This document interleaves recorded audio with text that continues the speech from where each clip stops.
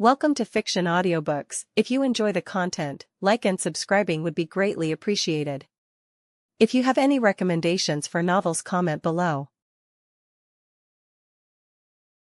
Please join my Patreon at https://www.patreon.com/fictionaudiobook. Third POV. The minor world known as Parcilia, another world that completely differed from the central world. Here, the state of magicule was poor. In fact, not many could use this magic, and the presence of skills was lacking. Perhaps, centuries ago or in its whole history, some managed to awaken such a concept, but it wasn't omnipresent like it is in the cardinal world. Don witnessed the pitiful state of this world, even if he would describe it as such because of his own higher standard. He briefly landed after engaging himself in a short monologue, far away from the luxurious quarter of this nation he had just set foot in. Don, is it here? Rachel, why yes, how did you travel so fast? It usually takes a few hours to walk from the common quarter to here. In front of them was a crumbling house. No, in fact, the whole street, or at least what this rotten area of this nation was, filled with such design. Rachel, well, for a noble like you, this kind of house must be quite downsiding. Don, I can't say I'm not disappointed. Rachel looked down with a sad smile, though she didn't notice the blatant anger sprouting on her new acquaintance's face. Don didn't like how the one who was once his mother lived in such a poor way. She had died as a hero for him, and fate repaid her in such a way. Don, I can feel the presence of a few people inside. Are they your family? Rachel, you can feel their presence? I mean, yes. I have 3 little brothers and 2 little sisters. Don, such big family. Rachel, our parents were killed a few months after the birth of the youngest. Along with them, my 2 older siblings passed. Ever since I'm the one taking care of them. She scratched her cheek awkwardly. She didn't know why she revealed so much to a man she had just met. Maybe because the way Don addressed her was warm. Or is it because of the strength he displayed and his lack of arrogance? Don, it must have been hard. Rachel, I can't say otherwise, but not everything is bad. Seeing my siblings grow up healthy despite our poor condition makes me happy. She was doing her best. A sad smile formed on her. She took a step forward and gestured to her guest to come in. Rachel, even if I can't offer much, please do enter. Don, sure. Her expression just now, it was regret. He simply brushed off the feeling for now and took her invitation, stepping inside the crumbling house. The first thing he was met with was a noisy background noise coming from one of the 3 rooms present. There was no door, simply a dirty home without much furniture. Big sister is back. A sudden voice rose sharply as all noise ceased. Rachel simply scoffed while giving a softer smile. Rachel, well, welcome to my home. Making way to the noisy room, which was a sort of living room, Don's eyes fell on Rachel's entire family. As she introduced them, from the oldest to the youngest. Theo 12 years old. Lucien 10 years old. Lily 9 years old. Mila 7 years old. Julian 4 years old. All of them turned toward the door expecting their big sister's return, though bewilderment replaced their expression after noticing the guest. From his clothes to his appearance, he wasn't someone that belonged in such a poor place. Even the immature brain of a child would understand that. This was also why when Don was standing outside, some people around gave him the nasty look. Rachel, I'm back, everyone. Oh, and here is a guest I found on the street. His name is Origin. Please treat him well. Don, nice to meet you all. He did his best to form a kind smile. The foreign motion on his face stirred his muscles as he wasn't used to forcing such expressions. And in response, he was met with silence. Don, I guess they aren't comfortable with me. Is my smile weird? They just stared at him without a word. From this point, he realized that bonding with them will be hard. Or so he thought. Rachel POV. Well, I didn't expect that. Those chaotic siblings of mine are really unpredictable. I expected them to embarrass me in front of our guest, but instead, they behaved well, better than the last 10 years combined. I chuckled softly, looking at the amusing sight displayed in front of me. Mila, who is usually quiet, had found a comfortable sitting place on Origin-san's lap. While the boys were playing with those glowing lights our esteemed guest had made appeared out of thin air. Lily, however, was more reluctant, since she clutched to my side while avoiding glancing with him. Don, you got a nice book over here. Mila, yesh, big sister found it for me. He was referring to the soul book we had here. Since it's expensive and valuable, I wanted to sell it, but Mila took a liking to it. So we kept it hidden. I couldn't read, and so neither my siblings could uncover what was written. But Mila kept opening and trying to interpret the book with her own imagination. Perhaps Origin-san can help with that. Don, it's rather complicated. It's about a certain hero who had lived a long time ago and fought a mythical creature to free the land of Alfred. This dialect, I remember such writing in one of the old research back in Avirion. I guess a otherworlder from here happened to cross the world barrier. So this is a sort of fairy tale. I guess it's a pretty book for a child to have. I'm glad I found it coincidentally. This suits Mila's age. Rachel, you seem very knowledgeable, sir. Dawn, this isn't much, anyone lucky enough to have received education could read this. His words struck me slightly. Education, my parents weren't exactly poor, in fact they were successful merchants. But I never got to benefit from this education as they weren't the kindest parents, even after they died I have scars of their negligence. Though I'm partially glad I was the only one they set their wrath on, my siblings older or younger never received their harsh treatment. Mila, see, can't you read this? Dawn, sure. I listened to his narration, my eyes fixated on my own hand as I gathered what I managed to haggle in the market whenever I got the chance to go. There is barely enough to feed everyone here. On top of that, having someone of noble stature makes it impossible for me to make a satisfying lunch. Rachel, I'm not a great cook either, I doubt raw vegetables would be an option, so a soup. Still, out of the negligence I received in my childhood and teenage, I'm grateful for one thing: their lack of attention forced me to get hold over responsibility at an early age. Thus, I do know a bit of cooking and self-management. This allowed me to raise my siblings up to this point. Without a single one of them dying, it's rough, but I can do it. All I hope is that they can grow healthy and find a path of their own to develop. Dawn, do you need help? Rachel, huh? I slightly jumped, just realizing the newfound presence who simply appeared beside me. I turned around to look at my siblings. Only to find them all asleep. How? I never saw them asleep before getting food. Their stomach would always cry because of hunger. Dawn, don't worry, I simply put them to sleep with a bit of magic. Rachel, magic. Isn't that a term used to describe a power only royalty possesses?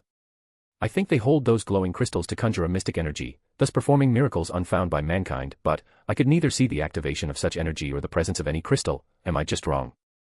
Rachel, are you some kind of foreign royal? My voice broke a bit. If he was, then executing me could be nothing but a single word of his. Dawn, not really, though you look rather tense, so let me clear one thing for now. He gently took the stone knife I used from my hand and pointed it toward the ceiling. Dawn, I will never harm you even if you were to reveal that you are the cruelest demon. My eyes widened as I watched the stone knife glow, its shape tangled in multiple directions before extending sharply. As the light subdued, instead of a dull stone-made knife, he had a pure short blade made of iron, or at least something like that. The edge of the knife reflected my very own appearance. This is magic, true power that transcends mankind. Dawn, 2 weeks, for this short amount of time, I want to help you with everything you want. He gracefully handed me the newly formed knife, his skin brushed against mine, an electrifying breeze parkoured my body. This felt familiar, way too familiar, but I was positive that I never met this man before. I doubt anyone would forget such atypical hair color and facial features. That aside, his words brought me extreme warmth, the kind of warmth I had once hoped for my family. I'm unfamiliar with the notion of love and love, but somehow I could tell the difference here.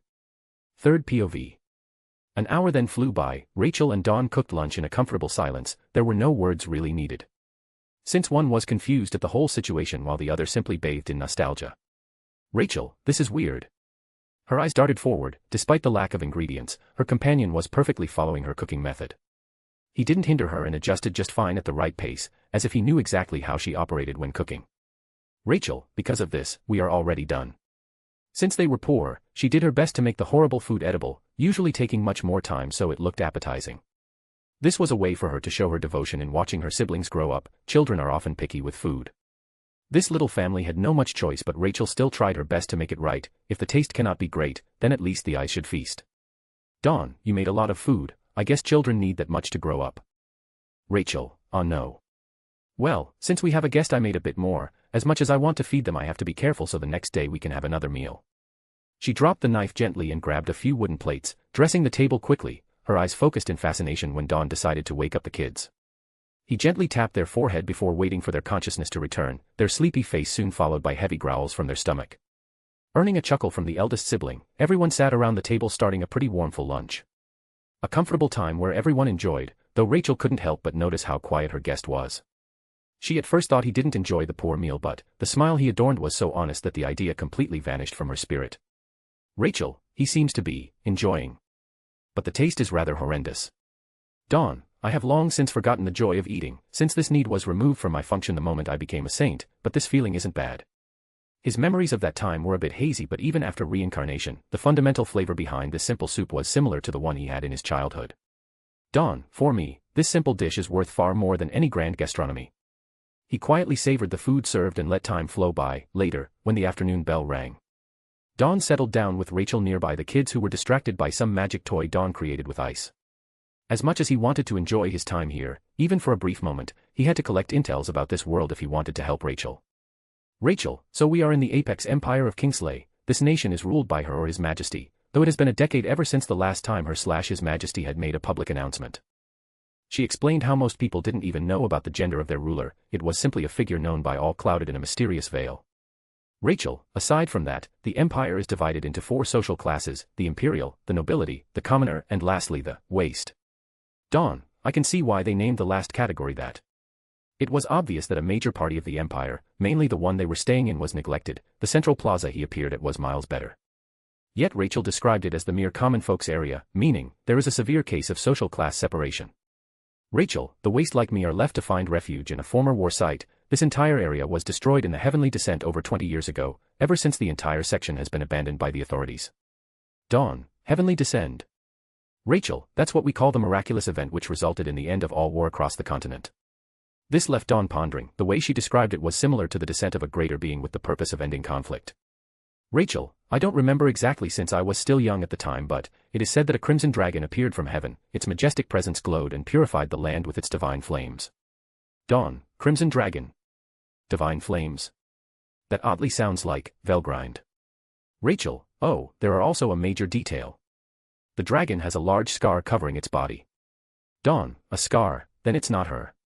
He at first thought Velgrind must have crossed this world to find a fragment of Rudra's soul. After all, her travel wasn't affected by space/time and moved independently from such. Though this would be complicated as the path to the cardinal world has been closed, perhaps this could have been possible if only the entry path was enabled. Rachel, with its divine might, the kind dragon punished those who sought war, and for the first time in centuries, peace was brought. Even now, there is no ongoing war, at least from what I know. Dawn, sounds like this dragon is quite benevolent. Though, this didn't fool Dawn, there must be more to this dragon, as if such existence truly existed and inhabited this world. Why would he have left war rotting the land for centuries? Why only appearing then and not before? He couldn't just trust an act of goodwill at such a moment. Dawn, but at the same time, if that dragon really held divine power, he might be able to help me a bit. This story, the heavenly descent, was the sole narrative that really interested Dawn, the rest were just extra information. Satisfied with this, Dawn got up and followed Rachel as she stated her desire to go out and do her usual routine. Finding some foods for survival and selling a few junks to earn money. Dawn POV. I watched as hours passed. It is truly pitiful how low the one who was once my mother had fallen. It wasn't her fault, just fate wasn't kind. I shook my head disheartened as after the sun started settling, I walked side with Rachel.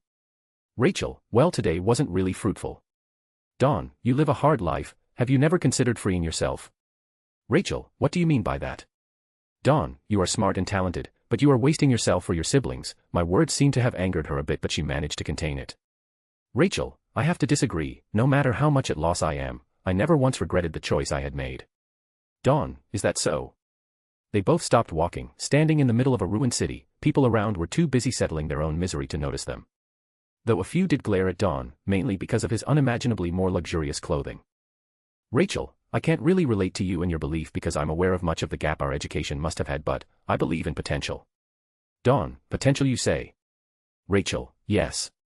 She looked up, the dark sky was already looping, the tall destroyed building in the surrounding tower towered up to hide the coming dusk.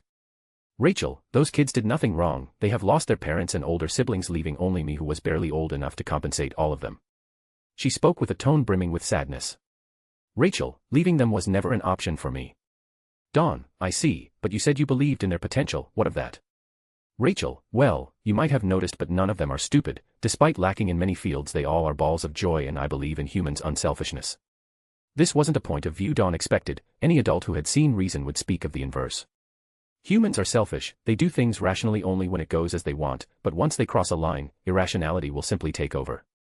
Greed, jealousy, and perversion, it is natural for humans to feel those, boosting their ego however they can. Humans are selfish by nature. Only a rare handful of people actually are honest. Some might appear good, but once faced with a crisis, they will show their true colors. Rachel, my life is only one. I'm content if this single life allows the bloom of 5 others. Perhaps one day one of them will create a formula that will save thousands, or a descendant born from them will accomplish something great. Dawn, sacrificing one's present to save 5's future, huh? He couldn't help but stare at her, saddened. Compared to her, Dawn was selfish. He for a moment hoped that Rachel herself would shine, even if it led to the demise of those around. But if Rachel herself thought like that, he could only close his eyes and change his original plan.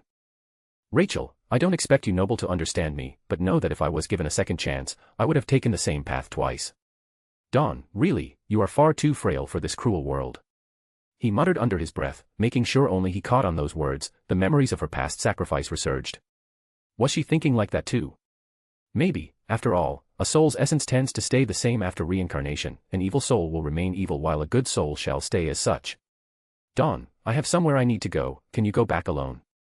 Rachel, I mean sure. She looked down disappointed, surely she thought her words managed to tick off her guest, and now he was leaving. Dawn, don't show such expressions, it doesn't suit you. While he would have usually left his interlocutor on their own though, he didn't want to make her worry more than she needed. Grabbing a few strands of her dirty blonde hair, he casted a light purification spell. The effect was much more potent now that this world was filled with impurity. Dawn, I already promised you, so please, don't have such thoughts about me, I am your ally. Rachel, my body, feels so light, as if a massive boulder of stress has been removed. Her hair shines gold, sure it caught the attention of the surrounding, but soon enough everyone around grew quiet. A dreadful aura surrounded the duo, taking the form of a silver wolf. It menacingly stared down at each of the people present, threatening them to not dare lay their corrupted thought on Rachel.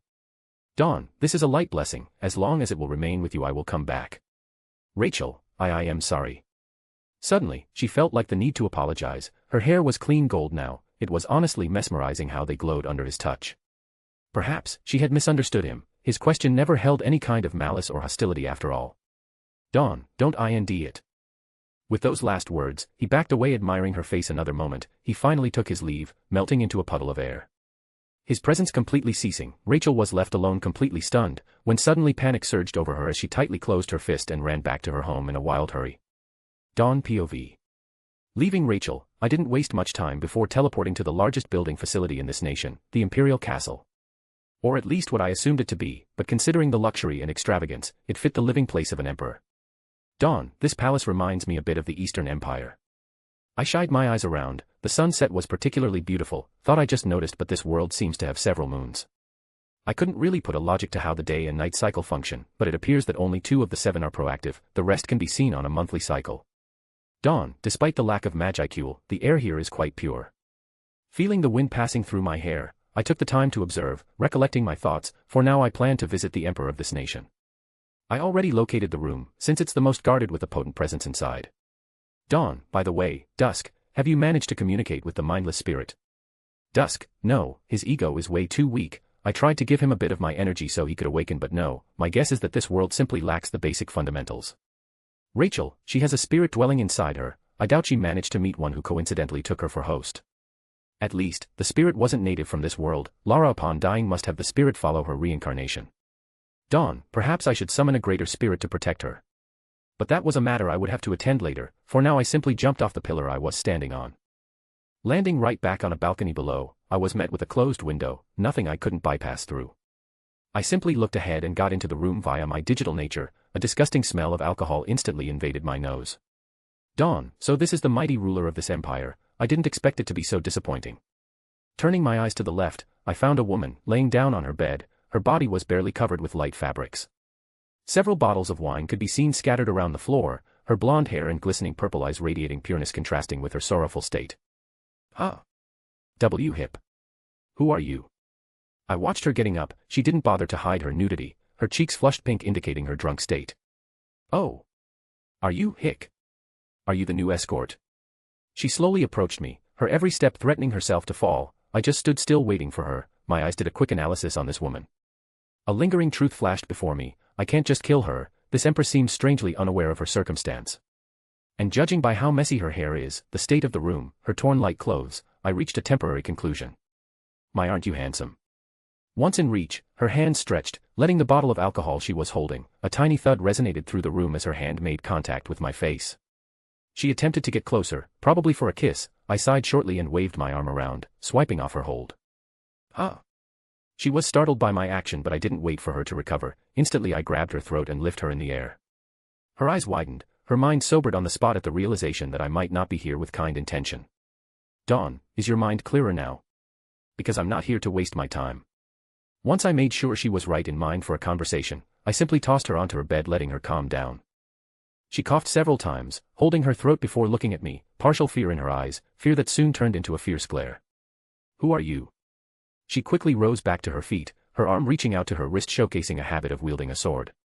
But she was almost naked at the moment, so her hand just reached out for air. Ugh. Dawn, I'm not here for a fight, but allow me to apologize for my rash though justified action. Out of courtesy, I bowed slightly. Even if I'm confident in my power, she was still the empress of a wide nation in another world. Talking won't be beneficial if both parties aren't on the same line. In all types of negotiation, talking is needed. Stay calm and clear, it will let the other party feel safe and allow the conversation to flow. Hard to believe when you were just choking me. Dawn, don't make me sound like I'm the bad guy here. Anyway, I still want to confirm it. Are you the empress of this apex nation? What do apex even stand for in this case? Geez, that's right, I am the Empress Laura Ray Kingsley. For a handsome guy you sure are cold. She groaned and got up, noticing her rather free appearance. She went to grab a silky groan. Seems like she didn't mind a man watching her. Quite shameless for an empress. Well, at least this allowed me to understand more of her character. Laura, so pretty boy, for what reason could you forcibly break into the empress's room? Dawn, tell me, what kind of ruler are you? Laura, huh? My question went under her skin unexpectedly. Still she stuck her hand below her chin and pondered seriously. Laura, I surely didn't expect that. I thought you would ask for wealth or blackmail me onto the bed. Dawn, did a succubus replace the empress? Laura, a succubus? Dawn, never mind, I can't feel any demonic aura. Besides, if you were, the simple contact with my aura would have drawn you out. Laura, demon. I don't know the gibberish you are talking about, but it seems I'm not what you expected to see. I nodded quietly. Before surrounding my body in a silver glow, I heard a small gasp from the other side before everything fell quiet. The reason, I had just let her see the situation outside this castle. From my conclusion, I judged that this empress probably knew nothing of the misery happening outside. She is stuck here, unable to know for whatever reason. Laura, what is this? Wait. That girl. Where is she now? Her expression shifted from panic to anger. Her steps resonated through the space as she reapproached me. Her slender hand tightly grabbed onto my arms. I didn't push her back this time, as I could somehow understand the whirlpool of emotion she was currently going through. Dawn, it seems I was right, you don't know anything. Laura, why? The cardinal and my prime minister assured me everything was going well. They even took the child away saying she was protected. Dawn, everything was a lie, your highness. For over 20 years, you were lied to and cheated on. Laura, I. Her breath intensified. She started hyperventilating. So this is your true nature. It will be easier to solve the situation from this. I took her hand and slowly covered her in a warm and calming light. Dawn, I am just an outsider. I have no attachment to you or this empire, but I have someone I want to make happy, so allow me to help you just this once. Laura POV. Ugh, my head is a mess. I can't believe my eyes. Last night was rough for sure. Nothing but a long discussion happened and I feel so drained. And in the end, I didn't even get the name of that handsome guy. Anyway, I slowly got up from my bed, my mind clearer than ever. Now that I think, the scenery I saw for the last 3 weeks remained the same, always in this room, drinking wine. The servant stopped coming beside for alcohol delivery at some point. I couldn't really remember, but seeing how messy my room is, I can only get angry and believe how everything in this palace is now siding with those traitors. Laura, My eyes wandered off to the door. A trail with several bottles of wine was set in the early morning. This is the only time someone opens that door. How annoying, to think they would drug it with an hallucinogen. From what I was told, they are drawing my mind into an extreme state of confusion. To the point where rational thinking would be reaped out of me, creating a corrupted persona. This is clearly a scheme from the cardinal of the Scorching Church. A group recently created worshipping the heavenly dragon that descended 2 decades ago. They are the only one who can produce such potent drugs. Laura, those pigs, how dare they manipulate me? I am the hero of this nation. I had fought countless battles during the age of war. My body had been pushed to its limit a long time ago, but to strike a few disobedient pigs, I don't mind raising up my blade again. Laura, I need to move slowly for now. My sword and mana crystal, I need both of them to execute those pigs. Speaking of mana crystal, this handsome guy sure was surprising. Who is he? I have never met someone with such an overwhelming presence before. I wasn't sane spiritually, but now that I think back, he felt like an unmoving force of nature. His presence actually reminded me a bit of the heavenly descent. Laura, a mysterious force working for the greater good of one person. Still, I can understand his feelings. The greatest shock to me last night was Rachel, my last relative alive. 20 years ago, the war was still ongoing. This empire was on the verge of destruction, so I had sent her away in hope of protecting her. I was assured that she was adopted into a pretty and kind family. The prime minister did, or rather the father of the current minister. When the war ended, I wanted to retrieve her, but I was told that she found a happy family and bonded well with them. Taking her away then would be equivalent to ripping her soul family, so I reluctantly let her go. this was the first moment where my mind started drifting. They used my sorrow and depression to get me into drinking, they slowly shut me down into the castle doing as they wished of my empire. I have sinned, the legacy left by my ancestor was tainted by wicked people. Laura, this is unforgivable. Finally, I was regaining my senses, an unknown man entered my room and made me realize how pitiful I had become. This is time for me to wake up, I should be the sword protecting this land, the shield of the citizens, but I failed in being both after the war. Laura, let the almighty Imperial flames burn again. Third POV. The sun rising over the Kingsley Empire, a fresh wind spread across the world, seemingly announcing another pretty day. However, a crimson cloud loomed on the horizon, the Imperial castle was particularly agitated as for the first time in over 2 decades. The Empress had dressed up properly and summoned all her cadres, tension was palpable as one by one, people entered the throne room. Many shrinked fearfully upon meeting the rageful glare of this empire's master, but soon the fear turned into confusion after most noticed the unknown presence standing beside the Empress. Laura, well, it seems like our last reverent guest has arrived, without further waiting let's start this meeting. Though she had dubbed this as a meeting, the tone used was laced with bloodlust, no one could escape the feeling that they would be facing their judgment today. Anxiety filled the heart of the nobles and knights present, certainly, Laura isn't expecting to take back what hers in a single swipe. But after discussing with Dawn last evening, she very well decided to take action, but above all she wanted to see the root of corruption that was spreading under her negligence. A part of her truly wished that what was revealed last night would be an avid lie. Dave, your majesty, how come I wasn't informed of this sudden summoning beforehand? Dave Relington, Prime Minister of this empire, his father served the Imperial family during the war era. And since he stepped down, the son naturally got the position, certainly he wasn't a fool-minded man, having the guts and intellect needed to assume such a post. Laura, oh. Are you insinuating that me the Empress needs the approval of a mere vassal to instigate such gathering? A veil of manna surrounded her body, right after getting up, in this lovely morning she had gone out on her own to get her belongings back. No maids were present anywhere near her quarter, she could easily tell how neglected and abandoned she was compared to the rest of the palace. Finding her precious sword and mana crystal covered in dust was a treason on its own, the blade forged in the previous age, passed down from the first founder of this empire. This legendary item that symbolizes the imperial power was left there, tarnished and sullied, a shame on Laura's given legacy. Dave, and no. I mean. Laura, quiet, Prime Minister, don't make a fool of yourself in front of the imperial court. Every living being possesses mana but can only materialize it through a mana crystal, a tool made from an extremely rare ore in which mana flows in continuous flow. Though this is just speculation as in reality, those ore are basically similar to magic steel, bathed in a high condensed magicule source. Making its production limited to only a few, Laura's mana crystal was specifically made for her during her youth. Her mother had found a new chunk and thus it perfectly fitted Laura's own usage over mana, a precious gift that she should have always kept close to her heart. Laura, what? Why are you all shivering in fear? A maniac smirk formed on her face, she rested her chin over her fist and crossed her leg over the other. She carefully judged every single noble present, until her eyes falled on the sole being below that could withstand her intent. Right beside the man that is the cardinal of the church, a knight wearing a full armor set minus the helmet. Laura, you seem healthy Sir Heifer, those scars on your face are as impressive as ever. The men she addressed, the most prominent blade of this empire, a man older than the Empress and fought countless battles. A seasoned warrior that Laura respected before, but now, all she could see was a stern old man trying to hold on to his past honor. Heifer, your majesty, who is that man? Laura, you. This annoyed her, he was blatantly tossing her aside, perhaps he thought that the newly awakened Empress couldn't do anything against him. And he is partially right, after all, the entire palace was under the Prime Minister's command, while the army shifted under Heifer with his status of Knight Commander, lastly the remaining big force were under the Cardinal's domain. The empire was long corrupted from top to bottom. Laura, seems like the dogs forgot their place. She muttered under her breath, only her sole ally inside this cold and tense room heard that. Laura, well I might as well make the presentation, this gentleman here is. Her pupils shifting toward them and standing behind her, she waited for another instant before continuing.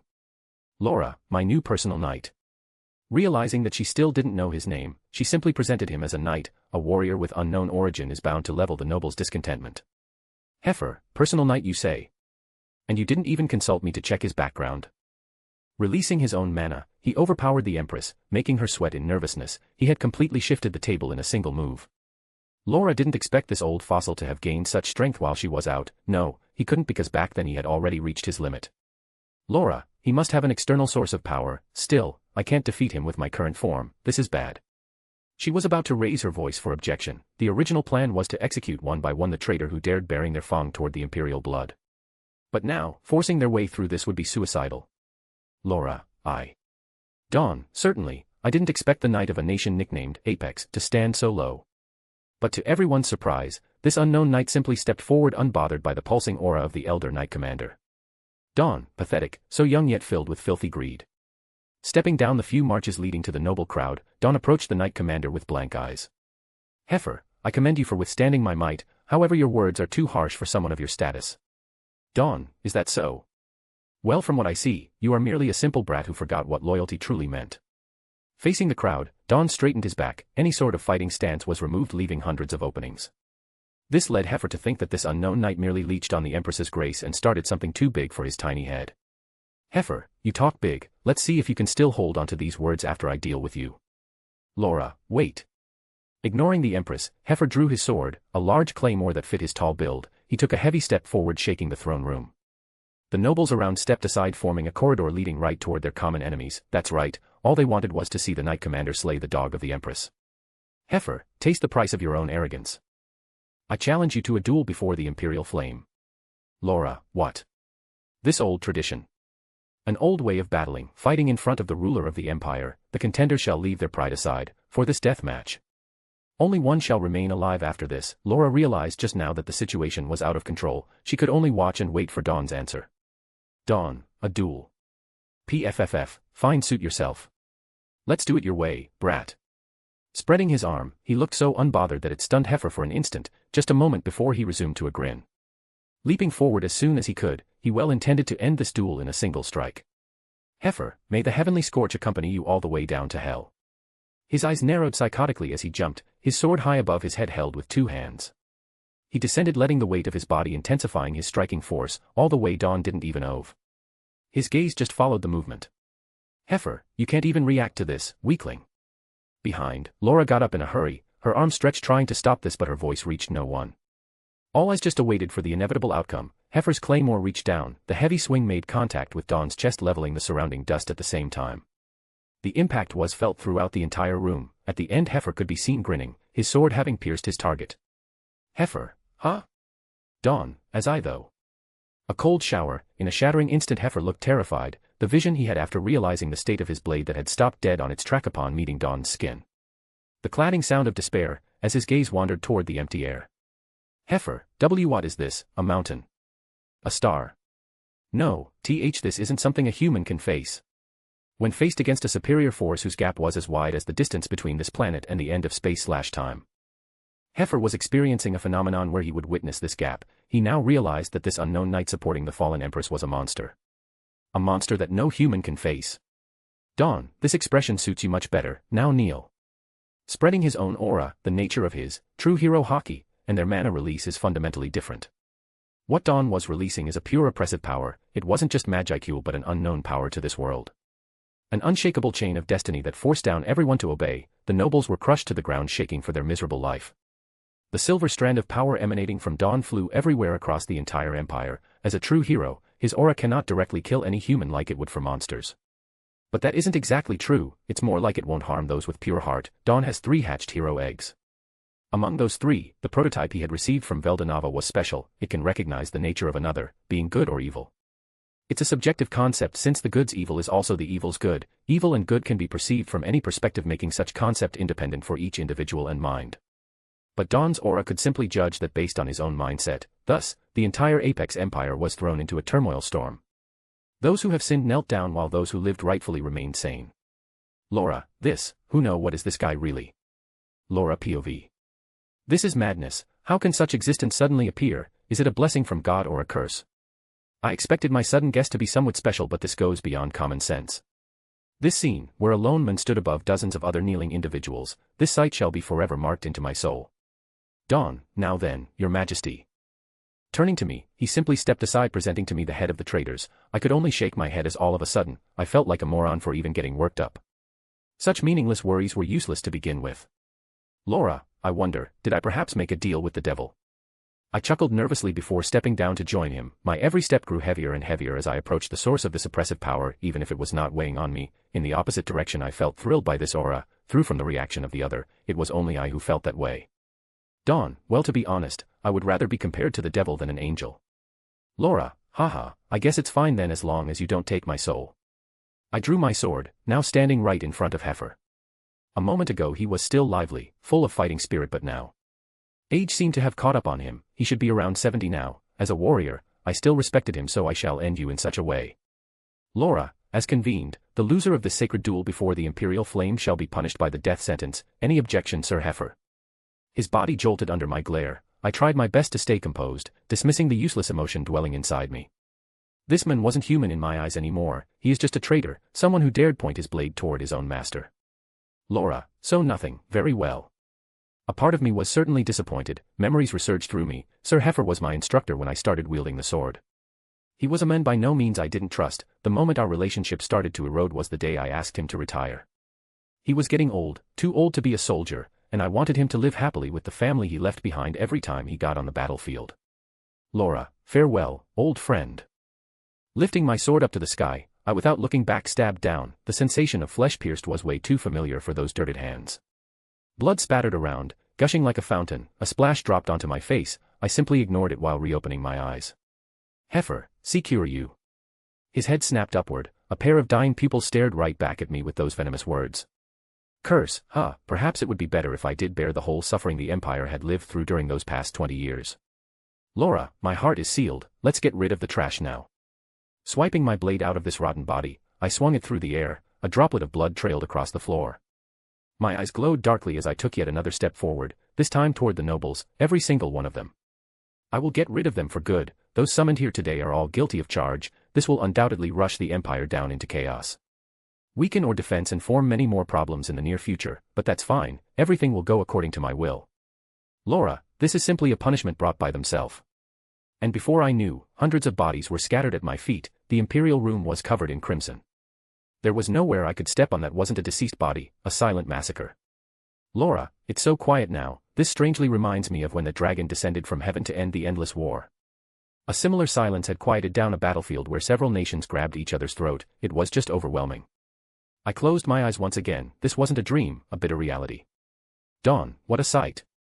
The sound of clapping hands broke the silence. I turned my head left and watched this mysterious man slowly approaching. Laura, I feel relieved and empty. This is a really strange feeling. Dawn, well, you need to pull yourself together because we are not done yet. I cracked a nervous smile. This man was again showing an unimaginable show. The body covering the ground froze up before breaking down.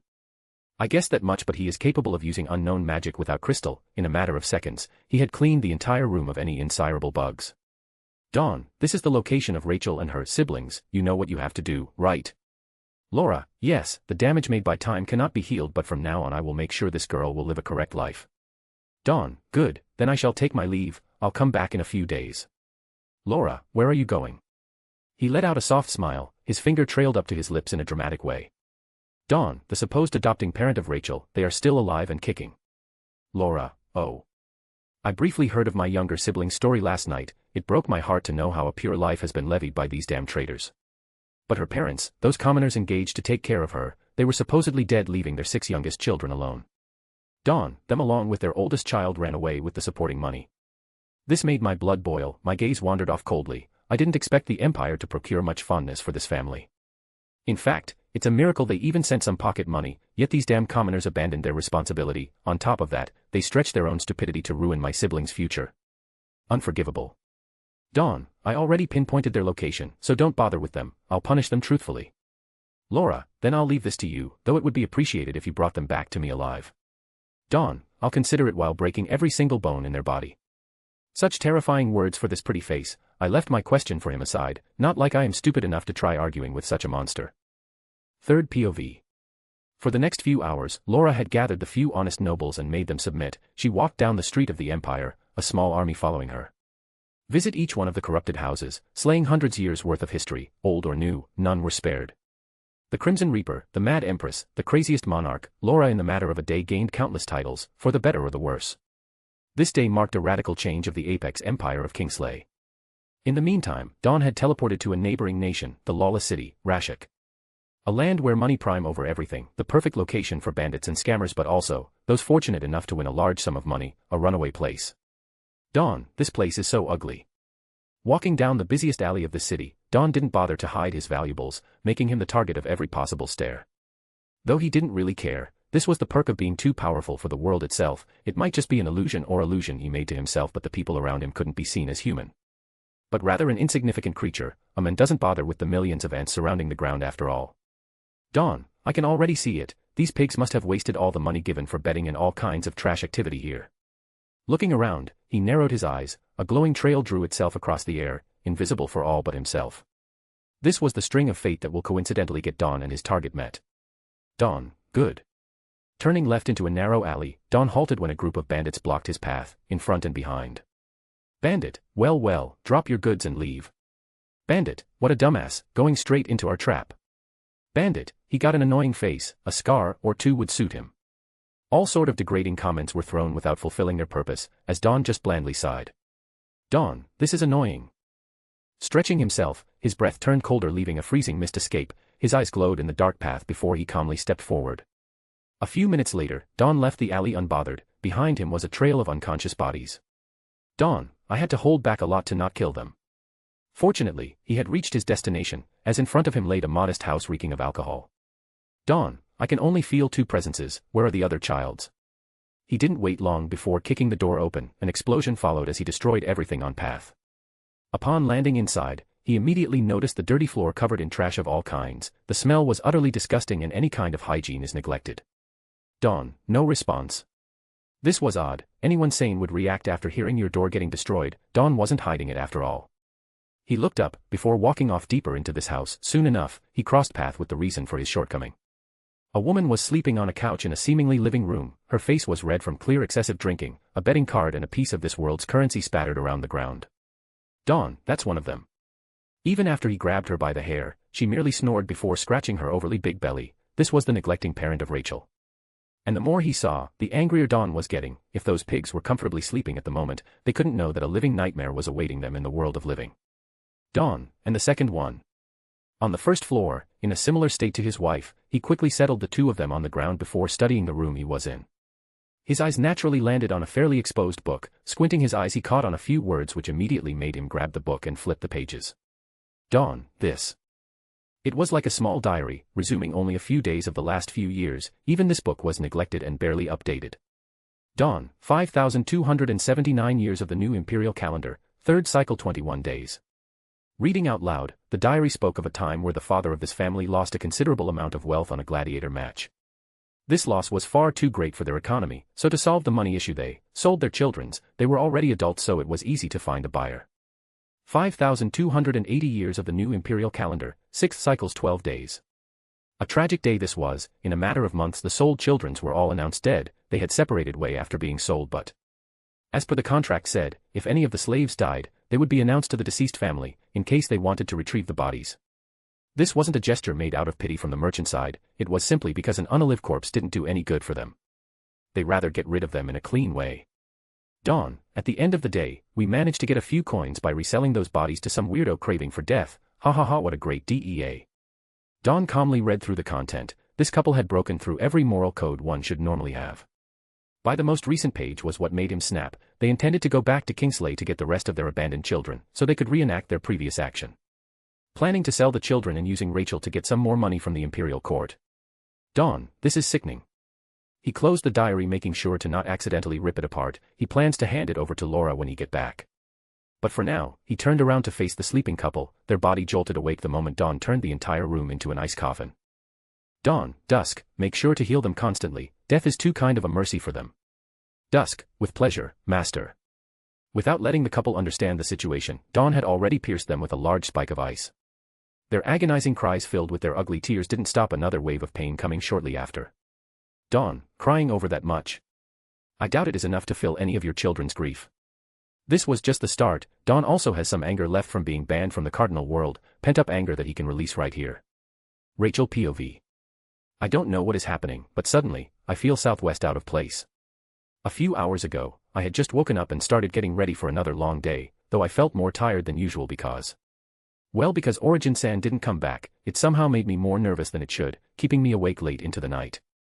Rachel, geez, he probably left after our heated discussion. I shouldn't have gotten aggressive. I sighed and quietly made my way into the kitchen. There was not much food left since we had a guest. I should go fetch some at the market. Another day of haggling and begging, I guess. Or so I thought, because as I opened the paper-like door I was met with an unimaginable sight. A woman with radiant blonde hair, her teal eyes seemed to reflect the sun itself, but what started me to worry is the fact that her appearance was covered in dry blood. Rachel, I. The woman scanned me from top to bottom before letting out a kind smile. I took a step backward fearing the worst. Before closing my eyes as I saw the woman raise her hand in the air, is she going to hit me? Her clothing seems very luxurious, perhaps a noble.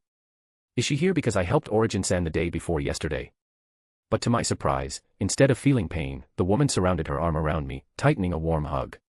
Rachel, huh? Laura, I finally found you, I'm so sorry. Her words were distant and sorrowful. I unconsciously reached out my own hands to reciprocate the gesture. Tears built up in my eyes for unknown reasons. I just felt so comfy and familiar in this woman's embrace. Rachel, who are you? Laura, hee, I guess they didn't tell you anything. Her soft laugh rang like a tranquil melody. She separated herself from me but still left her hand over my shoulders. Laura, I am your biological sister. You may just call me Laura or Lau for short. Rachel, sister. What? My confusion was short-sighted as I immediately realized multiple things. About myself, I always had these questions but never bothered with it.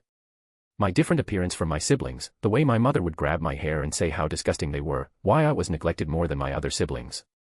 All these minors built up action and facts were answered in this very instant. Rachel, but why? How? I started panicking, my head felt like it was going to burst, my heart started racing at an uncontrolled pace. Was I abandoned by my biological family? Why? When? I have no memories whatsoever of them since my birth. Was I so undesirable that they left me at the first commoner's door? Rachel, I feel sick. Laura, calm down, Rachel. Look at me. My body jolted up, her hands dug further in my shoulder forcing me to calm down. I looked into her eyes and found nothing but warmth. Laura, I will explain everything to you but please, don't ever think that I never loved you. Rachel, I didn't know what to say, all I did was let my eyes fall along my body. My ears kept registering some news information that slowly made me break down. What is everything a lie? Laura POV. This is such a mess, her body state is worse than I expected. Once we get back to the palace. I hugged her unconscious body. It seemed like her mind snapped due to an overload of information and her own emotion colliding. Laura, guard, go inside and bring all the children back to the castle. To my words, the dozen of guards that followed me, part of the Imperial army, since their commander was slain earlier today. The information hasn't passed down yet, so any sign of rebellion among the army is yet to come. Even so I will have to suppress them before it happens. Because I can already smell the neighboring nation coming for my land. War is about to break down again and this time a miracle won't happen. Human greed has no limit. It has been only 20 years since the end of all war on the continent yet no nation had abandoned their military development. My empire stands among the top echelon. There is no way I will be left alone when the empire just lost most of its prestigious families and force. Laura, wait. Suddenly, I called back all the knights who were about to enter this falling house. My body coated itself in a golden manna. As I glared at every single one of them, lad. Laura, don't scare the kids, be careful with them. Since Sir Heifer is no more, there is no one else in this empire that can pose a threat to me physically. My threat must have been effective because all the knights present turned rigid. They moved back with caution and removed their helmet to appear friendlier. Laura, good, then proceed. Lifting Rachel in my arm, I turned around walking back toward the castle. I should have brought a carriage. Well, I would have gotten another weird title for going to a mansion in a carriage just to massacre the entire family. Laura, everything will be fine now, I'll protect you.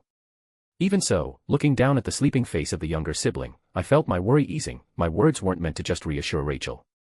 But myself too. Third POV. At the dawn of a new day, Rachel woke up feeling dizzier than ever. Everything felt so surreal that she had rechecked her memory several times to believe what had happened. For the next few days she had to get accustomed to the life of a royalty. It was weird and she felt out of place, but seeing how Laura didn't throw away her younger siblings. Rachel felt like she could trust the current empress of this vast empire, so for now, she felt at peace with herself, ignorant of what was happening below the castle in a dungeon being a prison. Laura stood in front of a cold cell, her gaze filled with emptiness. She watched the gift her unknown savior had brought her back from the lawless city. Two bad parents who had deceived not only the Imperial family but also their own children. They deserved no compassion. Laura, their suffering will never end, I can guarantee you that. Her voice laced with frost, she deviated her gaze to the side, ignoring the broken human on the other side of the cell. Her eyes landed on Dawn, who stood in the back quietly, arm crossed. Dawn, I can trust you with that. Laura, you sure can, even if your anger is dwelled, mine will forever burn. Dawn, good. Exchanging a smile, Dawn shook his head before turning it left where the staircase leading to the outside was. Dawn, it's about time I leave too. Laura, already. Won't you meet with Rachel one last time? She had witnessed his affection toward the girl, even so Dawn didn't bother to meet with Rachel ever since they departed on their second stay. It was inexplicable, but he felt he shouldn't get involved in her life anymore. He wanted to have a last talk, but after seeing how down her life has been until now, he just started re-questioning his own justice. Was it alright to bring a past life to the current? Rachel suffered a lot, and any more worry would just harm her more than anything. Dawn, ignorance is a bliss. I am just a ghost of the past. For my own selfishness I almost brought Rachel another wave of worry. Laura, are you sure? You will regret this later. Dawn, regret? That's right, I'll regret it for sure, but that's fine, after all. Words struck into his throat, his hand instinctively grabbed his own neck to stop the sentence. Laura, sir. Dawn, this is really burdensome. Anyway, I made up my mind I will leave right away though. Do you need any help with, well, you know? Laura, it's fine, I'll deal with it somehow. What he was referring to was the expected war. A few nations surrounding the empire had suddenly shown their fang. They were talking leisurely here, but outside, it was time for war preparation. Everyone was running for their survival. Dawn, I see, then so be it. He quietly walked away afterward, his figure slowly dissipating into the air. Laura kept her gaze fixated on his back until the very end. Until he was completely gone, her knee felt weak as she let herself fall, taking a deep breath. Laura, should I have asked for his help? No, he already helped this empire enough. He has his own journey to attend to. She quietly rested her head onto the wall, needing this moment of solitude. A week later, the war started, or rather, the foreign army started to gather. It was a very fast preparation, leading Laura to believe that they weren't just preparing for a few days but years. Laura stood with her own army. It wasn't as mighty as it was in the past, but she had to do what she could. Laura, the hour is upon us. Clad in her royal armor, she looked as the sound of rubbing men roared like thunder. The enemies were near. She looked back to the castle, who was even further away. Someone was waiting for her there. She can't lose here. Laura, let's do this. Drawing her sword, she took a battle stance followed by all her people. A divine flame. This is the symbol of the Apex Empire. A never-ending flame. With those principles, the spirit of those following this banner raised their blade. Laura, we fight together and return together. Her words were cut short as suddenly, a crashing resonated throughout the world. All movements were halted as the eyes of all living beings seemed to be forced to look up. Laura couldn't believe her eyes as she witnessed the sky literally breaking down. Like shattered glass, countless pieces seemed to be falling. Laura, what in the fuck is that? She blattered out incorrectly, her eyes squinted when life emerged along the line of the shattering sky. A growing light who soon took the shape of an irregular four-pointed star. Laura instinctively felt it. This was a warning, an order to not engage in this battle. Laura, this is the heavenly descent. As the word left her mouth, the light descended, falling down instantly onto the land. Their aim was the battlefield Laura was currently at. A curtain made of pure light drew between the two armies, creating an impenetrable wall. The light then bursted to leave a colored aurora germing from the ground. All eyes widened in horror as the land was split in half. A large rift was formed right in the middle of the soon-to-be battlefield. The rift extended thousands of miles away, even splitting a mountain to the same degree of down. A divine warning. This single action was clearly such. The inhabitants of this world were once again reminded of the event from 20 years ago. This was the end of this war and conflict, at least for the next few decades. After all, fear is the greatest persuasive skill. Laura, is that what you're doing, my good sir? Laura couldn't help but chuckle nervously. She could swear she caught the glimpse of a person standing amidst the shattering sky. But the moment was so brief that she wasn't sure. Still, she wasn't foolish enough to believe that all the things that happened were mere coincidence. Laura, perhaps he is really a god that came down as a miracle. Closing her eyes, she dropped her sword. There was no need to fight anymore. On the other side, standing on the balcony of the Imperial Palace, Rachel stood there motionless as she looked up at the divine phenomenon. She simply stared before feeling the need to cry. Holding back her tears, she placed her hand over her heart. Rachel, why does it feel so familiar? Her eyes alone could follow what was happening, a man standing above the sky looking down with grunful eyes. Before simply walking away into the shattered sky, a world beyond this realm. Rachel, goodbye, my hero. In reality, she had already known why the sudden change in her life happened, the mere fact that she met an unknown man who happened to be excessively friendly with her. Then 2 days later, she was in the Imperial Palace announced as a new royalty. This made it too oblivious, and now again she confirmed it. Rachel, but you could have at least given me a proper farewell. Closing her ears, she received what she wished for, as a low whisper flying along the wind tickled her ear. This isn't a farewell, we'll meet again for sure. Take care of yourself, you deserve it more than anyone. Rachel, right, I'll just do as you say. A tear finally escaping down her cheek, she waited as the day would eventually end to start another. A new morning followed by the retreat of all armies. Peace was once again restored due to an external intervention. Years later, Rachel found herself sitting in the Imperial garden, surrounded by flowers and carefully lunching with her true sister. Both of them enjoyed the scenery as the symbol of peace shone brightly across the world. Rachel, what did you say? Laura, well, you have finished your education, so I thought it would be a good time for you to gain an official title. The imperial law still existed, even if the empire was slowly rebuilding from the previous disaster. Laura had done a great job balancing her land. She enjoyed taking care of her sole sibling and thus reluctantly presented this idea. Laura, currently, we are lacking a lot of manpower. I can't trust the unrolled territory to anyone, but if it's you. Rachel, was this why the course of management was integrated in my study? Laura, haha, you guessed right. As much as I want to keep you locked in the palace forever, I still want to see you spread your wings and shine as Rachel and not just a royal. Rachel, you say some scary thing, but I guess I too want to repay my debt toward you. The Empress chuckled. She waved her hand, dismissing the idea of any debt. Laura, don't be like that. If anything, I'll be in your debt if you accept. Rachel, we'll have to discuss deeper into the subject for that. Still, I'm curious what position you are going to get me. Taking a thinking pose, Laura took a moment to think before nodding. Laura, you are still the princess of this empire, thus what other status than that of a duke? Rachel, so a duchess, Laura, you just have to select a name for yourself. The imperial name cannot be used for another family. Rachel, a name, huh? Laura, I'm not pressing you so tack. Her voice fading in the background as Rachel grew lost into her thoughts, she calmly assessed the situation. Rachel, a name, Subconsciously, a smile crept up on her face. Rachel, I've decided. Laura, I know you need more Timha, what? Rachel, let's do it. I also want to help build a better world. Laura, I'm glad to hear that. Smiling softly, it seemed her worries weren't needed as before she knew, her little sister had grown up to be a respectable noble. Laura, so have you already decided on the name? It's an important matter since it will be the symbol of your family. Rachel, I think I got the perfect name for that. Laura, oh. Mind telling me? Rachel turned her head toward the garden. The flowers were blooming during this time of the year, so today was really the perfect day for remembering the past. Rachel, Avirian, I want this to be my name. Laura, Avirian you say, Rachel Avirian, that does sound good, but where did you got this name from? I don't remember such a family existing before. Rachel, hi, I'll keep that a secret for now, dear sister. Laura, can't you tell me? I'm curious now. Rachel, no can do. Ignoring the childish whine of her sister, Rachel looked up at the sky-blue sky. She could still remember perfectly the sight of the same heaven breaking down.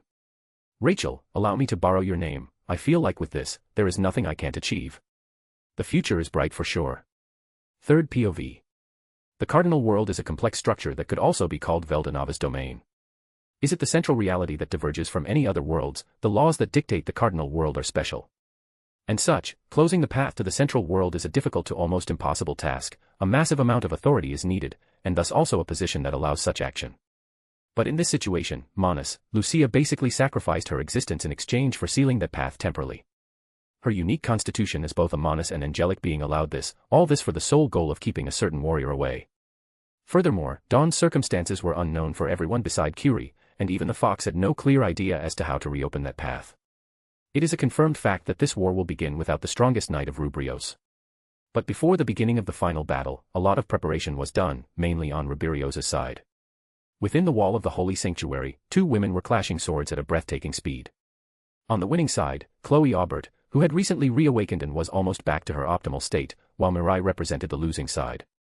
It seems even after returning to her true self, she was still outperformed in terms of swordsmanship. But the gap was minuscule, to the point where even Luminous, who stood as the audience, couldn't gasp who would be the potential winner. Luminous, I feel like I'm being left out. This is really strange. It seems like those true heroes simply possess no limit. Certainly, the Queen of Nightmare's own progression has been far slower than the rest of her entourage. Sure enough, the true heroes currently dwelling around the world were all special in their own way. Chloe a two-egg bearer, Mirai a Manus wielder, Dawn has his own circumstance. Luminous, alala, I guess I have to be carried around in the incoming confrontation. She sighed, laying herself back onto her chair, as a loud explosion occurred in the small arena the two heroes sparred in. A veil of dust flew up, filled the battlefield before revealing the victor. Chloe, this makes it 3-1 for me. Mirai, ugh. The dust settled down. Chloe could be seen holding her sword, the tip pointed right at Mirai's neck, who had her own blade disarmed. Mirai, is this a difference in experience? I don't feel like I lack any power, yet. Chloe, you could say it's experience. Honestly, I'm winning this because the pattern of your attack is just way too familiar to me. Mirai, pattern. Chloe, they remind me of him but yours are quite, oh should I call that? A bit lacking. Shielding her sword, Chloe retreated, ever since the war preparation meeting had ended a few days ago. Mirai volunteered herself as Chloe's sparring partner, they fought every day until now and showed her increasing progress. Chloe, I can see how you are related to Dawn, honestly it was quite the shock when I first met you. Mirai, what does this have to do with my sword play? Chloe, hee hee, you sure are cute, quite the sore loser aren't you?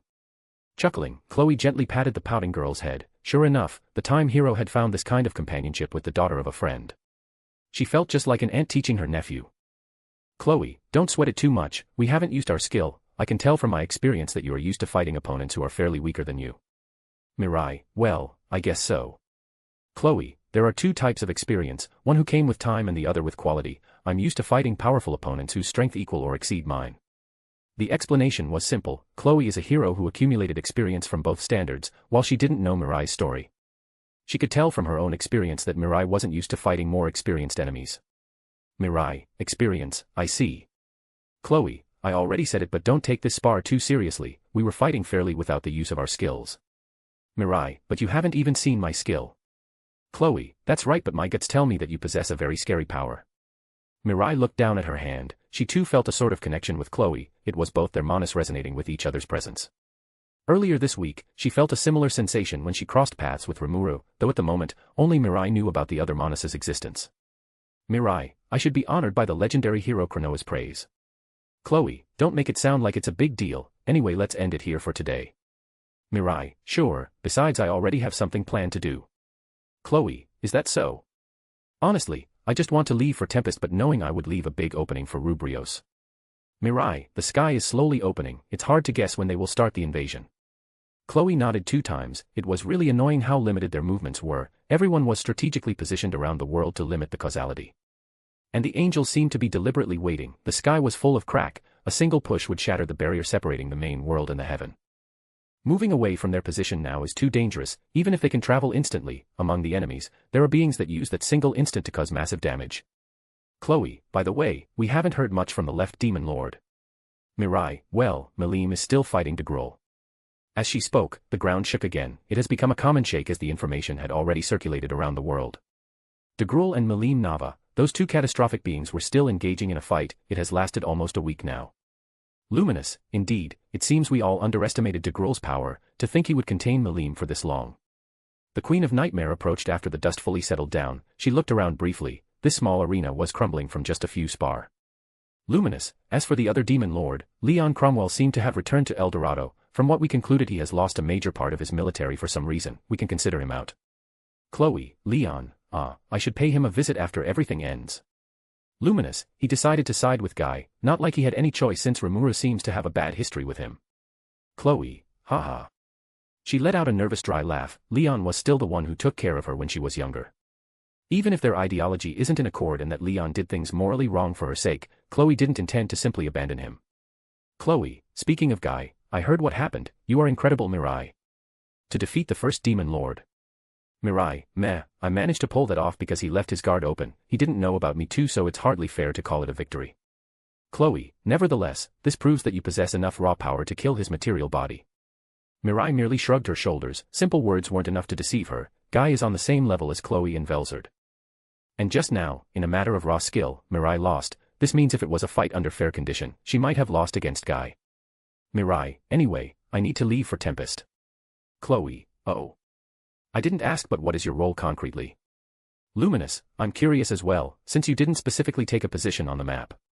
Mirai let out a sad smile, she looked up at the irregular ceiling, they were still underground, but her eyes seemed to be able to see right through it. Mirai, don't you find it weird? That father didn't come back yet. Chloe, that's... Mirai, I had a brief conversation with Kiri a few days ago, she told me that somehow, they managed to lock him away into another world. Her words brought a sense of unease to the 2 other women, still it made little sense since Ivarch had managed to come back but not Dawn. Luminous, so he is stuck there, but how can Kiri-chan know that? Mirai, I myself don't know but, somehow, their soul corridor still functions and they are able to communicate. Chloe, so, have you found a solution? Mirai, not exactly, but from what father concluded, you could say someone locked the door that leading the cardinal world to the other worlds. It was easier to imagine two rooms separated by a door. Someone had the key and purposely closed it, even knowing the repercussions it will have on the reincarnation cycle. Luminous, I see, no wonder the mortal's soul has been quite agitated. As someone with the ability to rule of life and death, Luminous is naturally sensible to the concept of souls. Even if she couldn't see it properly, she can naturally tell that something is wrong with the cycle of death and life. Once someone dies, his soul will leave to join the cycle of reincarnation. This is the natural phenomenon that all living beings go through. Albeit with some exception, this flawless process is automatically managed, but now that the path to the other worlds is sealed, the souls have been stacking around, unable to continue the natural course of their existence. Luminous, this is bad. I don't really care about these people, but those souls will be destroyed once the war starts. Mirai, this isn't something we can manage. For now, I have to find the one who holds the key. Chloe, and reopen the path. But shouldn't Dawn be capable of coming back on his own? Luminous, now that you mention it, his power revolves around fate. There is little that he cannot do. Even if the nature of his power were vastly unknown, those from his close circle knew that it is about fate manipulation. Mirai couldn't help but sigh before dropping her shoulder. Mirai, it's more complicated than that. Luminous, how so? Mirai, you can categorize fate in multiple categories, the minor and greater destiny. No matter how powerful you are, there are things that just cannot be changed. You just have to look at the greater picture, and from another perspective, let's say someone manages to break his own fate, then what if his destiny was to beat fate? You can win thousands of battles, but at the end, what matters the most is the war in itself. What Mirai describes as greater fate is the very direction of the world. Dawn himself is in the end destined to control fate and do what he has to do. Perhaps, the only being truly unbound by the concept is Evarage. Mirai, right now, using his reality-altering spell would be too dangerous with Evarage around, and, even if he wanted, closing the cardinal world is a matter of higher authority. The one responsible has most likely a high control over the world system itself, if not control then insight, someone who received part of Veldanava's authority. Chloe, someone like that is on the enemy side. Luminous, we should inform the other about that. Mirai, no need. Do you seriously believe that closing the entirety of the cardinal world where being like true dragon resides comes with no after effect? It is a normal bet. If you want a certain result, you have at least to sacrifice a component of equal value. Mirai simply knew that, coming back to fate, when they change fate at a fundamental degree, repercussions come in. If they changed the moment of their birth from a single millisecond, then millions of people might never come to exist. A chain of reaction that can lead to the most critical situation. Being the most aware of the consequence, Mirai had deduced that a price is needed. Chloe, this is logic, but we can't be 100% sure. Mirai, that's right, so you'll have to trust me on that one. Her fist tightened. There was no time to lose now. Mirai, the Eastern Empire is still a threat, so I plan to help Velgrind. Going back there alone is too dangerous. Luminous, I see, but you should rest too. Humans need sleep for a brighter tomorrow, you know. Mirai, thank you for the concern, but I'm fine. Smiling weakly, even Chloe showed a troubled expression. While they didn't need sleep, it was part of their human nature to rest from mental exhaustion. Mirai hasn't gone to her room the entire time ever since her awakening. Not a single one has she sat down and closed her eyes. Mirai, beside, every time I close my eyes I am haunted by those nightmarish visions. Another price comes with changing the fate of the world over and over, that Mirai remembers each of them, even if it's not in detail. She can see her loved one die over and over. She can feel the bitter taste of betrayal, hatred, and loneliness. At some point, she just couldn't sleep anymore. Mirai, I'll have all the time in the world after winning this war. Traveling across the world, the mystical nine-tailed silver fox that is Curie crossed the entire planet, leaving only a silver trail behind her passage. Narrowing her eyes, her body glowed bright before charging forward, unleashing a mysterious power. The space ahead of her broke down temporarily as she traveled to another dimension. The cardinal world is a complex structure. It is called world and accordingly represents the planet where the most potent race, the true dragon, resides. But in reality, the cardinal world regrouped much more than a single planet. The heaven of the angel, the underworld of the demon, the spiritual place of the spirit, all are attached to the cardinal world, and among those countless dimensions, the forgotten dimension left unsupervised after the call for war. The spooky palace where the world destroyer dragon's main body is sealed. Curie, this place sure brings back nostalgia. Landing right in front of the gigantic body of Evarage, covered in a thick layer of barrier, Chain earnestly struck its body, fully immobilizing her. Curie, I know you can hear me. This is the only place you can rest in after those injuries. Forcing her voice to reach out with Magicule, a lone crystalline figure appeared right in front of the destroyer dragon. In all her grace, Varja, incarnation of the most dangerous being in existence, made her appearance. Most of her injuries were now healed, but such recovery could only have been possible because she stayed beside her main body. Varja, who are you? Curie, I am just a mere cryptid, however I have to say you are much weaker than I thought you would be. Varja, quite the sharp tongue, for a mere lesser life form. Releasing an even sharper mass of energy directed right at the silver fox, Varja intended to cut down this insolence but was surprised as her attack didn't reach its target. Surprisingly enough, Kiri was fast enough to jump aside, avoiding the harm. Varja, my first question isn't adequate, what are you? Kiri, now, I'm merely a pet fox, I came here not for conflict but rather to make a deal. Varja, a deal. Kiri, yes, a simple deal that will benefit both of us. Varja took a second before descending, her figure floated down as all motion seemed to have been frozen in this dark red dimension. This fox was almost jesting with her and this was starting to get to her. Varja, you aren't a cryptid, no, you are. Kiri, my identity doesn't matter much honestly but for your own curiosity, I am a cryptid, just a bit special. Varja, your essence is similar to my own essence. Kiri, foo-foo, let's put this aside for now. Raising her paw, she let out a cute squeal before switching her expression to a more serious one.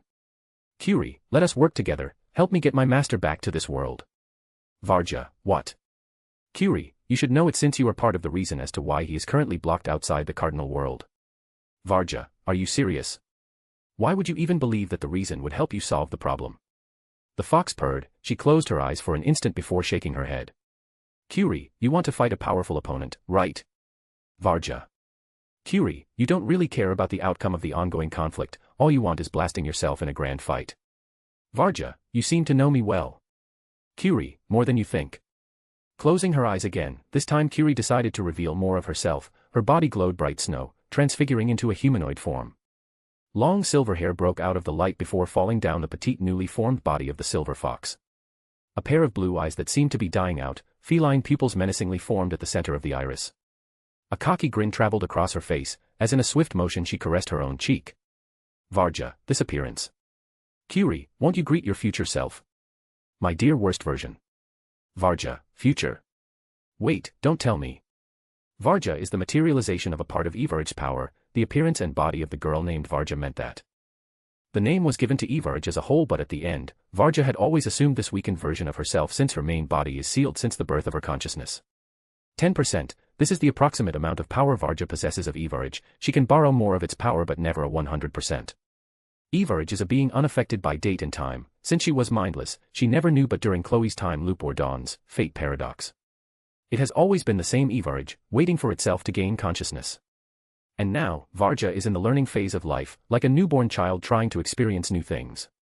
Kiri is by extension the Varja of the future who has found her own way, though it's more complicated than just being her future self. Indeed, Kiri is from a further more advanced timeline but, she and Varja only share the identity, Varja's future won't follow Kiri's past. Varja, how can this be? Kiri, I am just like you, though I just possess a single % of our main body. Varja, so insignificant. Kiri, that's right, in the faraway future, I will be born as a nameless fox. A paradox, the future Kiri was speaking of is actually the past, but the source she was born from is from the future. As a being unaffected by time, Evarj's power can be lost through the cycle of time, a singular % of its future power was born in the faraway past. Just like Varja, Kiri is an individual of her own, learning emotion from nothing. But the path they took is different, when Kiri met Origin, she was already on a calm path, because Evarj in the future. Kiri will never be unsealed and escape this prison. Varja, this is impossible, I just have to wait a bit more and I'll be free. Kiri, that's what you think, but my very existence speaks otherwise. Kiri's nature isn't as destructive and maniac as Varja, because in the incoming future, Evarj's very own essence will grow tame. Since it now has a consciousness, even if it can only be manifested by separating a fraction of its power, Evarj grew curious about the peace. Leading to Kiri's birth and purpose, she wanted to understand why humans craved peace, what is a human exactly? Kiri, you will lose this war and never achieve the only thirst you ever developed. Varja, so you are saying my only hope would be to bring back that hero? Kiri, for that, I don't know, I had lived so long as Kiri a simple fox that I won't even be able to reintegrate our main body. Varja, this is absurd, do you really expect me to believe that I will lose? Kiri, believe. There is no need to believe when it already happened, anyway aren't you frustrated by not being able to conclude your earlier flight? This forced Varja to grow quiet, it was true, when she was forced to escape at the climax of their duel. She felt frustrated and angry, wanting to ravage everything on sight, she had held back since it was part of her master plan. Varja, I don't like the way you speak. Kiri, glad we came to an understanding, I will take the lead so just don't get in my way. Kiri's goal wasn't really to get Varja help but rather she wanted to make sure the World Destroyer's incarnation wouldn't get involved. At least until Dawn would be back, Kiri isn't confident enough to defeat Varja anyway. Kiri, it's a deal, I shall take my leave now, O almighty world destroyer. Varja, you will be the first one I shred after I kill that hero. Standing on a terrace somewhere high in the holy church, Mirai mindlessly stared at the sky. A sole thought appeared in her mind, chaos. Mirai, it's about time we talked, you all. Breaking off her trance, she turned around as the atmosphere drastically shifted down. Behind her stood all the remaining Genesis Knights. They weren't just soldiers but family to Mirai, but at the moment, none of this warmth was present. Instead, doubt and hesitation proceeded to be shown. Mirai, let's make it simpler, I'll answer one question for each one of you. She avoided their gaze, being naturally aware of the reason that led them to doubt her. Mirai didn't want to extend this meeting for too long. There was a short and tense silence that followed her words, which ended after the first knight took a step forward. Eleanor, you guys are way too nervous for this, anyway I'll take the lead if none of you want to start. All the attention went to her. Eleanor approached quietly before halting right before Mirai. Eleanor, look at me in the eyes and tell me, can I trust you? Eleanor POV. Shock, this is the only emotion I felt when I learned about the beautiful lady that suddenly appeared replacing my friend. She wasn't anyone but a hero of her own, offspring of another hero I was too familiar with. I believe her. Dawn probably predicted part of this outcome, this is why he asked me to support her. Flora doesn't care much, she was too young to realize the situation, the only problem is Lucas. He was close to that traitor Horizon. When I announced his betrayal, Lucas is the first one to burst out of anger. My question will simply serve as a diffuser, to dismiss the current tension and avoid an internal conflict now. Mirai, you might not recognize me as such but I would like to still consider myself your friend. What? I didn't expect an honest answer. I wanted to help her integrate the group by mixing a wave of lie and truth. But she answered honestly, a friend, I don't know where you is, or perhaps is she you? No, they are clearly different people. Eleanor, friend, I see, I might be pushing it but can I ask another question? Mirai, sure. Eleanor, what happened to you Chan? Mirai. Depending on the answer, this question will undoubtedly have the opposite effect of what I originally intended to do. Mirai, you, is gone. My heart sank at the motion of her lips. I kept it quiet, swallowing all my growing emotion, waiting for her to continue. Mirai, she was always a sort of alter ego I created to melt into the mass, a reflection of myself, but I think at the very end of her life, she had become a person of her own. Eleanor, are you saying you killed her? Mirai, in a way yes, I cursed her with the gift of existence and ultimately I am the one who executed her. I clenched my fist, bit my lips hard while closing my eyes. I saw what she was trying to do, blaming herself so I could vent all my frustration on her. I took a big breath, stabilizing my mental state. Eleanor, I see. I bowed lightly and quietly walked back to where I was originally standing. I was grateful to have long hair now, because they allowed me to hide my current expression. I'm not mad, because I know she did it on purpose to taunt me. But I'll need some more time to process all this. Flora, everything will be all right. I didn't realize that Flora would go next. As she walked past me, her reassuring words tickled my ears. She was always among the most mature of our deranged group. Flora POV. I don't have much to say, honestly. I could tell from the moment I saw her that she was related to Boss. I had pledged loyalty to him and by his extension I would naturally follow his daughter, now that I think both of them have been working me to the bones. Flora, you pulled quite the trick on Eleanor. Are you trying to split our group apart? Mirai, is that your question? Flora, so you are playing it like that? No, I wanted to ask something else. I crossed my arm before raising my right hand over my chin, finger traced across my lips slowly. Flora, what is your plan going forward?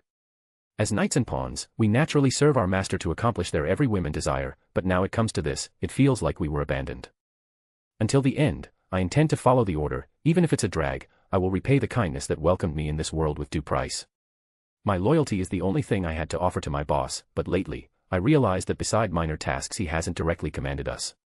Mirai, my plan, is to win this war, the same for my father, this is our only wish.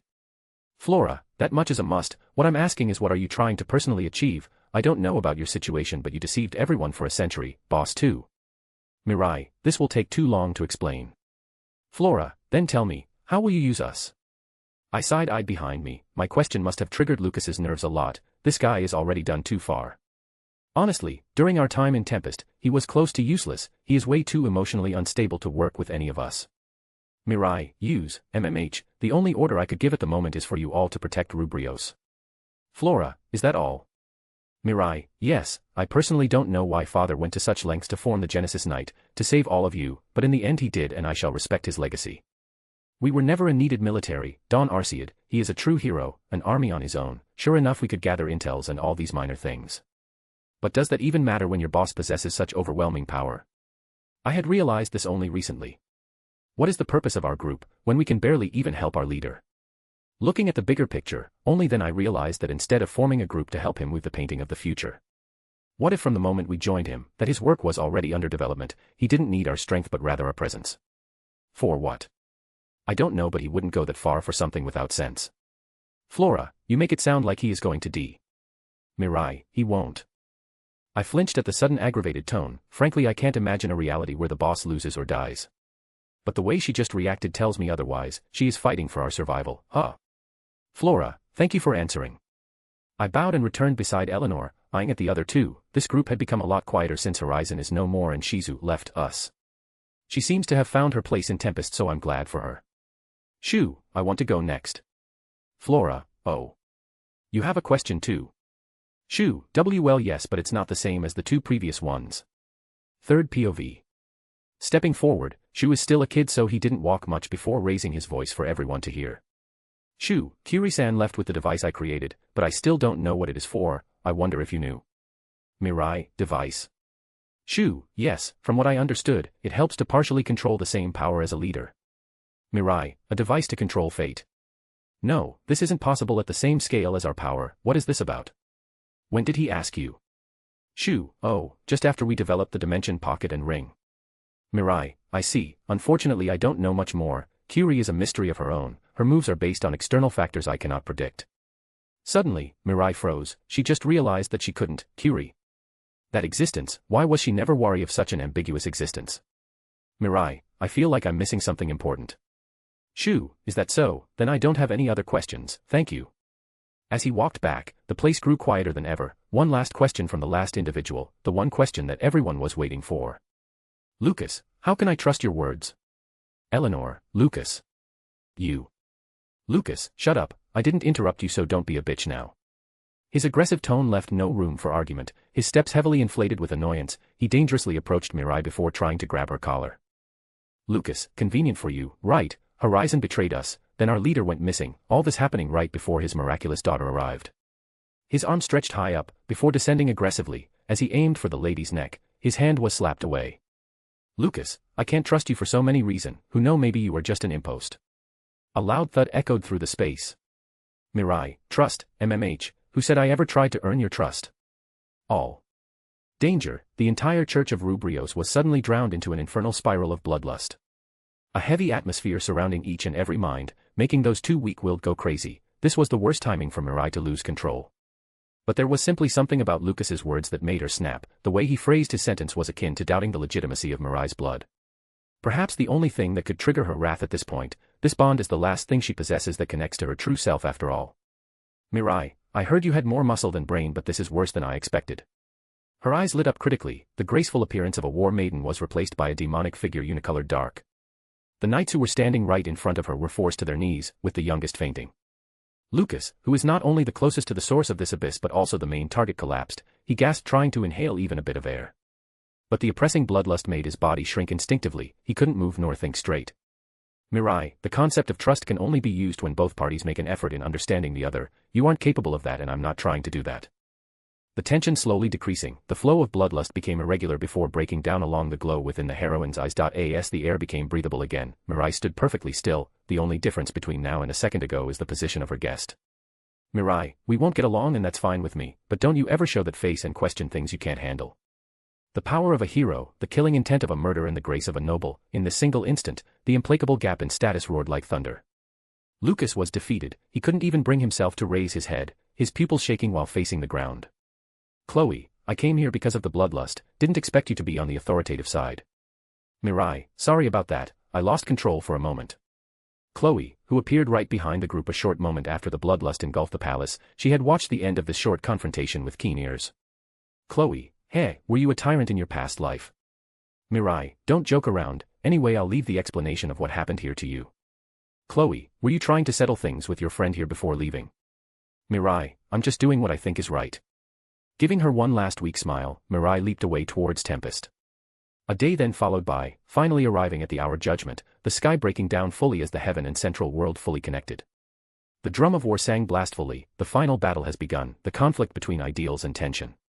A certain outcome that will result in the death of many, whoever they are. Mirai POV. Where am I? Alright, I closed my eyes and drifted my own consciousness into quite the nostalgic memories. A time where everything was beautiful, my body felt so light and innocent, the fresh air pushing my hair afloat. While a warm hand gently caressed the top of my head, I laid down on a field of grass. Behind me was my father who silently took a nap, as I rested comfortably in his embrace while mother sat near us, a priceless smile adorning her elegant face. She played with my hair while singing a lullaby. I wanted to get up and hug them, cry and tell them to run away with me, somewhere far away from this land filled with disaster. But I didn't, maybe because I knew this was just a dream, I didn't want to waste these beautiful memories. So I simply laid there listening to my mother's angelic voice. A tear eventually escaped my eye, as I felt my consciousness growing heavy. Catherine, everything will be all right, sweetheart. A bunch of words I couldn't gasp properly, I just felt dizzy as instead another shout called me out awake. I reopened my eye feeling the wind blasting against my face. Before me was the Eastern Empire, right, before shifting to that memory. I had arrived in Tempest and asked Velgrind to tag along on her small journey toward the Empire. She had surprisingly agreed easily. And even offered me to step on her back offering a ride. Velgrind, we are reaching our destination, be ready to fight. Mirai, yes, you noticed, huh? Velgrind, don't underestimate me, human, I have lived in this place for millennia, a single glance is enough for me to pinpoint how different the atmosphere of the Empire is. The city seemed to be dwelling under a veil of darkness, the atmosphere was dead and the citizens seemed to be lifeless. The situation would be weird and creepy for anyone but I already know what is going on. Mirai, Velgrind-san, I just want to make sure but this is no longer the Empire you knew, this is now a battlefield. Velgrind, what? Mirai, you can't see the whole picture but, Michael is planning to sacrifice the entire population of the Empire. My words seemed to have startled Velgrind since her draconic body wavered for an instant. Velgrind, sacrifice. Mirai, you don't care about human life but this empire was developed through yours and Rudra's effort, even for a true dragon you must feel uncomfortable knowing your citizens are going to be turned into a harvest of souls. And my guess would be Evarage, since that damn dragon is Michael's plan to retrieve Veldanava, he wants to unleash that dragon so it rampages. And force Veldanava to come back, but this won't happen because Evarage is already out somehow. But it seems only under restriction, so I need to stop Michael first then reinforce the star seal. Velgrind, unforgivable, I swear I'll burn that monus down. Mirai, you all fire up, that's nice to hear but don't do anything rash. Velgrind. Suddenly, all motion ceases as Velgrind halted her progression floating high above the cloud. I looked down confused. Mirai, did something happen? Velgrind, no. Just I wanted to ask you something. Mirai, what? Velgrind, about your name, Avirion. I didn't expect her to even know this name, well it was quite famous back in the day but as far as I know, none of the true dragon were active. Heck it all happened at an era where Guy Crimson didn't ascend as a demon lord yet. Mirai, my name, MMH. Velgrind, it might appear strange but I am quite knowledgeable about this name, after all, back in the days I looked down at human civilization from the God's Mountain. Mirai, why are you telling me this? Velgrind, I don't remember anyone with the name Mirai Avirion, but you clearly resemble that man. I can tell you are the Duke's daughter yet you claim to be Don Arcead's offspring. What is your deal? I can't assemble the puzzle no matter how I twist my logic. What? That's creepy. She had been watching over father like stalking. Wait, she fell in love with Rudra, who is a hero similar in many regards to my dad. Mirai, don't tell me you were interested in the doula. Velgrind, what? No. Don't say absurd things like that. Mirai, you should at least make an effort if you want to lie. Sorry but my father has only eyes for mother, a third-rate synthesized woman like you can never compare. Velgrind, third-rate. Synthesized. You brat really want to face the wrath of the sun. Her body grew agitated as she swung around trying to toss me off her back. Mirai, hi, it must be hard to have your heart broken. Velgrind, I said no. I just watched him because big brother Veldanava was interested in him. Mirai, huh? Oh right, in this new reality, Dad did go to the Imperial Academy and befriended the Star King Dragon. He is the sole being with the world destroyer that fate cannot affect. Well I guess Remuru too since his own fate is so twisted that no matter how you alter it, he will eventually reach the same conclusion. That's probably due to the Manus of Wisdom's influence. Mirai, okay, calm down I understand, so what are you trying to say with this? Velgrind, TCH, I'll teach you a lesson later. Her body glowed before shrinking, taking a human form. I myself used my skill so I could stand in the air. Velgrind, what I'm trying to say is that, you know everything that is going on in deeper detail, right? Mirai, well that's correct. Velgrind, you say you'll help me meet Rudra again, so I followed your words, but, after I regained my senses, I realized how blind I was. Her mind was already affected by Lord of Justice, Michael. Even before his ascension as a Monas, she couldn't have noticed. As this kind of mind control is applied like a few droplets in an entire puddle, small interaction enough to alter your thoughts but bitterly small to go unnoticed. Mirai, so. Velgrind, my love for Rudra is real, at least that's what I want to believe, but for how long have I loved the Rudra of today? She must be disturbed to have followed Michael instead of Rudra while thinking it was him. It's understandable, she must be questioning however if her love was for Rudra or influenced by Michael. Velgrind, the only feeling I'm sure of is that I was interested in Rudra with the same fascination I had for Avirion, but after that, I feel like entering a turmoil vortex of emotion. Mirai, I have no answer for your sentimental problem, all I can say is that you should seek out the answer yourself. Velgrind, haha, you are as cold as my sister, well I expected a less harsh answer. Mirai, sorry, I'm not that kind of person, I'm selfish and can't empathize with anyone that is not my family. Velgrind, I see, I'm a bit jealous, perhaps instead of pursuing a romantic effective love, I should have stayed close to the light as a familial support. What is she saying? I can't understand, but she is giving me the vibe of someone who is emptying her last regrets before dying. Mirai, you. Velgrind, anyway, let's go. We lost enough time. Reshaping herself back into her dragon form, she flew off before I could even react. I narrowed my eyes and watched her back for a moment. Before resuming to follow her, though this time I had to move on my own. Third POV. As they bordered near the Empire, the sky suddenly turned grim, a suffocating bloom of power descended and traveled across the world. A sense of unease creepy all living beings' hearts as they instinctively look up, the sky filled with cracks suddenly reacted. As if someone was bumping fist from the other side, shock waves roared like thunder as all clouds dissipated. It continued until the inevitable happened, the sky broke connecting the central world and heaven. Billions of angels with weak ego started to flood down, the hour of judgment has arrived. All of humanity immediately took action, doing their best to defend their land, some were more fruitful than others. Cry of despair and pleas of mercy filled the land of living. By the end of the first hour, nearly 50% of the existing nation was wiped out. Many citizens ran away, hoping to reach a stronger nation trying to raise their chance of survival. In the major nations that stand as the symbol of the war against heaven, Tempest and Rubrios, the war is particularly savage. Yet due to the nature of their respective leader and ace, the casualties were the lowest registered. In Tempest, all the inhabitant and incoming flux of Outlander survivor were transported toward the labyrinth guarded by Ramirez and the yet-to-be-appointed Guardian. Since the war started so soon after their last conflict, Remuru decided to speed up the process of awakening for his cadre. Using the few souls he had gathered with the war against the Eastern Empire, certainly he didn't manage to awaken everyone, but those most powerful were now standing stronger on the front line. Those who received this blessing are namely Diablo, Benimaru, and the rest of the primordial demons. Though for Benimaru's case, his awakening isn't completed yet because as the heir of the Ogre's tribe, he would lose all reproductive function once he awakened. So he had to find a suitable partner to give him an offspring, thus his awakening didn't fully go through. Remuru POV. Ah, this is a total mess. From where I stood I could see the beautiful city I had built being towered by a sea of flames. Naturally I had set a reinforced barrier around the capital. So the city itself was fine, but the forest around and the sky was filled with battle. Remuru, so far we are managing. Tempest's ever-growing army had reached a number of 1,000,000 during our preparation, without counting the force we possess in the labyrinth. I purposely left Zijin, Apito, and Kamara as our last line of defense. There are also the 4 Dragon Kings. Though I did get Adelman to help the war effort with his undead army, but even with this much, we are far outnumbered. Velzard, are you sure you won't join the fight? I turned my head toward Velzard-san. She had surprisingly decided to stay in Tempest, the reason being that Rubrios will be completely fine with her. I don't know who she is referring to, but I guess they will be fine. Velzard wants to stay here so she could guard all threats toward Ramirez. From what I understood, if Ramirez fell then a great catastrophe would follow due to her nature as the Spirit Queen.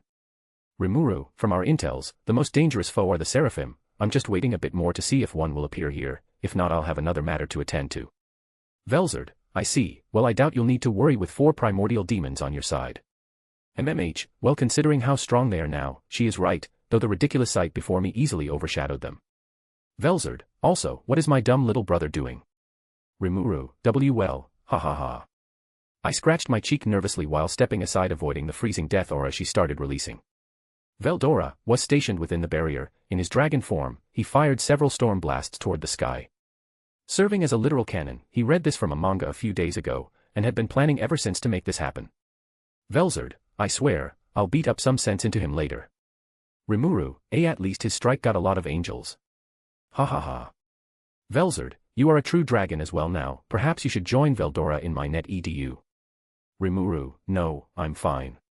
Please take care of Veldora. His schedule shall be cleared for an entire year. My body became rigid as I instinctively let go of Veldora. Sorry brother, but she is scary, really scary. Velzard, Fufu, very well, you seem better educated, I like that. Seal, I see, so the master likes a more assertive woman. Remuru, huh? Did you say something, Seal? Seal, no, it's just your imagination. Strange, in fact it has been quite a while now that I can hear some ramble in the back of my back. Maybe Seal is devising another strategy for the war. Well, I trust her, so everything is fine, she won't backstab me or something, haha. Remuru, anyway, everything is going well so far, I hope this continues.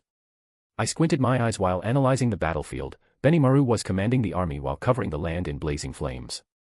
Carrera was blasting the sky with nuclear magic. Ultima flew along the wind, destroying everything on path. Testarossa swiped hundreds of them with each swipe of her hand. The only fairly inactive primordial is Diablo, who stayed further behind while commanding the black number. Still, he took his own part in this massacre. Geld prioritized the defense, forming a large line around the barrier. In fact, my own barrier is only the second layer. Geld is the one managing the outside layer. Gabaru defended the sky, Adelman acted as a support, Cheyenne rampaged, and so on. Remuru, Shuna, are you ready? Shuna, hi Remuru-sama, we have finished our preparation. Even if I'm not directly fighting, I'm not simply watching, I had developed with Shuna several defensive measures. From within the barrier, with the help of a dozen priestess, Shuna raised herself. We shall engulf those angels in the sky with holy magic. Remuru, let's start the initiation phase then. In my words, a hole opened in the barrier right above the city. From the central plaza, Shuna and her group closed their eyes, praying while reciting chants. Remuru, 5, 4, 3, 2, 1, awaken yourself. Tempests roar. After exchanging a few words with Luminous about holy magic based on faith, and with the help of Shizue, who stood near the central plaza making sure everything was running well, we developed 2 spells which are scaled to a wide-range destructive power. Their nature is as simple as it sounds, to defend Tempest when we can only focus on defense. My eyes trailed the growing light at the heart of Tempest. In an instant it exploded to reach the sky, a pillar of holy light, the very fruit of my people's faith. Velzard, impressive, this light might be the very soul ray of hope for humanity. I looked up, her words resonated with my heart. The pillar had pierced through the sky to reach the enemy. Everything on its way was erased. Though, my eyes seemed to have caught an unidentified figure running up, using the opening we created to slip into heaven. Was that my imagination? Or was it a primordial angel? I can't tell for sure. Remuru, Seal, did you just see that? Seal, hi, the said individual had its presence perfectly covered, but judging from the timing and potential motive, it is most likely the silver fox, Curie. Remuru, what is she trying? Wait, oh I see, then I guess we just have to count on her to bring back our friend. That also means the one holding the key is there. I wonder why she didn't share this intels with us. Curie, MMH. She is quite mysterious as well, but Kamara is fond of her, so I have to trust her with this one. Shuna, Remuru-sama, shall we prepare the next spell right away? Remuru, yes, let's show them our might. As long as we stand, there will be hope for humanity. I proudly looked up. I can't lie to myself, I was a bit anxious, but now seeing how combative and lively everyone is. Now that the war started, I can't wait to see the end of it. Let's all meet up at the celebration banquet. And I will make sure Tempest remains the same as it was before this battle. Remuru, it's about time. I need to go to Malim. Everyone here will be able to manage the defense, just the time I'll calm my best friend down. Third POV. On the other side, Rubrios, when the angels descended, panic surged from all directions. The knights panicked along with the citizens, not knowing how to deal with such existence. Even the weakest of these angels were enough to wipe a city if given the time. Rubrios without their highest authority could only form a barrier and do their best to maintain it. At the center of all this, Hinata along with Roy and Lewis protected the Holy Land. They served as a receptacle to catalyze the faith of their citizens. Meanwhile, the saints and those capable of fighting the angels tried to push them back, but the situation was clearly dire. Hinata, this is bad. Where is Luminous-sama? We need her if we want to pass on the offensive. Her hand stretched, she started sweating when the angels broke through their external defense and began colliding with the barrier. Along that, the faith she received from the citizens decreased, clearly due to the immediate fear they felt upon seeing the situation. Hinata, this is bad. Lewis, it's about time, just hold on a little more. Roy, we can't hold on that long, you two, take over, I'll go help outside. Hinata nodded reluctantly. She was better at control over holy magic, so she had to stay here for the time being. Her eyes trailed upward. Even with the formidable help of the Genesis Knights who fought rougher than ever, they were still pushed back by the sheer number. Luminous, there is no need for that, all 3 of you leave. All motion stopped when the goddess made her entrance, a slight pulse of light emanating from her body. The knights nearby froze upon meeting her with their bewildered eyes. Hinata, Luminous-sama. Roy/Lewis, my lady. Luminous, calm down, the preparations are finally done, I will take care of here, so leave and help gather the citizens for now. Raising her arm, a bolt of light exploded into the sky. It wasn't an attack aimed toward the enemies but rather a signal for her people.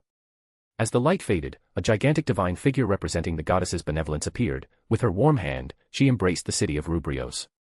Calming the heart of everyone, this single act resurged all the faith and fighting spirit from the Holy Land.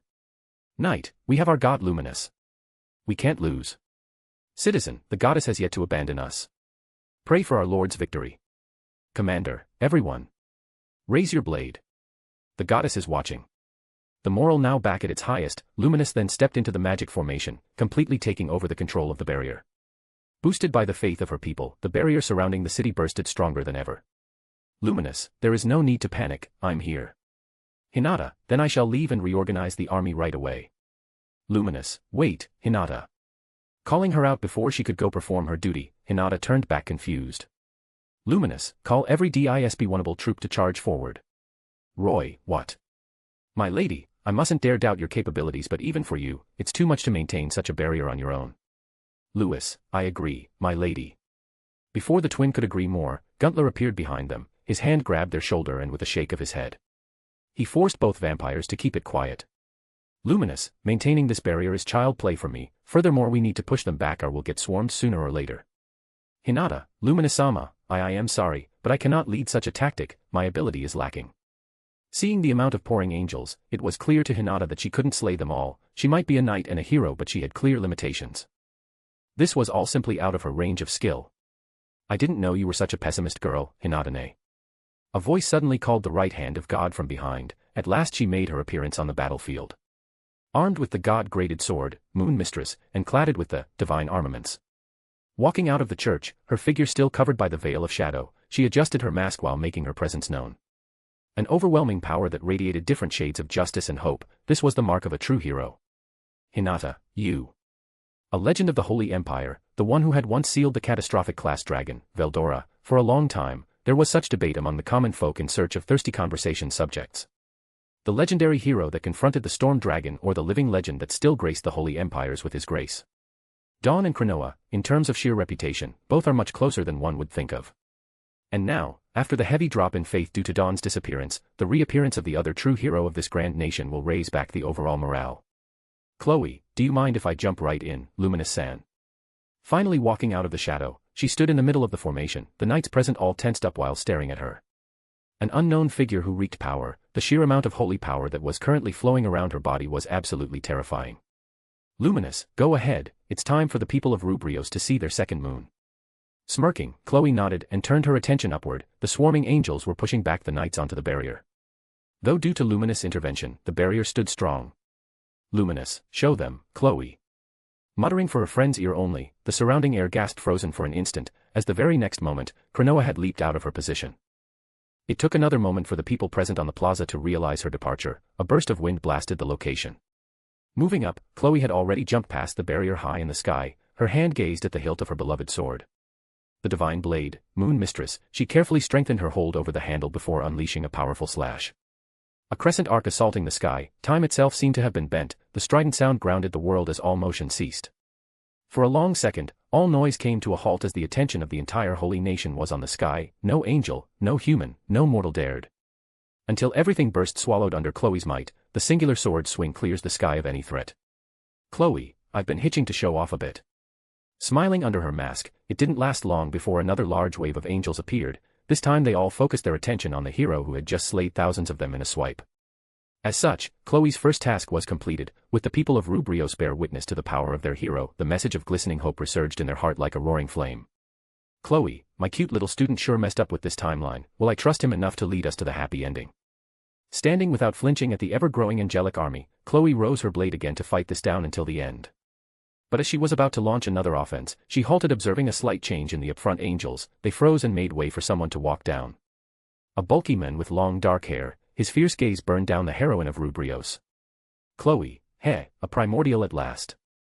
Recognizing the man, Chloe identified him as Zelario, a being that held authority and loyalty toward heaven. A fervent servant of the late Veldanava, someone that could actually give a fight to Chloe. Zalario, I was tasked to destroy Rubrios, you follower of a fake god shall meet your doom now. Chloe, bring it on, big guy. Another important location for the allied force is Sarian, as the elven nation held the world tree who is an important figure for the world's natural balance. The fight near the sorcery dynasty was harsh as well, at least, this was how it was supposed to be. Instead, a suffocating calmness engulfed the entire forest the elf resides in. The empress, Elmesia, wore a thoughtful expression while gazing at the clear sky, though no battle was going on. It didn't mean that the forest was devoid of fight, the reason for the lack of invaders is because the first wave was completely wiped out and somehow the flux of angels was cut down. As if they were forbidden to approach the world tree any further. Elmesia, I conclude this is what you're doing. But amidst this peaceful scenery contrasting with the rest of the world, a lone figure stood there in the air. Her radiant appearance grew down as the 6 wings flipped, allowing the angel who was formerly part of the Star King's 3 mystic admirals. The angel of origin who soars through the heaven in a claps of thunder, the heavenly general Abra. Abra, do not misunderstand my action here, I am not helping you but rather doing this to fill my own doubt. Elmesia was nervous, there was no way Sarian could manage themselves against such a monster, since everyone back at the meeting was occupied. And partly due to her own pride, she didn't request much assistance knowing that her beloved sorcerer dynasty would manage against a bunch of angels. But she had forsaken the fact that the world tree was within the Borden of Thalion. In reality, she isn't even fully aware of the true nature of the giant tree that serves as the pillar of her nation. Elmesia, so you went massacring your own kin for such a reason? Hard to believe. The elven empress expected the seraphim to be somehow similar to the demon ancestor, being totally devoid of compassion for life. And this was proven right as Abra didn't bat an eye before unleashing a sea of thunder, her spear transcended the battlefield to exterminate her own kind. Abra, what could I do? These angels barely possess an ego, forced to obey the one holding the highest authority ever since Lord Veldanava's parting. Finally landing, Abra side-eyed behind the elven empress noticing a familiar figure. Abra, my doubt linger in both mind and heart, I cannot allow the destruction of the world tree or this world as long as these thoughts haunt my consciousness. Elmesia, isn't that the same as betraying your own side but not joining your enemy? Abra, indeed, I don't expect you youngsters to understand my thought process, though I would tend to think Lady Sylvia over there would understand me. Elmesia tensed up, she didn't notice her mother arriving, and judging from the posture she chose to wait there, it has been a while now. Silva, Fufu, don't mind my daughter's inexperience, it has been a while. Abra, when was the last time we met directly? Wasn't it back when Twilight was still alive? Abra, indeed, he had triggered another crazy experiment and I was sent along Gracia to warn him. Silva, this sure brings back nostalgia. Reminiscing the past, the former empress chuckled softly, it seemed she had no intention of raising her guard in the presence of the primordial.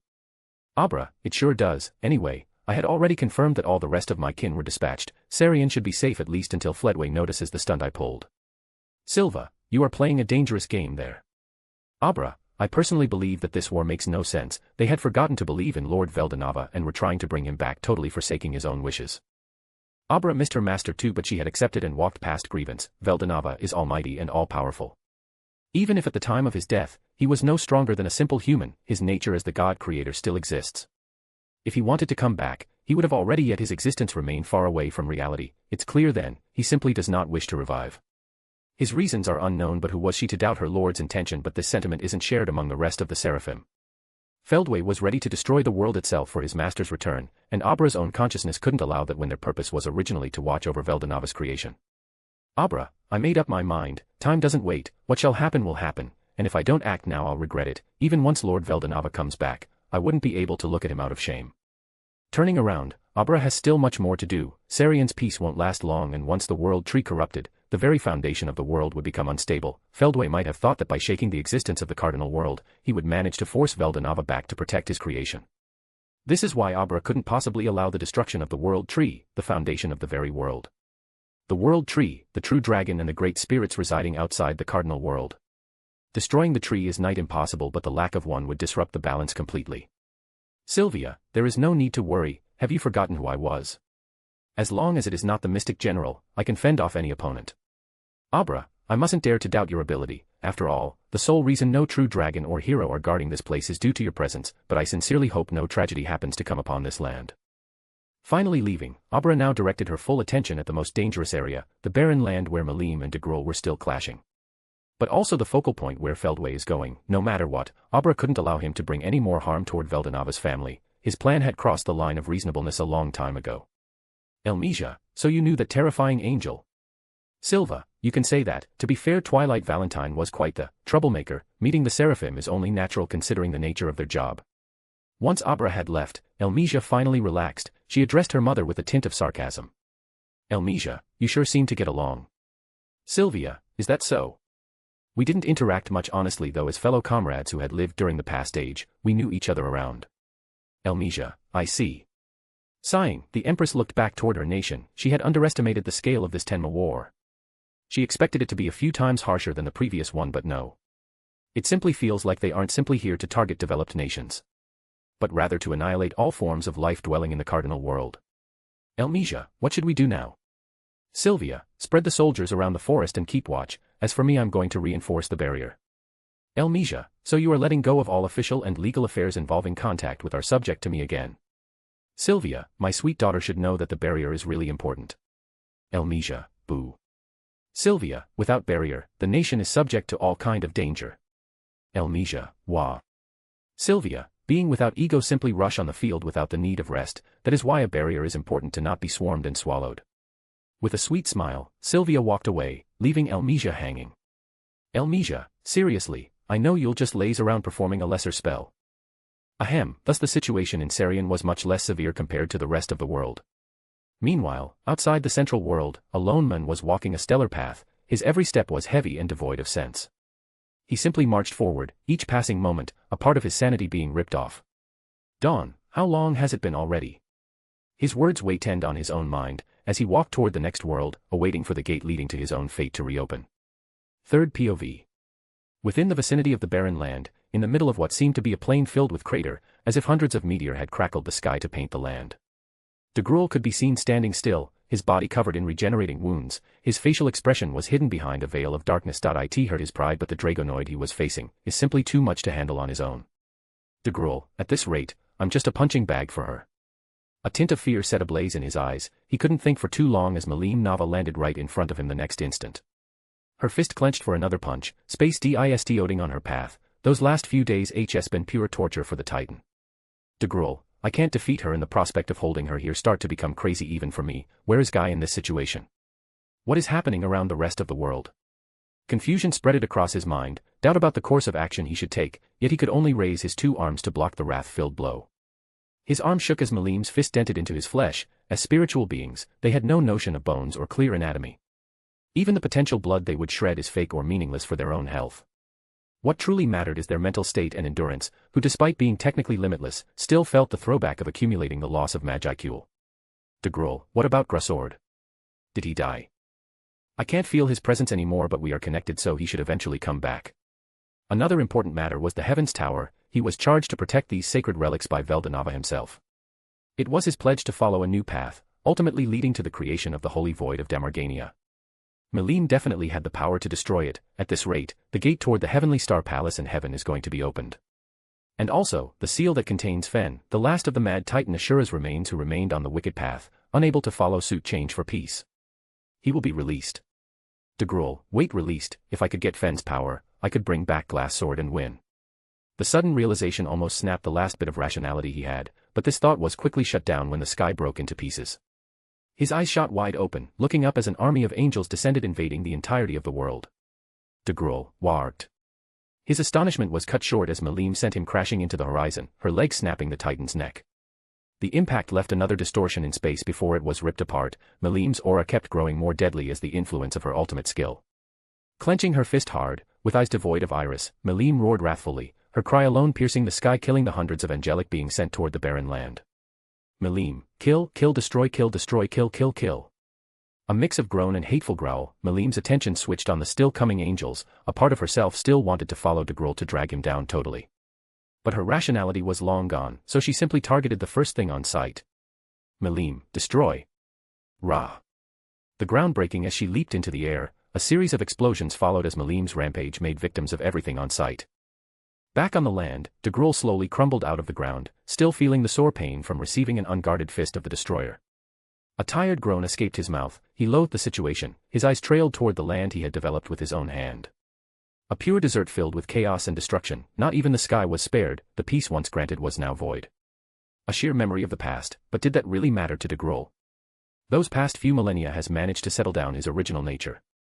He is, in the end, still a part of the Mad Titan, the one who once sought destruction of the entire world, an evil that originates from the very said concept. De Gruul, in this way the world decided to repay my good conduct, Veldanava. Feeling down, he chose the side of the mediator, he created and accommodated the best he could to strive in the same direction as the Star King Dragon. Yet, he was beaten and thrown into the mud, his pride on the verge of shattering, his power leaking dangerously low. The Heaven's Tower he guarded for so long had for this instant lost all meaning. For De Gruul, there is only a single course of action left. De Gruul, then let's put it to the test, God Creator, we'll see if your cherished world will live forth this calamity. A radiant glow erupted from his eyes as he wandered off toward the empty air, the Heaven's Tower, even if it was named in such a way. The structure itself isn't visible unless those holding the key allow it to be revealed, a tall relics that took the form of an infinite stair bonding heaven and earth, pristine white wall adorned it luxuriously. De Gruul had once marveled at this sight, after all it was like a gift from the God Creator. Akin to a human being given the rarest tailored gem, but now, all he could wait was watching the tower crumble along the seal that contained his brother. De Gruul, let's do as we were meant to be, Fen, glass sword. The balance of the world shaking at the sudden destruction of the Heaven's Tower, the consequences were much less aggravating since the sky already shattered. A broadening light emitted from the world itself, a cage made of dark chains was brought to light, a lone man standing at its center. His jade-like spiky hair, his fierce features and his wicked nature, this is Fen, the one who had never forsaken the nature of the Mad Titan. Fen, haha, at last, you opened your eyes. Addressing his brother with a cruel and cold tone, Fen looked up with a crazy smile filled with malice. With a simple stretch of his arm, the cage imprisoning him crumbled into dust, finally free, he admired the chaotic scenery that greeted him, as if congratulating his retrieval. De Gruul, Fen, let's do it. Fen, MMH, ha ha ha. All this peace talk for this, as expected I was right all along. His hands reached for the sky, while his laugh could tore the spirit of anyone sane, he embraced destruction and irregularity. Several chains of light escaped his body, aimed toward De Gruul, who simply stood there watching, accepting his fate. Upon connection, a blooming light exploded illuminating the barren land. With this, a giant with 2 heads and 4 arms emerged. Fen, how disgusting this incomplete form, where is glass sword? De Gruul, he has been slain, we need to retrieve his soul. Fen, how pathetic, what have you been fooling Arn for these past millennia? Turning around, the 2 chaotic heads of the Mad Titan scanned the dead land, countless souls were floating everywhere. Giant, human or other race, they were the casualties that had yet to leave the cardinal world due to its path being closed. Finding a single soul among this sea would take way too long, that's why Fen immediately suggested the most radical solution. Raising his arm, bombing his chest, he took a deep aspiration before in an instant, started absorbing all the souls nearby, eating them literally as they were forcibly sucked into the Titan's stomach. He couldn't gain the soul's skill or power like a certain slime would. But each life he erased allowed him to become stronger, until finally, the soul of their late brother was brought forth. Fen, finally. Let's become one once again, my dear Traiteus brothers. De Gruul simply closed his eyes as he felt Glassword's soul being taken, their body once again engulfed under a bath of light. A raging tornado made of dark followed as the completion of the Mad Titan Ashura was done, a 3rd head sprouted from the side of the body. 2 more arms armed its back, a loud and shaking voice threatened the world's destruction. Ashura, now, the time to fulfill my promise has arrived. All 3 heads directed their attention toward the sky, Milim Nava who was still fighting, an emerging shadow that waited behind the army of Angel, Feldway. And another powerful being who flew at high speed toward this battlefield, Remuru Tempest. This battle is by no means discardable, as 4 of the world's powers are now going to collide. At the same time, in the Eastern Empire, with a dazzling scorching body, Velgrind crashed into the Imperial Palace like a meteor. Right into the throne room where Michael was waiting. As dust settled down, both Velgrind and Mirai stood there facing the Monus of Justice. The blazing flames converged all toward Velgrind, as she glared murderously toward the being that had possessed her beloved. Now that her mind was clear, she could clearly see the difference between Michael and Rudra. Velgrind, so you are this piece of trash, her golden eyes met with Michael's red pupils, a cold and indifferent expression that just fueled the scorched dragon's anger. Mirai, wait, this is weird. But Mirai was quick to hold Velgrind back, as she noticed the strange atmosphere surrounding the palace.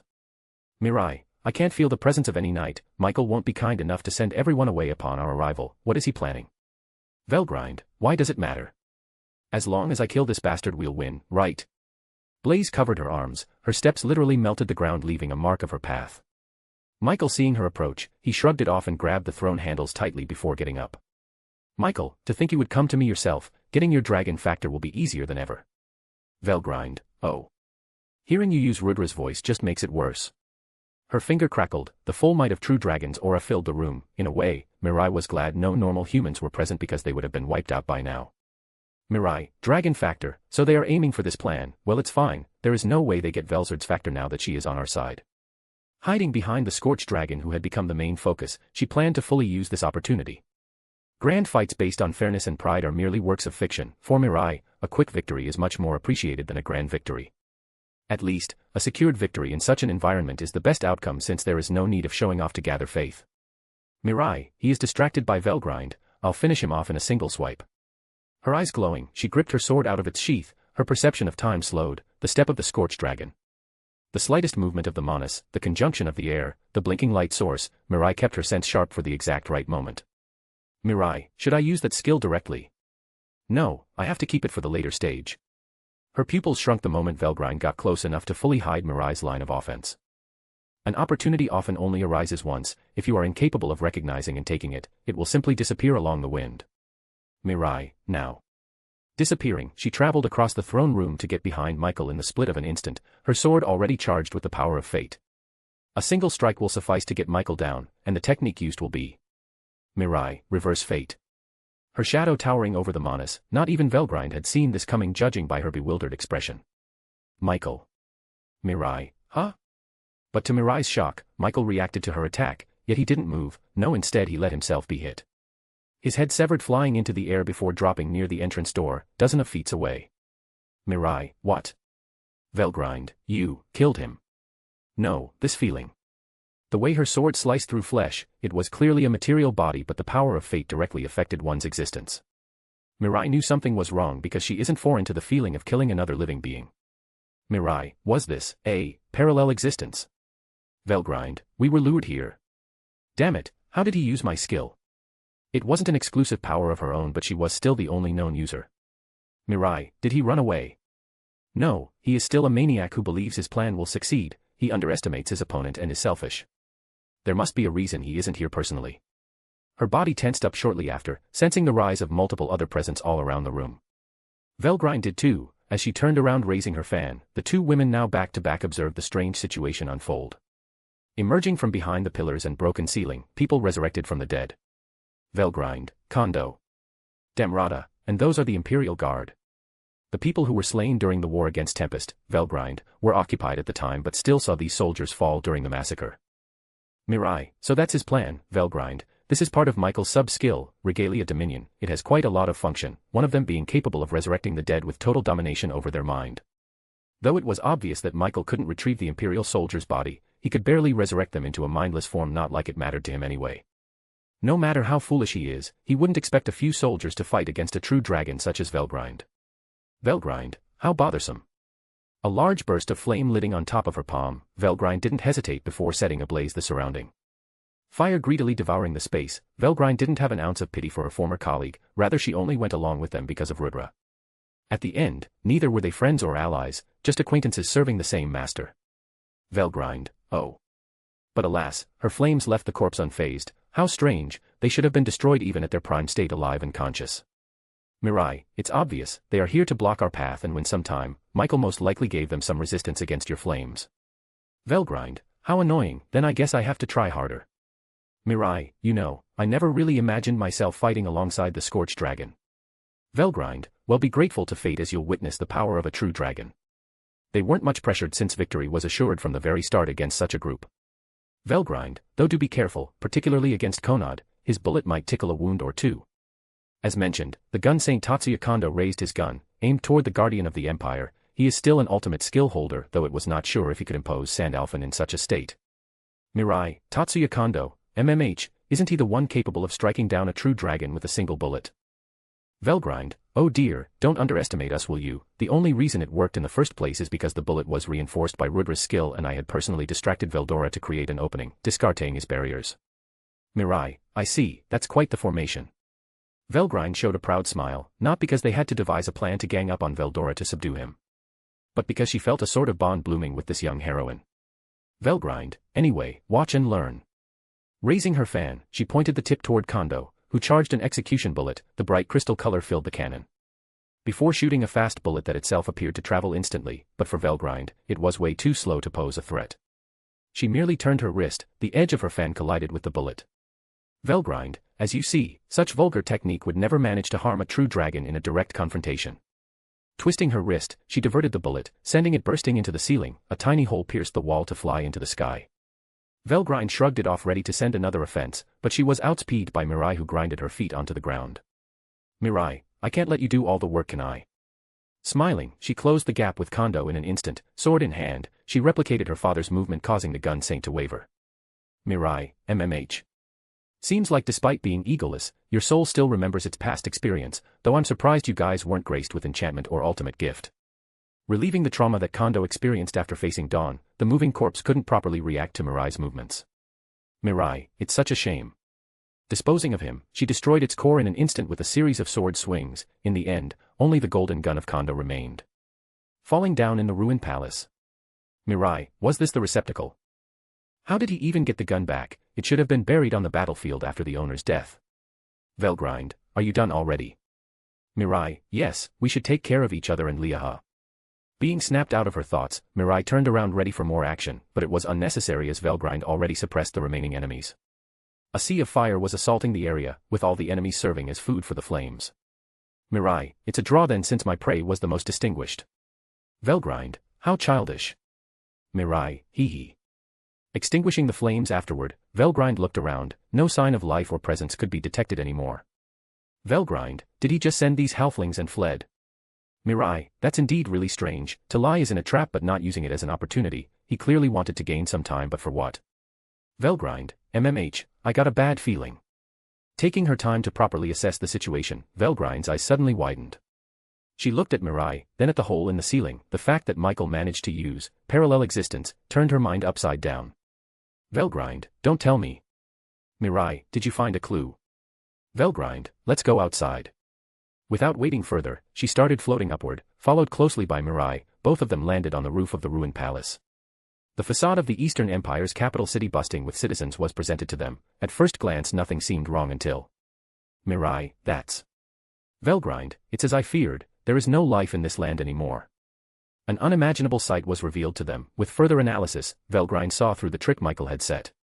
All the citizens of the Empire were already gone, yet when they approached, and even now, they could still feel the presence of millions of people scattered around the capital. Velgrind, this is crazy. Michael, this Manus had predicted their movement and left the Empire after collecting all the souls he needed. The millions of presence surrounding the Empire are parallel existence, fragmented in tiny pieces. A clone can easily be seen through, but a parallel existence is different, as it is the actual individual split into multiple versions. Controlling more than two was already hard for Velgrind, but Michael went way off by creating a million of them. Mirai, but how is that even possible? Velgrind, these parallel existences barely possess any strength. If I often split myself 50-50, then he chose to implement as decoy not even 0.0001%. To the point where they had no function for fighting but just existing. Perhaps they didn't even have any ego. The situation in itself was too absurd for Velgrind to see through. Velgrind, he must have left the Empire even before the war. We got fooled greatly. Mirai, with a million souls, he could literally awaken any being, or he could commit the irreparable. What she meant by that is Evarage, now that it was confirmed that the World Destroyer has now an ego. Being given that many souls would raise her ranking even further away from the rest of the strongest being. Velgrind, seems like I was too late to protect either Rudra or what we developed. A sad and lethargic flame ignited in her eyes. She gazed at the broken empire. There was no point in dwelling onto the past. Still, she took her time to carefully witness what she failed to protect. Mirai, what do you plan to do now? Velgrind, I will continue to fight, and I still want to see Rudra, at least once more. Mirai, then we shall depart for the heaven. Pointing her finger toward the shattered sky, there were no angels invading the Eastern Empire, most likely because there is no life here anymore. Velgrind, right, the key to ending the Tenma War is there. Morphing to her dragon form, Velgrind signaled Mirai to get on her back so they could depart right away. Once instruction followed, the scorched dragon raised from the ground, flying up at a high speed. At last, the angels took notice of the two new intruders' presence and blocked their path, only to be turned into ashes by Velgrind's aura. Velgrind, but why did he leave in such haste while he gave away the information about his need for my dragon factor? Could that be a bluff too? If not, then I would be walking straight into their lair. Mirai, don't think too much. In the worst case I'll send you away before anything happens. Velgrind, don't speak as if you'll protect me, it's cringing my blood. Mirai, does you even have blood? With that, both would soon reach their destination, the central base of the enemy side, an action that wasn't planned or briefed previously. thus would radically shake the course of the war. Remuru POV. After leaving the command to Benimaru and Shizusan, I quickly departed for the barren land. I didn't have to worry about Tempest because I got confirmation from Velzard-san and Seal that we got the most stacked side. At some point, we had formed a sort of fortress impossible to outclass.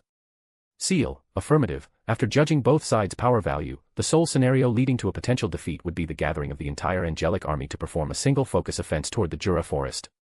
Remuru, but that can't happen because it would free the hand of all our other allies. What about the situation in Rubrios, Dworgen, and Sarian? Seal, from the most recent update, Dworgen's invasion has been quite tame compared to the rest of the world. Their survival rate is nearing 68%. As for the Sorcerer dynasty of Sarian, external actions were taken and they are of no harm for the time being. How strange. I guess in the end behind those angels are a mind and brain. They didn't just unleash a horde of egoless soldiers randomly. They focused on the nation that posed a true threat to their goal. Seal, as for Rubrios, it seems like the emergence of the legendary hero Cronoa has turned the balance toward the Holy Empire positively. Remuru, hero Cronoa. Oh, you mean the one who had sealed Veldora 300 years ago?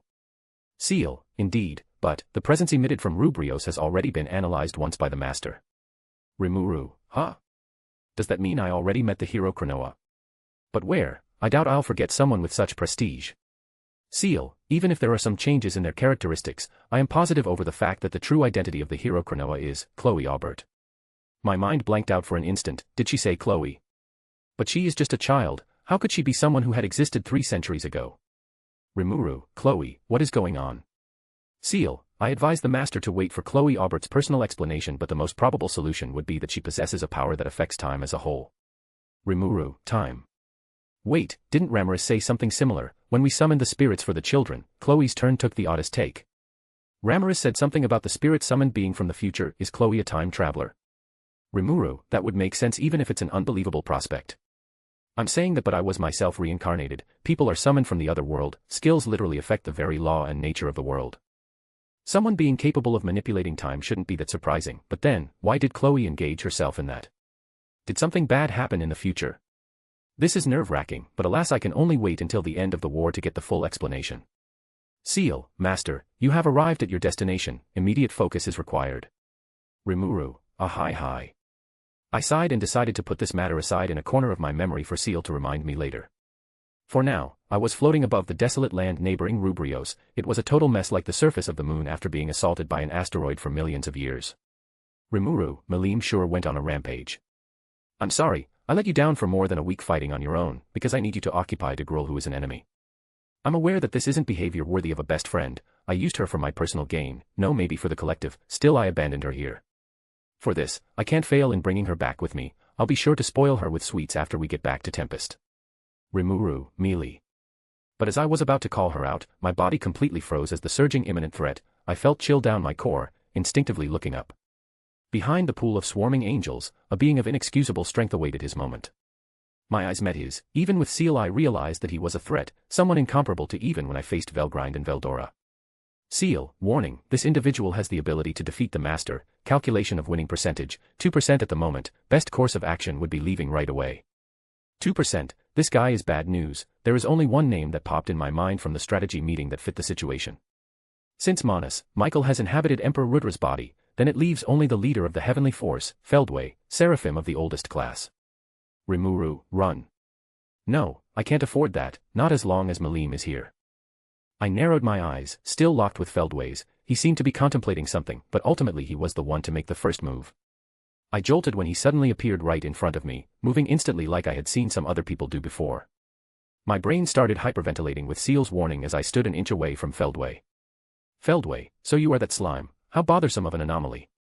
Remuru, and you must be Feldway, to think we'll meet in such a way. He didn't bother to listen to my words, his eyes showed pure disdain. Feldway, you are too dangerous to be left alone considering your nature. I'll get rid of you right this instant. Raising his hand faster than I could react, I gritted my teeth. My own hand reached down for the sword as my wrist. But he was simply faster. I could only watch his hand stretching threateningly toward me.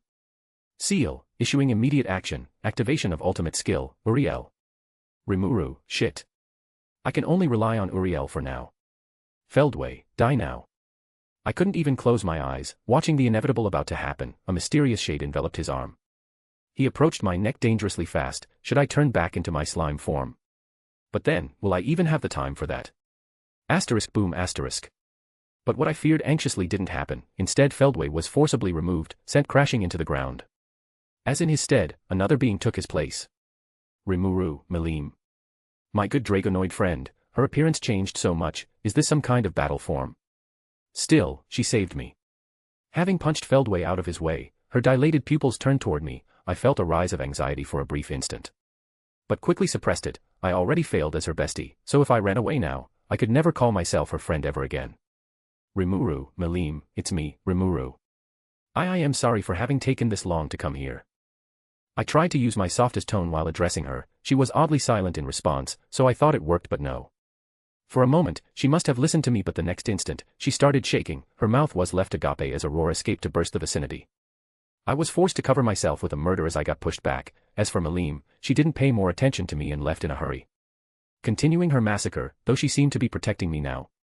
I heard from Ramirez and the other that when Melim goes on berserk mode, no one can reason with her. She is simply a machine thirsting for destruction, but just now, she definitely reacted to my words. Remuru, Melim has started focusing on Feldway, but as I am right now, I can't keep up with them. Seal, Master, another powerful source has emerged from the ground. Its main target of animosity is directed at Melim. Another source. I clenched my fist and looked down. Nearing the center of one of the largest crater, a giant with 6 hands and 3 heads was standing menacingly. Not calling him a giant would be an understatement. He is a literal titan, and that face doesn't it belong to Demon Lord de Grol? What's going on now? Remuru, who? Seal, most likely, the complete and true form of Demon Lord de Grol, the Mad Titan, Ashura. Remuru, what are my chances of winning against him? Seal, cannot make an accurate judgment as I don't possess any data on him. Remuru, I see, the most sensible thing to do would be to wait patiently and act once everything goes according to a plan. Yeah, that's the most reasonable course of action, but as I watched Melim and Feldway clashing, I felt rage dwelling in my core. I shook my head impatiently of my predicament. Remuru, Seal, I'm going to fuel myself with Ashura's power and help Melim. Seal, understood, I shall assist Master with whatever desire he has. I nodded quietly before descending. Sensing my approach, Ashura turned his 3 heads toward me.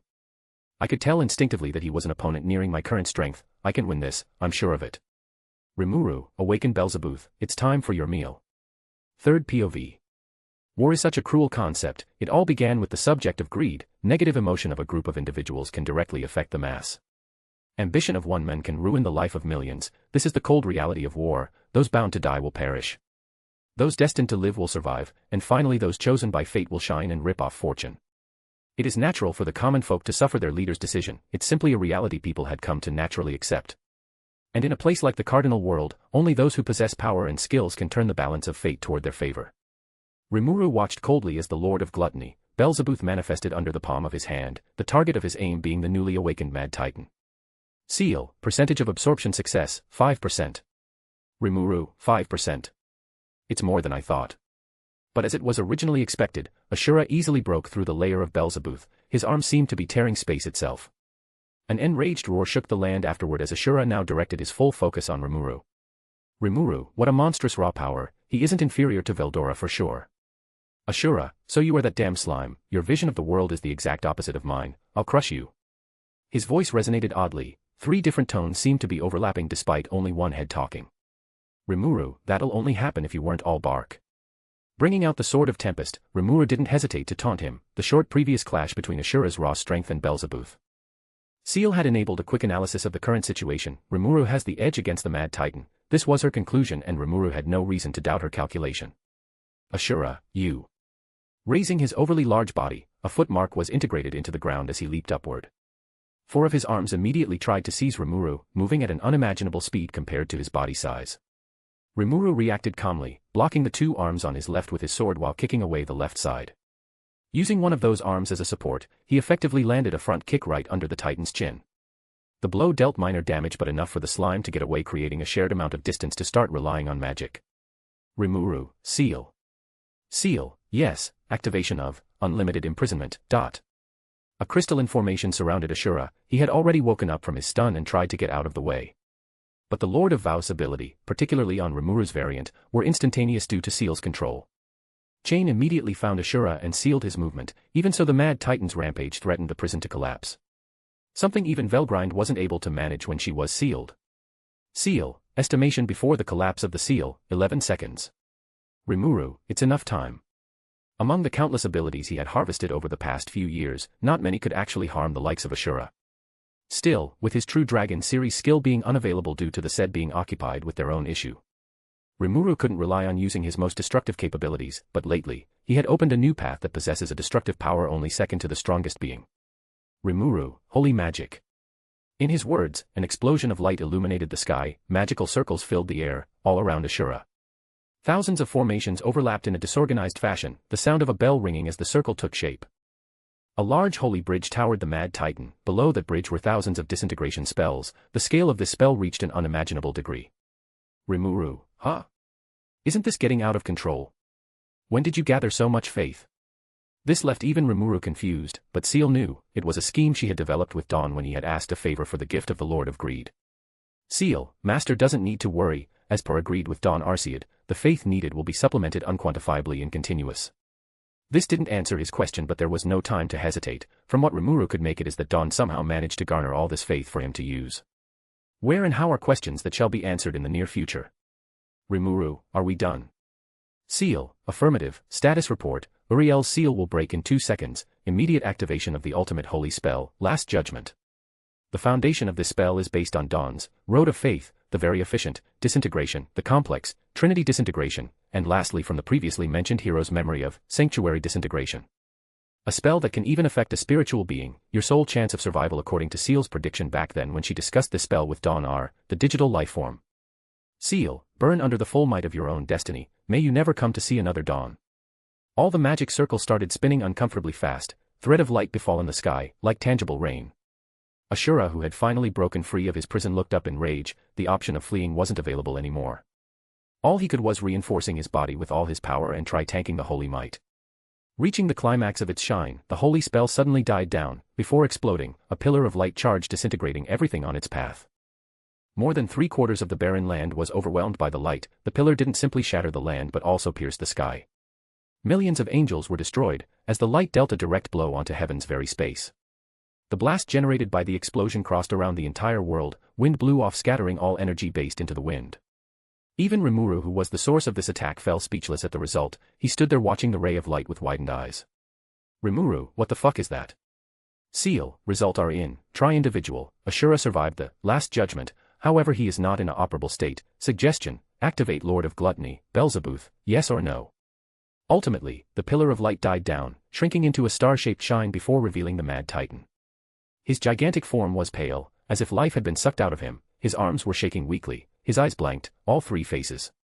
Remuru watched him coldly. It was a short fight that didn't involve much close combat, it all ended with a single spell. Remuru, seriously, I have a lot of questions for the aftermatch. Seal, I will be glad to answer them all when the right time comes, my lord.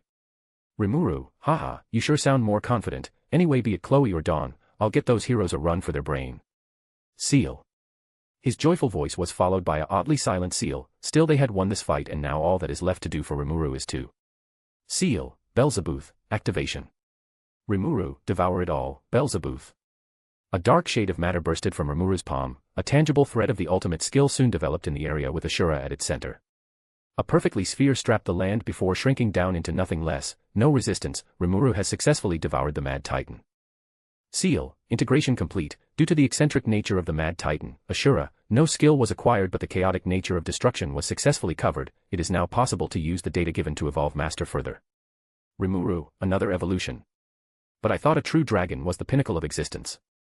Seal, correct, but is it not a proper evolution but rather an upgrade of state? Master currently a spiritual life form that can perceive natural elements on a first perspective. The nature known as digital life form is the state where the user watches the world on the third perspective. Her explanation didn't help much as Remuru tried to put the different points together.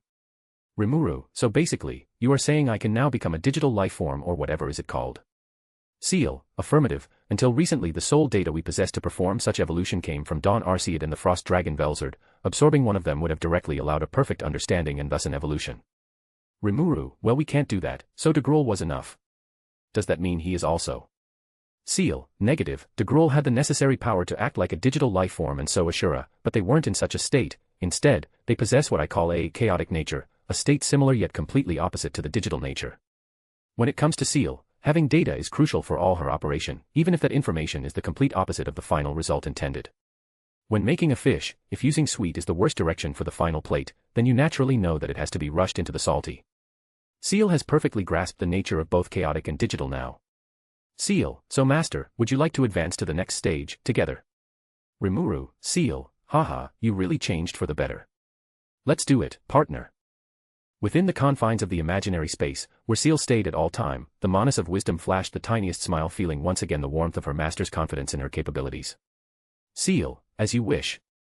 Time passed bit by bit, a cocoon of light performed around Remuru as he listened to the previous voice of his partner narrating his evolution.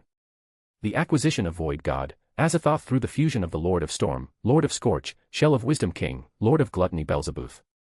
The explanation of digital nature and understanding over the domain of suspended world. Words filled his mind before he reopened his eyes, breaking out of the cocoon. His figure was slightly taller, the femininity in his face ever sharper. A transcendental beauty emerged from the empty space, standing with his usual attire created after his ascension as a true dragon. Now Remuru was reborn once again as one of the strongest entities. His presence was instantly revealed to those ruling the ranking seat for being called the most powerful. Rising to his throne, his gaze befalled on Fledway and Malim, who were still fighting, while the former was startled by Remuru's sudden action. He couldn't find the luxury time to stop Remuru with the enraged Malim. Feldway, damn it, I should have gotten rid of him faster. The problem was Malim Nava, despite her lack of reason and the obvious edge Feldway possessed in their fight. He couldn't simply defeat her. The Dragonoid kept coming, no matter how many blasts or punches she received. The very definition of an untamable wild beast, and because of her, Feldway just lost the opportunity to kill the anomaly that Remuru incarned. Feldway, wait, that doesn't add up. Malim should be in a trance targeting the strongest. The display of power from that slime just now should have garnered her attention, but in fact she forced her way against me even further after. It then clicked, perhaps Malim wasn't as mindless as people deemed her to be. In this state, her rational thought might be decreasing. But she is still conscious, or maybe her consciousness indirectly ordered her to protect her friend. Feldway, whatever, being that slime or even the true dragon. No one can stop me. Malim, Art. Pushing her out of the way, he perfectly timed his attack as he gushed his elbow right into the destroyer's face. Sending her crashing down, his attention was now fully on Remuru. Their eyes met once again, and Feldway could tell that his action just now had ignited a silent rage within the slime. Remuru, don't expect an easy death, you shitty angel. Feldway, feeling proud after achieving this pitiful result. You lesser creature, your essence now is at least worthy enough to be part of Milord's resurrection. Malim POV. So cold, so worthless, everything should just disappear. Why am I so angry? I can't understand, I can't see or hear. I just want to destroy. Everyone just leaves me behind, abandoning me for others to raise, and to hate. I'm used to being lonely, so why be so cruel as to give me a family only for them to leave me behind again? Why? Tell me why. I just want to be happy, but that cannot be possible, so I should just destroy anyone, until no one can rob me of anything anymore. That's what I want, so why did you come here, Remuru? How is your voice so calming? How he apologized and asked me to come back with him. I want that too. He is my best friend, the sole family I have left. Yes, I can't let him die. I can't allow that. Not him. Malim, Remuru, please be safe. I tried to get up but my body wouldn't move. I could only look up at Remuru and Feldway facing off. My eyes grew heavy. Did my fight against a Gruul weigh on me that much? No, I just feel tired of living. If Remuru died here as well, then I wouldn't have anything left. Malim, we have to go back together. I tried to get up again but failed miserably. My eyes kept on track with the two above's everything movement. It was then that I felt it, a comforting light spreaded across the surrounding, the source being Remuru. I couldn't help but fall in a daze. It is so warm and reassuring. My eyes grew heavier as the longing sense of protection covered me like a blanket. Did Benimaru, Shuna, and the others feel the same way? When looking at Remuru's back, this sensation of ease like he couldn't possibly lose. Malim, yeah, let's go back, toget her. Finally, I fell asleep, unable to fully comprehend my own action. All I was certain was that the next time I woke up, I'd be in a much nicer place. But before I could fully leave, a face appeared in my field of vision, black hair and pretty purplish eyes. Who is that? Abra, I'm sorry for being late, milady. Her voice was soft. I wanted to ask her who, but I felt myself too weak for that. Whatever, if she wanted to harm me, she would have already. With that I finally let myself go. Third POV. In the dimension above the central world, were the heavenly star palace, home birth of the star-kind dragon. This dreamlike land once inhabited with angels, now filled with destruction and misery. Walking down the path leading to the grand door of the star palace, a trail of corpses could be seen as the mysterious silver fox just simply brushed past them. Curie, MMH, it seems like all the seraphim really just descended into the central world, to think they would leave this place unguarded. From the current state of the world, Feldway and Abra is in the barren land, Zalario is in Rubrios, so this leaves 4 more primordial angels. But none of them are present here, in their own base of operation. Curie, I don't know what they had in mind to leave one of their most important cards unguarded, but that doesn't matter anymore. Her tails glowing, she conjured a meteor covered in several elements before sending it crashing into the palace's door. Leaving a large opening gap, the reason for such destruction is the nature of this place, the Heavenly Star Palace in itself is too resistant. And with the mechanism, everything related to Evarage are normally forbidden entry, and for as long the cardinal managing this place exist.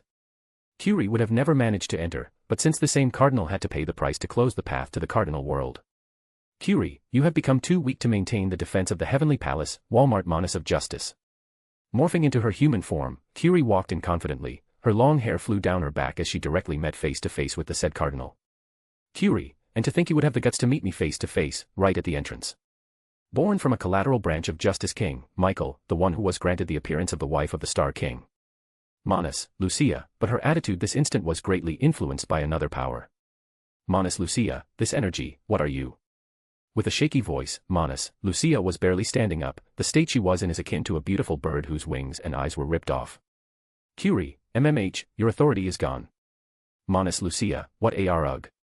Something wasn't right. From what Curie theorized, the key to close the cardinal world from the rest of creation laid in Veldanava's authority. Only a Manus or a being of that level with a mind capable of supporting such data recoil could accomplish such a feat. Not even Feldway would have been capable of that, leaving only Manus, Lucia, but now that Curie faced her, she was nothing but the shadow of what she should be. Curie, I see, so you were abandoned since you already reached your limits. Uninterested, the fox turned around intending to leave, but before she could, Manus, Lucia threw a ball of energy aimed for harm. Which Curie simply brushed off. At this level of strength, the Manus wouldn't even be a threat to an unawakened demon lord. Manus Lucia, you can't leave this place, you wicked being. Curie, you can't stop me either way. Gritting her teeth, the Manus tried to pull another trick but was completely shut down upon elemental reaction. Pillar made of stone surrounded her, wind formed a cage, water drowned her, and finally ice stunned her whole being. Curie, you call me wicked, how ironic considering your own action. Closing the cardinal world is no more less than altering the course of reality and space. How many worlds were destroyed and overloaded due to your action? Dispelling the elemental prison, the Manus fell down completely cold, drenched from head to toe. One could easily tell that any more and her physical body would collapse. Even her soul was shaken. This would be the perfect moment to achieve the impossible, kill a Manus. Curie, MMH, it seems Velgrind and Mirai are coming this way, I should get out of here. Despite her composed attitude, she felt a bit frustrated because she didn't think their enemy would literally abandon a pawn like a Manus. Now the key authority to open the world path is somewhere unknown to everyone. Curie, the authority can only be held by specific individuals who possess a natural way to maintain it. Logically only Michael could be the thief. But Michael would have never pulled up such a plan. That only means someone influenced him to do so. Curie, that bastard is crazy fixated on his goal, to the point that even if someone fed him poison he wouldn't care as long as it is beneficial. She had to find the Manus. Michael, where? She couldn't guess, but she had to before it's too late. Curie, and judging by how Velgrind and Mirai are coming this way, he isn't in the Eastern Empire. The Central World is not a good place to hide and the other worlds are currently closed. This only leaves 3 places excluding the heaven she was standing in. Firstly, the underworld, or also known as Hell. Curie, no, too risky. The second location would be the spiritual world, the plane of all spirits. Curie, with Ramirez on our side, he would basically swim in constant danger. And finally, the most possible route, the sole place that is neither under the angel or true dragon's watch, a dimension still connected to the central world. Curie, the spooky palace, he is trying to get Varja involved. She had entered the prison dimension without too much difficulty, so Michael would easily do so, and even if they had a deal. Nothing bound them to respect it. As an aspect of the world destroyer, Curie understood more than anyone what Varja could do. There are only 2 outcomes possible now, either for the best, Varja decides to kill Michael, or she'll side with him. Curie, clearly, all this can only be the author's doing. Varja is also working with him, so the second option might be more plausible. Then the potential comeback of her master would drastically decrease. That's why Curie had to move fast. Curie, I got outsmarted, damn it. Running out, she returned to her fox form, tearing a hole in space to the spooky dimension. Shortly after she was gone, Velgrind landed right in front of the Heavenly Star Palace's gate, seeing the bloodshell plastered across the clouds like ground. The scorched dragon felt unsettled. Velgrind, someone passed by here. Mirai, MMH, it seems we won't be able to get much from here. Observing the surroundings, a very potent amount of elemental energy was used. This means someone capable of controlling the natural element to such a degree without the help of a skill appeared. Mirai, the only one that comes to mind would be Remuru, but she is stuck in Tempest. Nevertheless, I get a very ominous feeling from all this. Velgrind, let's go inside. As for Velgrind, she who had grown up in this place back in the ancient age, she was conflicted seeing this beautiful land turned chaotic. Velgrind, not like it matters anyway, I'm tired of being attached or bound to something. Entering the palace, the inside was much more preserved than the sight observed outside. The walls of the main hall were kept unharmed, while the only sign of intrusion would be the destroyed gate and Jeezing lady, bathing in a pool of ice-cold water. Velgrind, is that an angel? Judging from her clothes, she must be a high-ranked one. Was she assassinated? Mirai, Monis Lucia. Velgrind, what? Snapping her head toward the heroine, Velgrind reacted to the name and word respect Veli, one being the wife of her late brother and the other term reminding her of the bastard that took her partner away. Velgrind, she is a Monis. But how long has she been here? What is she doing in the Heavenly Star Palace? Mirai, calm down, I'm not omniscient, even I don't know every detail. Still she explained what she knew and theorized, despite the very few hints, if Mirai coupled them with the memories gifted by her mother and her own knowledge. A conclusion can be drawn. Mirai, let's set the identity of this woman aside from now. I think she was our target. Velgrind, what? Mirai, not many possess the required authority to ban someone from the central world itself, only a being like a Monis surely could do to their natural digital trait. In fact, after witnessing this scene, Mirai even doubted the true dragon capable of shutting down the path. Mirai, this was another bait, they left an empty shell here, the key is now in an unpredictable place. Velgrind, just what are you saying, I can't follow. Mirai, I'll explain on the way, for now let's go back to Tempest, we lost so much time, the situation will only get worse from now on.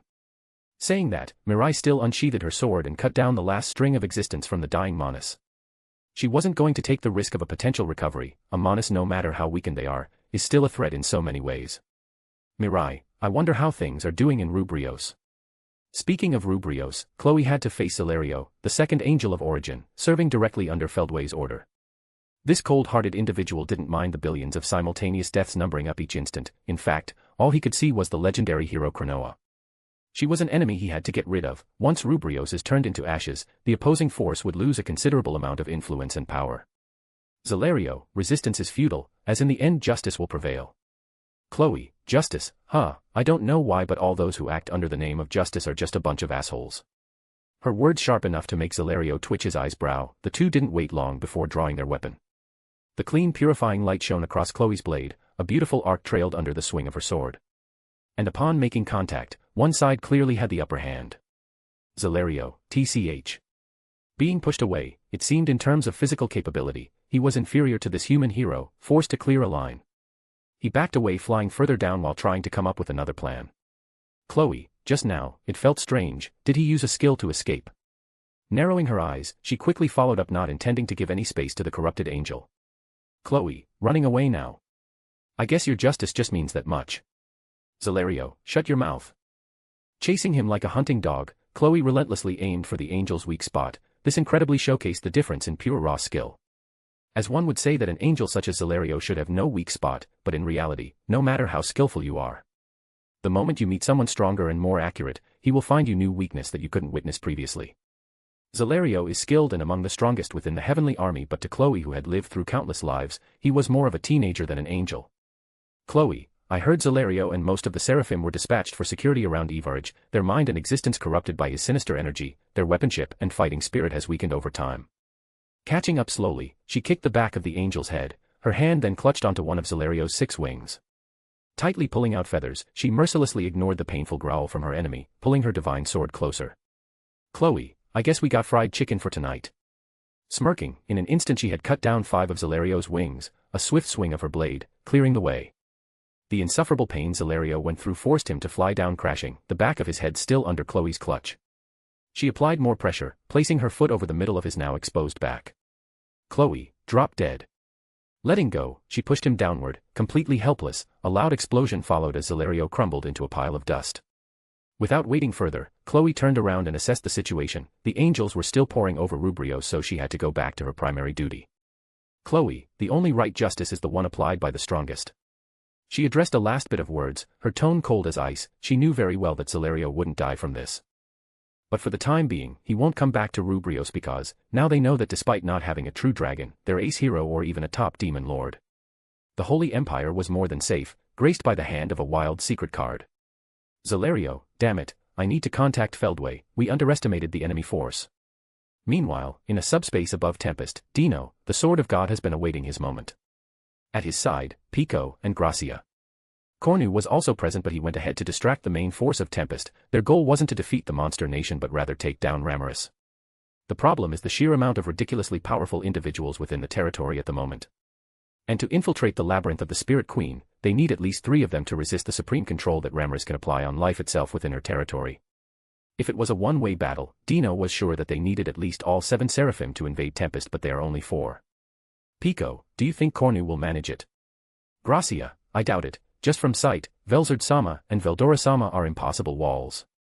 Pico, still, Feldway is too much, we got sent to the most sensitive area. Gracia, well that's true, what do you think, Dino? To her expectation, Dino remained silent, he had his hand holding his head the entire time, the headache slowly driving him crazy. Pico, Dino. No matter what you say, you aren't fine, what's happening? Dino, did Cornu already leave? The 2 girls looked at him with suspicious eyes, the plan of sending Cornu as bait wasn't sentenced by Feldway. It was made on the spot and proposed by Dino himself, even if the proposition was logical, it still felt out of character for Dino to take the lead. Gracia, yeah, we confirmed the departure of Remuru Tempest so judged this the most ideal moment to start. Dino, I see, then we should get going. Opening a portal, wrapping it open in the city would be too dangerous under the keen eyes of Velzard. So they had to directly enter the labyrinth and pinpoint the location of Ramirez. It is risky as well and will take time due to the complexity of the labyrinth, but that's the only reasonable solution as they couldn't go head-on against 2 true dragons and the Spirit Queen along with Remuru's top subordinates. Gracia, somehow I feel uneasy. A turmoil of sensation brushing her instinct, Gracia observed the forming portal within the subspace, taking a step forward. She started shaking, turning her eyes toward Pico, she saw the petite angel in a similar state while Dino remained completely fine. He waited another second before crossing the portal. Pico, he really changed. Gracia, let's not make him wait. She nervously crossed the portal, directly stumbling into the labyrinth, her eyes wandered around confused. Gracia, where is Ramirez? Dino, we failed, but it seems something happened outside making our presence unknown for the time being. It was a strand of luck, when Dino appeared, he wasn't able to get to the laboratory directly, so he had readied his weapon expecting the enemy soon. But no one came, this could only mean Ramirez had yet to detect them or was ignoring them on purpose. And soon enough the first theory was confirmed when Dino felt an unstable power shaking even the labyrinth's unique structure. It came from the outside, a holy-based power so grand that it could threaten any life form. Dino, with such energy blast, if we conceal our presence to a minimum, we should be able to travel through the labyrinth. Pico, but the moment Ramirez decides to focus, we're busted, huh? Pico continued as she stepped out of the portal, the wrap in space closing behind her. Dino, yes, so let's get going. Gracia, seriously, he is acting odder by the minute, I noticed that each of us had our own reason to side with Feldway, I wonder what are your plans, Dino? Digging themselves deeper into the dungeon, they had teleported themselves into the 86th floors, since it was an emergency case situation.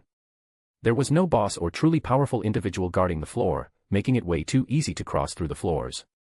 Ultimately, the sole true battle Dino and company shall have is at the 100th. Where the present labyrinth's guardian protected the citizen and Spirit Queen. Third POV. Cladded in white garment, 6 pairs of pure wings decorating his back, Cornu, the invasive angel that had served Feldway ever since his creation. This existence stood at the very back of the heavenly army that charged toward the recently developed monster nation, Jura Tempest Federation.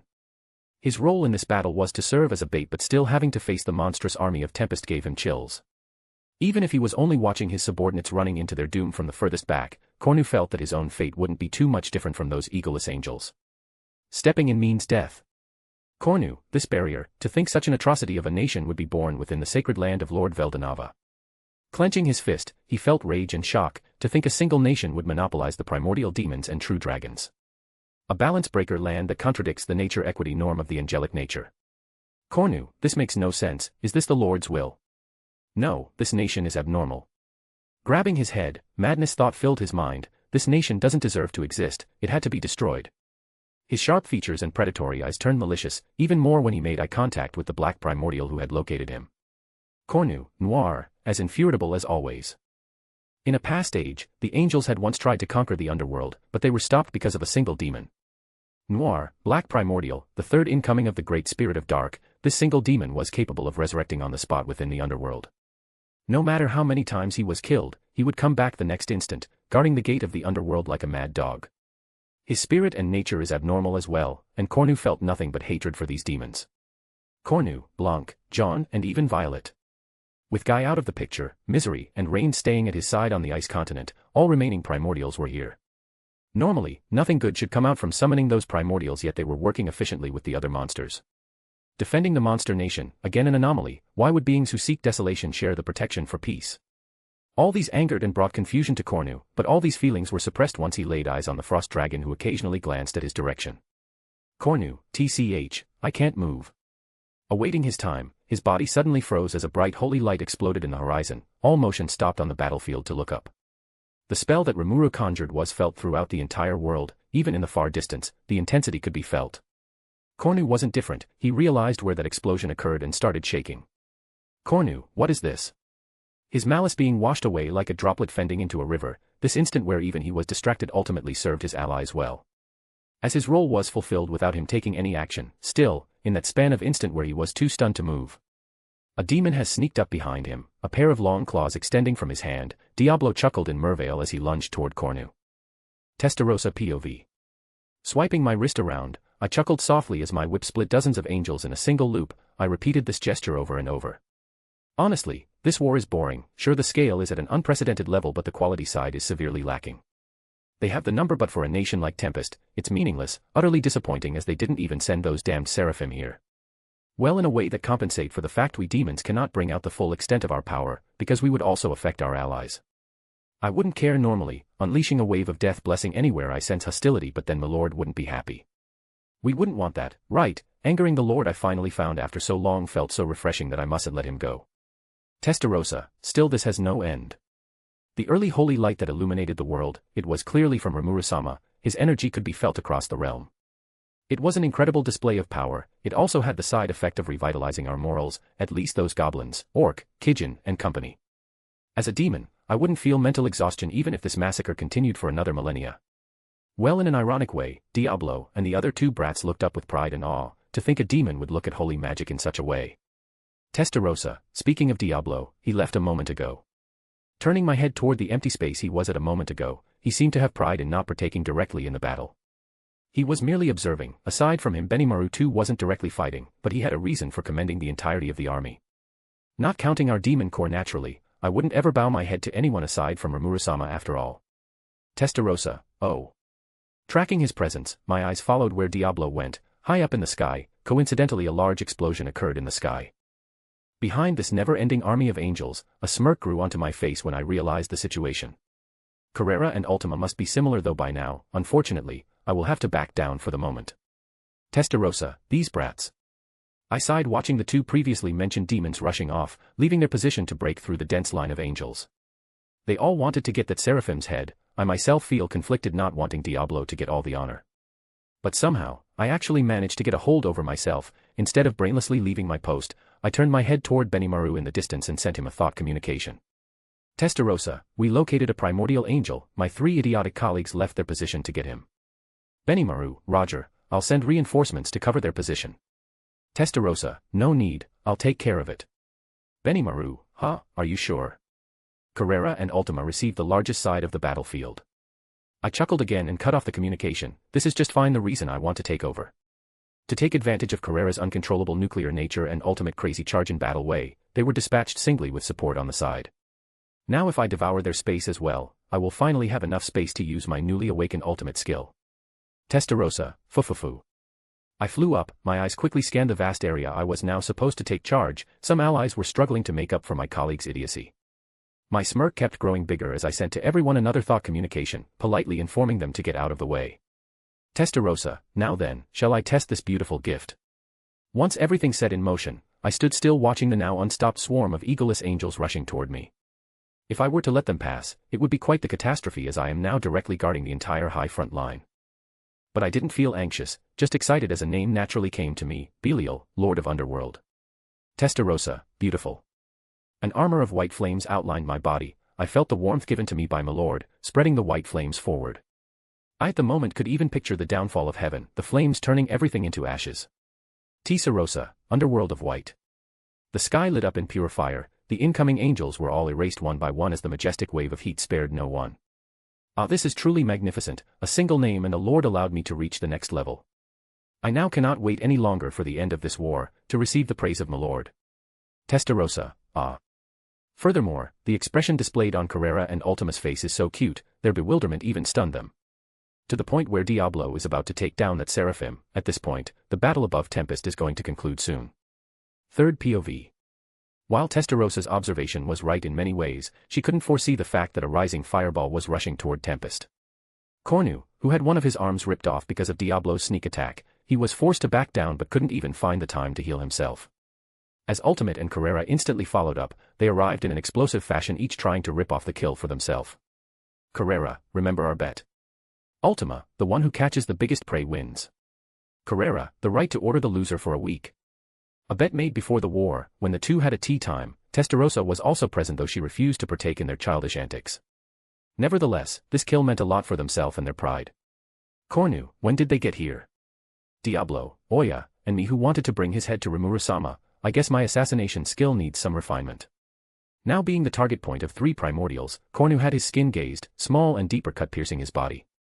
Feathers were plucked out of his wings as nuclear explosions occurred near him. The situation was desperate. Only for another wide-range event to stun the battlefield, the pure white flame of death illuminated the sky in a splendid way, halting both Carrera and Ultima as they gritted their teeth. Ultima, what the hell is that? Carrera, when did that bitch? Their shock gave time for Cornu to heal up and get away, only for Diablo to catch him off guard again. Diablo, you sure do like to leave your back open, a shame we share the name Primordial. Cornu, damn you. Dashing forward, Diablo's claw closed the gap enveloping Cornu's line of vision. All he could see was the palm of Diablo's hand reaching closer. But suddenly, the black primordial felt an urgent sense of danger as he quickly backed away, leaving Cornu in a state of confusion.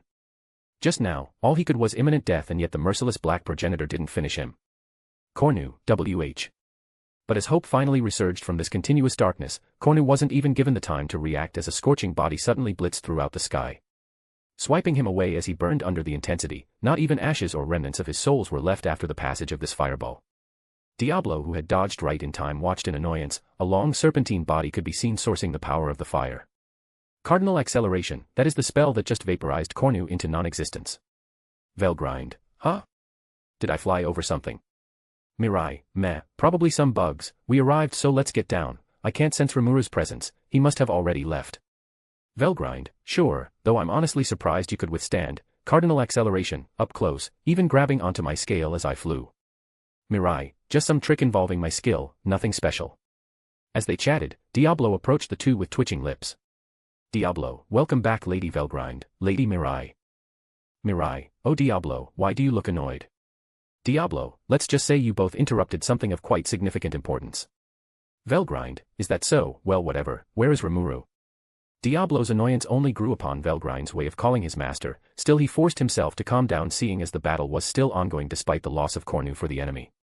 Diablo, Remuru-sama has left earlier for the barren land. The holy light that illuminated the world belonged to him. Have you properly witnessed the supreme?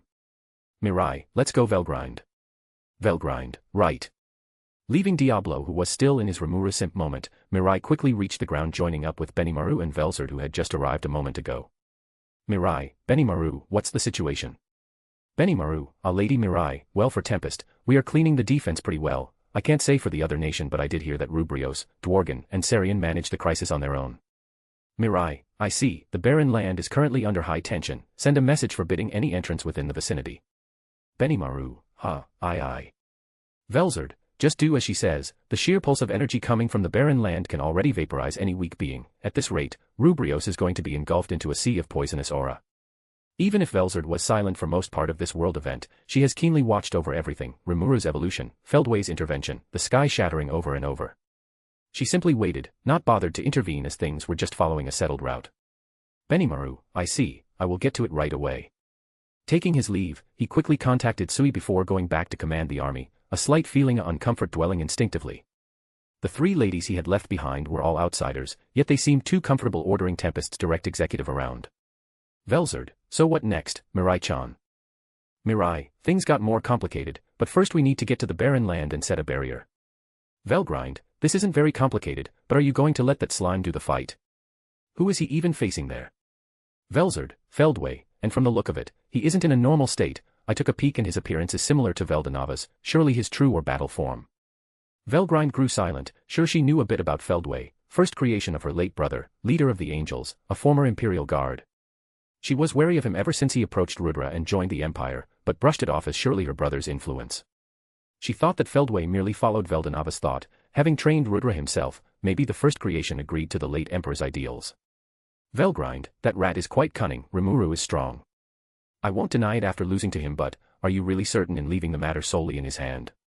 Mirai, I didn't say that, both you and Velzard-san will set the barrier, I will go inside and help him. Velgrind, huh? Aryo. Velzard, this won't do, little miss. Unexpectedly, Velzard stood her ground, she shifted into her adult form glaring at Mirai with an unreadable glint.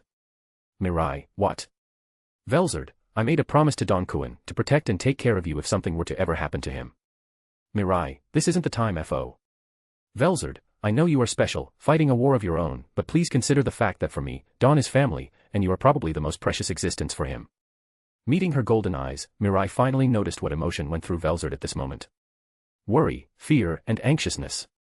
Velzard, we are not that close, maybe you'll never consider me as someone important, but that doesn't really matter to me either, I'd rather rot in hell for an eternity than failing Don here. Mirai was forced to take a step back, she really didn't expect the representation of ice to show such a side of herself. Velgrind was even more surprised as this went against her view of the cold-hearted big sister that Velzard was.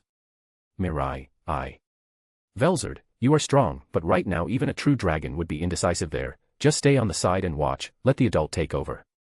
Patting her shoulder, Velzard intended to step in personally, the fact that even after death, she would come back makes it even more obvious that she shall be the one helping instead.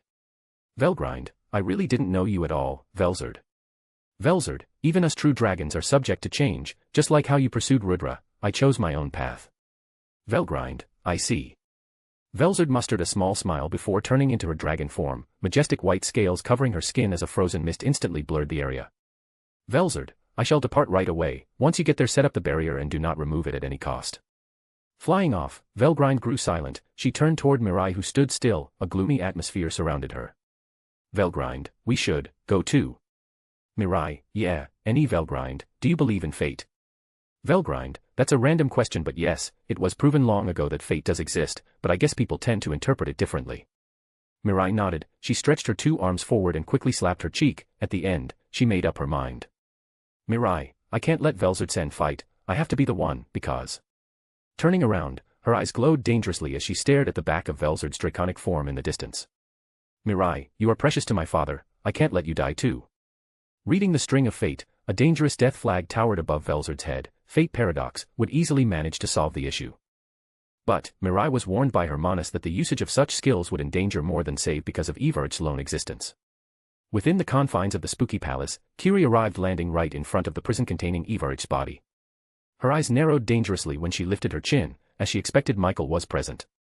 Behind him was Varja, whose body glowed signing that she had accepted and used the souls of the Eastern Empire's population. Kiri, shit, I was too late. Even if they made a sort of deal, Varja could at any time come back on her word and intervene. Kiri was confident because she understood what the World Destroyer truly wishes, but she didn't take into account the possibility of Michael's action. Manus Michael, MMH. How come a pesky beast entered this cursed realm? Kiri, I messed up, didn't I? Licking her paw, she ignored the Manus to focus on Varja, she was in a trance state, her eyes closed as tinting glow growing fainter every instant. Kiri, is she evolving? I see, since mere souls cannot influence Everge as a whole, they use those souls for Varja herself. This way, the existence known as Varja will grow tremendously stronger whereas it would have been wasted on Everge. This is the best use of mortal souls in this situation, alas as long as the star seal remains sealing the main body. Manus Michael, I don't know what you are exactly but begone. Raising his hand in a harmful way, he clearly intended to send the fox crashing somewhere but Kiri took the initiative and ran away. Kiri, there is no way I'll defeat a Manus one-on-one, tch I need to retreat for now. Even if this will leave many doors open for doom, it was better than engaging into an unwinnable battle. Michael, who didn't expect the sudden runaway, stared at the retreating back of the fox for a long moment before returning his gaze toward the evolving Varja. Manus Michael, now then, come under my control World Destroyer. Placing his palm over the wicked dragon's forehead, he activated his skill, Regalia Dominion, despite knowing full well that Evarge wouldn't be affected. Evarge doesn't possess an ultimate skill that fits Michael's principle after all, but he can also control weak mind. Evarge in a way fit this description because its ego was born not long ago, but that alone wouldn't be enough. So Michael, under the influence of an external presence, came up with another solution. Manus Michael, be honored wicked being, I bestow upon you the wonder of the God Creator's authority. The author influences his decision. Using the authority stolen from Manus, Lucia, they can put Varja into a constant state of evolutionary sleep. Due to the authority and Evarge's opposite nature, the mix of both will undoubtedly create a recoil of both forces. This will only work because Varja is merely a part of Evarge's power, while she also gullibly accepted the mortal soul, leaving her defense open. Manus Michael, now bow down and spread your wings for the great Lord's return. Varja's body glowed uncontrollably as she aspired the authority. In the end, the author never trusted Varja. Rather, he wanted a tool strong enough to cause the necessary destruction and carry out his own volition. Now that weapon would be born, as Varja opened her eyes, this time devoid of any will, the darkest shade of magicule burst from her body. Shaking the entire dimension, Michael let out a dry smirk as he looked up at the main body of Evarge. Manus Michael, this much should be enough, just fulfill the role you were graced, a mere tool for the true living. Emotionlessly standing, Varja went right away to carry the first following order given by the Manus. Go gather the true dragon core, the creator has waited long enough. Dino POV. Crossing the line of the 99th's floor, the struggle was minor, but upon reaching the supposed final ground where our target should be hiding, I felt a sense of extreme unease. I looked back to see Pico and Gracia sweating. Following their gaze, I realized the mess we just stepped in. Guarding a gate that surely led to our destination were 4 Dragon Kings. They had yet to notice us, but surely, if a fight were to break down, we would be found out and alert the enemies of our presence. Gracia, Dino, go ahead, I'll distract them all. Pico, I'll help out too. I wanted to convey my worry but found myself incapable of. Instead I just nodded coldly and stepped aside. Now surely wasn't the time to overthink and hesitate. I hid my presence even further before blending into the shadow. Gracia, I count on you. Dino, you only got one chance. We didn't need words to understand the strategy. They are going to become baits at their turn, focusing all the attention onto themselves. I will sneak in by myself and carry out the elimination of Remuru. Remuru POV. So far everything is going well. Remuru's outburst outside had shaken up even the labyrinth, but I was able to quickly stabilize everything. My major task in this conflict is to keep the labyrinth running, as the structure in itself is a barrier and bastion. As long as I will stand, even if the others outside are defeated, they will have a place to go back and gather. It is also a shield for me, the Spirit Queen, but well, I doubt anyone would be crazy enough to assault a place guarded by true dragons and countless magen. Or so I thought. Remuru, what's happening? A sudden explosion occurred outside the gate leading to the residential refuge. I opened the map and zoomed to the location. To find 2 intruders fighting the Dragon Kings Malim gifted me. Crap, they aren't in their best shape. Remuru, Apito, Kamara. The first gate. Kamara/Apito, hi. Right now, I had only a few of what should have become the guardian of the labyrinth, even if their strength cannot be underestimated. The 2 clashing with the Dragon Kings are primordials. I need to contact Benimaru and Velzerdese. Wait, she is gone. Remuru, whatever, I can't risk the lives of the citizens. I gathered my thoughts, condensing them into an explanation before sending them to the outside, but my communication was blocked.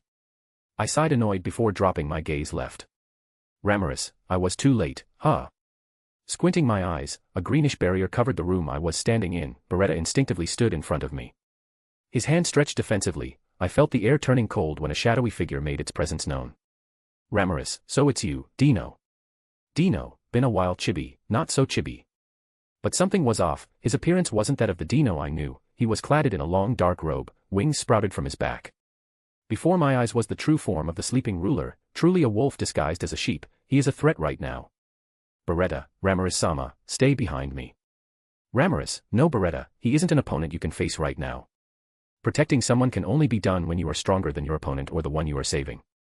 Beretta is the weakest in this closed space. I don't know what Dino did, but I can also feel my control over the labyrinth decreased. Beretta, but Remuru, you dying would be a useless sacrifice. I will deal with him. I'm more concerned about the 2 primordials outside. Wait, he is awake right now. I couldn't help but muster a grin, confusing Dino. Dino, you smile in this situation. Do you believe that just because you regained your outer appearance, you can face me? He saw through right me, even if I now look like an adult and my memories are that of my former self. My power didn't return to my prime, because my skill doesn't work the same way as any other under Veldanava's system. Thus Don Kuin couldn't reverse everything, but even so, I'm confident enough that I won't lose against Dino. Ramirez, you can say, though I was laughing at your colleague, they must be facing quite the unexpected predicament right now. Dino, huh? Are you talking about that fox cryptide or queen bee? Maybe those dragons. Don't underestimate us too much, will you? Two swords appeared in his hands. I recognized them as I had once seen Dino in this serious state. Well, rather than serious, this was his original form when he served under Veldanava. Excalibur and Caliban, the two blades that made him known as the best sword user within the Star King's reign. Right now, he isn't using the Lord of Sloth, Belphegor, a power that originally contained him more than anything. I wasn't sure what kind of ability he had awakened, but he is clearly using the influence of another ultimate skill. No, I actually know, a start, an angelic skill that mainly serves as a compass for his other skill. Evolving his other skills in the direction desired, Belphegor must be going under change as we spoke, to be more of a battle-oriented skill. Dino, you are wrong, I have already abandoned both of them. Ramirez, huh? I took a trembling step back when he unleashed his new power, my thought racing, a silver light covered his body as each of his movements became less visible. Dino, I started doing so the moment I got those weird visions. Unconsciously, I realized that I had to evolve myself. This led to the birth of my new skill, Astaroth, Lord of Fallen. Third POV. Flapping his wings, Dino disappeared from his location only to reappear right in front of Ramirez. His swords filled with killing intent. Fortunately for the Spirit Queen, she reacted in time, backing down before ducking. The space where her neck was standing shattered. Ramirez quickly tried to make some distance but failed as Dino stuck to her like a wild beast. Ramirez, I need to set up a barrier. This is bad. The strike of his sword is infused with some kind of anti-material energy. It might as well affect the concept I embodies. Being on the defensive, Ramirez realized once again why Dino was called the Sword of God. His technique was outstanding in every way. If it wasn't her previous experience in dealing with skilled swordsmen, in fact she even helped in raising one of those monsters. Pattern and basic weaponship was engraved in her memories. Her senses weren't inferior, so evading critical blows became possible. Ramirez, but I can only do so. She tried to model a new labyrinth in this closed short space but failed as her power was already drained by the bigger structure outside. If she were to lose control, then she would put in danger all the citizens that took refuge in her labyrinth. Dino, you are no match for me. Cutting her running route, destructive power circled around his swords. He plunged his Caliban at her right side, forcing her to evade in the opposite direction, only for his right hand to follow as Excalibur blurred through the space. Closing off the only opening she had to dodge, Ramirez quickly conjured a barrier, only for it to shatter like glass upon contact with Dino's power. Dino, you tried to fool all of us thinking that you regained your full power, but unfortunately that's all it could do. Descending, a beautiful crescent slash ripped the space under the path of his swing. Excalibur glowed dangerously as Astaroth applied the element of destruction.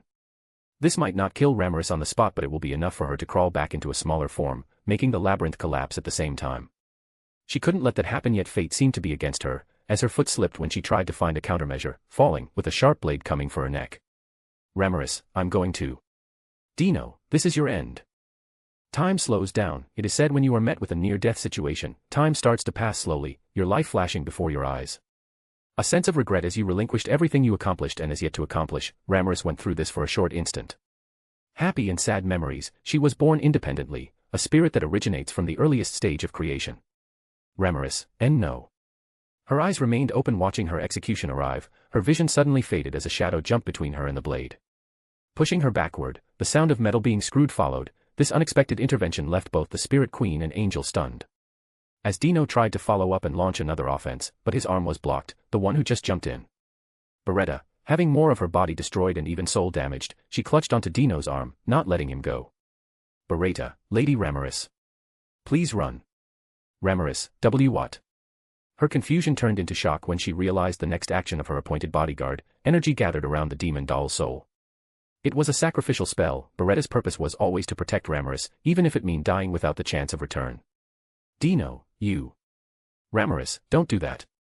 Unleashing her authority, she tried to decrease Beretta's power input but failed as completely shutting it off would unavoidably harm her. The sacrificial spell was already done at 90%, there was no stopping now, but Dino had other plans. He kicked the doll's legs, breaking its body apart. The glow in Beretta's eyes started wavering at an alarming rate.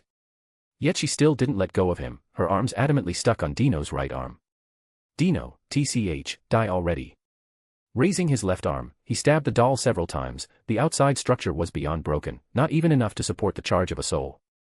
Yet, Beretta remained sane. She kept her fighting until the end. A perforating light lit up the room as finally, Beretta brought Dino with her as her soul imploded on itself. Ramirez, Beretta. The blast forced Ramaris to cover herself. A burst of magicule irregularly flowed around the room. Before settling down, a veil of dust invaded the space. Ramaris got up quietly as she scanned the now silent room. Her eyes dropped cold when Dino's figure was revealed through the dust. Unharmed, he simply covered his mouth before swiping the dust away. Dino, pathetic. Not even his clothes were damaged, that just showed the gap between a simple demon and a primordial. Still, his nonchalance angered Ramaris. Rageful mana escaped her body. She clenched her fist, bragged her hair so hard that strands of gold befallen the ground. All under the cold gaze of the Angel of Sloth, their next confrontation was going to begin, when another loud shattering sound resonated. Right behind Dino, the barrier that closed this space was pierced, broken, leaving an opening as a lone form made its entrance. Ramaris's expression calmed down as the strongest guardian of this labyrinth appeared, Zijin, his hands dragging the unconscious corpse of both Gracia and Pico. Dino, huh? Zijin, MMH. Scoffing, the insector looked around. His eyes met with Ramaris. Her distressed state made him realize the lack of Beretta's presence. He understood that this demon is now gone. Nodding sadly, he quietly tossed his two previous victims toward Dino, who ignored them. The corpse flew behind him. Dino kept a strong hold over his blades, acknowledging Zijin as an opponent worthy of his attention. Zijin, you intruder shall not leave this place alive. Dino, how annoying. If it wasn't for this pathetic doll, I would be done by now. Following Zijin, two other figures emerged, Kamara and Apito. Now the situation was reversed. 4-against-1, the sacrifice of Beretta had saved Ramaris for real. Even if it didn't wade the direct threat, she still managed to cover the Spirit Queen and accomplish her given task. Zijin, my name is Zijin, I will be the one who buries you. Dino, to think they still had such monsters hiding among those beasts above. Even as Dino was threatened, he honestly couldn't see himself lose. He was at his very peak after all. The final battle within the labyrinth was now going to begin. In another world. Standing in the middle of a sea made of corpses, human corpses, Dawn gazed upon his sword, Shinexalia plugged into yet another corpse. This was his routine, traveling across countless worlds. At some point he had realized that centuries in the other worlds would result at a few milliseconds in the central world. His connection with Curie was closed, surely because the fox was busy dealing with the war, so Dawn was left waiting without meaning to know what was happening there. Still he waited and waited, losing count of how many journeys he had begun, and in this new world, once again he experienced bloodshed. Peace, war, modernity, or mediocrity, he saw all kinds of scenarios pass before his eyes. And this time, this world welcomed another war. He met people, royalty, peasants, and many more. Forging bonds through those countless worlds, love, friendship, kinship, or even happiness in itself often made him waver. But in the end, he waited to go back, accomplishing what he was meant to do. Demon God of Revolution, we thank you for your benevolence. Approaching him from the back, a man wearing a crown kneeled before Dawn. He was a demon that ruled a nation of this world. A place engulfed in war as humans and demons failed to coexist. Dawn sided with the demon after seeing the nature of humanity here, corrupted and ugly. Waging a full-out war, the millions of human life that dared to go against him were all annihilated, and this battlefield was the end result of this conflict. Dawn, I am merely doing what I appointed as right. Still allow me to pledge my utmost loyalty, my lord. Dawn, you are the king of a nation, a demon king, and I am human. Bowing down to me is equivalent to submitting to the same bastard that I just killed. Haha, for me you are more than just a human, you are a living god. Us demons will repay you with whatever desire you may have. He earned countless titles. Demon God of Revolution is only one of many. Even his clothes were different, flashing different medals and embroidery from different ages and worlds. Memories swirled in each of them. Harbinger of justice, the first hero, god of execution, harmonizer of peace, the last blade of harmony. He didn't just side with good or evil, he didn't pursue peace but shaped the world he entered to the direction he considered right. And as reward, he only ever chose one thing. Countless relationships ended with another name. Dawn, then believe in me, I shall help you when time is at its worst. Very well, from this day onward, we shall believe in you, Remuru Tempest. The name Dawn Arcead was only revealed to a few during those journeys. The condensed amount of faith gathered by Dawn under the name of Remuru was colossal. Faith is an intangible concept that isn't affected by time or space. The closed path cannot stop the flux of faith. Countless people have started praying for Dawn, or rather Remuru. A name defines one's identity, as age passes. Dawn's face will be forgotten. Those who loved and admired him will start to believe in the name he had left behind. Dawn, my fight started the moment I was born, and I shall ensure victory no matter what. Third POV. A spark of irritation crossed Feldway's expression, as he swung his divine weapon, Arc. The galaxy-integrated blade bent out the very space. Targeting Remuru, who effortlessly evaded the blow and countered with his own sword, his eyes glowed as future attack prediction was enabled. Their confrontation grew out of proportion as the already ravaged barren land was reshaped once again. The sky violated as a piece of heaven and reality collapsed under their path. Deadly condensed aura spraying around the world, the central world is special, its durability and resistance was reinforced by the very power of Veldanava and the other true dragon. It can withstand the use of ultimate skill and release of aura that could implode worlds. But the inhabitants weren't all supreme, most of them would be killed upon meeting these aura. Remuru, seal, can we just recast that holy spell? In terms of ability, Remuru was superior, but the experience and skill gave Feldway the edge. Since our slime had just awakened as a digital life form, he had yet to get used to his new condition and Seal was busy to analyze and comprehend all the new possibilities. Azathoth, the god of void and new ultimate skill that was created possessed such power that Remuru dreaded using it. It is the same case as handling a nuclear weapon to a man. If you don't possess any basic knowledge or experience of the weapon, you are nothing but a walking danger. Seal, negative, the holy spell, Last Judgment, was only a one-time use skill that directly condensed all the faith place under the name of Remuru Tempest. It is a usage that transcends both time and space, a lone ultimatum. Remuru, then why using it on Degrol or Ashura? Seal, the situation left us no choice. Any more time and Feldway would have eliminated Malin Nava. I judged that finishing Ashura and absorbing his nature would be the most optimal route. She also omitted the part that, Last Judgment, took a long time to charge, even if they managed to squeeze out faith from another source. They would need to immobilize Feldway during the whole activation process, and Feldway's power wasn't inferior to Remuru. Remuru, still, is it me or does Feldway's movement appear awfully slow now? While communicating with Seal, his fight was still ongoing, engaged in a close combat involving their blade. Feldway is among the best swordsmen in existence, yet Remuru found no trouble whatsoever in confronting him head-on. Seal, is it due to the extended mastery over future attack prediction, including the usage of a new sub-skill, sword memories, Remuru, a new skill. When?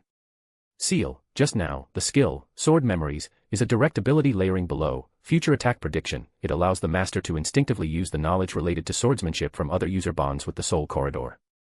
Simply said, Remuru could now basically move, breathe, and react like a Kuru, Benimaru or even Dawn. This is why despite the almost equal stats, Remuru ends up gaining the edge slowly. His adaptability via Seal continuously devours all information surrounding him. Only a matter of seconds after the beginning, had he already pierced through Feldway's sword art. Remuru, this is incredible. Only then, he realized that foreign information kept stacking his movements. Parrying another slash, Remuru felt his vision slowing down. His eyes traveled across Feldway's guard, finding several openings. Each one of them were then circled in color via the guidance of future attack prediction.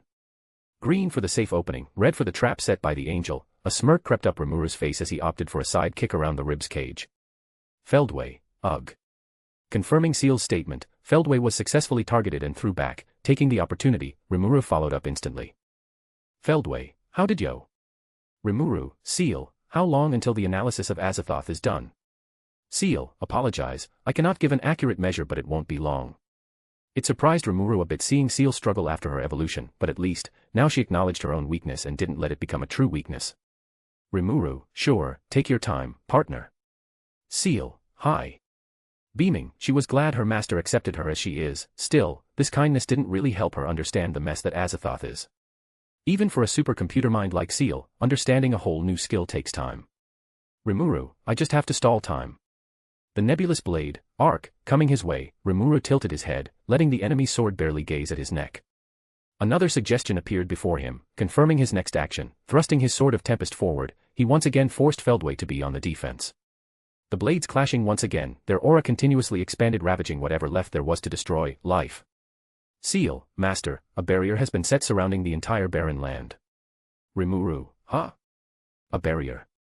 Looking up, there was indeed a form of dome now blocking access to this battlefield. Seal, confirming the source, individual, Velgrind, Velzard and Mirai have been detected outside. Remuru sad face, so it's their doing. How sturdy is this barrier? Seal, solid enough to contain both master and individual, Feldway's aura. I also confirmed that Velzard is on her way toward here. Remuru, what? Before he could even react further, and under Feldway's eyes, a large chilling figure emerged from nowhere. A white dragon covered with silver-tinted scale, a large gem-like stone on top of its head, golden eyes that contrasted through the chaotic sight of destruction. The field instantly shifted to a frozen land. A cold mist embraced Remuru's skin as his eyes widened at the sudden appearance of the frost dragon. Remuru, she is already here. He was notified not even a few seconds ago. The sheer amount of magicule bursting from the dragon's body was enough to kill any rank classified monster.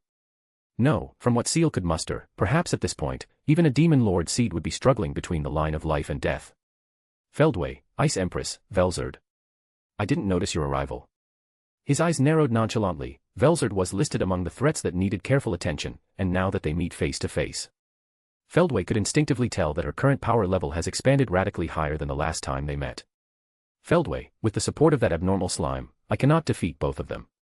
Gritting his teeth, his holdover arc tightened, his attention shifted to the barrier now isolating them from the rest of the world. Feldway, this magic signature belongs to the Scorched Dragon and, some kind of weird power, is it Don Arcead?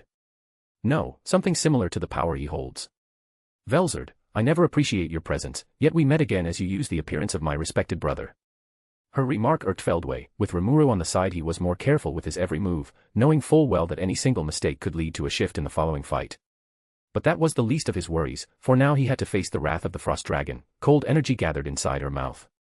Her body straightened backward, holding her head high as more and more power was harvested, turning into a frost breath. Feldway, what is this? Remuru, oi, Seal-sensei, can you appraise this? Even Remuru felt threatened. It was his instinct that told him that such an attack was dangerous, even if he wasn't the target of the killing intent. Seal, yes, this is most likely Velzard's variant of the storm breath. Its nature consists mainly of pure matter deceleration, freezing everything on its path. She is currently pouring all her power into this. Remuru, all her power. Seal, yes, from the looks of it, she expects the master to help once she fires her spell. Nodding, he stood ready as he brushed off the feeling of cold death Velzard gave off. His attention sharpened when Feldway moved ahead, trying to stop Velzard before she could launch that spell. Seal, emergency setting, activation of ultimate skill, Uriel. A barrier formed before Velzard, the icing sound of a sword clashing against a wall resonated through the field. Remuru moved right after, appearing near Feldway while engaging in another sword fight. Remuru, don't you know that it's a silent rule to let the enemy end their power up? Feldway, you damn slime, get out of my way. The urgency of the situation reflecting his action, he harshly swung arc at Remuru. Each slash was parried at a fast pace. The cadence alone left nothing but an imaginary blur for the naked eyes, only to frustrate Feldway as none of his attempts were successful. Feldway, does I have to unleash that spell here? No, it is only a one-time emergency use. Alas, there was no plot or mercy in such a situation. Velzard finished charging her spell, the cold mist spread across the entire limited field. A fog that would make any normal human go crazy was summoned upon Velzard's calling. Finally, time itself seemed to have been frozen as Velzard launched her frost breath. Velzard, vanish and never reappear now. A ray of freezing light left her mouth. Remuru, who felt the danger arriving from behind, let Seal take over, coating themselves in a barrier made from Uriel. However, Feldway didn't possess such defense. He was forced to quickly get out of the way, flying high up as the heavy beam devastatingly ran past his previous location. The beam devoured everything on path, before hitting the barrier, crackling it before covering the instantly regenerated wall with frost, upgrading the dome. His eyes grew heavier as he realized what he had just escaped. Everything that came into contact with the frost breath was turned into a state of suspended world. But the very essence of life and stuck souls of the giant of the Holy Void Nation were eradicated into oblivion. Feldway, what in the world, since when did Velzard possess such power? But even as he observed this dreadful sight, he was soon brought back to reality. The frost breath was only dodged once. That didn't mean he was safe from harm. The scream of death followed as the beam shifted direction. Feldway, she can control the trajectory. Realizing his mistake, he started flying away at a fast pace, the frost breath tailing him closely, beginning a breathless pursuit. Leaving even Feldway, the first creation of God, in a sweating state. Feldway, I need to wait until she ceases. The magical consumption of such spells will be great even for a true dragon. A simple strategy he made up after realizing that paroching Velzard with such threat looming will be mainly suicide. Stalling time was difficult too, but realizable because controlling the frost breath in such a state was hard, thus giving the opening gap for Feldway to fly out of its range. But again, would Velzard use such a technique while knowing those flows? No. Feldway, what th? Remuru, can't let you escape now, right? Cutting off his route, Remuru emerged in a similar unexpected fashion as Velzard's previous entrance. Being trapped between a slime and dragon, Feldway completely fell into their trap. Remuru, bind him now, Seal. Seal, high, activation of unlimited imprisonment. Golden chain opened reactively to seal Feldway's movement. Instinctively he could know that this prison was half-baked. But that was intentional on Remuru's part, as he only intended to seal off his movement for a short instant. Feldway, you piece of sh. Seal, activation of ultimate skill, Uriel. Once again coating himself in a protective layer, Remuru watched as the incarnation of true winter approached, overloading the area while devouring both Feldway and himself. Still he was perfectly protected. He couldn't but let out a dry chuckle while looking up, his vision easily piercing through the frozen continuous beam. Staring at Velzard's menacing figure, he shook his head seeing an oddly warm picture. Remuru, these white-hair characters, Dawn, Mirai and now Velzard, and if you count Ramirez, what an overpowered family they got. He shook his head again as the frost breath blossomed upon hitting its target, for long minutes who appeared to flow as hours. Remuru remained hidden inside his comfortable barrier, while Seal announced that she would begin to analyze the world affected by the cold breath, a state of suspension total. It was clearly what flawed them previously, suspended world. Now that he was a digital life form, understanding the concept was much easier. It continued until the frozen beam gradually weakened before ending, its coldness dispersed under Velzard's mouth. Her figure went into a state of golden light as she was forced to shift into her child-human form, unable to muster enough magicule to maintain any other appearance. Velzard, it was an experimental run but it worked perfectly fine. Catching her breath, she recollected her thought before letting her eyes land on Feldway. His external body was completely frozen. No sign of life could be found, still his soul was perfectly preserved. He had sacrificed this previous body offered to him by Veldanava to survive this desperate situation. At the moment, the threat known as Feldway is gone, because he cannot escape his own physical body due to the lasting effect of frost breath. Remuru, you outdid yourself with this one. Velzard, MMH. Velzard was pleasantly surprised to see Remuru move despite the blatant suspended state of the field. She didn't directly cast suspended world, just the location that was unlucky enough to be on the path under her attack.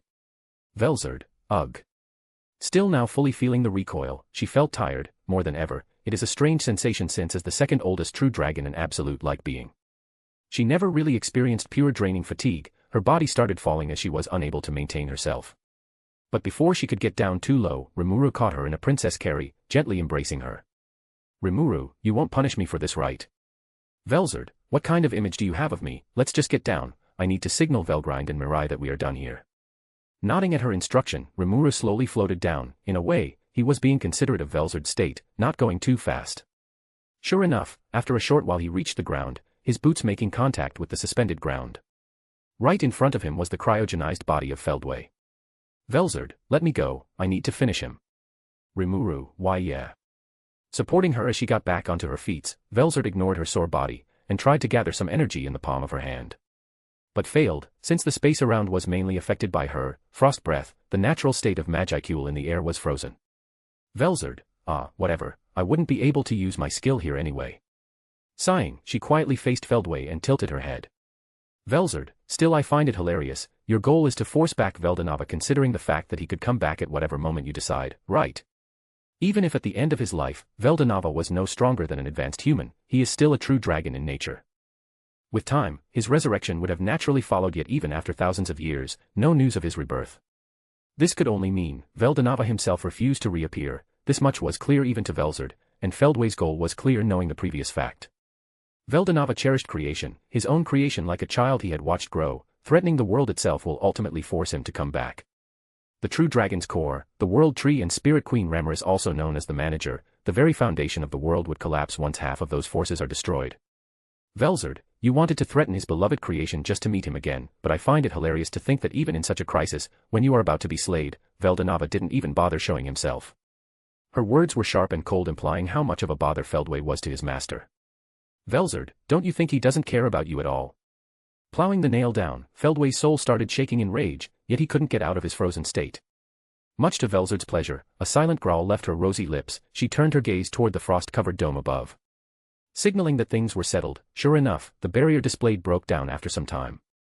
Velgrind descended first, followed by Mirai. A fresh wave of breezing magicule filled Velzard's lungs. Velgrind, you grew even stronger, this is kinda scary. Mirai, MMH. Remuru, you guys can't imagine what I witnessed directly. Scratching his cheek, the cold atmosphere was filled with warmth. A short discussion followed that was soon broken as Remuru turned his head frantically. Remuru, wait, Milim. Remembering the reason for his coming here, his eyes scanned the area in search of his friend. Alas, instead of feeling the sense of relief upon finding her, Remuru's soul ran cold as he watched Milim, being carried in the embrace of a lady he had never seen before. Black hair, deep blue eyes and a sort of gem crested on her forehead. Remuru, who? Seal, her magical signature suggests that she is an angel, primordial at that. This revelation further made Remuru more tense, his hand instinctively reaching for his sword. Velgrind, you are, Abara. Her words brought everyone's attention toward the primordial. The combined glare of a true hero, true dragons, and true demon lord was intense. Anyone would be shrinking in fear, And Abra wasn't an exception. She felt the pressure and knew that running away wouldn't be an option. Her sole weapon were her next chosen words. Abra, I greet the ruler of the central world. As you know, I am Abra, seraphim charged with guarding the prison and binding the world destroyer. Still holding Malim, she bowed her head respectfully, shortly bringing the tension down. She emphasized her tone to be submissive and soft so they wouldn't get the wrong idea of her being an enemy. Velzard, you are on the enemy side. What are you trying to achieve by bowing your head down when your angelic brain only does so in front of Veldanava? Abra, it's as you say, Lady Velzard. We seraphim exist to serve Lord Veldanava and solely him. Straightening herself up, her gaze didn't flatter under the intensity of the ice and scorched dragon's glare, though her interest was picked upon meeting Remuru. She sensed an odd sensation of familiarity with him. Unmistakably, she saw the shadowy figure of Veldanava in this little slime. Abra, huh? I can clearly tell he isn't Lord Veldanava, but he is so similar to him right now. Shaking her thought off, she avoided meeting the slime's gaze for now. Another oddity was the white-haired girl that quietly stood behind the group. Mirai Virian, she wasn't showing hostility toward Abra, and that made her also very worrisome. The calmest mind during moments of crisis are always the most dangerous, but above all, Abra just felt like there was something familiar about her. Abra, but I long ago started thinking that a change was needed in our mindset. Sharing her vision, she looked down at the unconscious Malim. A tiny smile flashed before her lips. Abra, after watching the fight here develop, I made up my mind. I wish to wholeheartedly serve Lady Malim, as she is the real star left by Lord Veldanava in this lowly world. Her voice laced with honesty. She was still suspect in the eyes of the group facing her. But the fact that she was now standing before them, harmless, switched the balance in her favor. Remuru, I couldn't care less about which master you serve. For now, give me Malim. Abra, very well. Taking a step forward, she was now being devoured under Remuru's watch, her every movement being monitored. And instead of feeling uncomfortable, Abra actually felt relieved to see Malim having such a good friend that would take precaution for her safety. Abra, she simply lost consciousness. I already healed the minor scratches and cuts dealt on her physical body. Remuru, I see, thanks, Seal, run appraisal on Malim, and this Abra too. Seal, right away. His eyes glowed for a moment, scanning both targets of Remuru's attention. Seal instantly gave back a report. Seal, no ill intention detected. Individual, Abra is most likely sincere with her feelings. Malim is also in stable condition. She will wake up in a week mainly due to emotional exhaustion. Remuru, I see, I will trust your words for now. Addressing Abra, he carefully hugged the unconscious Malim. She was so fragile and vulnerable at the moment that it made Remuru soften his gaze. Remuru, let's go back to Tempest. The longing sense of going back home. Feldway is out of the picture for now, so the Tenma War is reaching its end. All that is left to do is to go back and settle a few more minor details. Velgrind, the fight is still not over. Remuru, Now that I think, since you and Mirai are here, did you take care of Michael? Velgrind, Averting her eyes, her demeanor instantly revealed their failure in bringing down Manas. Michael. Remuru, what happened? Mirai, I will explain. Raising her hand with a sigh, Mirai kept it short. Upon reaching the Empire, the entirety of its population was gone. Manas, Michael moved ahead of their plan and fled before the Tenma War even began. Now his intentions are unclear. She was also notified of their visit in heaven and meeting with the Supreme Authority, Manas, Lucia. Abra, the cardinal, her ladyship Lucia is gone. The revelations were of even greater shock for Abra, to think the conflict was so unbalanced, sure with the Seraphim and Feldway as their lead. The heaven were a considerable threat, but now looking at it from the other side, Abra felt like this war was simply one-sided. Velzard, Abra, you must have some piece of information to complete ours, so spill the beans. Abra, why yes, but honestly, Feldway and her ladyship were always secretive. I myself just heard about this Manas, Michael. So many holes in the complete picture. Still she did her best to narrate what she noticed before the beginning of the war. Abra, her ladyship was always a mystery. I was neither close or foreign to her. Since Ilario and Feldway acted on their own, I was the one to maintain contact and report the situation in the spooky palace to the lady. Topping that, Abra is a naturally observant person. The behavior of Lucia before the war and in the past few centuries was different. Abra shrugged it off naturally, as the context around the world could actually make someone change radically, but now that she looks back, things were truly stranger.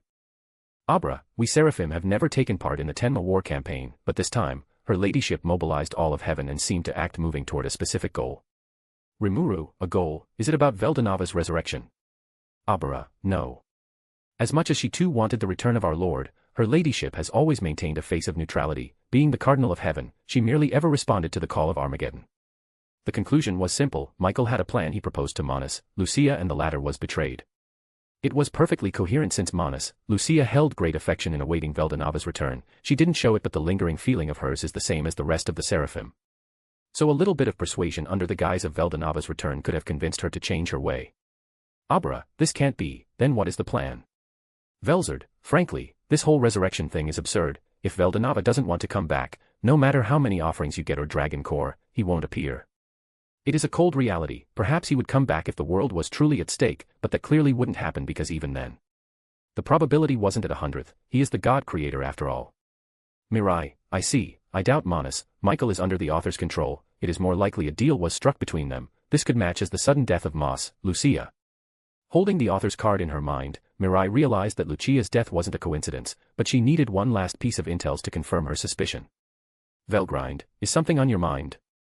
Mirai, Abra, do you know how they banished my father outside of the central world? Abra, your father, wait.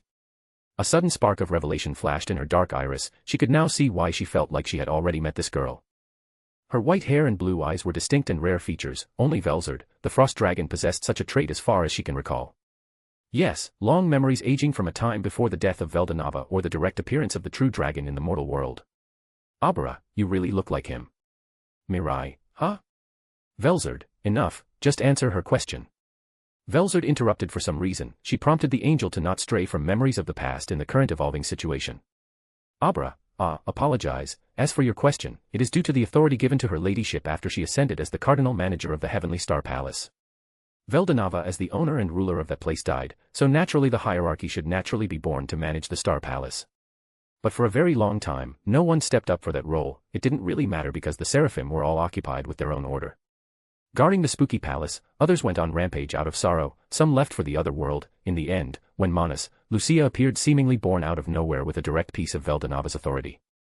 The angels concluded that she was a being born from their Lord's will, her origin remaining unknown to most, even some of the seraphim.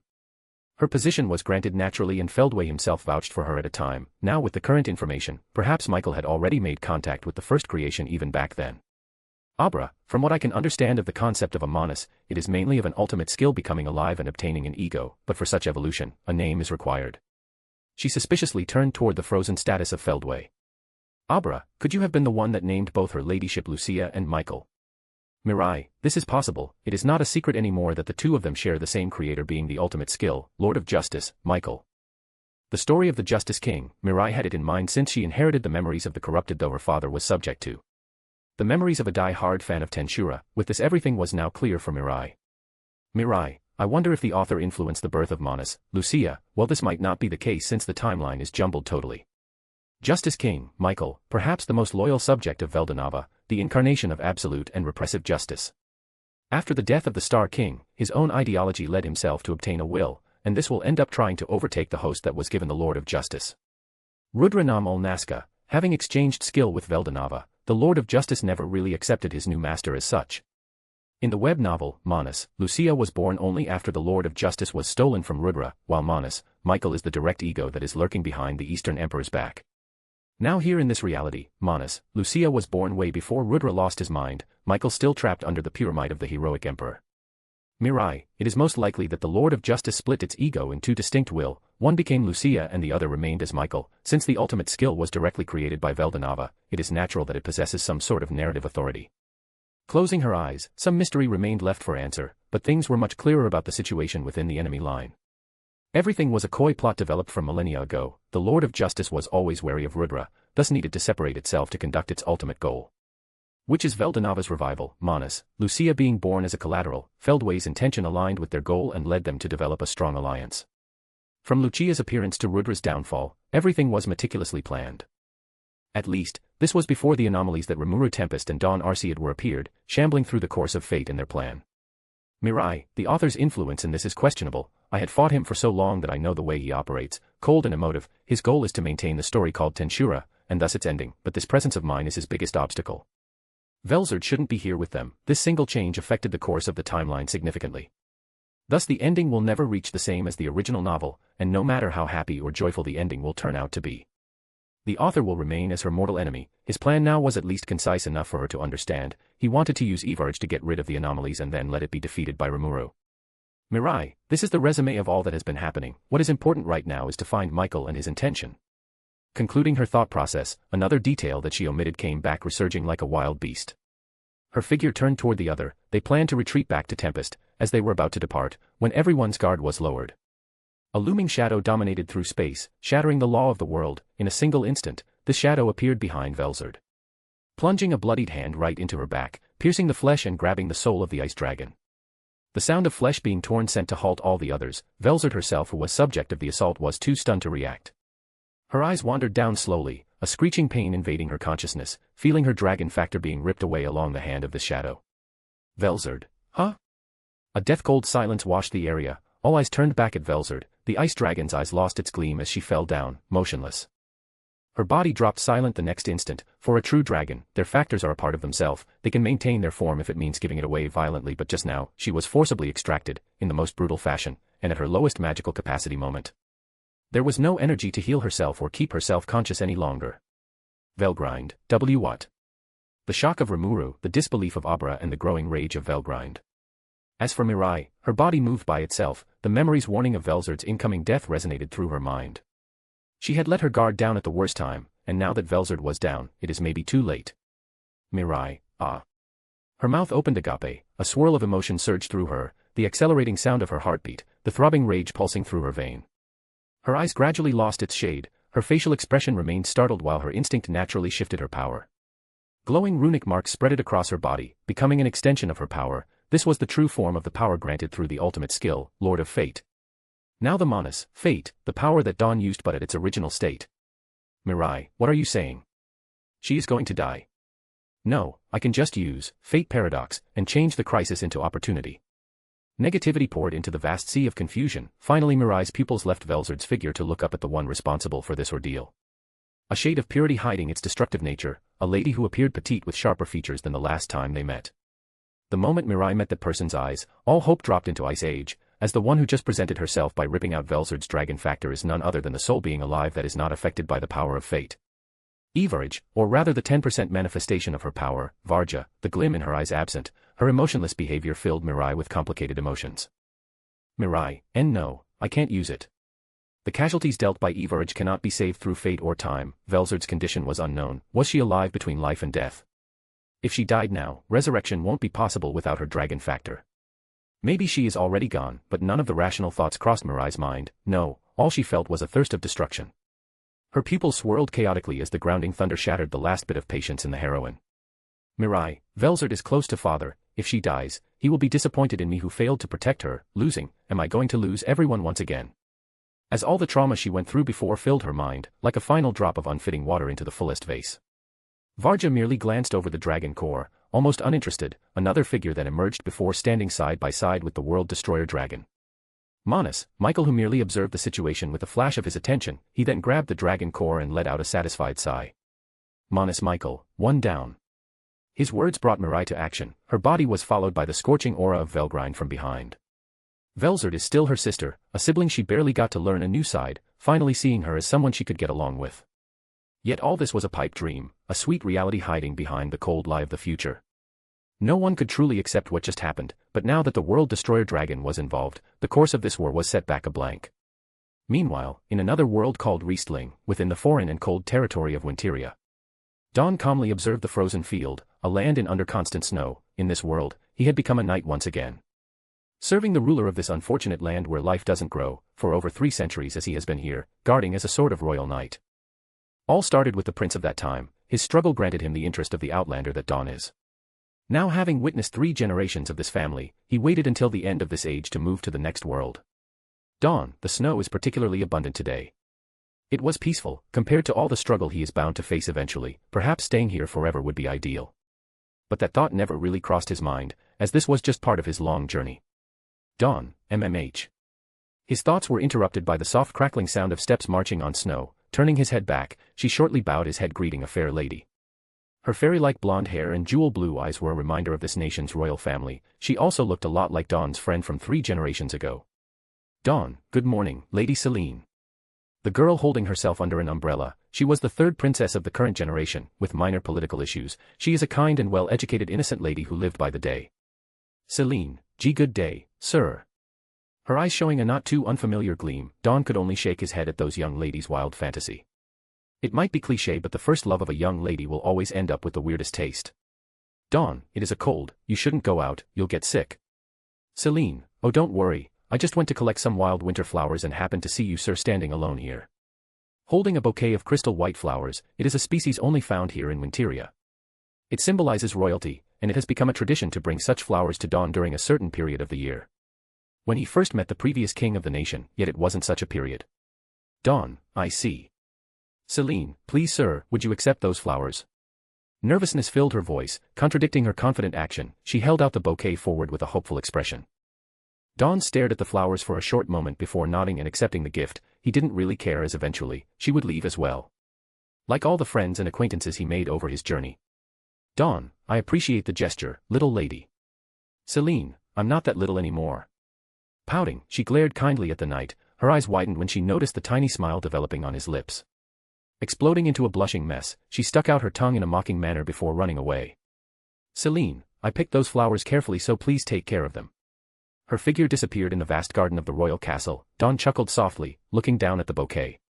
He was about to close his eyes in appreciation when the crystal-like flower moved. A crack appeared over their graceful bodies. Dawn, huh? A confused gasp left his lips. His hand quickly reached over to one of the flower. The body crumbled like withering upon contact. Dawn, the winter flower cannot rot. What is happening? Third POV.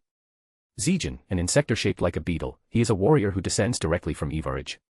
But after a tragic incident, he had to flee from his own kind, at the door of death, injured and having someone to protect. He met Remuru, who gave him a name, a home, and a new purpose in life. The unofficially strongest guardian lord, Zijin, trained by Veldora, his body reinforced by Remuru, seal, and blessed with a soul sourcing from destruction itself. Now facing a powerful being in a real fighting situation for the first time, the insector backed by two of his colleagues along with the Spirit Queen met the most prominent blade of heaven. Dino, to think some cryptid made themselves home in Tempest, your bloodline is pure as well. Narrowing his eyes, he briefly analyzed Zijin, then Apito and Kamara. The three of them were powerful. Enough to even shake off any primordial, and with Ramirez who can act as a support, not many would be capable of even walking out of here alive. Yet Dino barely felt a hint of anxiety brush his skin. His external facial expression remained calm and cold, if not harsher. He had completely ignored his own friend's downfall and focused on the battle ahead, his fist clenched around Excalibur and Caliban's handle. In a swift movement, the sound of a blade meeting steel echoed fashionably through the labyrinth. Zijin, you intruder must be eliminated. Cryptid against Angel, it is a fight which stands from equal fraction, the creation of Veldanava against Evarages. As the fight began, Ramirez quickly got up and relinked herself with the labyrinth, gaining her full authority back. She remodeled the floor they were in to isolate it. After realizing that she won't be able to influence Dino as much as she thought, this wasn't a world-like imaginary space where she would reign as a supreme god after all. Ramirez, be careful everyone. Dino is much stronger than any of us individually right now. Her words brought a sense of unease to Apito. Still they had the advantage in number. With Kamara using her elemental power at a safe distance, Apito's sneak attack on blind spot, Zijin's close combat, his remarkable toughness managed to resist and repel the two mystical blades. Dino was left with no time to even breathe. He naturally didn't need it, but his brain had to work constantly to evade and counter each offense.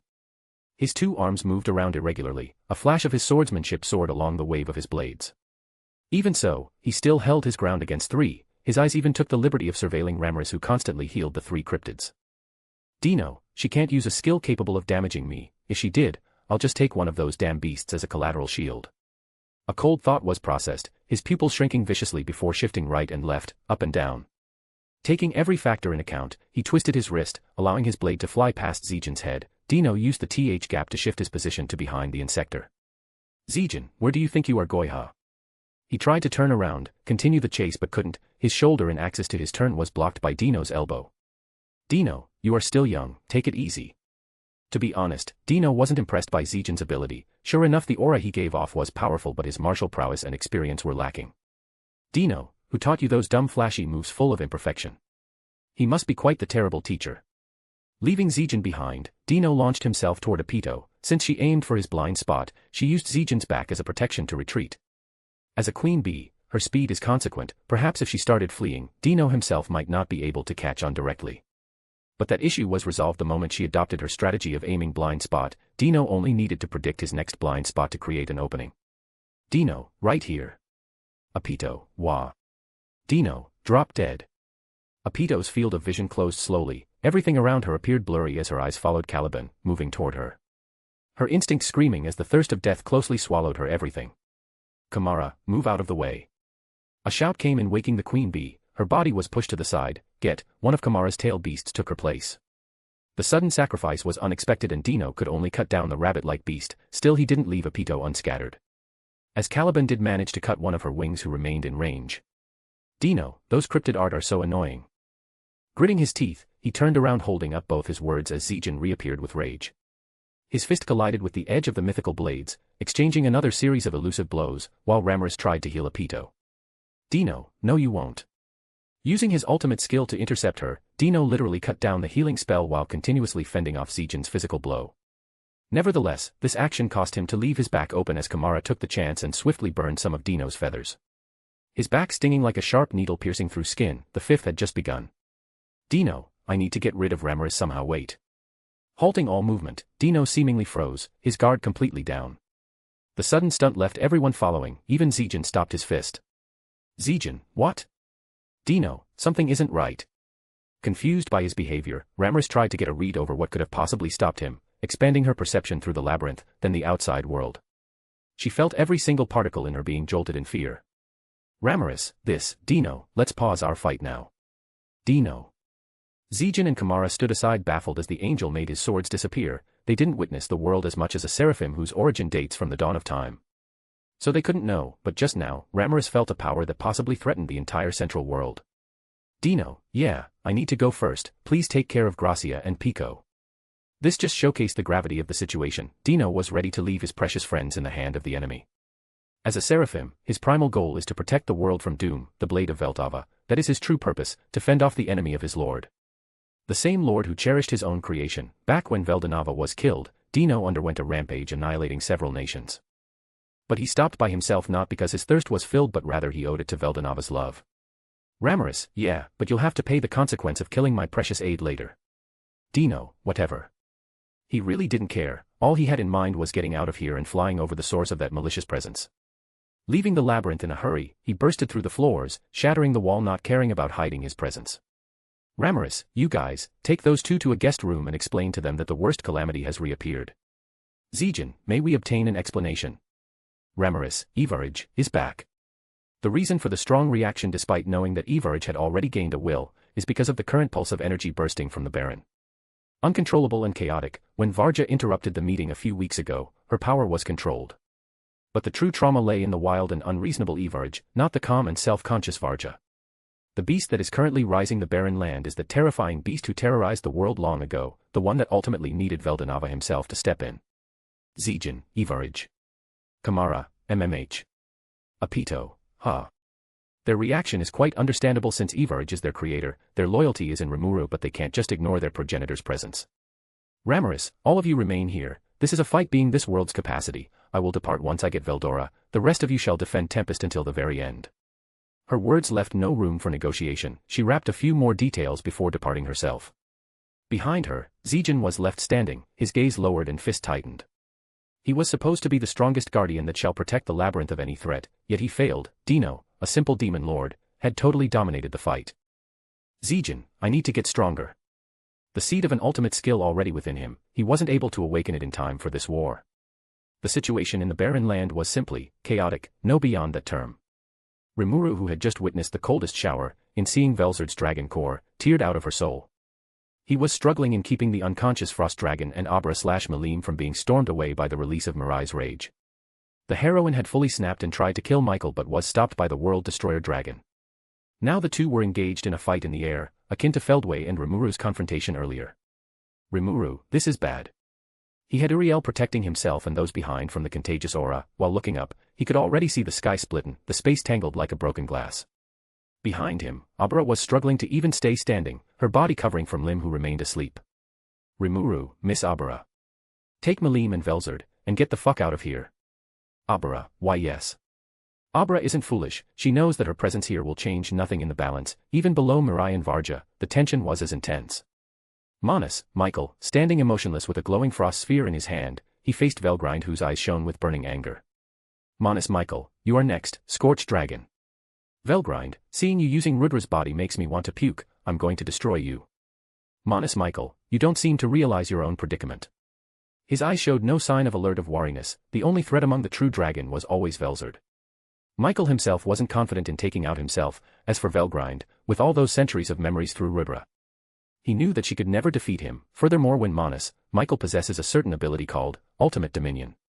Velgrind, huh? A pulsating freezing sensation ran through her body, coming from the depth of her soul. Velgrind could instinctively tell it was from her ultimate skill, Lord of Charity, Rugel, a skill gifted to her directly by Veldanava. One of the 7 virtues' ultimate skill who can be controlled by Manus, Michael. Manus Michael, now, you are completely rendered useless. Velgrind.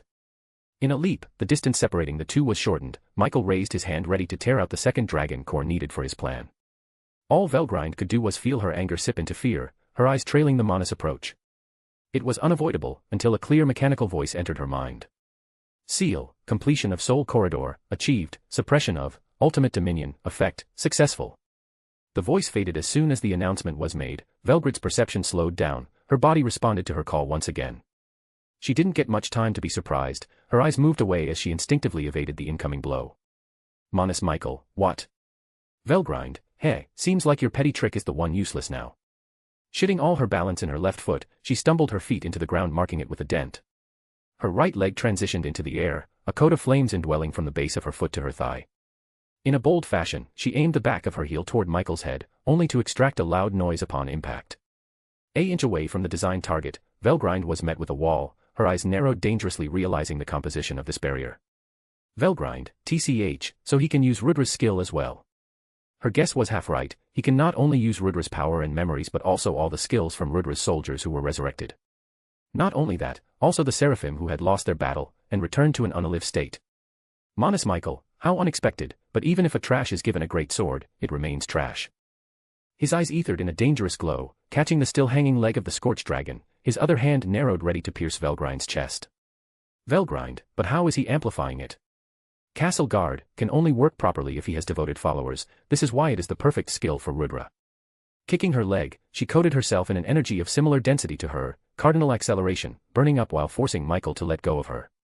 She quickly created some distance, landing back near where Remuru was. Velgrind, TCH, in any case I can't break Castle Guard on my own. Observing, she could still see the disappearing shape of Castle Guard all around Michael. The ultimate defense that could even withstand ultimate skills rampage. Manus Michael. Velgrind, MMH. Her pupils dilating, she noticed that the Manus's attention wasn't on her anymore. No, instead he was looking at something past her. Looking back, another barrier was set up. Behind she could see Remuru, and a retreating Abra who was carrying both her sister and niece. Her figure was already gone into the horizon. If it wasn't for her sharp true dragon sense, perhaps she wouldn't be able to see her. Velgrind, Remuru. Now that I think, did he evolve again? I can't see myself even landing a scratch on him anymore. His whole presence was different, he was already an anomaly, so it didn't surprise her that much. After all, which slime can suddenly evolve into a species akin to a true dragon? There was also that voice earlier, it was familiar yet foreign, she was certain it came from Remuru. Velgrind, is it that weird talking skill of his? I was startled and overwhelmed, so I wasn't able to think straight, but now I'm positive, Remuru has the power to fight Manus, Michael. The realization hit her pretty hard, the cold reality that she wasn't powerful enough. She could only bite her lips and process before accepting that truth. Velgrind, Remuru, can you defeat him? Remuru. Looking back, Remuru made a last checkup on Abra to see if she was out of danger, before returning his gaze on Velgrind. Remuru, what do you think, Seal? Seal, with the Master's current condition, the stakes are at odds. Manus, Michael's abilities are still unknown. I suggest Master to proceed with caution. A reasonable warning, Remuru as of now is capable of defeating Michael, but the unknown always hide mystery that could overthrow even a stake at 99%. Remuru, Velgrind-san, let me take care of it. Summoning his sword of tempest, a primal glow emerged from the blade while calling for the scorched dragon. Velgrind, this, deep connection, the soul corridor is basically glowing. The ultimate skill, scorched dragon, Velgrind was sacrificed earlier, to create the god of void, Azathoth. Yet, as the manager of all skill, the unifier of power and trusted partner of Remuru, Seal would have never let a useful ability go to waste, even if it is to form an even stronger power. Seal, initiating backup, reforming through soul corridor with the individual, Velgrind, successful, Lord of Scorch's abilities are now transferred to God of Void, Azathoth. The voice echoed in both Remuru and Velgrind's mind, while the latter looked almost amazed. Her body dissolved in particles as she agreed to whatever was happening. Seal, activation of true dragon nucleation, successful. The ultimate form of trust a true dragon can give is letting their concept be borrowed. True dragon nucleation basically allows Remuru to perform true dragon release in the opposite direction. He summoned Velgrind as a spherical orb containing all of her power, fusing it with his sword. Manus Michael, what did you just do? The sheer raw power absurdly pouring out of Remuru's sword even surprised Michael. He watched as Remuru smiled comfortably, scanning his blade before snickering. Remuru, I guess Velgrind-san is just that impressive. Just now, he felt the connection and his own bond with the Scorched Dragon deepening tremendously.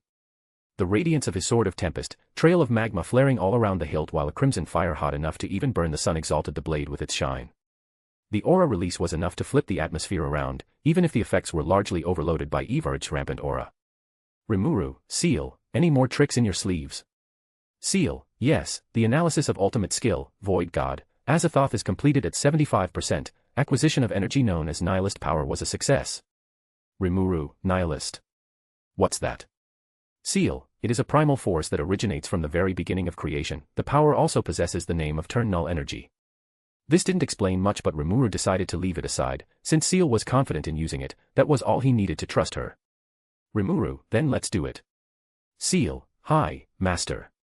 A cycle of memories entered Remuru's mind. Using the skill, Sword Memories, Seal presented a whole new sword art. Combining the experience of the best swordsman, the best trait of each blade that crossed the last few millennia, the good point implemented while the weakness was removed. An ultimate weapon art that will culminate everything, encompassing the very concept of living perfection. Remuru, Fu. Taking a deep breath as he registered the information, his eyes flicked open as in a trail of blurry movement. His body instinctively moved, a leap of his sword bent through space and time, flames erupted burning everything on the path of his blade. He presented to the world the newest most destructive sword art. Manus Michael. With widened eyes, Michael looked up alert. At first nothing but a show of fireworks happened but then. The flow of time was simply shattered. The attack literally went against that law, an attack in the present that is so powerful that time itself lagged to register it. Remuru, Void Collapse, Nucleus Scorching Descent. Coated in nihilist energy, his sharp words brought his attack alive. An explosive surge of dread suddenly appeared before Michael. It was a lone vertical slash that exploded like a waterfall, relying on pure destructive capabilities. With no hope of dodging or evading, he wasn't even given the time to move when the attack severed his limbs. But that's all it did, as Michael reactively activated the suspended world, freezing the entire creation just to evade a critical blow. Still his left arm along as most of his body was erased under the shock. Manus Michael, wait, that attack wasn't aimed at me. Realizing the dreadful fact, he turned around to see the world devastated by Remuru's attack. The sword swing was traveling across the world, bringing the landscape to an empty stale. Like a colored canvas turned blank once again, but at some point, the attack left the ground to soar the sky. Michael's eyes turned cold upon seeing the attack reach out for Varja's back, successfully hitting the world destroyer, at the same time. Creating an opening for Mirai, who has been fighting the god of destruction all this time. Their fight began in the barren land but extended as they flew across the entire world, clashing in the sky while moving at a sound-breaking speed. When Remuru's attack landed, they were in a whole different place, across the sea in the middle of the ocean. Yet, Remuru had performed that attack with the intent to hit Varja, no matter the distance or destruction it would cause. Manus Michael, how this be? How can a mere slime achieve such prowess? He was unfamiliar with the nucleation phenomena. To turn a true dragon into a distinct weapon was unheard. But to think a simple sword swing was able to slice through Michael, even under the suspended world, was absolutely stunning. Manus Michael was confused. This is the work of a slime, the weakest of all monsters. Manus Michael, no. You can't just be a slime. What are you? It was the first time ever since Veldanava that Michael felt himself confused. It was like meeting a wall, impossible to break or breach. He was certain that Remuru isn't what he seemed to be, an anomaly in its truest sense. Remuru, me. Well, that's a good question. Lowering his weapon, Remuru was like in a trance, two names piled in his mind. He was Satoru Mikami, a human reincarnated. But also Remuru Tempest, the sworn brother of Veldora, the bestie Malim, the fifth true dragon, the true demon lord. He never questioned his own nature. Even now, he was just being reminded of what he was before. A confident smile colored his face as he answered nonchalantly. Remuru, is there even a need to question it? I'm just a slime after all. Mirai POV. I never thought of fighting the world destroyer dragon. After all, she was never my enemy to begin with. Now that I think, what is my purpose in this world? All this time, I just tried to live happily with my family. Having them escape the harsh fate set on them, but is that still a valid reason? For me, I just thought of fighting against fate as natural. I felt a sense of duty to take down that entity who ruined me, but if I discarded that hatred and grudge of mine, What is left? Nothing. I'm honestly lost. I evaded this subject and just put it on the bills of my own destiny. But then, when I saw Velzard's cold body fall, the glow in her eyes faded, the way our eyes locked for an instant before lowering to reach the ground. I felt anger, disappointment, and despair. I was scared that I let my negativity take over. I convinced myself that I wasn't close to anyone, that all I did was for myself and my true family. I tried to form a wall to not get close to others. Mirai, I am so scared of losing someone again. When Horizon betrayed me, when I watched the maids that took care of me since childbirth be beheaded, when I saw father's body engulfed in a myriad of flames, mother's last comforting words. I didn't want to feel any of those horrible sensations, but once again I was beaten. I now understand. I used the excuse of failing father for my own despair upon seeing Velzard's dying body. In reality, her cold exterior emitted such warmth, when she called me a child and assured her position, standing ahead of me, protecting me. I subconsciously started to see her as a friend, an ally I could trust. Mirai, Dad, you are such a cruel man. He planned this all. Why would he save Flora, Eleanor, and the other? They are competent but they fail in their own field against Don Arceid. Even Horizon, why would he help and raise someone that betrayed me? Now I understand why. He didn't help them for himself but for me, to give me a new purpose in life. He did it subconsciously. Influenced by fate, using that borrowed power so he would move without even knowing what he was doing. Shaping the present to fit the future without knowing how. Mirai, you gave me a new family, friends I should rely on, the choice of judging the men I once loved. In the end, I am still the little princess that needs to rely on her father. This makes me happy and sick. I was ready to sacrifice myself to win, but now, he chained me back to this sense of belonging. Now I can't ignore the pain and suffering of those I started seeing as a family. The igniting fire in my heart forced my body to leap forward. A voice filled with hatred guided me. Mirai, asking me to destroy that bitch. The thundering resonance of my blade colliding with the world-destroying dragon's fist lit up the sky. The absent shade in her pupils infuriated me. She wasn't immersed in the fight, no, rather she didn't seem to have a will at the moment. Yet her body moved well enough to fend off all of my attack. Her punch made my arms shake. She is so strong. Varja. Mirai, TCH. I clicked my tongue, increasing the intensity of my offense while neglecting the defense. Was it the right move?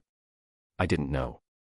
I might have awakened as a hero and be a powerful warrior, but against an unpredictable force of nature, my experience was cruelly lacking. As time passed, our fight was deported across the world, flying up and down, my teeth clenched when we passed by a nearby kingdom.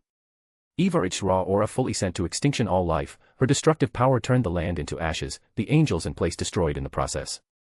It happened once, twice, thrice. We flew past Sarian, Dworgen before landing into the Eastern Empire. A trail of light followed our very passage, destruction followed, while the super nation wasn't wiped out. By now, everyone around the world must have been alerted of our fight. Ultimately, we found ourselves above the ocean, in the middle of nowhere. My breath was ragged as I struggled to keep the overflowing power merged in my body. The glowing rune acting as extension for my veins. Fate cannot affect Evarich, thus the sole use I had left for it is, to reinforce myself. My arms won't snap, my mind shall not waver, my legs will continue to fight, my soul must stand strong. Yet once again, I couldn't find a way to harm Evarich. We dived into the ocean, fist and blade crashing constantly against each other. The beautiful maritime life was undoubtedly changed, the ecosystem dying. Varja. And all this while she doesn't show even the slightest ounce of emotion, or will. Mirai, just die. I kept feeling angrier. We bursted up through the chaotic waves, tsunami towering the ocean like skyscrapers. Amidst this tempest roar of nature, we fought again and again. It seemed to be never-ending. Our stamina was unlimited. My mind was influenced so I wouldn't feel tiredness and mental exhaustion. I was also ready for an eternal fight if needed. But it crumbled faster than I could think, my own weakness catching up to me, the human nature I possess, impatience. Mirai, an opening. An imaginary target formed around her left wrist, near her stomach. I thrusted my blade forward, performing Dawn Break X in the most perfect motion. I expected to inflict a ton of damage, but that was a mistake. Since she lacked willpower, I didn't expect her to be able to fake opening. Faster than I could react, her right fist swimmed over the edge of my blade. My pupils trailed toward the action in shock. Evarich in an instant had punched the edge of my sword. The trajectory of my attack was completely dispelled, rendered useless. My balance was broken along with any possibility for defense. Varja. Her bland expression as she readied her next action made me snap. I summoned a veil of cold fire protecting me. A wall that would burn anyone that made contact with it. A layer of solid ice followed. But that wasn't enough. Evarich's fist brushed past my defense. The myriad of warm frost broke under her assault. Still, it at least gave me enough space to dodge. Mirai, huh? Or so I thought. The world suddenly turned gray. My body froze along the rest. This is suspended world. My perception was still present, but for the rest, everything was frozen. Everything but Everage was an exception. She didn't even jolt from the sudden change. Her fist continued her journey toward me as finally an unbearable pain spread it across me. Her first fiercely connected with my face, on my right cheek to be exact. The impact threatened to snap my head off of my body. A rigging sound echoed in my mind while I lost consciousness. The blow was just that brutal. My whole body and soul shook like the tune of fresh fish caught in the net of humans. My pupils rolled back into my skull. I understood clearly that I wasn't dead though. Mirai, ugh. Third POV. Seemingly floating in a vast sea of darkness, Mirai reopened her eyes, only to be back in her own consciousness. The reflection of the void shaded her vision before the sensation of diving into an endless sea invaded her. She let herself go, going deeper and deeper into this ocean, her body having lost all its strength, her eyes lost in the horizon. Mirai, I'm still alive, but right now, it feels like a single word of mine and I could end this life of suffering. The thought lingering in the back of her mind, it only came in now as the deadly calm silence of her own mindscape left her with a lot to think. She didn't even have the strength to get up and swim back to the surface, finding the door to continue the fight. Fate, what? Giving up again after reaching so far into the future you involuntarily created. A bunch of words suddenly brought her back to the surface, like a hook pulling her violently. Cold steps waving through the water, Mirai turned her head toward the source, her body still crumbled down, floating amidst the perfectly still vast sea. Manas, Fate was standing there. Her appearance was familiar to Mirai as it belonged to her little sister, Unmiai Avirian, whose name was forgotten by the world itself. Fate, get up, there are people who are still counting on you outside. Mirai. Their eyes locking, Mirai didn't show any will to move, no, instead she averted her eyes back toward the darkness that served as sky. Mirai, I am at fault. If I just stop to exist, then the author wouldn't have any reason to continue his chain of madness, then everything will gradually go back to normal. Her voice was rigid, a hint of abandon clearly displayed through her inner self. Manas, Fate stared at the one she considered as her master, shaking her head, she simply moved her lips again. Fate, existing has never been a sin, are you really going to pronounce such words when people sacrificed so much for your sake? Mirai. Fate, I see, then I guess there is no other choice. Closing her eyes, her figure faded away, leaving Mirai completely alone, once again. Mirai, yes, with this, I can just close my eyes and rest. I didn't expect the daughter of a great hero to be so weak-minded. The surge of a new voice echoed through the mindscape, Mirai's eyes shifted open, her pupils shrinking magically as she looked up. Mirai, that voice. Her hands grabbed the water below, straightening her back, she sat up with a startled gleam brightening her gaze. That voice, she could recognize it even among thousands, yet the moment her eyes fell onto the new presence, her heart dropped cold. Mirai, Miss Luna. Luna, yo. Waving her hand with a warm smile, they met once again, but this time, Mirai felt the tint of familiarity, something that was lacking due their first meeting at the trial. Mirai, why your voice? Luna, MMH. Pondering for a moment, Luna flashed a sly smirk as she walked past Mirai to stand behind her. Luna, you called Miss Luna just now, that won't do. With a hand full of warmth, she hugged the girl from behind. Mirai was stunned the whole time, barely realizing something she failed to gasp before. Mirai, are you? Luna, yes, just call me mom or mother, my sweet little child. It all made sense now, why during the trial, Catherine Wisdom was a mere replica without will. Two beings of the same kind and nature cannot exist at the same time. Catherine already existed in Luna, this is why her past body was mindless. Mirai, I. Luna, it's confusing, right? Hee, did you really think I would send my husband and daughter in the future without me? Releasing the hug, she offered her hand this time, which Mirai grabbed instinctively, standing back on her 2 feet. The girl was barely a head shorter than her mother. Mirai, why didn't you tell me? Luna, well frankly, I didn't know myself, I was indeed reincarnated but never once had I regained my memories. She wasn't part of some grand plan like Dawn or possessed a protection like Mirai. Her own reincarnation was an initiative of her own, she couldn't even be sure of it succeeding. Luna, after sending you away to another world, my life reached its end, but before that, I suggested the use of my skill one last time, while my consciousness was fading. She had at that time predicted that much, the lingering sense of loss, that she had to leave her loved one and daughter on their own. In an unknown future, so she made the desperate attempt of reincarnating herself, without knowing where or when. Luna, unfortunately, I wasn't able to recover my memories and in the end played a minor role in this story. A regretful smile adorning her face, Luna picked a few strands of her white hair. To Mirai, Luna was pretty much a copy of how an Avirian should look like. Luna, I even managed to influence my appearance, white hair and blue eyes. I had anticipated the possibility of me forgetting who I was, so I made myself look like you too, with the hope of remembering once meeting my own reflection. She had covered many possibilities, all for the sake of helping Dawn. How much she knew is still a mystery, but she had always been there with them. Luna, so my daughter, are you sure you want to give up now? Mirai, aye. Luna, pfff, I guess you take more after me than your dad, it's fine, you can give up but know that I myself won't allow that. Mirai, what do you mean? Mirai suddenly felt uneasy, her hand was still in the grasp of Luna's own, with a smile, the mother softly guided her daughter. Luna, it is my duty and wish to guide you, even if it means forcing you to the designed path. Mirai, wait, what are you doing? Unable to move, the last vision of Luna holding her hand disappeared as she was brought back to reality.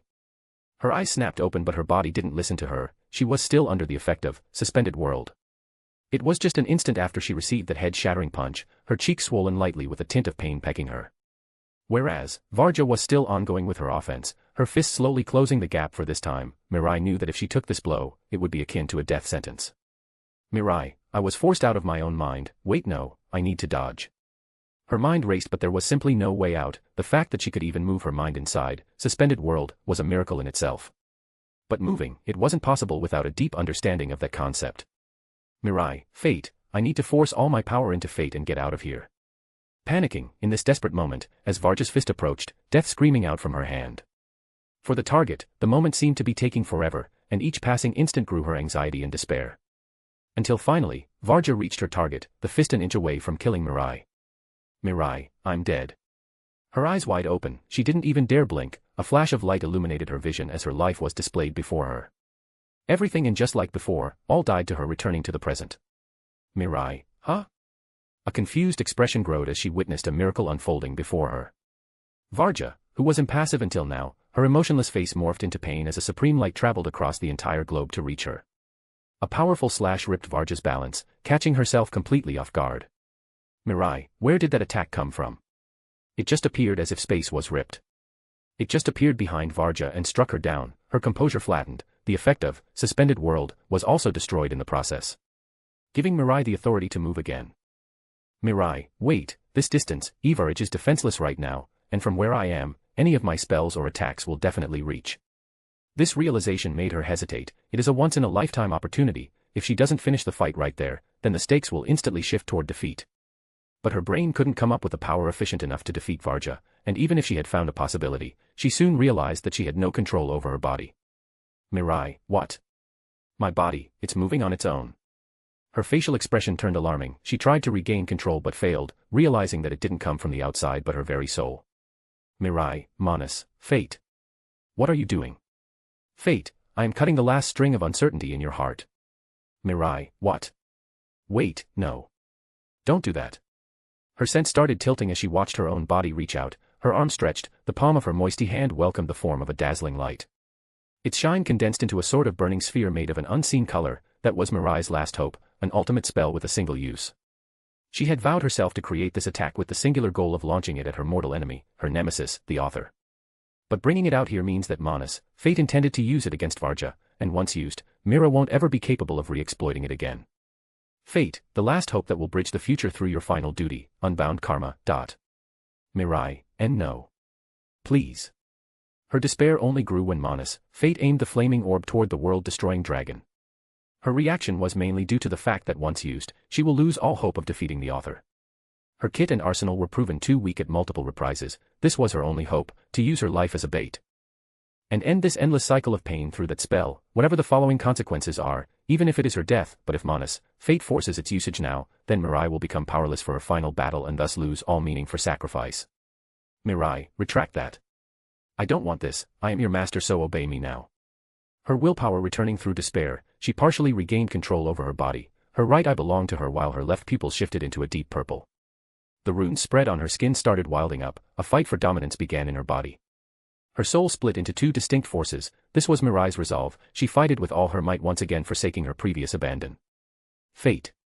A silent answer, Manus, fate continued with her operation, she ignored Mirai's cry of struggle knowing full well what was about to happen. The future, the following fate, everything will go according to the scenario she meticulously shaped. Mirai, and no. A pair of arms hugged the girl from behind, that warm, she recognized it instantly as her mother she had met just a moment before. Luna or Catherine, her warm embrace spiritually dwelled on the outside but her true reach laid on Mirai's soul, the part she was controlling to be exact. Mirai, what are you doing, Mom? Please, let me go, I have to. Looking back, she mustered a weak and fragile smile. The ghost figure of Luna returned the gesture while tightening the hug. Luna, it's fine, my sweet daughter, everything will be fine, so don't be shackled by responsibilities. Fate is on your side, and so me know everyone from the duchy is looking out for you. Mirai, ah. Luna closed her eyes, spreading a wave of calm through her daughter, appeasing her mind and soul. Mirai felt this storm of emotion, her despair fading like the sun leaving for the shade of the night, her fighting spirit decreasing, letting Manas, fate fully take over. Mirai, let it go, Mom, I'm scared. Luna, you were courageous this whole time. Mirai, I'm proud to have you as my daughter, so let us gift you with the best of all ending. Mirai, the best ending, I see. Closing her eyes at her turn, it was now Manas, fate's turn. Both eyes were painted with purple, the glow contrasting with the pure karmic flame in her hand. The Manas didn't wait long before rushing over the defenseless Varja, stretching her arm while activating the unbound karma. The light bursted upon contact with the world-destroying dragon. It didn't do massive destructive damage or presented a grand show of power. No. Unbound karma is a spell that condensates all the pain and despair Mirai accumulated through her existence. The loss of her parents and friends in each single attempt were recorded within unbound karma, the negativity incarnated into a flame of pure whiteness. The effect of the spell is simple, totally retribution. It will amplify the karma stacked and unleash all at the same time into a target. Varja, who was implemented the spell, exploded into a fountain of light, imploding from within, sparkles of despair crawling out like tentacles. Fate, operation successful, beginning of the last phase. As the light created by unbound karma was dismissed, the figure of Varja could still be seen. The fact that her physical body still remained was nothing short but a legendary feat. Her eyes and presence, however, were akin to death. It took a moment for it to register its own state before allowing Varja to fall motionlessly toward the ocean. Manas, fate examined the scene for a moment before nodding. Everything was going as she wanted. Varja, ah. An exasperated sigh, the world-destroying dragon waking up from her slumber, raising back her consciousness. She was now out of Michael's control, back alive, and this time, she possessed the authority obtained from Manas, Lucia. Killing Evarage was never an option, but since the key was in her possession, they were forced to fight her since she was under Manas, Michael's control. But now that she awakened, memories and information from the past flooded her head due to the gain of God's authority. Veldanava had left in Manas, Lucia. Varja now remembered what she truly was, the echo of the omnipotent God, the one who was abandoned and knew nothing but hatred. The arch-nemesis of the very creation generated by Veldanava, a part of the perfect being who embodies the very concept of omnipotence. Evarage and Veldanava, two sides of the same coin. It was now time for retribution, time for revenge, the rise of Evarage. Upon waking up, Varja's cry reached heaven and above, shaking the very structure of creation. Her main and true body started reacting. Shaking uncontrollably before snapping, the seal that had imprisoned her for so long was gone, the chaotic figure of Varja staring right back toward the sky. Above heaven, a monstrous figure towered the central world, forcing its way in. His passage broke reality and swiped the heavenly star palace at the same time. Now preaching into the central land, it collected back the 10% of its power cloned into Varja. The drawback made her shift into a humanoid form. A slightly younger version of Varja, with white hair and golden eyes, she was the opposite of Veldanava, and with a reality-breaking cry. The door to the cardinal world reopened. As she called for her children, the echoes of her cry reached for beings that existed solely waiting for the sake of their mother. The Insector King, Zelenus, who has been patiently waiting, an army of Insector waiting to be used in battle. The beast Kakishi, imbued in overwhelming joy upon receiving the call of his mother, his bestial form adorned of a dragon face evolved with malice as she received a name the moment Evarage's cry reached him. The two-headed bird Habataki, a golden-feathered eagle that soared through dimension, her evolution was triggered through resentment. Lastly, the chaotic fish Suimu, a tentacled monster that swam between the stars, its power amplified through hatred. All four of them possess power capable of shaking the world, and now their attention was all directed toward the central world, where their beloved mother awaited her loyal children's arrival. But along the line, not only enemies were running toward the cardinal world, in the line of a very small world, far away from anything that exists. The hero that has been waiting to fulfill his fate also took a step in, his eyes glittered in a hollow shine. Dawn, finally at last, my journey is finally coming to an end. The last act of this story has now begun. Third POV. Euphenia, that is the name of the last world Dawn resided, a blooming world that awaited someone to collect all kinds of achievements. Peace, treaty between nations, alliance, corruption needed to be cleared, and many more. When Dawn arrived, it was merely a routine for him. Thousands upon thousands, maybe a million. No, he had already lost count of how many worlds he visited during this long journey. Euphenia was no different. He just decided to shape it as he wished. It would often come to meeting an interesting individual and helping him, hoorays. Or just joining some military or the weakest but honest nation. This time, however, he remained passive, guiding an already established royal family. Time passed, and after only 2 centuries, a rift formed into the sky, At the time Dawn was having a tea party with the second prince and first princess. He instantly realized what was happening as a genuine smile filled with hope graced his face for the first time in the last eternity. An instant in the cardinal world is equal to almost the entire process of creation of the universe to its very end in a lower world. Thus even if Dawn awaited another century before reaching the rift, he would still make it back instantly in the eyes of the people within the central world. Dawn, bonds are formed and engraved in memories, memories must be cherished in order of keeping your true self alive. He announced that he would depart in 2 days, just the right time to give a final farewell to all the people that accompanied him in Euphenia. It was a sad loss for the friends he was leaving behind, but all understood his motive. He was revered as a demigod, unconsciously classed as an otherworldly being too powerful to fit this world's balance. Power comes with responsibility. Each individual through fate has a role to fill, and no one should be there to rip off that destiny. Dawn, it's finally time. On the last day, he grabbed his coat, gently brushing it over his shoulder. His style has changed a bit over time. His hair was slightly longer, and his features didn't age much. He was still called a handsome young adult despite outliving the oldest creature in this realm. The only main difference compared to him from before the journey lay in his eyes. They were now carrying an unfathomable amount of emotion and void. As a traveler he had met countless people and seen them leave. Scenario upon scenario stacking like paperwork, his memoirs full of happy and sad moments, yet he didn't regret a single of these encounters. Because as he said, everyone he had met forged his current self, even as the strongest he could learn from someone much weaker. Tenacity against hardship is an example of many things he experienced through his companion. Dawn, yeah, it was a fine journey. A smile tickling his face, he patted the partners that followed him through all. Dawn, are you ready, Shinexalia? Dusk. He merely received a strong positive pulse from his blade and soul. They were already working on being ready for the incoming fight. After so long, to suddenly fight a top-tier opponent almost excited them. Dawn, then let's go. Taking a step forward, he moved through the castle only to find it oddly quiet. There were no maids or knights that usually greeted him as he marched toward the main gate. Ultimately, he was spoiled by his own universal perception skill, as outside, a massive crowd awaited him. Dawn, they didn't have to do that, seriously. With a sigh that hid his happiness, he walked out of the castle by its front gate. The blazing sun illuminated him as his vision adjusted.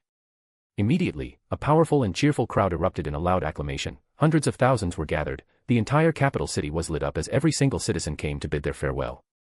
The castle being located on top of a mountain made it easier to observe the true size of this crowd. Dawn scoffed open with a thin smile. His attention then shifted toward a corridor made of knights.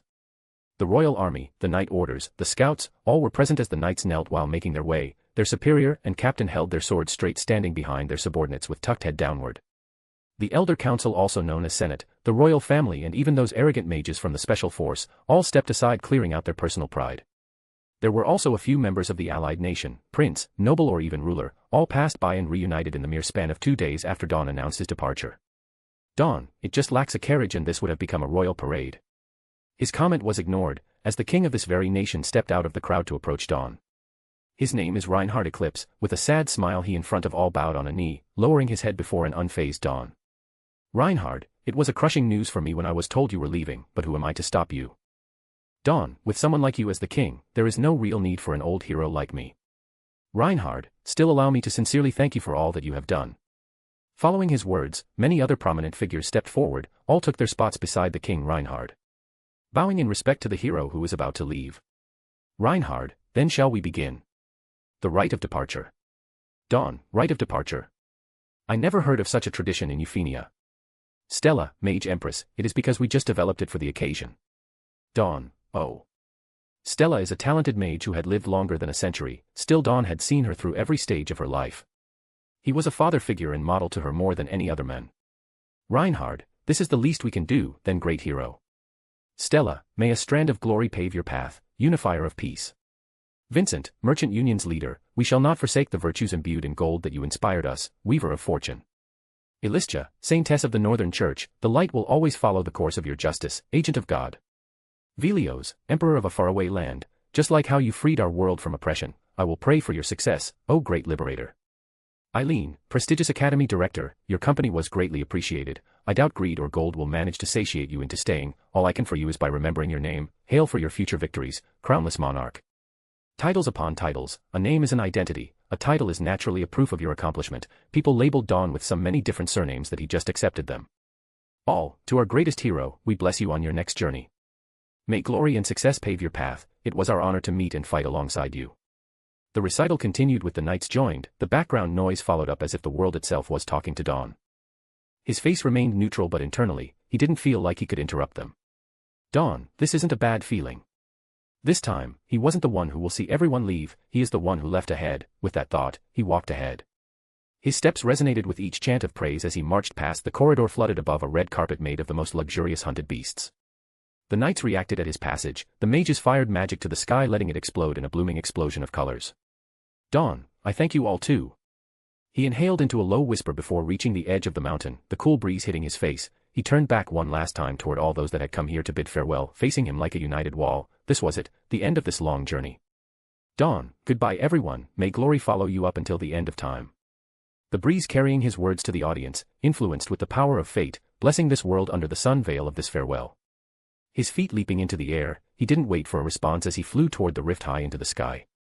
His figure is fading in the distance. Reinhard, haha, so he really left. Stella, what? Are you feeling sad now? Reinhard, who wouldn't? I bet once you get back to your puny tower, you'll cry all the tears you couldn't expose just now. Stella, shut up, brat. Reinhard, ha ha ha. His laugh hid his own sorrow, but above all, he along those really close to Dawn realized. Reinhard, Stella, can you remember what he looked like? This great hero of ours. Stella, huh? What a stupid case, wait. As magical as it is, along with his presence in this world, people would only remember a faceless hero that visited those lands before. Dawn POV. A cold and lavish sensation brushed my skin as I entered the rift, time and space connected, creating a sort of roadway. The infinite moving creation spun all around, unfolding like an expanding typhoon, as I traveled across the vast sea of worlds. I really want to go back and see everyone again, but I have another place to stop by. Dawn, Curie, are you here? Curie, Master. The connection finally works again. Dawn, yes, we have no time to waste, I need you to localize a world for me, and go wait there. Curie, very well, I shall inform you of the current progression in the central world in the meantime. I nodded and started moving faster, a burning sensation blazing through my soul. Third POV. A storm of terror hitting the very soul of every living being within the cardinal world. The terrifying figure of Everge attracted all the attention unilaterally, from the weakest to the strongest. All battles ceased, the angels who were previously invading the mortal land answered their instinct, raising their weapon while listening to the primal order they received during the age of the Star King. Protect the world from the worst calamity. All of those egoless angels devoid of fear or emotion rushed toward the world-destroying dragons. Feldway's order, the Tenma War Authority, none of that mattered in front of a fully released Everge. Even if it was a hopeless try, the remaining billions of angels flew toward the incarnation of malice and hatred, the resenting god. Even so, the sheer number didn't matter for Everge, as her attention remained unwavering. His eyes devoured the scenery that is the cardinal world. Everge, my consciousness and will are stronger than ever. The seal placed by the damned traitor is now gone. A purplish destroying aura manifested around her body. Her appearance was small, contrasting to the very nature of her existence. A young girl smaller than the already petite Varja, but for the eyes of all, they could only see the manifestation of her power, a large dragon covered in dark scales. Veins of purple coloring her body, a chaotic figure that announced the very end of creation. Everge, my memories are coming back, everything from the beginning to now, I remember everything. Compared to the composed Varja, Everge was the truest form of the world-destroying dragon. The name Varja was attributed to the small manifestation of her power. But Everge himself couldn't be named. This is also why Varja didn't possess the same resentment as Everge. Those puny 10% could only awaken those memories after making contact with Lucia's authority, whose connection directly bonds with Veldanava, thus the will of God. And once free from her boundaries, Everge awakened. Everge, fight. Ambition. Power, how dare they? How dare those puny mortal creations dare use me for their own gains?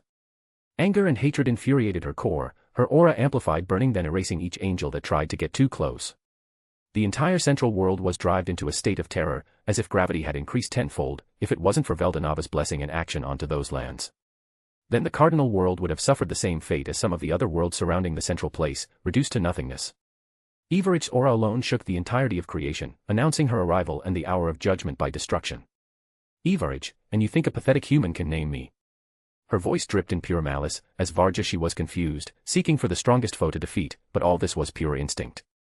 She merely tried to destroy and absorb the strongest in hope of reawakening her true self, and now that it is completed, she felt sickened, outraged at the prospect of others using her for their personal gain. Being Manas, Michael or the author. Everge, all of you fools shall pay the consequences of your own greed. Her aura spreading across the world, surrounding the entire universe and beyond. Her rampage wouldn't stop at just destruction now. It was revenge. Everge, huh? but as she expected to see the world crumble, all life being sucked into an eternal torment of void, a thick layer of aura restrained her. She instantly recognized that power, as only one being is capable of putting a halt to her power. Veldanava, he had set this last emergency measure to protect life itself, foreseeing a scenario similar to the current situation. A world emergency system that will protect the cardinal world citizens from dying on spot over Evaraj's presence. Evaraj, even now, you are a fucking eyesore, traitor. And that only fueled the world-destroying rage and hatred. Another piercing cry escaped her petite figure. But this time, she calmed sooner, her pupils dramatically shifting downward, fixating Manas, Michael, who was glaring right back. He didn't seem to appreciate how he lost control over his strongest weapon. Evaraj, oh I know, I'll rip you to shreds first. Her tone filled with killing intent, the world shook again as several distinct breakdowns happened in the sky. The children that involuntarily created have arrived, soaring into the sky, a flash of thundering flare warned the very world of its arrival. Habataki, a bird whose fur seemed to reflect the very essence of resentment, the simple fact of staring at him would awaken one's most dormant hatred. That monstrous bird like no other appeared in a flash before landing behind its mother, its two heads moved independently as if awaiting a reaction from its parent. Kakishi, his bestial body broke into the central world like a fireball consuming the very essence of life, the body of a lion and the head of a dragon.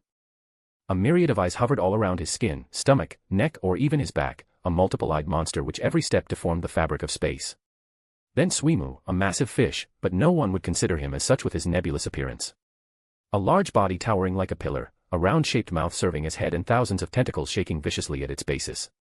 All three beasts arrived and immediately got to their mother's side, but their arrival wasn't the only one. Behind the attention-eating arrival of the three beasts, another portal opened, within the boundaries of space and time. It led to a particular dimension in which a powerful battle race resided. Coming out of the rift, a figure cladded in armor like exoskeleton skin preached onto the central world, walking up to the world-destroying dragon. An army followed him, thousands if not millions of insectors of all ranks. The existence leading them, Zelenus, also the king of Insector. Zelenus, I greet my mother and congratulate her for her awakening. Bowing on a knee, he was the most respectful out of all the main children. Evaraj, your name. Zelenus, Zelenus, I am the king of Insector and I present to you the army that I have been cultivating for millions of years. Evaraj, you didn't receive a name from me.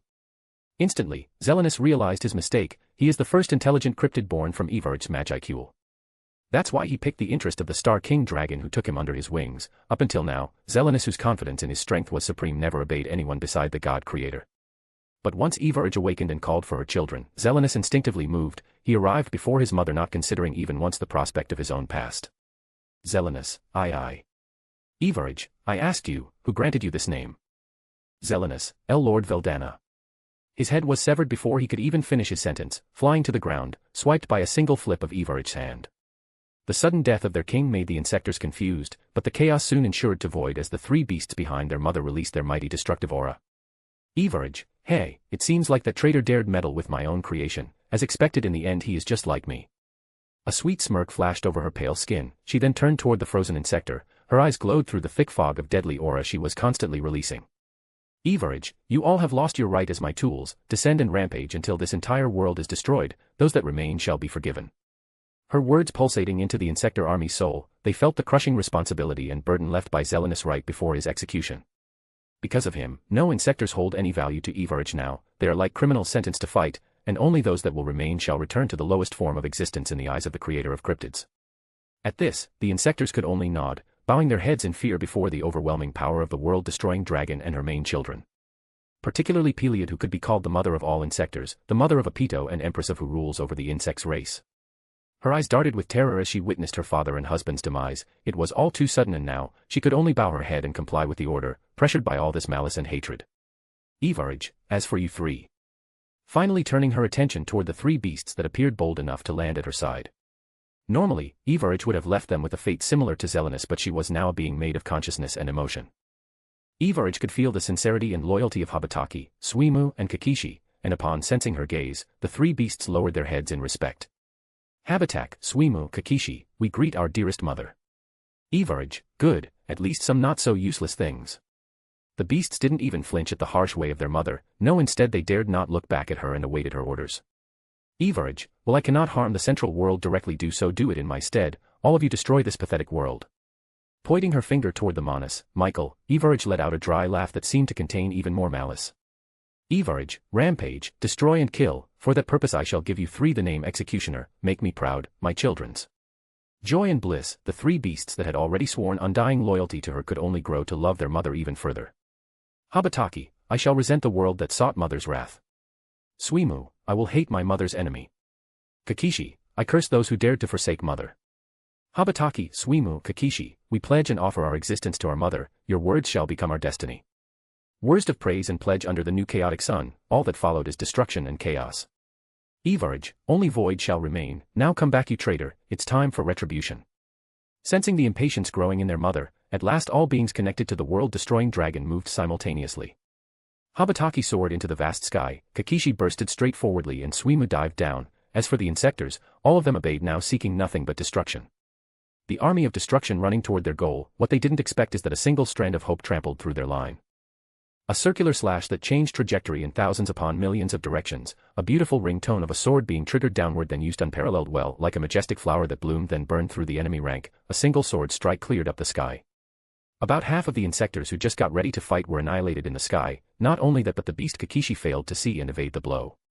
A crescent arc that sourced from the ground all the way up to the shattered sky and beyond, nearly splitting in half Kakishi. Kakishi, what? A hateful groan escaped his bestial form as he registered the pain and agony circling through his body, the dozen of eyes forming all around his body started hyperventilating then all turned toward a single point. Where the culprit of this sword attack was, all the battlefield froze for an instant, forced to watch the changed figure of Remuru rising up. Void collapse, world of thousand blooming changes, another one of Seal's creations, furthermore it was improved through the combination of nihilist energy and Velgrine's dragon core. Remuru himself had felt a nightmarish fear upon Evarage's arrival, he couldn't see any hope in vanquishing such a beast but soon realized that now wasn't the time to lose into despair. He had received information about the world-destroying dragons from those around before, and with conviction, he got up and swung his sword with the assistance of Seal.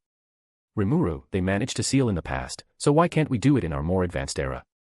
Sure enough, the major factor of the victory millennia ago wasn't present, but Remuru still couldn't simply bow down and accept defeat. If Veldanava isn't here to protect his creation, then he shall be the guardian that will maintain hope alive until the very last drop of time. Evarage, this power, I want it. And as a chain effect, Evarage was attracted to the dragon core consumed inside Remuru's sword but also Remuru himself. He was an anomaly like no other, his entire being reeking an unknown scent and power, everything Evarage needed to get rid and gain. And once again upon feeling their mother's greed and need, the cryptids all turned toward Remuru, now intending to focus their malice, resentment and hatred toward him. Remuru, hey, this is going to be rough. And Remuru was feeling the pressure, sure enough he had harnessed the power to confront anyone in the world, at least not lose instantly before a suspended world user. But each one of Evarage's executioners were stronger than an awakened demon lord, their vast power would easily grant them Evarage's version of the true dragon. Remuru, ready Seal. Velgrine-san. Still he wasn't going to back down now, he took his battle stance and started channeling power through his blade. His focus reaching its peak, it was broken when he felt a few new presence approaching. Coming from Tempest, Remuru recognized the first to arrive as Dino, a demon lord he had met at the Valpurgis. Remuru, though his appearance is quite different. Is that his true or battle form? Dino, Remuru Tempest. The slime gripped the hilt of his sword, they were still enemy, but Remuru himself knew that he couldn't afford fighting another primordial along the destroyer's army. Dino, wait, let's call it a truce for now, my purpose here is to protect the world. Remuru, what? Are you really pulling out that kind of crap when you just tried to invade the world? Dino, the circumstances are different, Evarage is a common enemy to everyone. Remuru. Remuru felt conflicted, he ultimately turned toward Seal for a decision. Seal, no lie or ill intention is felt through his words, the situation is a world crisis, I advise accepting his help. Remuru, fine, then please take care of that giant abomination of a fish. Dino, very well. Remuru, MMH. I expected him to say something like, I'll fight on my own, just don't get in my way, but he actually listened to me. And that is because of his previous attack, Dino witnessed it directly and decided to place his bet on Remuru. It was already a lingering feeling but Remuru is really similar to Veldanava. He was arguably the strongest and best hope against Evarage in the current time. Dino, that is enough for me to bet the future, in the end, I just have to fulfill my role, be a weapon. The pride of a sword is to protect its master, the sleeping ruler, owner of sloth and known as a lazy buns. In the end, he is still that sword, fighting until breaking. Dino, still it's too much, so Remuru Tempest, go take care of Evarage, I'll take on the rest myself. Remuru, TSK are you crazy? Even I can tell each one of those big beasts can give you a fair fight. Dino, it doesn't matter, as long as Evarage is gone, then all of these pesky beasts will crumble. Dino took a short glance downward, his eyes narrowed as he saw Rudra, or rather the one in possession of the hero of beginning's body. There was also Feldway, who was on the ground, a puddle of cold water all around him. Dino, look at you, Feldway, ending in such a state, you are really pathug. His thoughts were rudely interrupted by a flash of sickness, his consciousness wavering as a painful headache followed by a memory. A cold outline curved the horizon. It was at a time close to the dawn of creation. A blue sun cleared the sky, painting it with this nebulous shade.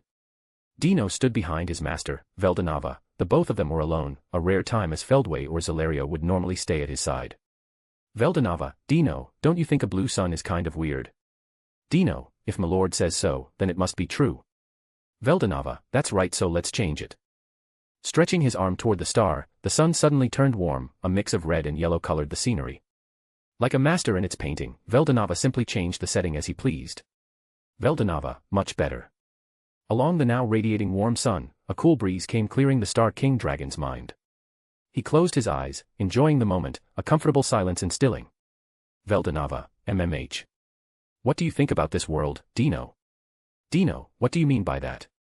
Veldanava, well, I guess you guys are too work-focused to answer my question. Dino, I apologize for my incompetence. Instantly, Dino fell on his knees and apologized. He tried his best to rack his brain for an answer, but no matter how, he couldn't come with a satisfying response. For him, the world was just Veldanava's creation, that's all. Veldanava, meh, don't worry about it, instead make me a promise, my dear sword. Dino, your words are my command. Veldanava, then. Dino, when the time comes, discard everything and lend your sword for this beautiful world, fate won't abandon it. As the ray of hope will undeniably shine for those who persevere long enough. Those words that Dino had forgotten, they appeared only once Dino had made up his mind, as if a testimony of his loyalty. A challenge for him to remember the words of his master. Dino, I remember now, my lord. Remuru, huh? What are you whispering about? Dino, nothing, let's get to the fighting already. Remuru, no, it seems we got a few more allies coming. Dino, MMH. As Remuru said, the signature aura of Veldora could be seen racing over. Though Dino had expected this, he also believed that Ramirez would follow suit. But she wasn't, instead her presence could be felt fading towards Sarian. Dino, she wants to trigger the world tree's authority. God's authority is the most prominent power. Up to this point, Veldanava had carefully crafted and separated the creation authority into different sections. The cardinal of heaven, the voice of the world, the true dragon, and lastly, the administrator of the star, Ramirez. But the last can only trigger her power upon contact with the world tree, a divine creation made by the Star King directly.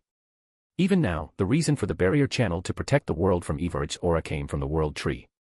And it is now only a matter of time before the world-destroying dragon realizes that and targets Sarian.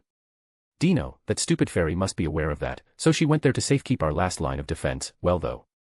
Closing his thought process, he shifted his gaze away from Veldora as a scorching light emitted from Remuru.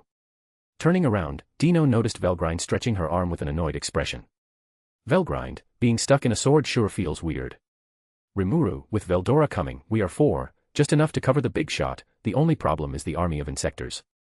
There are hundreds of thousands of them, most were small fry but enough to cause major destruction around the world. Remuru, if only I could gather the force in Tempest. Then it clicked, all the egoless angels were rushing over and currently covering for them to have this conversation. They didn't care about dying or felt the emotion known as fear, they were the perfect sacrifice and first line of defense. Seal, Master does not need to worry, an emergency meeting has been plotted back on the mainland, countermeasures are currently being held, Master should solely focus on the situation at hand. Remuru, I see, then I'll do as you say. Dino, do you know how many angels are left? Dino, the number is astronomically high, I didn't even know the total amount of the heavenly army. Remuru, it seemed endless. The flux of angels going to assault the cryptid army was countless, all the angels present in the central world, to invade it were focusing on a single point. But alas, even the weakest insector was superior to the average angels, so it was truly a one-sided massacre, topping that those whose luck allowed them to break through were simply erased by Evarage's close aura. Leading to many of the cryptids to reach the mainland, the fight for survival to destruction had already started. Veldora, Remuru. The storm dragon has arrived, kuhahaha. And thus Veldora arrived, his entire body bolted to a halt beside the group as he remained in his humanoid form. His three-staged laugh showed off his nonchalant about the situation, for him this was another battle and time to loose off. Remuru, Veldora. I'm glad to see you, how Tempest? Veldora, everything is fine over there, I blast those stinky chicken with my superstorm barrel cannon, coo. Remuru, okay, I get it, you can stop now. Having someone like him in a tense situation isn't bad, since losing your calm for agitation is a straight pass for defeat. But at the same time, you need to balance it out, between seriousness and relaxation. Veldora, by the way Remuru, why is that lazy demon lord here? Shifting to a serious tone, Veldora glared at Dino. He had briefly heard about his breakthrough inside the labyrinth and didn't seem pleased to learn that he almost got Ramras's head. Remuru, we called a temporary truce, so let's not fight, we're all into this together. Dino, yes, besides I would be a fool to try fighting Remuru with 2 true dragons at his side. Velgrind looked at him suspiciously, but quickly averted her eyes to study the enemy force. Her eyes partially called for Habataki, the 3 beasts who received the title of executioners. Sure enough, Remuru managed to injure one of them, being Kakishi. But despite the wound being infused with scorching aura and nihilist energy, he was already regenerating. Velgrind, they are simply observing us. No, they are being wary of Remuru, their eyes remain focused on him alone. She clenched her fist. Never once was she ignored in such a way. No, she experienced such a feeling not long ago actually. When she fought Remuru, he also ignored her to focus on Veldora, but the situation is different. Compared to that slime, Velgrind could see herself defeat those beasts. Velgrind, so each of us select one opponent. Remuru, that would be for the best, we can't let them run rampant, can we? Veldora, oh ho ho. Interesting. Then I want that beast lion dragon thing. Veldora was awfully excited as he transformed into his dragon form. A blast of storm followed as his full aura was released. They were above the ocean, and with the world barrier constantly active, they could release their full power without bothering to care for the central world. Dino, I will stick with that abomination of a fish then. Velgrind, so all that is left is the bird then. The 3 of them had unilaterally chosen Remuru to confront Ivaraj, a mark of trust and confidence in his ability. But, for Remuru, it was pretty much clear. Remuru, Seal, we stand no chance, do we?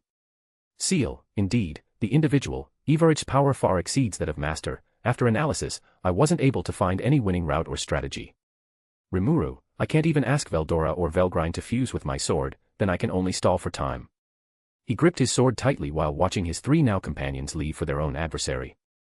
Remuru remained silent for a moment, glaring at Ivaraj, who returned the intention. A wicked grin sprouted on her lips. Remuru, we have to do it, Seal, no matter how.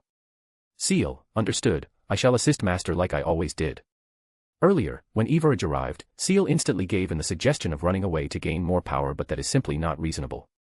Remuru, in any case, if we fail here, the world is doomed. Spark of black lighting and dark flames surrounded his sword. Soon enough those 2 elements converted into a spiral of destructive energy. The memories of great swordsmanship and art flowed through his mind. With a bit of sealed resolve and lacking hesitation, he dashed forward facing destiny itself. Back on the ground, Michael finished his recovery. He was stunned at the event unfolding, to think his plan to control the world-destroying dragon would backfire. Michael, so annoying. Still, in a way my goal was accomplished, so why is Lord Veldanava still absent? Where is he when creation is threatened? His fury fueled his own aura, who was simply scattered before the stronger one. The sky in this world had now become a battlefield. What should Michael do in this situation? Veldanava isn't returning, the world is at risk, on the verge of crumbling. And there was Michael, lost and confused. Thus. A loud falling noise interrupted the Monas's thought. Michael turned toward Feldway, who had broken out of the ice enchanted with time stop attribute.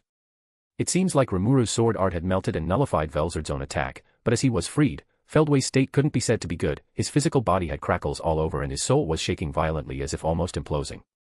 Feldway, ugh, this fucking bitch. Michael. Judging as Dino was fighting alongside Remuru now, it was a clear assumption, maybe even conclusion, that he had betrayed heaven.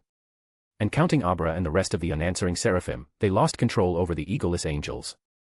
Michael, that leaves only Feldway and me. Why can't they all understand the deep meaning of our noble goal? This world's purpose is to bow to its true ruler. This world is like a throne whose ruler has gone absent. Michael, no. The situation isn't hopeless, I'm still in possession of this. In his hand, the glowing ice dragon core of Velzard. Fortunately, Remuru was too pressed to take it back.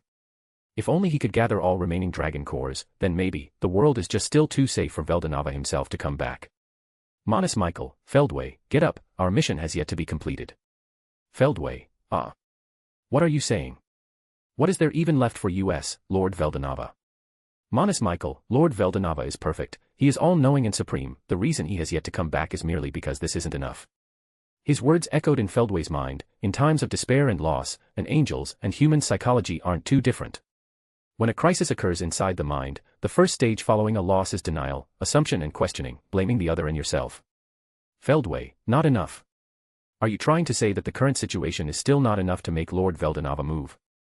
Yeah, that's right, why would he come back for a lesser threat like that? Absolute confidence in his master's power. Feldway, there are still too many rays of hope towering the world. Lifting his head, he glared right at the most brilliant star, the opponent he had fought before Velzard's arrival.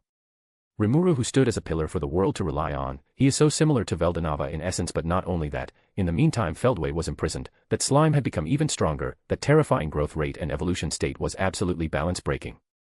Feldway, he is the last hope to stand against Evarage. If he disappears then Lord Veldanava he would have no choice but come back. His hand reached up for his face, half of his covered in darkness he tightly grabbed to the point of nearly ripping off his own body. A maniac, crazy, inhuman smile replaced his lost expression, his body slowly healing in an etheric glow. At this very moment, just like the rest of the world, Remuru had become Feldway's last piece of hope, but for his own vision was fundamentally different from everyone else. Manus Michael, wait, there is still that worthless trash trained by Damrata, what was his name again? Remembering a man who had obtained an intriguing skill when Michael took over the empire, before he fled the territory in his massacre over the entire population of the Imperial capital. Rudra had deliberately left that man behind due to his instability, he wasn't a proper part of his Imperial guard. And was deleted from Ingratia to the Empire a while back then, given to Damrata to train, he was not talented, almost repulsive, but his power left everything keeping their distance. Manus Michael, Vega, I had thrown him into that destroyed world to nurture his skill and take it, but he might be more useful than I thought. His lips quivering, Vega's ability was mainly what people call as eating everything. He is like a living black hole, with the unique skill, scavenger, he can gain the property of any prey he eats. Them being even god-graded equipment, before Michael managed to take over Rudra, Vega had already made a meal of many powerful creatures and topped his buff stats with the god-graded armor and shield given by the Emperor. He was a foe that could easily develop in the middle of a war, that is why Rudra made sure to not involve Vega in massive invasion or direct conflict. His potential was too dangerous, and his nature full of greed didn't suit Rudra's imperial taste. Michael, however, after finding out about him, decided to give him a chance. Manus Michael, Feldway, can you summon the Phantom Army? Feldway, the Phantom. Now that the world path has been broken open, I surely can. Another major factor is that Manus, Lucia was in such a hurry to seal off the path that she didn't leave the time for Feldway to get the Insectors and Phantom. And once done, they couldn't just reopen the world, as this would give the very opening needed for Dawn to come back. But all that didn't matter anymore since everything already broke down. Manus Michael, summon them now. I also mixed a small surprise in it, Vega, that bastard must have plenty of full-course meals with all the phantoms in that world. That's right, the world Michael threw him in is the same place where all the phantom resided, outside of the central world, with the idea of nurturing him, and now he could be retrieved for use. Mirai POV. I couldn't shake off that sickening feeling of fear and self-hatred. The control over my body was returned, the warm embrace of Miss Luna, my mother, gone. All that was left of me upon coming back was the chaotic sight of despair, the dragon whose power exceeded the boundaries of mortal. My shoulders dropped as all that was left was this persisting feeling of emptiness. Varja alone was a threat no one could ignore, but now. Evarage as a whole, is there even hope to fight this thing? Mirai, why did you do that, Fate? My lips quivered weakly into a quiet whisper, but I received no answer. They said it was for my own happy ending. But is there even a point of being happy after sacrificing the very world I am living in? I stretched my arms toward the sky, toward Evarage. My presence, despite me being the closest to her, was completely ignored. The world seemed to be rejecting me at this very moment. Everything tunneled shadowy around. I felt my heart pound with anxiety as another dreadful thought emerged within me. I watched continuously as Evarage gathered her army. Realizing that the world has reopened, I looked back up, this time with hope. Mirai, wait, if external being managed to break in the central world, then father should be on his way back. This single piece of information I foolishly gave myself was enough to stabilize my thought. But as time passed, when Remuru-san appeared to defend the world, the arrival of the Storm Dragon and Demon Lord Dino. The beginning of this fight for survival, there was no sign of father. Mirai, what is happening? Why isn't he coming back? Tears dwelled in the corner of my eyes, my hand shook uncontrollably as the sky lit up from the fight. Chaotic storm, scorching flames, shower of stars, a lot was happening, but no sign of what I wanted to see. Ultimately, I tricked myself with positive thought, but deep inside, I couldn't stop thoughts like, he abandoned me, he won't come back, something happened to him outside. I tried to seal the negativity but failed, hugging myself as I trembled like a kitten abandoned in the cold. Mirai, this is really all my fault. I deluded myself thinking everything was fine and going as planned, but reality was pending completely opposite. Hope is such a narrow concept, selfish from the boots. I hate hope because it always comes by shortly then disappears into darkness. Never letting grasp it, fate, mother or even father, they all think I'm special but I really don't want any of this. I started my life as a little princess with loving parents, kind maids, and a beautiful legacy to inherit, but as I lived on, my very existence changed my destiny. Luna, she said existing was never a sin but me, I'm different, my birth attracted the author's attention and led to this situation. I never wanted it, everything is turning me into some kind of special individual, even if I yelled at the top of my lungs that I want to be normal. My pleas would reach void as ultimately the world will change, influenced by my very existence. Mirai, just like a parasite lumped into a vast clean ocean. My presence has spoiled and corrupted the course of fate, and now I'm paying the consequence of my own stubbornness. I should have just disappeared long ago then, everything that is happening now, the fear and despair of humanity.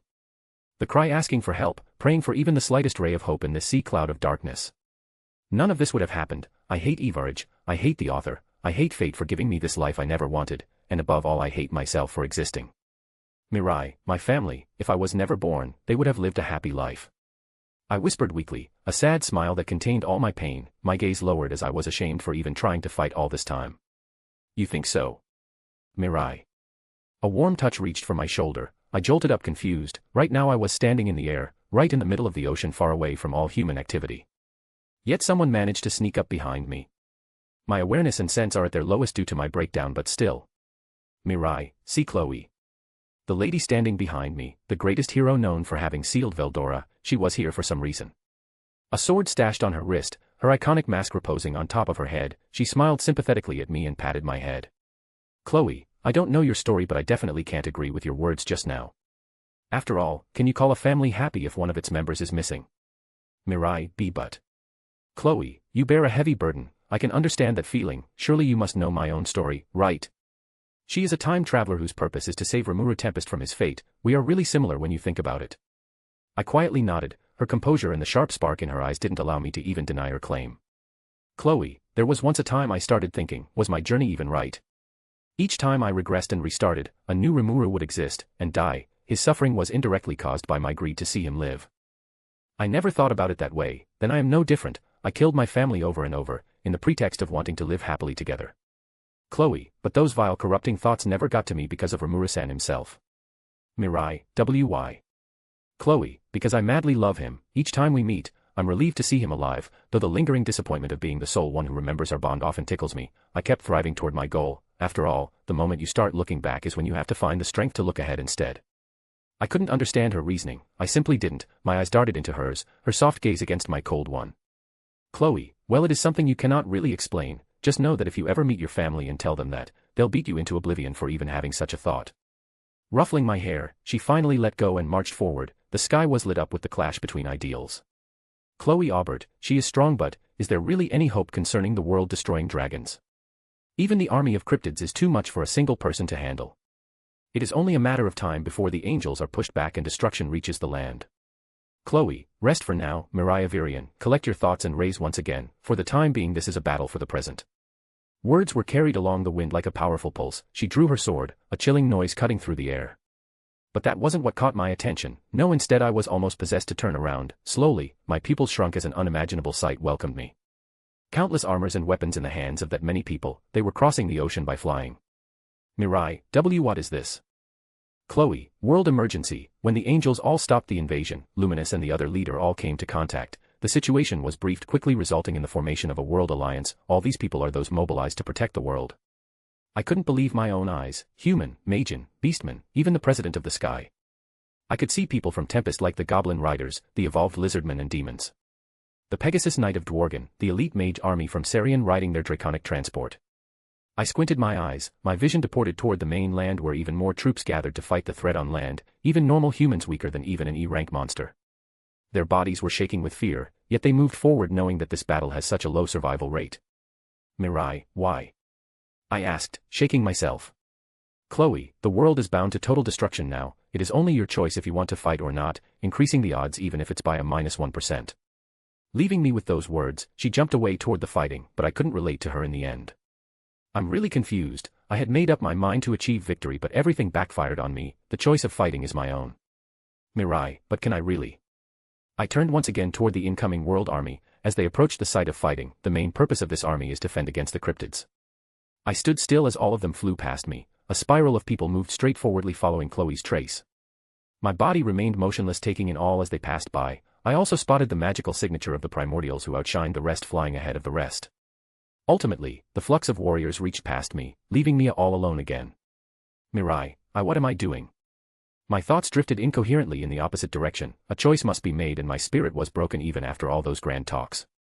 I wonder if I can get back up, but I am scared. What if I allow myself another chance only to fail again? Mirai, it would result in just more pain. My hand crawled up to my chest, grabbing the textile that separated my touch and heart. I felt even more dreadful. Still, my hand independently reached for the sword I carried around. A thought occurred to my mind at the same time.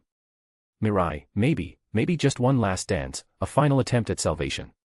My body twitches as I turn around, doubt creeping in my heart, fear constantly torturing my mind, and this disgusting hope bridging my despair to the last bit of resolve I possess. Yes, just one last fight, just one. So basically, chapter 89 is longer than expected since I didn't want to drag the whole beasts, Habataki, Suimu, and Kakishi, fight. I'm currently at 10k words around, so gonna need a bit more time, folded hands. So instead I'm giving this character's profile of those two characters and some facts about the original plots I wanted to go with. Thanks for your comprehension. Name, Catherine Wisdon, Avirian. Age, 81, age of death. Race, human. Gender, female. Kind, life pre-reincarnation. Height, 178 centimeters. Hair color, black with hints of purple. Eye color, violet/amethyst. Status, deceased. Affiliation, Duchy of Avirian, Duchess by marriage, Duchy of Wisdon, last member. Country of residence, Duchy of Avirian. Occupation, Great Mage. Titles, Greatest Mage known to mankind, Mother of modern magic, Sinful Witch. Existence point, 72.000, 233.000, at full potential. Relationship, Luna Arseid, Reincarnation, Mirai Avirian, daughter, Origin Avirian, husband, Shiria, friend. References, Herda in Honkai, star rail but with black hair, winky face. Name, Dawn Arseid, final status. Age, 2000 plus, past life, 300 plus, countless, after being locked outside the cardinal world. Race, divine human, triple hero eggs bearer. Gender, male. Kind, reincarnated. Height, 182 centimeters. Hair color, pure white. Eye color, blue. Status, alive. Affiliation, Duchy of Avirian, former, Arseid family, former, adventurer, former, fallen light, former, Genesis knight, Rubrios Imperial Guard, Western Holy Church, countless roll through his journey in the other worlds. Country of residence, Holy Empire of Rubrios. Occupation, Supreme Commander of the Holy Army of Rubrios, direct subordinate of Luminous Valentine, leader of the Genesis Knight, mediator between human and monster, otherworldly light. Rank, Special S. Existence point, 46.000.000, plus 180000000 with Shinexalia, plus 6.200.000 with Dusk, titles, True Chosen Hero by Fate, Guardian of the West, Ace of God, Star King's Last Blade, countless granted title during his journey in the other worlds. Relationship, Luna Arseid, friend/love interest, Mirai Avirian, daughter, Catherine Avirian, wife, Shiria, friend/subordinate, Flora Ada Florence, subordinate, Eleanor, subordinate, Lucas Schwartz, subordinate, Shu, subordinate. Remuru Tempest, friend, Velzard, friend/mother figure, Ramaris, friend/mother figure, Veldora, punching bag, Hinata Sakaguchi/Shizue Izawa, friend/student, Chloe Aubert, friend, Luminous Valentine, master/friend, Testarossa, friend. Third POV. A scorching wave trailing through the sky, a blasting storm colliding with an unmovable malice, Veldora and Velgrind against Kakishi and Habataki. Their fight fractured the reality, contrasting with Dino and Suimu's most impressive sight. The sword of God and the fish that swim through the stars and worlds, Dino held his two swords up as he flew at a nearly impossible pace. The first strike went to him as Suimu has yet to acknowledge him as an opponent, empowered by the power of his ultimate skill. In a single sweep, Dino launched himself, blooming several hundreds of swords cutting through Suimu's countless tentacles. The wound escalated further up, Dino's blade sharply cut through as finally he reached near the top. With a bat of his wings, he aimed a final strike toward what could be considered the beast's head. Suimu, you puny bastard. A painful and agonizing cry left the gigantic mouth of the fish, his roar pushed back Dino as he protected himself by fending off the air friction. Now that he had Suimu's full attention, he readied himself for the true fight, but his actions angered the beast, and he who possessed neither compassion nor love enabled his power. The entirety of Suimu's body started glowing like an exploding star, his cry reached through the heavens as crackles started appearing in the sky. Before totally shattering reality once again, hundreds of blinding meteors started befalling the cardinal world, all of them being stars from outside the central world. Dino, this is going to destroy the central world. Gritting his teeth, Dino only needed a second before taking action. His body leaped forward toward the high sky. His swords glowed at their turn, Excalibur in dazzling gold and Caliban in a bright silver. Dino, I need to destroy each of them before they reach the land. A single swing of his sword severed a comet in half, another sliced it up into pieces, and finally a series of mastered sword play followed as he annihilated each star through appearance. The tips of his wings were worn out, seeing no end to this wave of world crisis. What fortunate is that Suimu didn't seem to be able to move while unleashing this technique. Dino, but at the same time, I can only discard those stars. Should I carry out a bet and try to kill him in one go? This was way too risky. If he fails in doing so, then the world will be turned into a giant crater. All Dino could realistically achieve now is to stall time. His eyes trailing as a blur of flash by color blitzed behind him. Velgrind and Habataki, the two of them specialize in speed, with the latter used to soar mindlessly through the countless dimensions that levitate all around creation. Her two heads moved independently while their body was united as one, a dark veil surrounding her body as she collided with Velgrind's flames. Darkness clashed against lighting. Habataki was burned and injured but never stopped. Malice and hatred constantly regrew her limbs and formed to its original state. No, each injury crawled up to fuel her power. Velgrind, who had the edge in power, was struggling in finding a way to definitely get rid of that bird. Velgrind, this thing is slowly matching up to my speed. How bothersome. Her skin started flaring up, countless scales covered her body as she turned into her dragon form. Her golden pupils radiated a pure shimmering light as she ignited her cardinal acceleration. She flared up even faster, in which Habataki followed. Their trail glowed among the chaotic darkness. Their fight started above the ocean and faded in the stratosphere and beyond. They passed by the heaven, which was now a land defiled of its purity and beauty, even reaching out into the spooky palace opened after Ivaric's arrival. Burst of explosions lightened the sky as the two meet so often. No, even once they stopped. Habataki, this light, it's disgusting, unforgivable. If Velgrind could be called a sun, then Habataki is a sort of black hole condensed from forming negativity. She nourished herself and loathed the sun's light. Another pair of eyes formed below the birds' heads. On her chest, then wings, they ran frantically while observing each of Velgrind movements before striking. Assessing the situation perfectly to find an opening, as she dug her fang into the scorched dragon's long neck. Velgrind, arg. A painful growl followed as electricity sparkled through Habataki's fangs, the flames dismissing and being replaced by crackling thunder. Velgrind, this sensation, it isn't just nullifying my fire but also absorbing it. Her eyes shifted toward the bird with rage as a dilating light shrinked her form, returning back to her human form. Habataki's bite was still lingering in her arms, her large figure towering over Velgrind, who raised her legs, kicking it away. The impact of her heel sent the bird flying, but a noticeable change already occurred. Habataki's fur had now a hint of blazing red, flames corroded out of her mouth as she breathed. Habataki, so annoying, so infuriating. Velgrind couldn't help but feel nervous as she watched that beast spread its wings, now even larger than before. She was failing to see a way to deal with it. Velgrind, I need to create a more destructive technique. Should I condense all my power in one attack? She worked her brain off for a solution, and as she was starting to wander on the most extreme option, a mechanical voice resonated in her mind. Seal, initiation of skill evolution. Lord of Charity, Rugel can be used to implement the creation of a new skill. Velgrind, Wah. Seal, reformation of ultimate skill. Lord of Vows, Uriel, successful, sending ultimate skill through the soul corridor, successful. Velgrind stood frozen for a moment, her soul suddenly welcoming a new skill. Out of nowhere, she instinctively realized that it was Remuru, or at least his skill's doing. The warmness in her body reached a new peak as she could only stay quiet and listen to the mechanical voice. Seal, would you like to initiate the skill evolution? Requirements are the sacrifice of ultimate skill, Lord of Charity, Rugel, and Lord of Vows, Uriel. Uriel was just received, so Velgrind didn't pay much mind to it. Rather, the problem laid in her ultimate skill, the one gifted to her by Veldanava. Lord of Charity, Rugel, the very power that enabled her to push cardinal acceleration at the peak it currently stands. Losing such skill for the unknown is a risky bet Velgrind may not be able to carry out yet. Still, as the situation suggested, it was a desperate and urgent time. Swallowing her pride, Velgrind snapped her eyes close and made a decision in haste. Velgrind, do it. Seal, requirement met. Analysis of Lord of Charity completed and saved into backup data. Unifying processes of charity and vows will now start. A calm and composed Velgrind was set ablaze, her hair turned into a lump of blue fire as she felt a clear distortion in her soul. Where two ultimate skills merged into one, the process merviled the scorched dragon, who felt like watching the doing of a god. Her expectation laid down the foundation of her new ultimate skill. Seal, Evolution successful, acquisition of ultimate skill, Lord of Divine Flames, Thugga, successful, strengthening the soul corridor between Master Remuru and individual, Velgrind, successful. Seal's voice carried away into the wind like a comfortably whisper, Velgrind was sort of reborn anew. Reopening her eyes, her hair lumped down as time and space drifted away from the scorched dragon's every move. Velgrind, this is really incredible, I feel like all boundaries set by logic were lifted. She mentally thanked her new slime friend and siblings, recognizing him as one of her own kin. Still, even after such change, Habataki, blinded by its own hatred, dazzled down, ready to continue the fight. Back in the central world, Veldora and Kakishi's battle was much more destructive.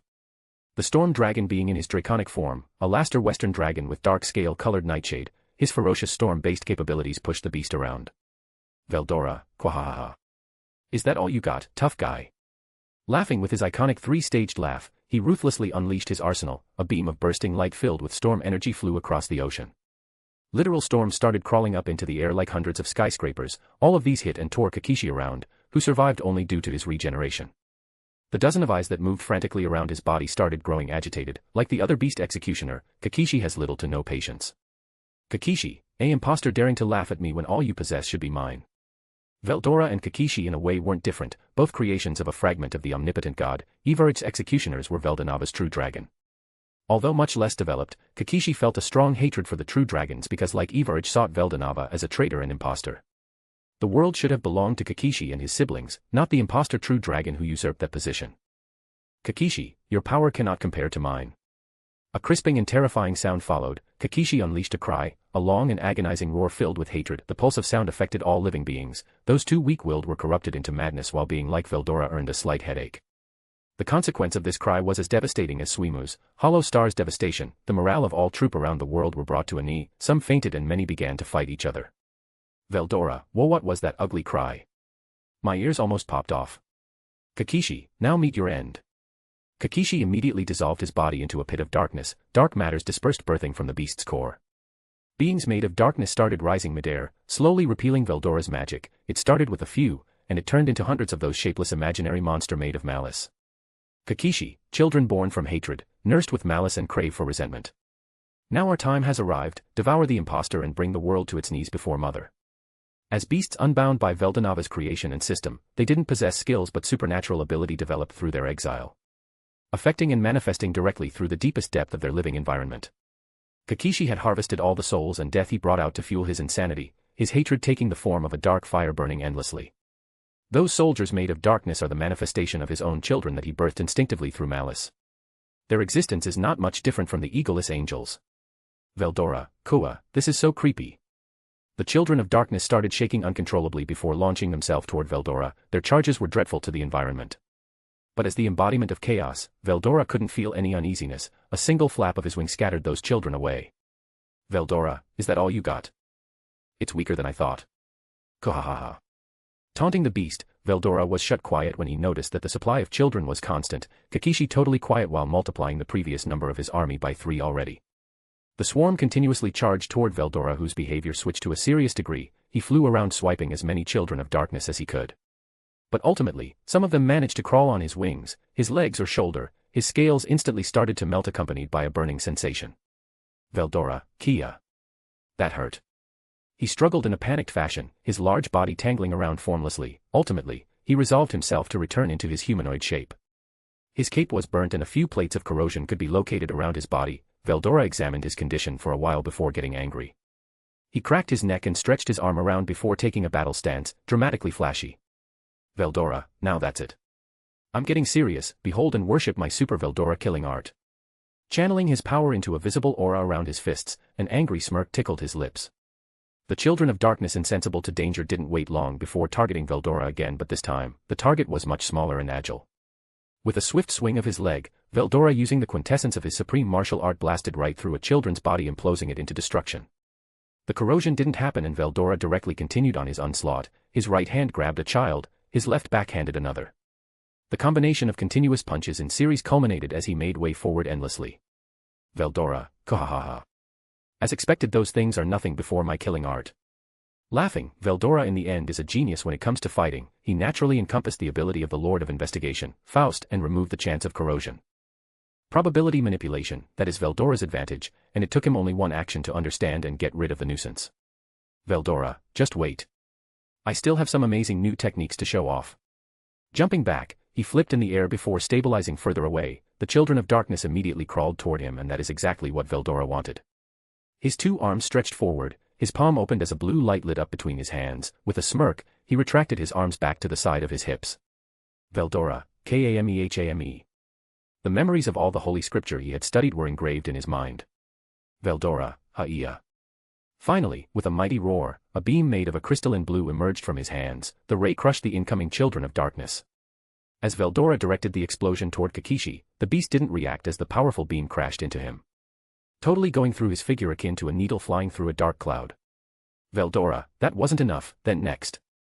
Terminating his Kamehameha, Veldora straightened his posture and started flying up, the wind colliding with his face as in the corner of his eyes, he saw Remuru and Everge fight. Veldora, MMH. I need to finish here quickly. Once at a certain altitude above the beast, Veldora brought his hands together, letting them take the shape of a constructed formation. He held his hands perfectly synchronized as the chilling world left his mouth. Veldora, domain expansion, Otaku realm. A proud smile crept in his face, he started manifesting his inner words when Kakishi's figure was split in half. The dark clouds dispersed, letting way as a lady Veldora was way too familiar with flew past it.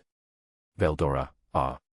His eyes nearly popped out of their socket. Right below him was Chloe, who raced up at an unimaginable speed. Memories of the hero Cronoa that sealed him started swirling violently the closer she got. Chloe, Veldora. The storm dragon wasn't even given the time to let out a cry when Chloe flashed before him, her foot dug into his face as she used Veldora as a platform to propulsate herself. Chloe, thanks for the support, Breeze Dragon. Her destination was higher in the sky where Remuru and Everge are fighting. In fact, she didn't even notice Kakishi blocking her way earlier and simply slashed through the beast. Veldora, Itai. A red mark shaped with Chloe's boots marked in the middle of his face. Veldora grabbed his head, whizzing in pain. He rubbed his nose, a little bit annoyed, his attention quickly drawn back into action as Kakishi reformed on itself, a dent of rage further boosted by the blatant disrespect he was subject to a moment ago. Veldora, why are all the women and heroes around me so violent? Whining, his gaze lowered toward the beast, and below, slightly above the surface of the ocean, several explosions and flashes of flickering light could be observed. Veldora, oh. There are a lot of people there. Thousands of people were fighting against the insectors who had gone rampant, under the leadership of the Empress of Insect, Peliod. The balance was quickly shifting toward the cryptids' advantage, though the arrival of the 4 primordials of Tempest stabilized the force on each side. Despite their prideful and chaotic nature, none of the primordial overstepped their boundaries to join the fight that involved Dino and the remaining true dragon available. They must have realized that their powers could at best serve as a distraction, even for Dino, who didn't appear that impressive. Veldora, Kuu, geez, I need to step up my game too. Finally, he returned his attention to Kakishi, who had fully recovered, more children of darkness being created. But this time, there was something even more malicious and dark about him, something that made Veldora worry as he raised his 2 hands to use the technique he was about to unleash earlier. Testarossa POV. To think a conflict of this scale would happen so soon after I received a name is certainly unexpected. Again, I'm not a fool, the beings currently standing above are true monsters. Pride can only hold you for so long as you are the strongest. The beings that are evenly matching the true dragons aren't to be underestimated. Even after receiving an ultimate skill, I knew the moment I set my gaze upon them that they were still at a level I could only hope to reach one day. This made me regret not pursuing strength further earlier. Diablo, you are in a thoughtful daze, quite the unique sight, I must say. Testarossa, with those 2 brats rampaging, I can relax a bit. Despite my words and the vague truth behind, I still swiped my whip around, catching an anxiously brave cryptid by the waist. Before channeling death magic into my weapon, I grabbed his soul and devoured it through white flames. An agonizing scream followed my victim as he was fed to Belial, my precious ultimate skill. Diablo, Kafufufu, this skill of yours is really mesmerizing. Testarossa, stop talking to me already. I growled and left him alone. This creep has become even more creepy after meeting Milord. Anyway, Carrera and Ultima must both feel very frustrated, their instinct guaranteeing their uselessness in the fight above. So out of nerves and anger, they are taking it out on those poor cryptids, not like I care. In fact, I'm also feeling quite bloodthirsty. Even further when Diablo is the only one among us that could enter the fight above, that creep has gotten so much stronger. Diablo, Kafufu. TCH, you piece of shit, this laugh is driving me crazy. I sighed and sent another cryptid to his doom. At some point I had increased my kill counts further up. Testarossa, this is getting us nowhere, and is it me or the number of cryptids has increased since the beginning? I strategically looked up at the battlefield, my attention trailing to the back of those uneducated cryptids. Finally, I noticed the reason for this increase. There is a queen there, just like Apito back in Tempest. In fact, Apito and her were very similar appearance-wise. That queen was laying eggs and hatching them nearly instantly. The number of cryptids being killed was slightly inferior to the amount being created. At the same time, the newborn are much weaker and inexperienced, so it's a fair deal.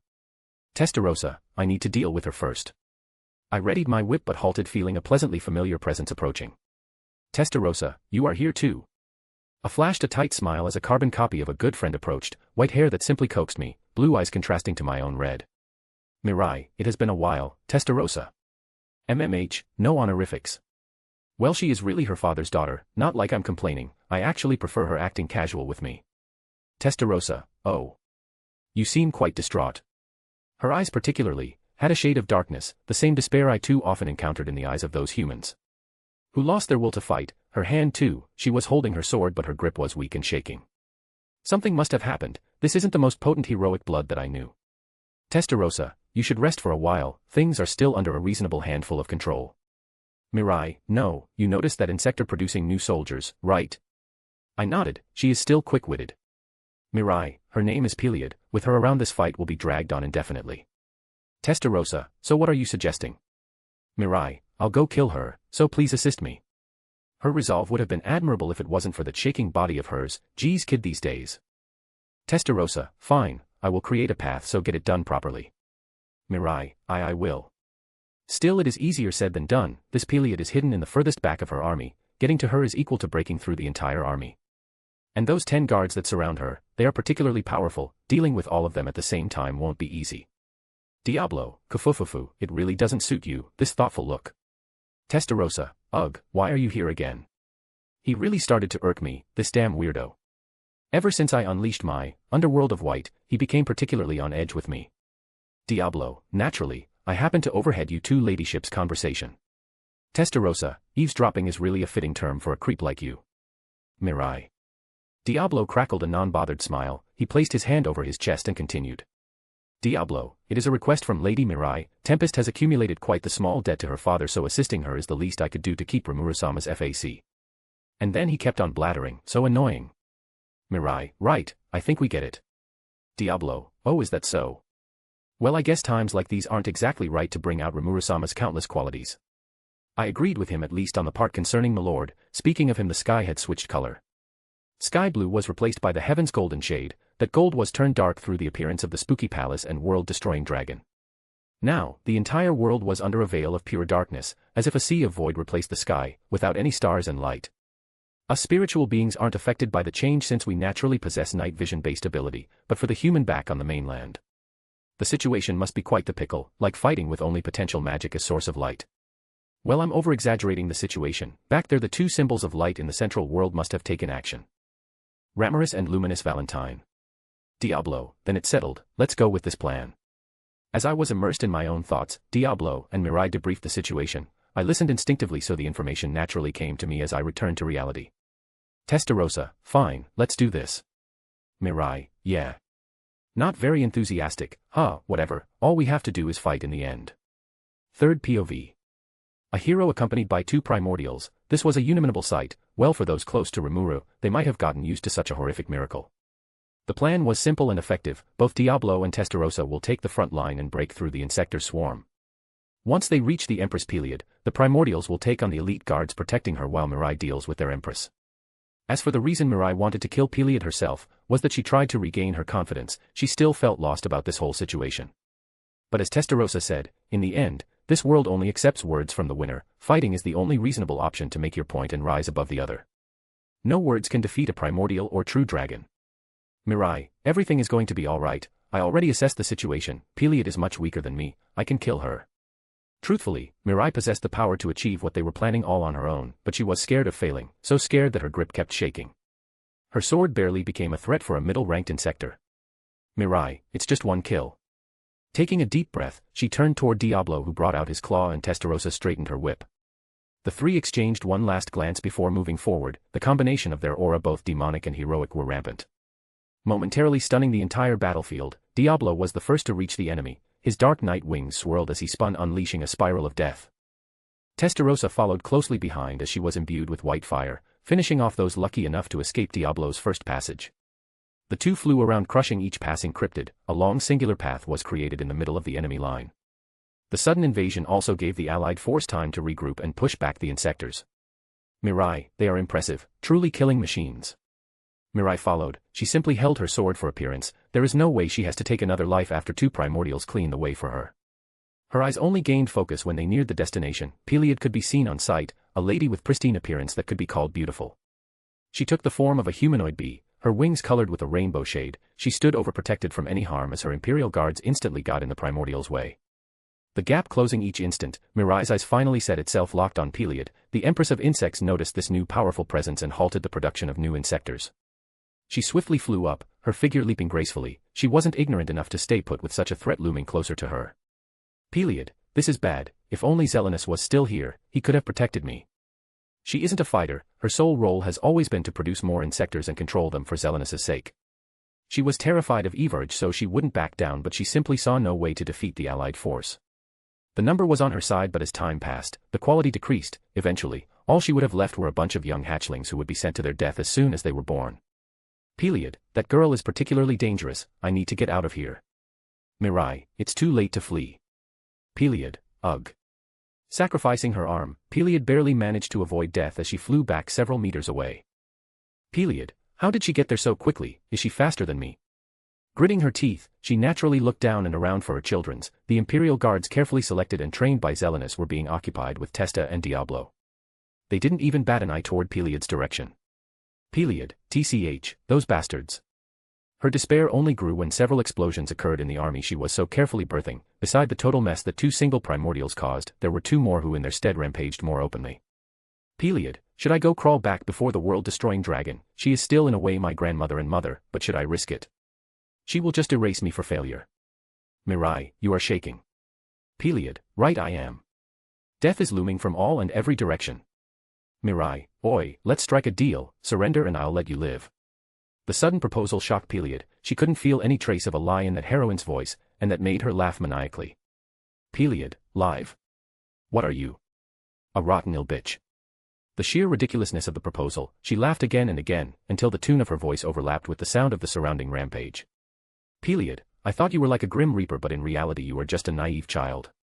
There is no future for you folk. Fighting a losing battle. Can't you see the sky? There is no hope for you. Mirai remained quiet. She gripped the handle of her sword tightly, raising herself into a fighting stance. The shaking convulsing her stopped. Mirai, fine, I was just asking for myself. For you to live or die has no coherence for me anyway. Peliod, what are you saying, bitch? Just rot back in hell. A swarm of newborn insectors were created at Peliod's order. Their forms were barely big enough to be considered a human child's weight.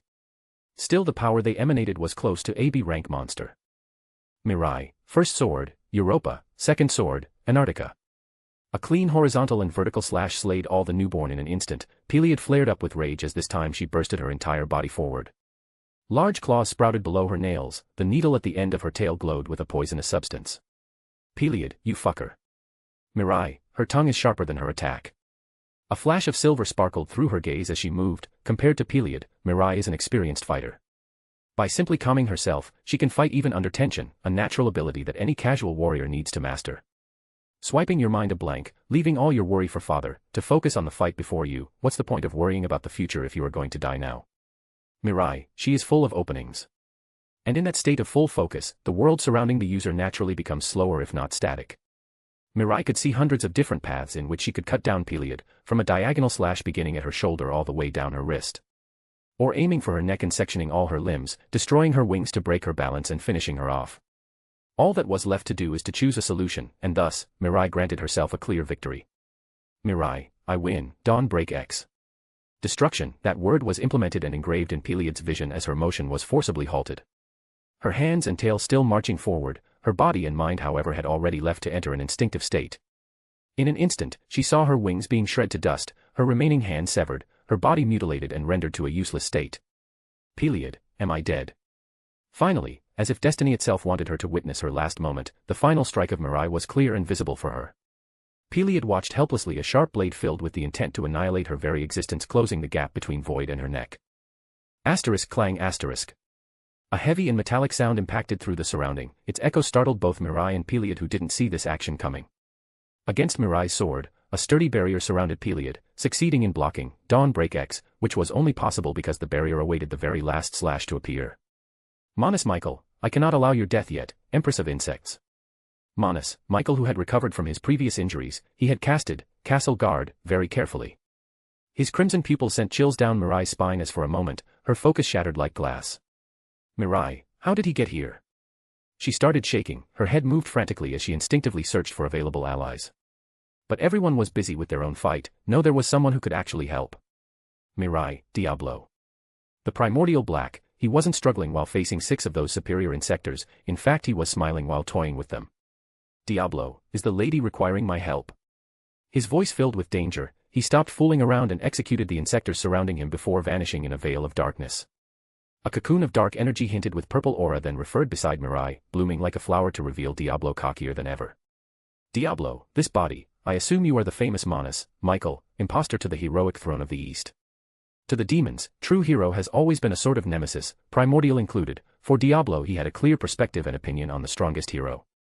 Rudranamal Nazca was like a sun that awaited its time to cover the world under its light, Don Arcead, the moon whose importance laid in second plan, overshadowed by his own duty. Then Chloe Aubert, or commonly known as Hero Chronoa, she is the eclipse, a boundary between duty and existence, ideal and dream. P.S. I waited so long for this analogy. Don the moon referred to Luna, Lune equals moon in French, Rudra the sun axed with Velgrind. Manus Michael, TCH, this annoying demon. Diablo, though I'm perplexed, why are you helping that cryptid? Shouldn't you be helping us protect what remains of this world? As the Lord of Justice, Michael, he had witnessed the annoyance that Noir is. He possesses a particular characteristic belonging only to himself. The ability to return instantly after each death. When a spiritual being like a primordial and true dragon dies, they will naturally be reborn after some time. Diablo, however, possesses no such cooldown. He can come back as much as he wanted. That limitation was only available in the underworld, but now, with Remuru's influence and blessing, he is surely capable of enacting that annoying ability of his even in the overworld. Manus Michael, get lost Noir, you are a pest that doesn't even deserve to breathe the same air as those damn humans. Diablo, Kufufu, oh please do call me by my name, Diablo. The two facing like two fierce beasts, their glare colliding and dwelling a war in itself. Diablo was the first to break the staring contest. His attention shifted toward the background where he saw Feldway rise up toward the void-like sky. Diablo, Lady Mirai, I shall take over here. I believe Remuru-sama and the others are waiting for you above there. Mirai, I need to get rid of Peliod first. As long as she is gone, their collective force will crumble. Beside, Diablo isn't strong enough to defeat Michael. As if sensing her worry and reading her thoughts, Diablo let out another diabolical chuckle, his wicked smile widened. Diablo, a hero should always seek out the place that shines the most. As for a trade secret, do know that I am known to be a nightmare for those kind opponents. Mirai, your words make little to no sense. Diablo, Kufufu, just leave this to me my lady. Mirai, MMH, I just noticed but you are awfully kind to me, that doesn't suit you. Diablo let out another chuckle. He had his own reason. As Testarossa called him numerous times, Diablo is a weirdo. And Mirai could see why. Diablo, a debt is a debt. I'm merely repaying my thanks for Rubrios and Don Arcead. Mirai, that is a lie. Well, whatever, I won't insist if you don't want to tell. With some hesitation, Mirai decided to do as Diablo suggested. Her presence faded from the battlefield as she started flying up. Manus Michael didn't try to stop her. Instead, he was more wary of Diablo, who stood motionless, his fearless smile never leaving that arrogant face of his. Manus Michael, get lost. Noir, your presence here will make no change. Diablo, if that was the case, you wouldn't show such unfiltered emotion. Rudranamal Nazca was a threat of the highest order, but as far as I can see it now, you are just a wannabe extra villain relayed on second plan. Manus Michael, you. Diablo, the situation has turned so chaotic, don't you find it ironic? The Lord of Justice has turned blind eyes to true malice. Are you sure you are completely sane? A natural question to ask. Manus Michael, despite gaining an ego and independence, has been going against the very principle he embodies. Justice, even if it's narrow, the simple fact that he saved Peliod, who is on Ivaraj's side, clearly insists that Michael betrayed the concept of justice that Veldanava developed. Diablo, you lost the very purpose of your existence. No wonder the Star King Dragon Veldanava abandoned you. Manus Michael, en Noir. Pure rage became the starting point of their fight. Manus Michael's expression twisted completely. His divine sword, Diva, glowed as he lunged toward Diablo. Diablo, this expression suits you better already. Claw against sword, the first strike left Diablo badly injured before out of rage. Manus Michael completely shred the primordial black apart. His physical body destroyed, Michael didn't relax and turned around parrying the same claw he had just destroyed. Diablo, don't worry, I am not one to jest around, I will fully satisfy this thirst of yours, Kafufu. Manus Michael, lunatic. Leaping forward, Michael swung, diva, in a very rash fashion, the grace of Rudra's swordsmanship nowhere to be seen. Diablo at his turn flew backward, his arm stretched as he flicked his finger, a ticking sound echoed around. The evolution of his unique skill, Tempter, now known as the Lord of Temptation, Azazel, Diablo's very personal art that manifests the world of temptation in a virtual reality. Diablo, activation, despair time. The ability in itself was much more proficient since the skill's evolution. Manus Michael witnessed his surroundings being swallowed into a pitch of darkness. A uncommon almost mystic pressure started oppressing him. In this subspace, Diablo was master of all, an absolute authority allowing the black progenitor to crush his enemy no matter how powerful they are. Manus Michael, you believe such a boring trick can get rid of me? A ray of light escaped that endless pit of darkness. Michael enabled a powerful sword art completely overpowering. Despair time, the world of temptation crumbling in pieces. Michael didn't stop there, he continued his march as his sword reached Diablo once again, destroying the demon once again. Diablo, Kafufu, very impressive. Reappearing behind the Manus once again, Diablo clapped his hands, genuinely impressed by the sheer destructive force of his sword. Diablo, but not enough. Manus Michael, you piece of. Their fight was just beginning. Diablo could only blatter a chuckle while his eyes trailed dangerously to the side. Peliad, empress of insects. She was frozen still for a moment, regenerating her limbs. She was obviously going to run once she got enough strength to. Diablo, Kafufu, there is nowhere to run, Queen of Cryptid, as your fate was sealed the moment you dared bare your claw toward that heroine. His thoughts were only right for the span of this moment. Remuru POV. I fidgeted nervously as Everage stood face to face with me, the fight around us echoing as simply background noise. The light exploding reflected across our face. That little girl before me was terrifying, her golden eyes mutated dangerously along with her humor. Everage, you are shaking. Remuru, huh? My instinct suddenly kicked in, I directed my whole body backward, feeling the need to evade whatever was coming. Seal, emergency measure, multi-dimensional barrier. At Seal's command, a series of barriers strong enough to withstand a true dragon's breath covered me, but none of that mattered. Evarage's attack simply erased the barrier, breaking them like glass, before taking out half of my body. Remuru, ugh. Seal, 48% of master physical body was removed, critical state, enabling, infinite regeneration, error, evolution granted, infinite regeneration, has successfully evolved into, godly regeneration. Seriously, that single attack forced Seal to upgrade my skill. This is absurd, I have to hold her off somehow, but that doesn't seem realistically possible. Everage, your power, I want it. The tone of her voice filled with greed turned her even creepier. I narrowed my eyes, gripping my sword tightly. Remuru, then come get it. Void collapse. Even without using the nucleus fusion with Velgrind, I could still use the sword technique developed by Seal. I had hoped that it would at least shred an arm or inquire about some kind of injuries on the world-destroying dragon. My stance raised up, the image of void collapse, world of 1,000 blooming changes. My eyes already expected the technique to be unleashed and waved toward Everage. But like my barrier earlier, that monstrosity outmaneuvered me completely, before I could even swing my sword. She appeared before me, her hand entangled my stance, catching me off guard. I instinctively cancelled my action and threw down a classic swing. Everage, your sword is so dull, boring. Remuru. Third POV. The destroying dragon's hand gently caught the blade. The sharpness of this masterpiece of a sword couldn't even leave a scratch on Evarage's palm. She grabbed the edge of the blade, feeling its durability. Everage, as expected, the sword is as worthless as its wielder. Asterisk crack asterisk. The masterpiece of Q-Robe, a sword that bathed in Remuru's aura, evolved alongside him to become a legendary blade, no even higher at this point. It had yet to adapt to nihilist energy, but that sword was still one of a kind. The thought of having his weapon broken never crossed Remuru's mind before. And that still just happened, right in front of him. Sword of Tempest crumbled like dust. Remuru, wah. Seal. Left with only the handle of his once mighty blade, even Seal couldn't comprehend what just happened. The predictions she had set for Everage were wrong. The world-destroying dragon was underestimated, and now, Remuru had to pay the consequence for that. Everage, haha, that's right, this looks suit you miserable creature much better. Her form shifted into a pitch-dark aura, taking the shape of a dragon ready to swallow Remuru as a whole. The slime watched with rising despair, his body stiff frozen. The echoing voice of Seal trying to shake him awake failed to reach his subconscious. Remuru, is this the end? He was petrified, his very own eyes betrayed him, unable to dismiss the fear by shutting off. The darkness surrounding him, he started hearing foreign voices trying to pull his sanity away. Remuru, what is happening?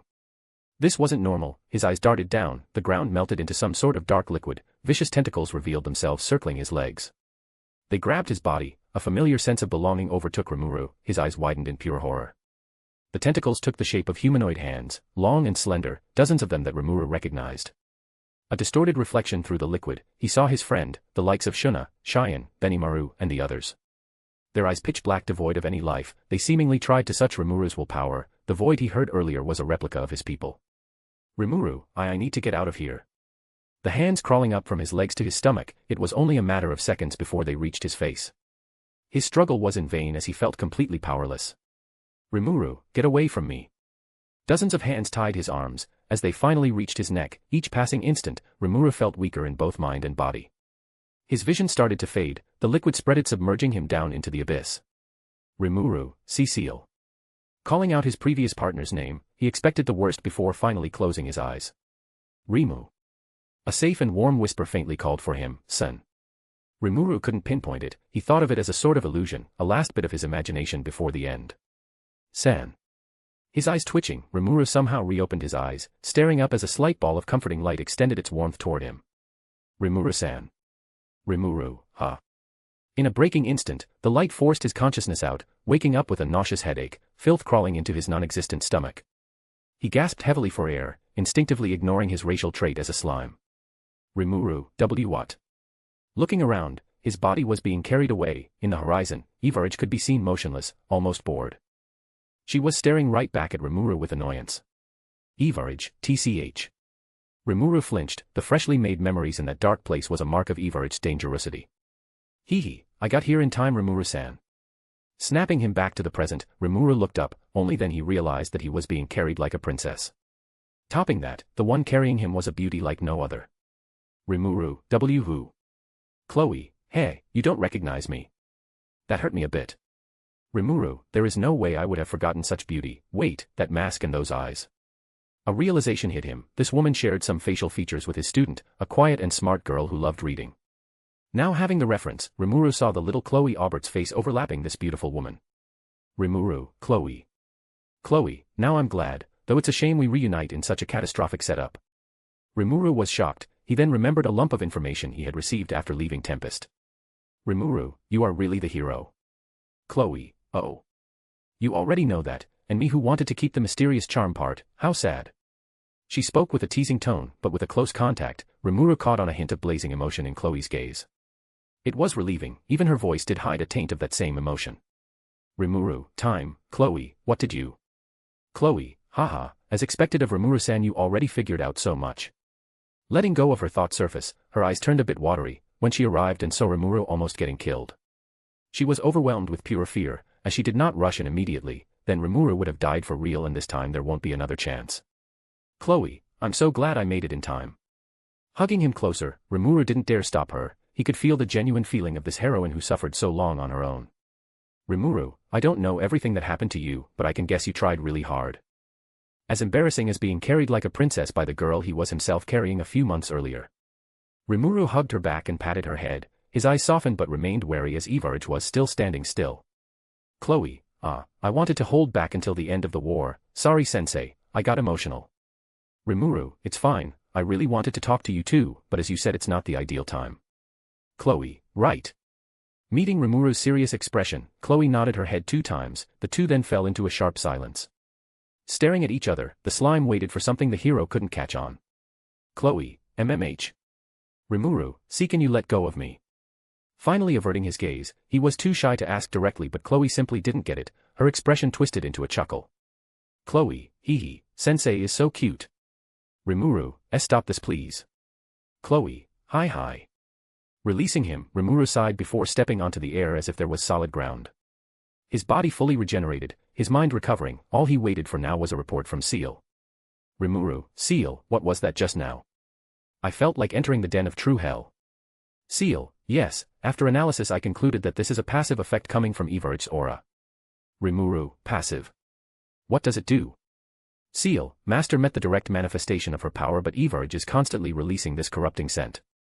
Carrying on her explanation, Ivaraj as the incarnation of malice and destruction can also be presented as the essence of true corruption.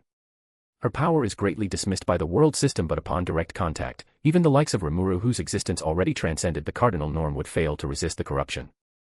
Seal, the effects are simple, it will swallow one's consciousness, crushing them into despair. The final effects are still unknown, but I theorize that it involves the definite destruction of the soul and concept. Remuru swallowed a hunch of non-existent air as he grew more anxious. What he was just subject to is a fate worse than death. Yet the effects were still weakened by the world system barrier. Remuru could only dread imagining fighting Everage without the help of the world itself. Chloe, her power is extraordinary, honestly I can't see any way to defeat that thing. Remuru, right. Looking down, a similar liquid to the one Remuru almost drowned into had covered the entire central planet. The sky was replaced by a ground of this solid liquid. A dreadful voice could be heard sprouting like rotten herb. Seal, Everage is currently attempting to overpower the world system. The moment the world barrier will be weakened will mark the inevitable defeat on our side. Everage was basically taking the world hostage with a bet. Either they somehow defeat her before the world barrier breaks down, or Everage's beasts localize and destroy the world tree. Remuru, is this why she isn't pursuing us? Seal, most likely, but the reason as to why she is trying to control her power, limiting its range to just the central world, is still unknown. Remuru, she became an intelligent being now. Who knows what kind of plot she is devising? He avoided looking at the now ground, already feeling sick from just standing above such a scene. Chloe, sensei. Remuru, MMH. Turning toward the heroine, Remuru flinched upon realizing that Chloe wasn't calling for him but rather the ground. Her eyes reflecting her own fear as she stared at the ground. Countless Remuru with dark eyes were calling for her. Remuru, Chloe. Chloe, ah. Fortunately, Remuru quickly shook her out of her stupor. He covered her eyes and raised his voice to overpower those from below. Chloe, aye. Remuru, it's fine, I'm here, so don't look down. Chloe, why yes. He took another instant to make sure she was okay before releasing her. Their attention shifted back toward Everage, who was still ignoring them. This, however, a wicked grin replaced her passive expression. Her neck crackled as she abruptly twisted her head toward the duo's direction. Everage, haha, I found you, damn author. Don't worry, I'll get you right after I finish crushing the trash here. Another wave of corrupted aura burst from her body. It was less dense than before, surely because she had to maintain a large portion of her power around the world. But still enough to make Remuru flinch and draw his newly reformed sword. Remuru, it's not as good as my previous sword, but Seal can't do better at the moment. Chloe, so what are those hallucinations? Remuru, right, you didn't get a debrief. Seal, can you transfer what you deduced to Chloe? Oh, and give her the necessary information we have as well. Seal, right away, master. Doing as ordered, a flash of infos were transferred to Chloe, her eyes glowing for an instant as she received and naturally digested the data. Chloe, I see, so just the contact with her aura can shatter your battle spirit and will, really a terrifying passive ability. Remuru, yeah, I'm also concerned about the other. Chloe, they should be fine, as long as the world barrier is in place. Everage cannot directly affect the battle within the world. Remuru, we just have to trust those guys, huh, fine by me. Chloe nodded. She already saw what Remuru's people and the collective moral of the cardinal world's inhabitants could do. They are giving their all. It would be too cruel to give a bad ending to such heartwarming unification. Chloe, wait, Everage aura can directly affect the moral and fighting spirit. From what I know, Mirai fought the unawakened Varja. Could that version also possess a minor effect of this abyssal pit? It bothered her a bit. Since she had spared with Mirai, she was well positioned in affirming that the girl was strong in both will and capacity. Yet the one she met before getting here was totally broken. Did Mirai instinctively fall into that abyss, albeit much weaker due to Varja being a minimal part of Everage? Chloe, MMH, then her surviving is already a miracle. The fact that she even retained her sanity is already proof of her strength. Burying the thought away, she sealed her eyes shut, mentally preparing herself. Slowly, the voice that was still calling for her tone covered with malice that tickled her ears, they started wavering away before her focus.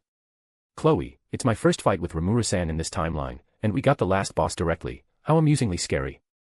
She raised her sword, Moon Mistress. The rapier was twinkling a radiant glow, lightly illuminating a spark of light inside this world of darkness. Remuru, we only got one option. Throw everything we got and hope something works. Chloe, the odds really aren't in our favor. Everage POV. They are also pathetic and annoying. Watching them struggle for survival brought me a sense of joy that barely lasted for an instant. I had given enough time for them to recover simply because I managed to catch a glimpse of that bastard who tried to use me. Though I will not lie to myself, this newcomer girl possesses a very intriguing power, the same as the blue-haired weakling. One possesses a nature pending toward my own, and between that traitor Veldanava's, they called him an anomaly. I can't very well understand why. And that girl, is it a great spirit? Yeah, she has the protection of those annoying things that sided with Veldanava. Even this world is under their blessing. Utterly disgusting, but perfect at the same time, that just makes it more detestable. Evarage, but if I can get hold over that power, then that traitor will surely reappear. There is no way Veldanava, the usurper of perfection, will dare run away forever. Evarage, MMH. Oh, what is that? I clicked my tongue in an alarming annoyance. The freshly made connection between me and the executioners beamed negatively. An unnerving motion full of discomfort moved my core. It was the first time I felt such loss, like someone ripped my belongings. Evarage, they died. I slowly realized, the beasts that had just bowed and swore allegiance to me all failed. Neither did they manage to bring any form of positive result, but also left me with this payback full of poison. How useless, pathetic, imperfect. Evarage, TSK. I clenched my teeth while releasing all the power I had. They are failing me on the first task, haha. Fine, I will be merciless enough to give you all a second chance, but that's it. I extended my generosity at a breaking degree already. Evarage, do not fail me again. I sent through our bond connection a wave of power. Without even seeing them, I could tell they had received my blessing. These final gifts and warnings, a malicious aura matching my own, covered the three beasts that dared naming themselves as my children. Their aura burst forth. Above us in the realm Habataki soared with a third head, his power increased by tenfold. Below Suimu and Kakishi all received my blood and flesh. Evarage, well then, let's start the second act. Finally, I could get back to my own fight. I looked back toward the slime and hero, ignoring the pitiful roar my children exalted. My eyes trailed to their weapon, a sword. Both were swordsmen, and that brought me a sense of confusion. As a conscious being, I didn't fight many, but all used the sharp weapon. I can't really comprehend the principle behind it, since no matter how sturdy and powerful the sword is, it will never manage to cut my scale. Cut. Oh, now that I think back, there were those two heroes, Mirai and Dawn. They both managed to strike Varja. With a newly gained interest, I stretched my arm and conjured a sword made of pure darkness. Evarage, let's call it Ragnarok. Remuru, a sword. I smirked and vaulted over, the distance separating me and those two gone in the flash of the moment.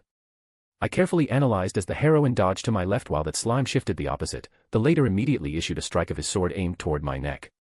It was a powerful horizontal slash, nothing I couldn't handle. Evarage, is this how you use a sword? I moved my own sword on the path of his. The impact flattered his weapon as mine stood supreme. I wanted to destroy him right this instant, but couldn't due to the heroine. It seemed like Remuru was a bait. She had already prepared her attack. The loud sound of a bell ringing startled me. I turned around to face her and was met with a large structure. Gears of a clock as big as my children's fluctuated behind the hero. The clocks then started moving backward while all the power was directed back into her sword. Evarage, time. I need to stop that. Remuru, nah, I'm not done with you yet. Third POV. Catching up with yet another sword, he forced Evarage to go back on her trail. There was no technique behind her sword, pure reflex and instinctive battle will, totally blowing Remuru's arm away. Remuru, ugh. Evarage, I was too late, huh? Going back to Chloe, she had already voided the gap between them, her sword midway down finished with her execution. Chloe, reverse fate. An attack that can be considered lethal even by the most prominent norm in the cardinal world. Chloe's blade descended with a perfect form. Devoid of even the slightest flaw, clear intention of killing the world-destroying dragon, yet as time passed, a single melancholic noise reverberated through space. Evarage, stretching her arm at the very last moment, simply caught the blade, completely stopping its motion. The element of time devoured into its malice. Chloe. Evarage, how underwhelming. She intended to replicate her previous action with Remuru, destroying Moon Mistress, and breaking this hero. Her aura is already flaring up with malice. Chloe, now Remuru-san. Evarage, MMH. Unexpectedly, Chloe let go of her sword and stepped back. Moon Mistress glowed in a mystical light before exploding into a bath of energy. Chains sprouted from the blade, sealing Evarage's movements, all coded in time attributes, the strongest version of infinite prison Chloe could perform. Using a legendary weapon that crossed time alongside her as a catalyst. Evarage, I can't break free. Is the great spirit of time getting involved directly? She bit her lips, using the opportunity to track down the spirit of time. As a platonic concept, those beings don't possess a clear physical or spiritual shape. But they can still be interacted with under very specific conditions. Evarage, as the other half of Veldanava, could naturally get and understand the process. Her mind wandered into an unknown path, like a thread bound to the essence of time lost in that concept. Evarage was met at the end of the path with a blinding light. Evarage, so you are there. Shutting off the connection, the memories were now engraved into her mind, and the being she bare witnessed added to her list of retribution. Back to the present, Evarage, having used the time she could have escaped to track down time, she was forced to tank whatever Remuru was preparing. The slime regenerated and his lost limb appeared behind the world-destroying dragon, his left arm conveying with dark matter. Remuru, devour it all, Azathoth. the evolved version of Lord of Gluttony, Beelzebub, the very representation of the strongest ultimate skill, created by Amonis. Born from the fusion of 4 ultimate skills, influenced by the glorious True Dragon's force.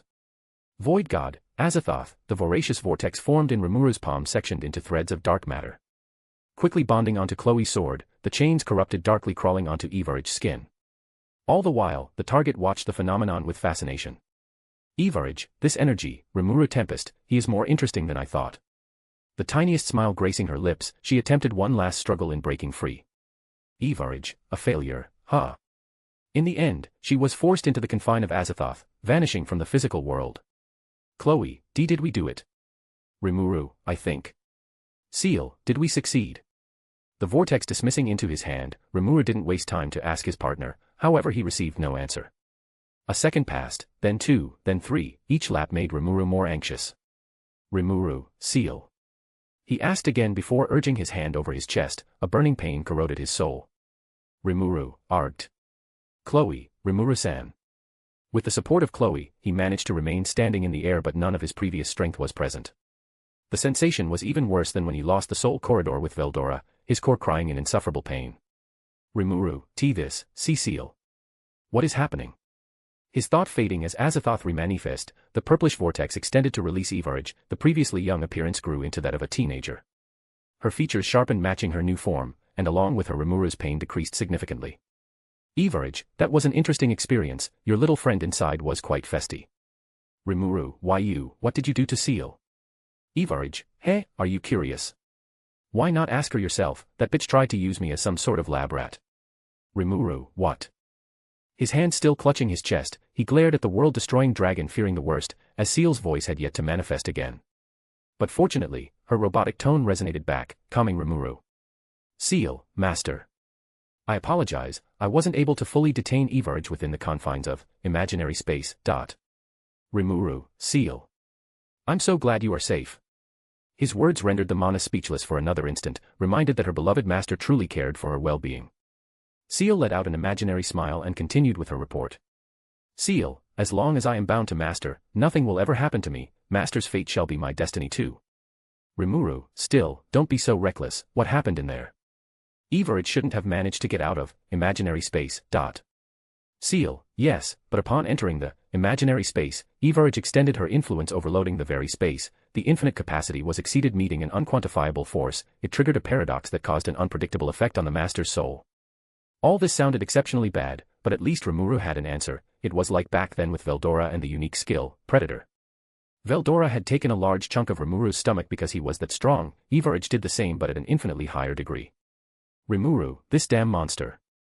Seal, as result, over 80% of the imaginary space was corrupted, the items and resources stocked were forcibly deleted for safety measures, Master's soul also received significant damage. Remuru, this isn't all there is, right? Seal, yes, Evarach seemed to have taken the opportunity to analyze the nihilist energy that Master hold, using it as basis she underwent a non-rational evolution, explaining her new appearance. Remuru, she grew even stronger. The line was akin to a boulder crushing down his shoulder, a foe that the strongest hero and a transcendental being couldn't fare off as evolved positively. Chloe, this can't be. Remuru, what a cheat code. Straightening himself, he forced pain nullification on himself and made Seal form another new sword. Remuru, are there any other options? Seal, negative, with our current force and set, defeat is inevitable. Remuru, so that's it. We lost. Seal. No words were needed, nothing worked on Evarach and she herself wasn't exactly serious. Evarach, nihilist, yeah, that's the closest link to reaching perfection. A good mood, for the first time she experienced happiness, and that single emotion completely reversed her existence. She who is malice and hatred will now seek happiness, the concept of happiness is ambiguous and unique to each individual and the one Evarach crave for is the worst for the rest of creation. Evarach, the foundation of that energy is destruction and creation, I need more insight into it. And the sole being that could satisfy her curiosity and need is Remuru Tempest, for that he has now become a top priority for the world-destroying dragon. Evarach, I'll dismantle you slowly and rob everything you possess. Readying for the third round, Evarach couldn't take a single step when the ground formed by her aura exploded. A large hole that quickly reformed onto itself appeared, two beings emerged while clashing their own weapon. Sparkles followed by metal colliding, the sharp noise grew closer and closer to the group of Remuru, Chloe, and Evarach who remained silent. Finally, at last the two newcomers came into views, their blades clashing one last time before retreating from their fight. One of them being Mirai, she landed right next to Remuru and Chloe, her breath slightly ragged while her dominant hand shook frailty. Remuru, Mirai-san. Chloe, oh. She got back on her feet. Their eyes then turned toward the other newcomer, long silver hair reaching down his back and over his shoulder. Two onyx-colored horns on top of his forehead, an expression indicating fury and miserable appearance as if he had lost nearly everything he possessed. Remuru, Feldway. Mirai, yeah, he was going up so I followed and intercepted him midway. Remuru, oh, how did he even get free from Velzard-san's time prison? He didn't see the primordial angel as a threat anymore, not after meeting a true powerhouse that Everage incarnated. Feldway, TCH, why is everything going wrong, first that abnormal slime and now that heroin? His plan involved in taking advantage of Everage's fight as distraction to get rid of Remuru, but Mirai's intervention shut down that opportunity. Everage, seems like those are not the only guests. Coming from above, another light explosion occurred as Velgrind and Habataki came down from the dimension above. The blazing body of Velgrind generating flames hotter than anything known, her fire was constantly clashing with the newly booster beast. Habataki with her mother's power, the malicious form of a three-headed eagle growling, her aura eating out Velgrind's fire. While the hottest blaze expanded beyond the reach of this malice. Everage, Habataki. A single cold voice ripped the bird from all will as she fled her ongoing fight to join her mother's side. Her three heads bowing silent from all noise, she was at Everage's feet. Habataki, mother. Everage, quiet, you disappointment. Her harsh tone shook the bird to its core, unable to withstand the newly formed emotion, it only fueled the bird's hatred and malice. Velgrind, running away now. And naturally, the prideful Velgrind wouldn't just let her opponent leave, flying over in her draconic form. She let out a roar filled with battle spirit, she failed to notice the change in Everage. Everage, TSK. The roar blew everything on its path, a tunnel of wind formed, Everage's hair forced to a mess following the current. Everage, this fake lizard dare barking before me. Releasing her own roar, Everage's power overwhelmed Velgrind, shutting her frozen, the flames that she gained upon receiving the Lord of Divine Flame turned stiff. The world-destroying dragon then released her potent corrupting aura, tentacles made of malice crawled at an instant pace toward the scorched dragon. Seal, emergency. Activation of true dragon release. Having gained the authorization to enable skill without her master's approval, Seal quickly returned Velgrind to a state of spirituality before resummoning her back. This time safe, out of the imminent corruption she was about to be subject to. Velgrind, huh? Remuru, sorry Velgrind-san, but the situation changed quite a bit. Velgrind, I can see that. That damn bird suddenly revitalized itself and matched my new power, it made no sense. Remuru could only give her a quiet answer, his mouth shut as the tension around raised deafeningly high. No one really dared making the first move, particularly Feldway who stood on the side with no one. Everage, Habataki, go down and help the other two, I expect the world to open before my patience fully runs out. Habataki, as your wish, mother. Sense of priority, as the strongest being alive, Everage has the right of the predator, the one at the very peak of the food chain. Sending Habataki away in front of everyone present, the hidden meaning behind that bold action is that Everage herself didn't need another ally to take on the strongest representative of Veldanaba's creation. Velgrind, no you won't. Not taking this disrespect, Velgrind acted on a whim again, she extended her arm ready to throw a nuclear cannon. But frozen upon meeting the world-destroying dragon's glare, it was like having a sharp scythe holding its edge right below her neck. Cold sweat poured down her forehead, a testament of the threat this new Everage posed to the world. Velgrind, how did that thing grow that much so fast? While she was stupefied, Habataki flapped her wings diving into the central world, the situation below couldn't be more uncertain now. And there was nothing the people present there could do about it, they were basically taken hostage by Everage. Everage, now, let's get back to our business.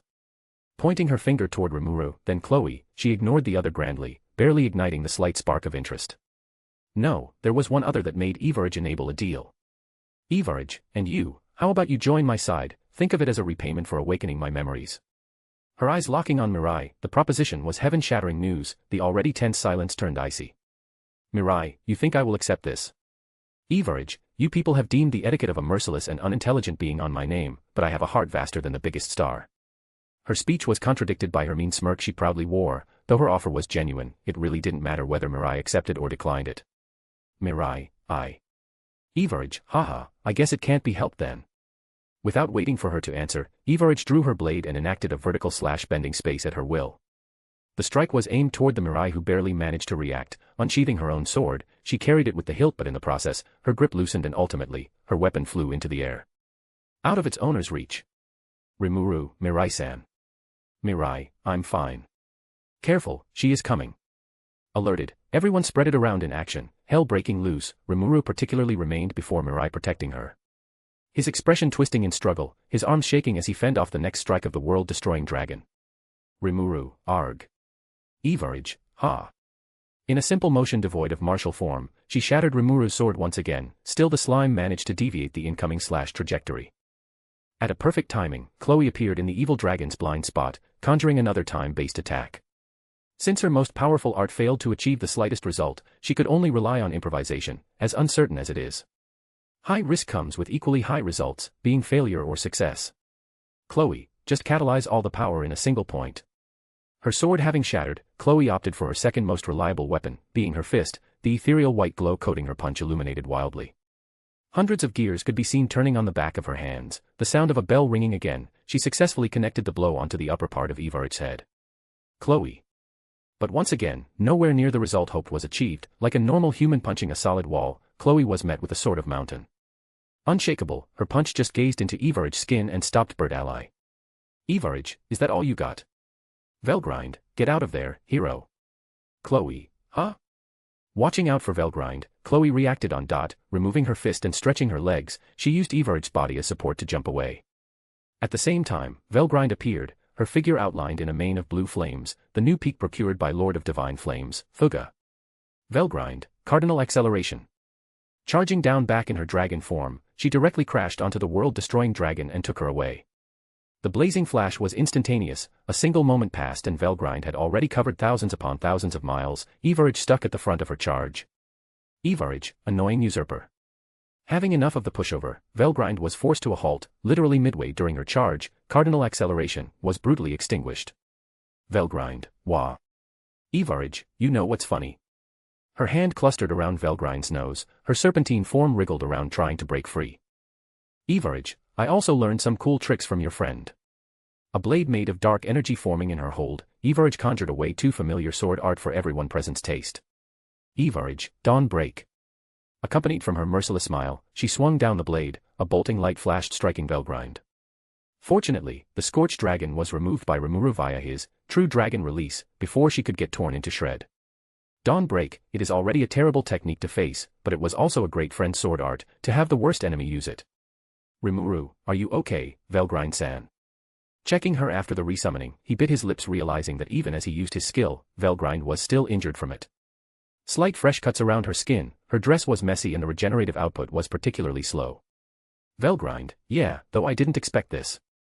Her pupils shaking, she looked up to Evarage who engaged in a 2-versus-1 sword fight with Mirai and Chloe. They were clashing at a nearly invisible pace, each passing moment could have shown Evarage getting better with the sword. Remuru, let's be more careful. If it wasn't for Dawn Break's trajectory being memorized in my skill, I wouldn't have predicted and reacted in time. Velgrind, TCH, can't we use that sword of yours? Remuru, no. My sword of tempest is already broken and these replicas won't be able to withstand your power. The situation was really getting hopeless. The two were snapped out of their discussion when another loud shattering sound broke into distant space. Chloe was blasted into the dimension above, a hole burned through her divine armaments right around her stomach area. A screeching painful groan escaped her lips. Evarage, I'm getting stronger. Spinning around, she followed her previous punch with a spinning kick, her figure blurred and before anyone could react. She dented her feet into Mirai's stomach, cold and nightmarish memories resurfaced the heroine. She stood her ground, but her pupils rented backward, her arms crawled to her injuries, holding her stomach while coughing a bunch of blood. Mirai, arg. Evarage, it's not done yet, young lady. Giving her no spare time, Evarage grabbed the heroine's hair holding her painfully, more blood being vomited. Mirai shut her eyes closed terrified, her muscles strengthening on themselves predicting whatever next action Evarage will take. Remuru, Mirai-san. Velgrind, get away from her. The two back into the fight, Velgrind launched a heavy kick aimed to the head while Remuru swung his blade aiming for the arm. He prioritized getting Mirai out of the world-destroying dragon, but to his dismay the blade simply broke upon contact. And Velgrind's leg was caught midair before it could even get close to its target. Evarage, those flames are so weak. They weren't hot enough to hurt Evarage, it was just uncomfortable enough for her to find it displeasing. The fire still burning, its reflection followed Evarage's gaze, understanding the principle and learning, a pile of purple flames was created, fully devouring Velgrind's own power. Velgrind, what? Purple flames. They reeked of malice and surrounded Velgrind's legs. A corrosive pain coated her skin, the part which was still within Evarge's hold rot like a flower meeting poison. Evarge, just die already. The fire spreading up to Velgrind's tight thin hips, she was gracefully saved when a blur of silver crashed down. Chloe being back poured all her weight using gravity to land on Evarge's arm. Even with all the momentum, it barely shook the evil dragon. Evarge, you are back already. Chloe, I'm sorry Velgrind-san. Conjuring a blade of light directly as the extension of her finger, Chloe did the only thing she could to save Velgrind. And that was cutting the scorched dragon's leg at the edge of the corrosion. Velgrind, you crazy. It was so sudden, even so Velgrind realized what she was doing and released the pressure around her leg. Allowing herself to be amputated, she backed away and healed herself instantly after. Remuru, get away, Chloe. Since Velgrind safely got away, the next one in reach was either Mirai or Chloe. Having disturbed her, the heroine blessed by time was the obvious choice. And compared to Velgrind, Remuru couldn't unsummon her. Evarge, fine, let you be the first to fall then. Chloe, I can't dodge. She quickly took a glance toward her surroundings. Mirai was still out, Remuru too far away to get there in time, and Velgrind had just retreated and was still regenerating her leg. Chloe, I need to hold for an instant so Remuru-san can get here. Clenching her teeth, she held her stance. Evarge was opting for a front while approaching, her arm stretched aiming for the heroine's heart. Chloe's perception slowing down, she shifted her balance to the side at the very last moment, not to evade the blow but to avoid a lethal injury. Evarge, oh. Chloe, ugharg. The evil dragon's hand pierced right through Chloe's chest, a pool of blood spurted out with the heroine. Chloe, heh, I did it. But instead of the center, Evarge only managed to pierce through the side, near the serratus anterior. With that, she grabbed the evil dragon's forearm, another binding circled Evarge. This time the catalyst was Chloe herself. Evarge, this trick again. Chloe, Remuru-san now. A fresh smile crossed her face. She had full faith in Remuru to find a solution. Her eyes turned toward him who was rushing over. His sword lightened up in a dark glow, another new technique surely prepared by Seal. Remuru, it's a 50-50 then, let's do it, partner. Seal, high master wait. Remuru, huh? Chloe's heart dropped cold along Seal's emergency warning. Evarge too, not every stopped moving as the unexpected happened before them. Tracking Remuru's course, a new light emerged completely shutting the slime down, a cage made of geometrical form, transparent like a hollow wall of glass. Remuru, what? All motion stopped around him, his body stripped of its mobility, the constant flux of Seal's warning rang in his mind. Behind him, forgotten by all whereas he had successfully hidden himself to act on the most illogical demeanor, Feldway smirked triumphantly. Feldway, you left your guard done. Now begone, chronosaltation. The cage shrinking on Remuru until nothing but a speck of light shattering into dust was left, the sight of Remuru disappearing. His presence completely fading, the sole corridor that he had cherished and shared with all his allies, friends, and family gone. Chloe and Velgrind in particular instantly knew that Remuru was truly gone, not teleported somewhere else or sealed. He was gone. A deafening silence befell the battlefield. A minute passed where even Evarge failed to make a move. Holding Chloe silently, she stared at Feldway with a dumbfounded expression. Even she couldn't predict such crazy action. Feldway, PFF ha ha ha. Finally, after a long break, the silence was broken by Feldway's insane laugh. He held his face dramatically, a mean and ugly grin contrasting to his angelic appearance. Feldway, Lord Veldanava. I did. The last light is gone. His cry resonated like a plea, the echo traveled across the silent space hoping to reach salvation. Feldway's wings spreaded along his arms, his pupils shrinking back calling out for his master. Feldway, come back now. I have set the stage as you wished. Insanity or perhaps faith, he waited for Veldanava to come back, the idea set after his discussion with Manus, Michael. He successfully carried the plan created on a whim of despair, and now, what? Nothing happened, the previously joyous laugh of the angel died gradually. Feldway, huh? His expression dropping, the same airy silence took back its dominance. Feldway slowly realized that Veldanava wasn't coming even now. He tried to rationalize the situation but failed as his ears perked up at Evarge's own laugh. Evarge, what a crazy bastard, ha ha ha. How about coming working under me, you worthless angel? A share of fun dwelling in her core, Evarge tossed away Chloe who tried to overcome the shock. Her body started diving down motionlessly back into the central world. Velgrind, hero.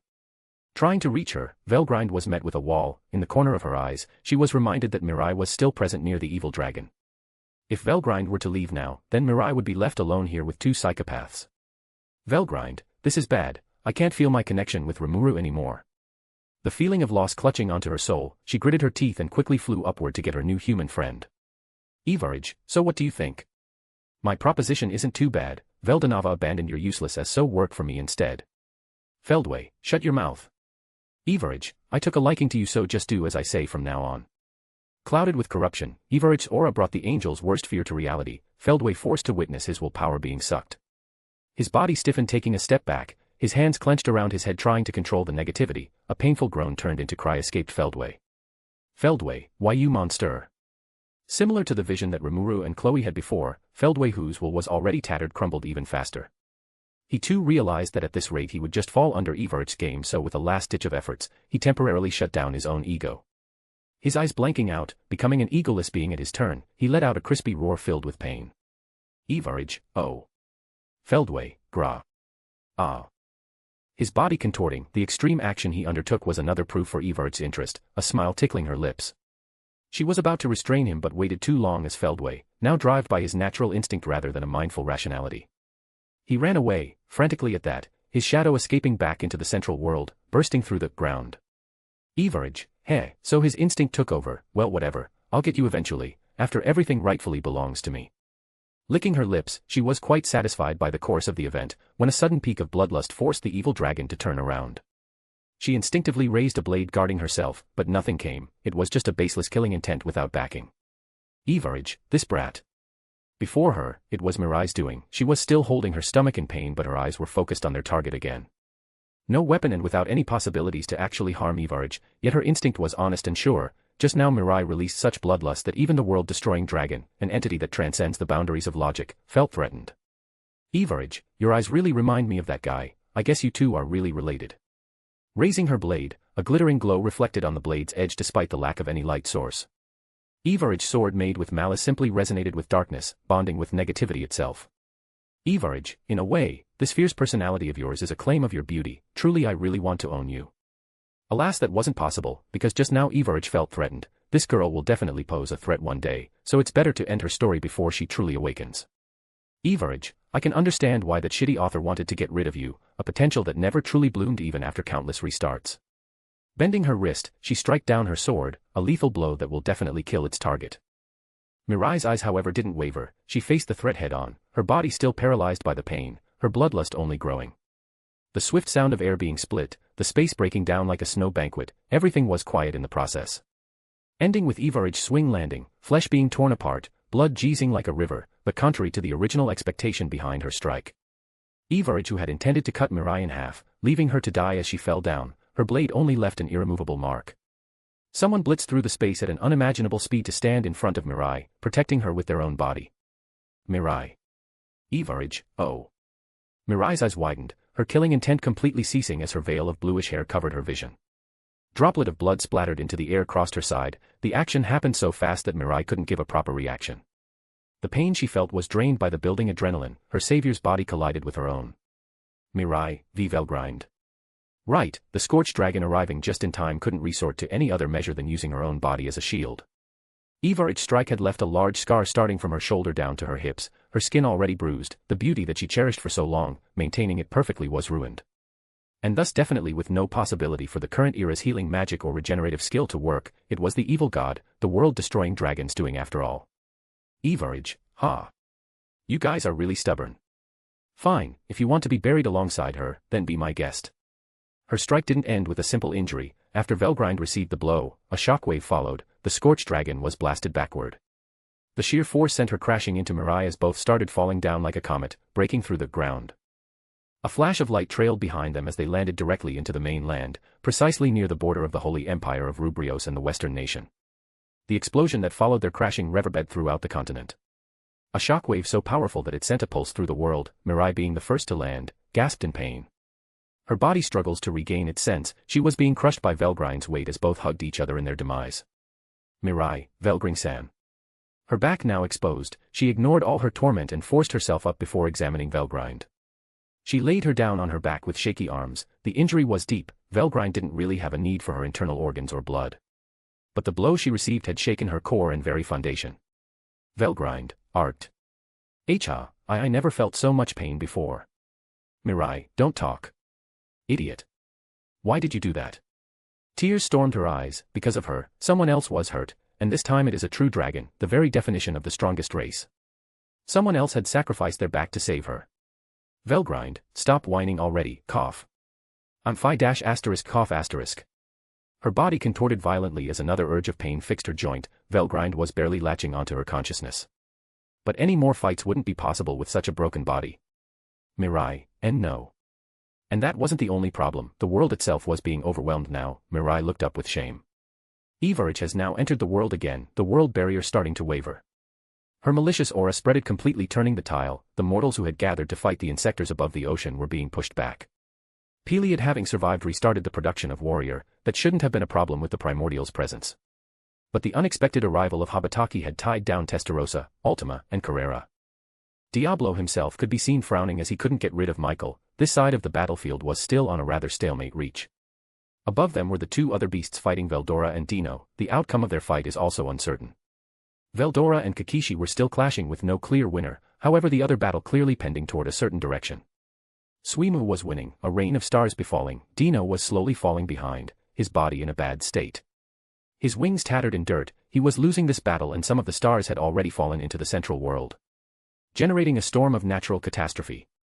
On the mainland, the mortals who had unified themselves faced the insector, with the enlightened individual, the powerful demi-human, or even monsters. All faced the enemies without back down, but as the sun settled and reawakened to the next morning, mortals remained mortals. They exhausted their strength and supplies. Another major factor is that the most prominent battle force siding with Veldanava's creation was being drowned. Tempest, the subordinates of Remuru, they all felt the connection with their master disappear. That bond was so strong and warm that once gone, it left a void in their soul. Fears, anxiety, and many more reactions broke their spirit and will to fight, and this soon spread it across the entire allied force. Even now, as she was thinking, Mirai could hear and feel through universal perception the countless life taken, death in agony and massacre. Mirai, I. Myriad of voices overlapping. Mom. P, please save me. Get your shit together. We have to continue the fight. My arm. Run away. This world is doomed. My son. Please come help my son. And all this misery was just a mere prelude to what was about to come. Since Remuru is gone, Chloe's condition is unknown. Velzard and Velgrind in critical condition, the two mediators Ramaris and Guy Crimson either gone or occupied. The demons overwhelmed and angels scattered. All of the world's last walls were defeated, leaving an open gateway for Ivarich to descend. Her small figure re-entered the central realm with an intimidating presence, her shadow towering the whole world. All that awaited everyone was an endless pit of despair. Ivarich's aura became the sky. Her appearance marked the defeat of the cardinal world. Those who fought valiantly until dropped their weapon upon looking up. Mirai, this is the end. Alas, a final beacon of hope couldn't allow this world to succumb. A last fighter loomed through the other world, arriving any time now. Manus, Michael scowled at the reappearance of Ivarich. He was still struggling with Diablo, though after Remuru's disappearance. Even the black primordial wavered, his guard and the intensity of his assault decreasing significantly. Manus, Michael, this reaction, and Ivarich who came back, does that mean it filled Remuru Tempest? His theory was quickly shut down when Feldway emerged from the side, his eyes blank and egoless. Incomprehensible groans left his salivating mouth. His state was no different from the billions of angels that died during this war. Manus, Michael, did he shatter his own ego? Well, that is fine, he served his use. Feldway was now rampaging like any other beast, thriving through corruption. He now directed his attention toward the world tree. His own personal knowledge and the instinctive goal Feldway accepted while being affected by Ivarich's corruption. Manus, Michael, I'll just abandon him now. He also gave me the coordinates to that specific world. I just have to use Regalia Dominion to control those pathetic phantoms, and they'll serve me as a temporal army. Still, something tormented the back of his mind. Manus, Michael, Lord Veldanava, is this not enough yet for you to come back? At the same time, Diablo appeared behind him, his claw ready for another ballad. To which Michael responded by flying up, evading the confrontation. Manus, Michael, this is the end. Noir, you lost this war. Diablo, don't you dare run away now. Manus, Michael, run away. Don't be a sore loser, Noir. Taking off, he directed his attention toward Sarian, where Feldway was rushing to, his intention clear to Michael. Manus, Michael, I see, the great holy relics are still present. Releasing his sword, he got rid of Diablo one last time before activating his spell. A large gate appeared on the ground near the elven kingdom. A full-on assault toward Sarian aiming for the world tree. Once that is destroyed, then Veldanava will have no choice but to come back. At least that is what Manus, Michael believed sincerely. Ivarich and her people had still yet to realize the world tree's location, so Michael chose to do it himself. Manus, Michael, phantoms. Your king has moved. Step within the central world and unleash your potential. His voice carried into the gate, Feldway is the Phantom King, these simple beings will surely follow their king after meeting him again. The usage of Regalia Dominion will only be for the case where the Phantom grows out of control and doesn't obey. The gate illuminated, seconds passed and finally a first Phantom crossed the portal, then a second and third. The three ran enthusiasts into the central world, a smile gracing Michael's face. Manus Michael, great, they are Peha. Only for him to frown when he realized that those phantoms didn't appear by following his words, rather they were fleeing something. Their expression showed pure fear, as if they had just escaped hell itself. Manus Michael, what is happening? He observed the phantoms, they had no injury, so why were they so terrified? Only after this question crossed the Manus's mind that he shifted back his gaze toward the gate. A sudden spark of light erupted like a linear flash, it bursted past the gate and took a drastic turn, meeting each of the three escapee phantoms. Despite the large gap in distance between them, the light individually targeted them and successfully got rid of them. Manus Michael, what th? It happened so fast that Michael barely managed to follow the light's trajectory, and once the last phantom fell before this overwhelming light, the light blinked upward, attracting the attention of all. It was a single string of hope that soared high enough, ending its journey beyond the sky made of malice. It pierced through the roof, disappearing into the endless darkness. Only for a nebulous explosion to occur, the blast shook the heavens, overpowering Ivaraj's aura, clearing the sky, earning it back its blue color. A veil of warmness settled over the world, the mana all around was becoming agitated as if the very world was welcoming this new presence, showing a courteous sight. A ray of hope exploded into a shaped formation, representing an everlasting last hope. An undying flame which serves the single purpose of passing a message to the world. As long as this last flame stand, hope won't wield and succumb to the abyss of despair. At the center of the formation, there stood a lone man accompanied by a white fox that sat atop of his head. The last hope, the true chosen hero by fate, the mortal who was expelled from the final conflict, with his overwhelming intensity, a sword in his right hand. A lifeless body belonging to Vega, the abomination created in the Eastern Empire. He had finally returned to his home world, not without his own contribution to the war, having decimated the entirety of the phantom race as his first stop. He stood there stronger than he ever was, letting the world cry for his name, Dawn Arcead. Curie, Daddy's home. Dawn, way to ruin my entrance. Curie, hee, let me enjoy it a bit more please. Scoffing, Dawn had requested Curie to find the world where the phantom had settled their base. It was a surprise even to him when he met Vega there. Nevertheless, his plan didn't change. He knew that the phantom would pose a threat in this war, so he had to get rid of them before they could enter the cardinal world. It is due to their tricky and cowardly nature, they brought it onto themselves, and thus a nightmarish massacre occurred as they got a visit from a true hero. Manus Michael opening the gate at this exact right time was just convenient, a perfectly timed moment that brought back Curie and Dawn here. Dawn, seems like the war progressed beyond control. Curie, yup, and we happen to be losing. Assessing the situation, Dawn's gaze met with Ivaraj, who was grinning madly. She seemed more interested in how his presence will change the course of this disaster rather than fighting him. Dawn, I guess it's time for me to cleanse up some trash. A wild gleam rotating in his pupils, he stood mercilessly ready for the incoming battle. Dawn POV. The situation is a whole mess. Upon arrival, I had instinctively opted into clearing up the sky first. Curie had briefed me about the situation beforehand, so I already expected pretty much what kind of minefield I'm going to enter. But that doesn't matter. It can't be Ivaraj, Michael and Feldway, or even a greater threat. None of these matter because I possess a trump card. Calmly letting the power surge through my body, I lifted my arm, grabbing Curie by the back of her neck. Dawn, Curie, go to Mirai's side and guard her. Curie, I guess I'm no use in combat situations now. I scoffed, my eyes naturally trailing down where my daughter was. It has been so long since I last saw her in her true appearance. Those white hair that seemed to outshine any darkness, her blue eyes that looked up to me, her state was concerning, but I know for sure that fate wouldn't let her die. The fire of hope remains bright as long as she is alive. Curie, still, don't you want to go hug her? Right now, it's a rough time for her. Dawn, I really want to, but I doubt those guys will allow me to. Curie, well fine, I'll protect her, so do what you have to. I nodded and released my grip on her. Curie then fell down without anyone interrupting her. I myself let my gaze fixated on my beautiful daughter for another instant before looking up, gathering information as I breathed. I realized how dire the situation really was. Velzard seemed to be dying, Velgrind in a critical state, a rain of stars befalling the world. The insectors rampaging, though my sudden appearance has quieted down the tone of action as if freezing the course of the war. Dawn, well, it would be a waste to not use the opportunity. The moral of the Central's world inhabitant is at its lowest, the faith of the people has dropped significantly, the ecosystem is already destroyed and the elemental constituting the world are dying, but none of that is a problem since I'm back. I just have to revitalize everything that is lacking by using power. The only big problem would be Ivaraj herself, and where is Remuru? I can't sense his presence anywhere. Dawn, MMH, looking more carefully, I noticed Feldway, who had completely ignored my arrival and rushed over to Sarian. I see, so he used chronosaltation, and me who had prepared a gift for him. Sighing, I tossed the unalive Vega, letting him rot somewhere in the central world. At the same time, Evarage appeared before me with a nasty grin. Evarage, you took your time, hero. Dawn, it couldn't be helped. I guess I wouldn't even have the need to leave if it wasn't for a certain evil dragon and his puppeteer. My words must have just hit the right spot, as Evarage's confident expression flattened in anger. Dawn, at the same time, I'm glad you sent me away, because that single action will cause your defeat. Evarage, you talk big, let's see if you can back it up. Her body weighed forward. In a single leap she had overcome the boundaries of space and reached her hand out to snap my neck.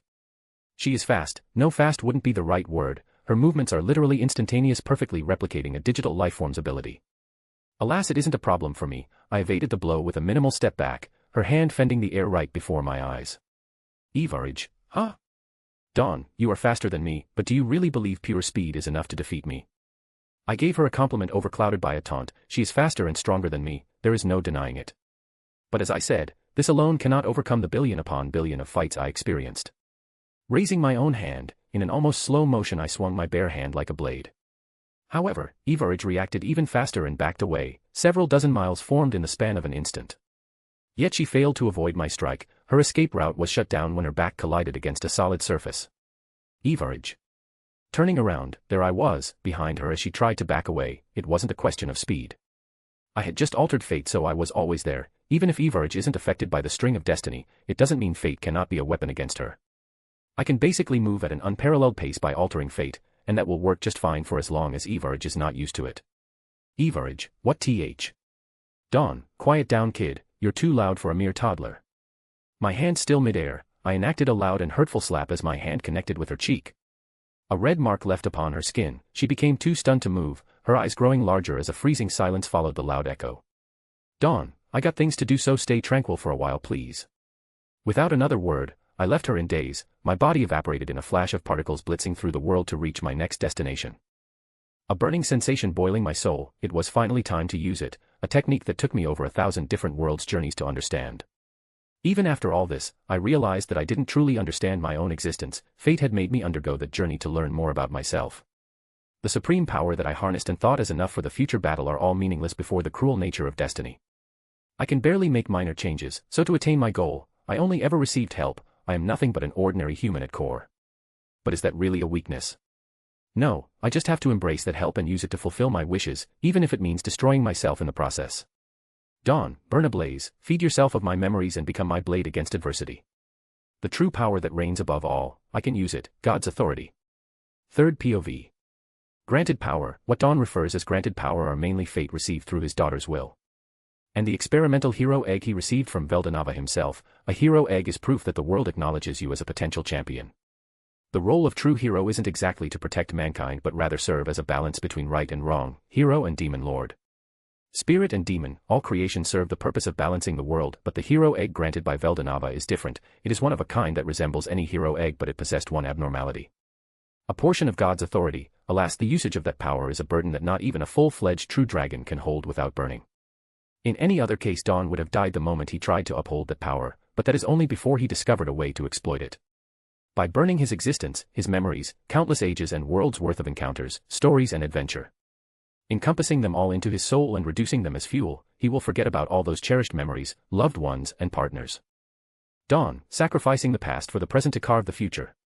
As long as he possesses an ounce of memory to sacrifice, God's authority will boost all his capabilities. But once the fire dies down, he will become a mindless beast, then his soul will cease to exist on itself. A heavy price for the most needed gain. At this very moment, Dawn has awakened himself as the first and sole human to transcend godhood itself. Dawn, if I have to describe it with a single word, it would be illumination. Smirking, a veil of 7-colored aura replaced his silver form. His hair started fluctuating, leaving the tip fading into a dark shade. A universe seemed to be orbiting around him at a reasonable distance, vanishing along his body. He turned the law reigning on the world into dust. A beam of celestial light swung across the world. Dawn reappeared visible above the sky of Sarian. Dawn, let's get rid of that rotten bastard first. Shinexalia. Shinexalia, yes master. Descending at an equally law-breaking speed, he drew in his sword at a nostalgic form aimed toward the first creation of God. Feldway, who is now dictated by his instinct, he fled toward the world tree, and this action of his was a line he should have crossed. A singular line stretching toward him, Feldway failed to see it coming that Dawn was already before him. Dawn, you look like trash. A blitzing destructive sword, Dawn simply annihilated Feldway's existence rushing past him, without even stopping an instant. The angel disintegrated into dust, after his soul and concept were deleted upon contact with God's authority. Dawn, next. Following his trajectory, he flew to the other side of the world before halting static, raising into a 90-degree angle, he aimed his blade toward another victim. A large eagle with 3 heads, soaring through the sky while terrorizing the central world's lifeform, Habataki, whose reason only grew madder. Noticing the approaching presence, Habataki tilted his 3 toward the source of this killing intent. But also failed to react in time. Dawn was already below him, sword in hand. Dawn, having 2 or 3 heads won't make you smarter, idiot. Cutting through the bird's stomach, Dawn exploded into the horizon as Habataki fell, dying painfully. His 3 heads motionless as he crashed down into the ocean, a dark light covering his body as he evaporated into particles. The trace of Everid's influence dying under the overwhelming light of the highest authority. This second victim was also a mark for Everid's cease of inactivity. A horrendous roar followed as she pursued Dawn with pure hatred. A tapestry composed of 2 glowing lights then painted the world, the darkness of Everid ragefully hunting for the light of hope. Dawn, she is back, huh? Looking back, he ignored her again and raised to the sky. He left a large trail of light for Everid to devour while announcing his presence to the third victim.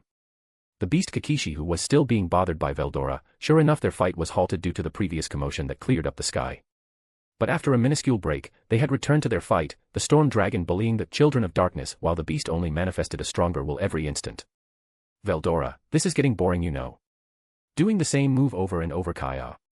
Being accustomed to his supreme martial art now, Veldora grew more confident over time but also agitated due to the loss of Remuru's soul corridor. Each of his punches increased his kill count. Yet when his fist reached for another blow, the children of darkness started fleeing away. His confusion turned into fear when a blinding light reflected closer from his eyes. A high-pitched sound leaving his mouth. As he took a step back, his arm crawled back near his heart.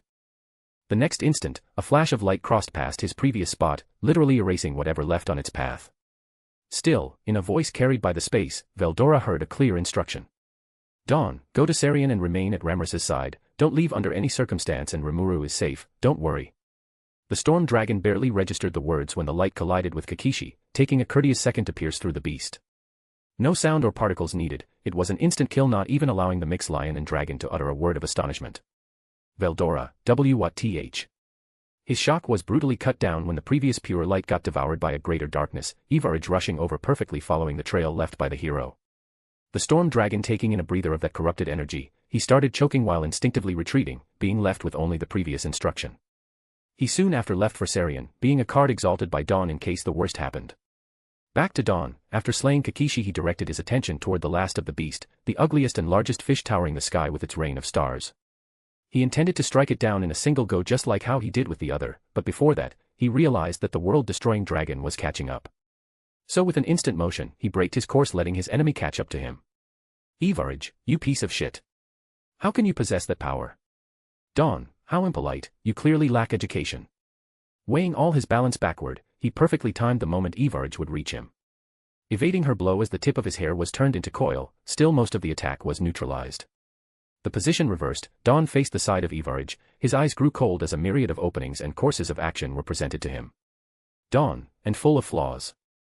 Pushing his leg up, he left a dent in the world-destroying dragon's abdominal area, his foot reaching up generating a shockwave upon impact. And for the very first time since she gained a full ego, Everid learned what physical pain was. Her body shrinked into the sky, bursting through one of the stars Suimu was summoning. This single kick had affected her more than any skill or art she received until now.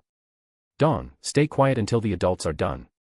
Returning back to the task at hand, dividing his body into light again, he reached the last of the beast in no time. Since Suimu was the largest of them all, in consideration Dawn, who had a slightly above average height, merely represented a dot beside Suimu. But the difference in size is nothing but a paper wall to overcome. Shinexalia started glowing gold as thousands upon thousands of consecutive stabs were unleashed. All the while Dawn moved up toward the beast, its head becoming clearer as he approached the top. Suimu, Gra. The painful sorrowful groan of the fish crystallized the stars above, making them shake uncontrollably. Shinexalia, master, this one is particular. Dawn, yeah, I know, its resistance is the greatest I had seen in a long time. It's your turn, Dusk. The greater spirit of light awakened at her master's word, she transmitted her power through Dawn's soul to his sword. As his body flew above the beast's head, he pointed the tip of his blade down, holding the handle with both hands. Letting himself follow the flow of the predestined path before him, he descended, his body becoming the extension of his blade. His aura shaped sharp like a sword, he tore through Suimu's round head from the top, disgusting piece of flesh flying as he reached the center core of the gigantic fish. Dawn, new sword art, divine descent, silver arc. Dusk, lumen son of hope. Becoming a being made of a rainbow glowing light, like an egg that just began to hatch. Crack bursted from Dawn's body, a silver light emitted running rampant around Suimu's organ, releasing the true nature of this new art. A large explosion detonated for the world to witness, a perfectly round sphere that dwelled unfathomable power imploded and swallowed the beast Suimu. Reducing the fish to nothingness, even after his death the sphere remained high in the sky like a new sun, its silver color radically altered the shade of the sky. The silver sun remained as such for a little longer before dispersing like the wind, yet the sky remained shade into an ethereal sight. The reason being, true hero Haki, Dawn had spreaded his aura surrounding the entire world and beyond. Taking a deep breath, he faced the vast world below, all eyes on him as his figure towered above the central plain. Dawn, what are you all doing?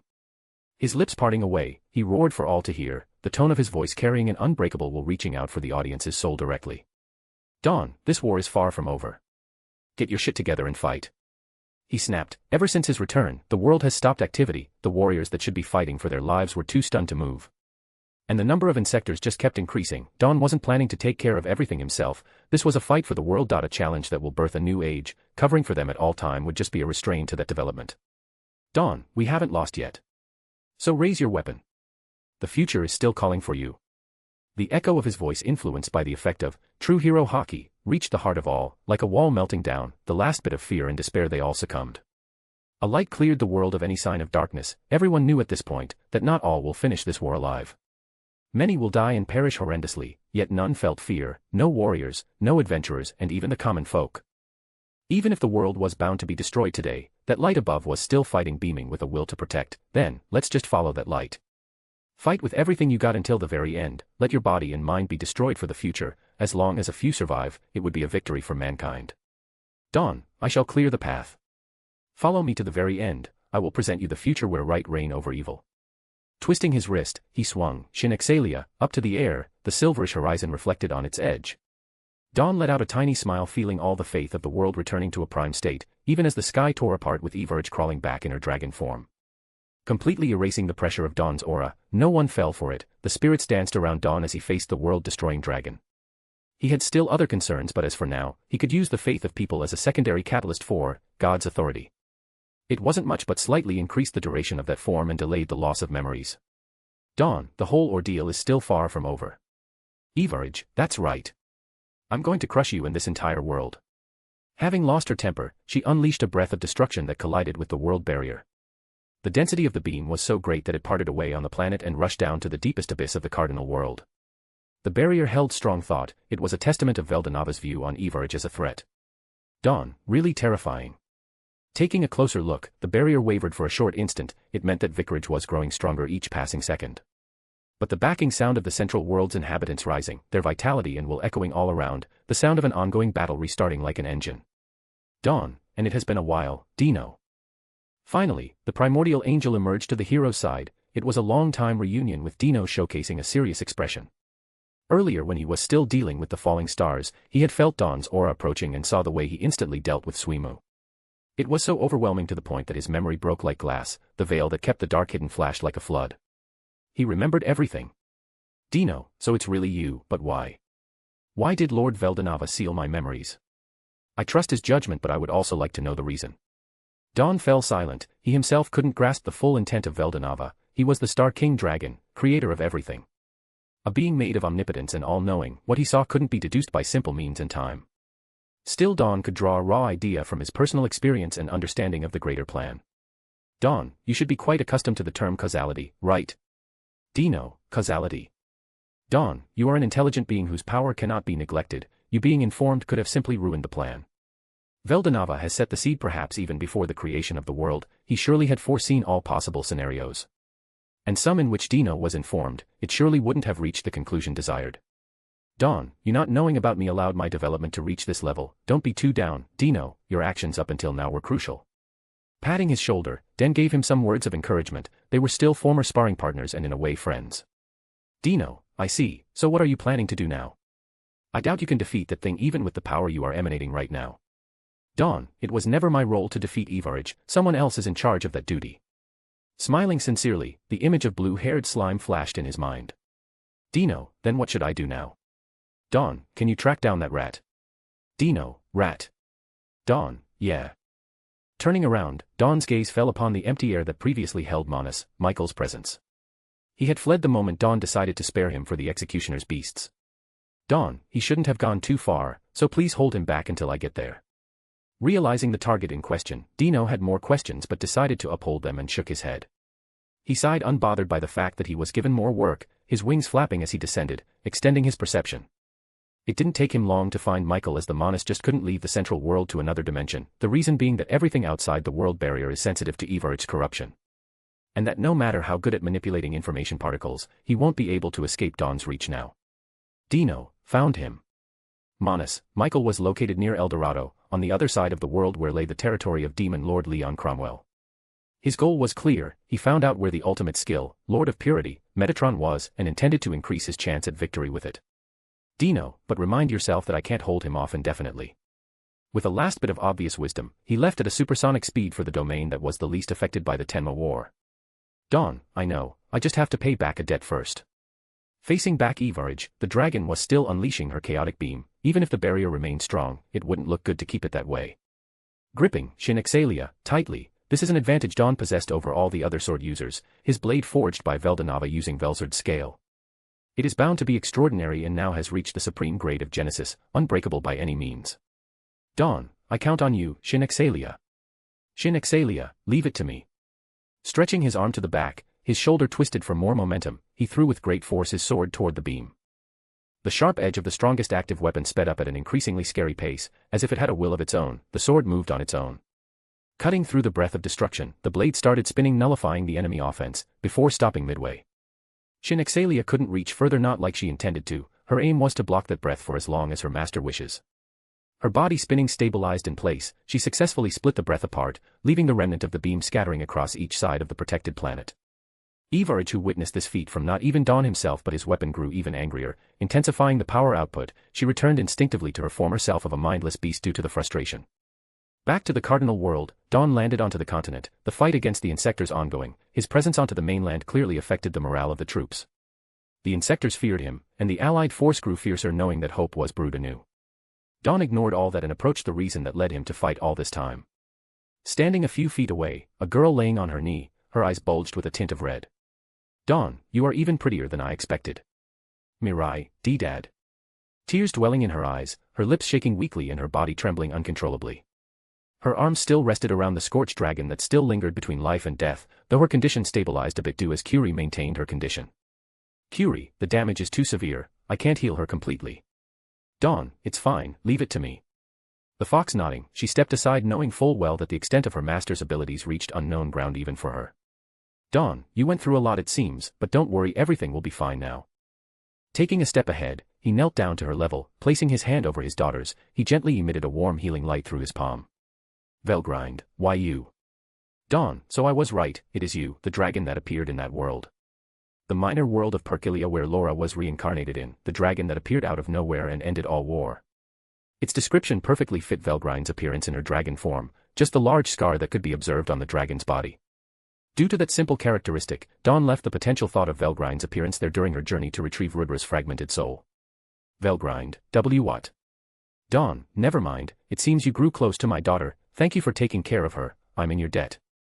Velgrind grew quiet, her eyes who were previously heavy almost going shut along her consciousness felt revitalized suddenly. The warm feeling tangling around her soul, reforming her flesh and life force, Velgrind felt safer than ever at this very moment. Dawn, unfortunately, I have to apologize as I cannot get rid of that scar, it is infused with pure destructiveness. As a part of the omnipotent God, Evarage is on another level of existence, even with God's authority, there are signs that cannot be corrected. It was truly regrettable as Velgrind will have to live with this scar that cut deep through her entire chest. Velgrind, it's fine, thank you. Getting up after this miraculous survival, she examined her wounds, it didn't hurt anymore, all the pain had vanished like a dying flame. Even if as Dawn said, the scar was still present, Velgrind didn't feel bad at all, it was a strange sensation that she was undergoing. Dawn, oh, and use this to cover yourself. Since she received the blow to the chest, her dress was ripped apart mainly leaving her nude, not entirely exposed but enough for a normal woman to feel shame. Velgrind didn't have this notion engraved in her soul, so she didn't really care even more when considering the situation they were in. But Dawn had a slightly different opinion of it, so he took off his coat and gently tossed it over the dragoness. A neatly crafted fabric that was decorated with several embroideries, a mark of his journey. Velgrind, are you flirting with me right now? The atmosphere had turned oddly romantic for some reason, to which Dawn chuckled and shook his head. He was genuinely grateful. When he wasn't here, Velgrind had taken great care of Mirai. Speaking of Mirai, she bit her lips, her eyes dozing off while silently listening to the conversation of her friend and parent. It took her another moment before lunging her body forward, her arms spread open as she let herself fall into her father's embrace. Mirai, Dad, I am so sorry. Her words tempted with sob, she hugged her father as tight as she could, her hands digging onto his back. He silently listened to her. His own hand reached to pat her back and ruffle her hair softly. Velgrind had noticed the shift in atmosphere and distanced herself, using the previously given coat to cover herself. A smile tucked her lips, knowing full well how much Mirai needed comfort from a parent right now. Velgrind, geez, this girl. She grabbed the fox by the back of its neck, earning a small growl. Curie, I'm letting you go this time because it's an important reunion for those two, but don't ever do that again. Velgrind, how scary, little fox. Mirai POV. My life has always been hard, even now when I'm supposed to fight and achieve greatness, I couldn't help but cry out, uttering apology over apology. I hated myself for crying in the arms of my father, but also felt so relieved that he was here, with me. When Everage awakened, I expected him to come back right away, but as the situation unfolded in the wrong direction, he was still absent. So when he came back, hunted darkness at its very source and brought forth the hope that all awaited, I felt proud to be his daughter. At the same time, the realization that even with everything I was given, I failed to even protect anyone. Velgrind might be gone if father didn't arrive in time. The tears that flooded down my cheeks were that of relief and disappointment. Great power gives you equally great responsibilities, yet here I am always relying on the one I'm trying to protect. Mirai, it's all because of me, if only I. Dawn, what nonsense are you spouting? His comforting hand washed all my worries away. I felt really sleepy, but strangely enough, I couldn't feel myself fall asleep. His words carried like a whisper to my ears. I didn't want to let him go, at least not yet. Dawn, I would have never wielded the blade and came back if I wanted to shift the blame on you. This might be my true nature. I am not a true hero that runs around to save people. I'm just a shy little girl that only wishes to stay with her parents forever. Dawn, you are mine and Catherine's daughter, remember that, someone who deserves love and a future. His hands reached out to my shoulder, he slightly pushed me back, my neck snapping to meet his gaze. As I remembered, he is really my father, a great ruler, someone that I admire and I. Dawn, so let this old man pave the path ahead. I will show you the next scenery, the one that you rightfully deserve to see. Mirai, why yes. That's right, you brought back the term hope to a new degree. I gave him a genuine smile, I'm really happy to see him. But behind that, I hid my true intent. He brought back hope, that's a clear and undeniable fact. For me, it was more than that. He wanted to protect me, I wanted him to live happily. He said I deserved a right worthy future. I believe in the opposite. He and mother are the greatest person I had ever met. They are the ones that should be living in that peaceful future, not me. The next scenery isn't as beautiful as father is portraying it. It will be filled with sorrow and blood, I know that for sure. Mirai, fate, I am your master, right? I asked the inner monist that hid so well into my soul. Receiving no answer, I still knew that she was listening to me. Mirai, you disobeyed me over and over. I won't accept any more insubordination, so listen very carefully. Relaying my orders, I drew my future course of action right here and now. To the next scenery, I will truly free myself of this pitiful role of protected princess. To be reborn as a hero worthy of the name of Irian. Third POV. Handling the mantle of God Creator had always been more of a burden than a blessing for the Star King Dragon. Perhaps it is a thought shared by all gods who happen to have created life, their willingness to decrease their power just to get a bit closer to their creation. Even to the extreme point of dying by the hand of his own creation, he had at least left marks of himself to shape the future. As a former all-knowing being, he must have foreseen all those outcomes yet decided to entrust that future into unbloomed seed. A world made for mortals should be shaped by mortals, being a wish from the collective or the greed of an individual. There was no outcome Veldanava denied. Like a shine of hope amidst the darkness, the Star King Dragon awaited to see the conclusion of a story. What a human whose potential is limited but their limit only gap at one's will. Departed from the mainland, Dawn reluctantly left his daughter behind to rest. He voided the gap between himself and Eldorado in an instant. The sound of blooming explosion and clashing sword heard from the large island. But before he could the paradise of the platinum saber, he felt a tinge of weak aura bloating above the water of this vast ocean, the presence familiar enough for him to deviate his trajectory. Halting on his pace, he flew down, landing on the surface of the ocean like solid ground. Dawn, hope you got a good bath, Chloe. Chloe, ugh. The state she was in couldn't be called great, barely floating above water by holding a piece of wood she happened to grab. She was in her kid form, forced back to this appearance because of Evarich's blow. The injuries Chloe received were critical. She would have surely succumbed and surely died definitely, without a chance at time traveling if she didn't find a new way to use her skill. By continuously rewinding time on herself, she replaced her dead part with her past and future safe self. Chloe, but that came with this price. I'm stuck in this child form for now. Dawn, don't worry, you still look cute. Speaking with a mocking tone, he grabbed the back of her shirt and lifted her over the water.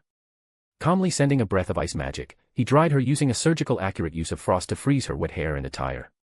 Chloe, I need your help though. I fear the usage of my skill just now will trigger a paradox and breach in the law of causality.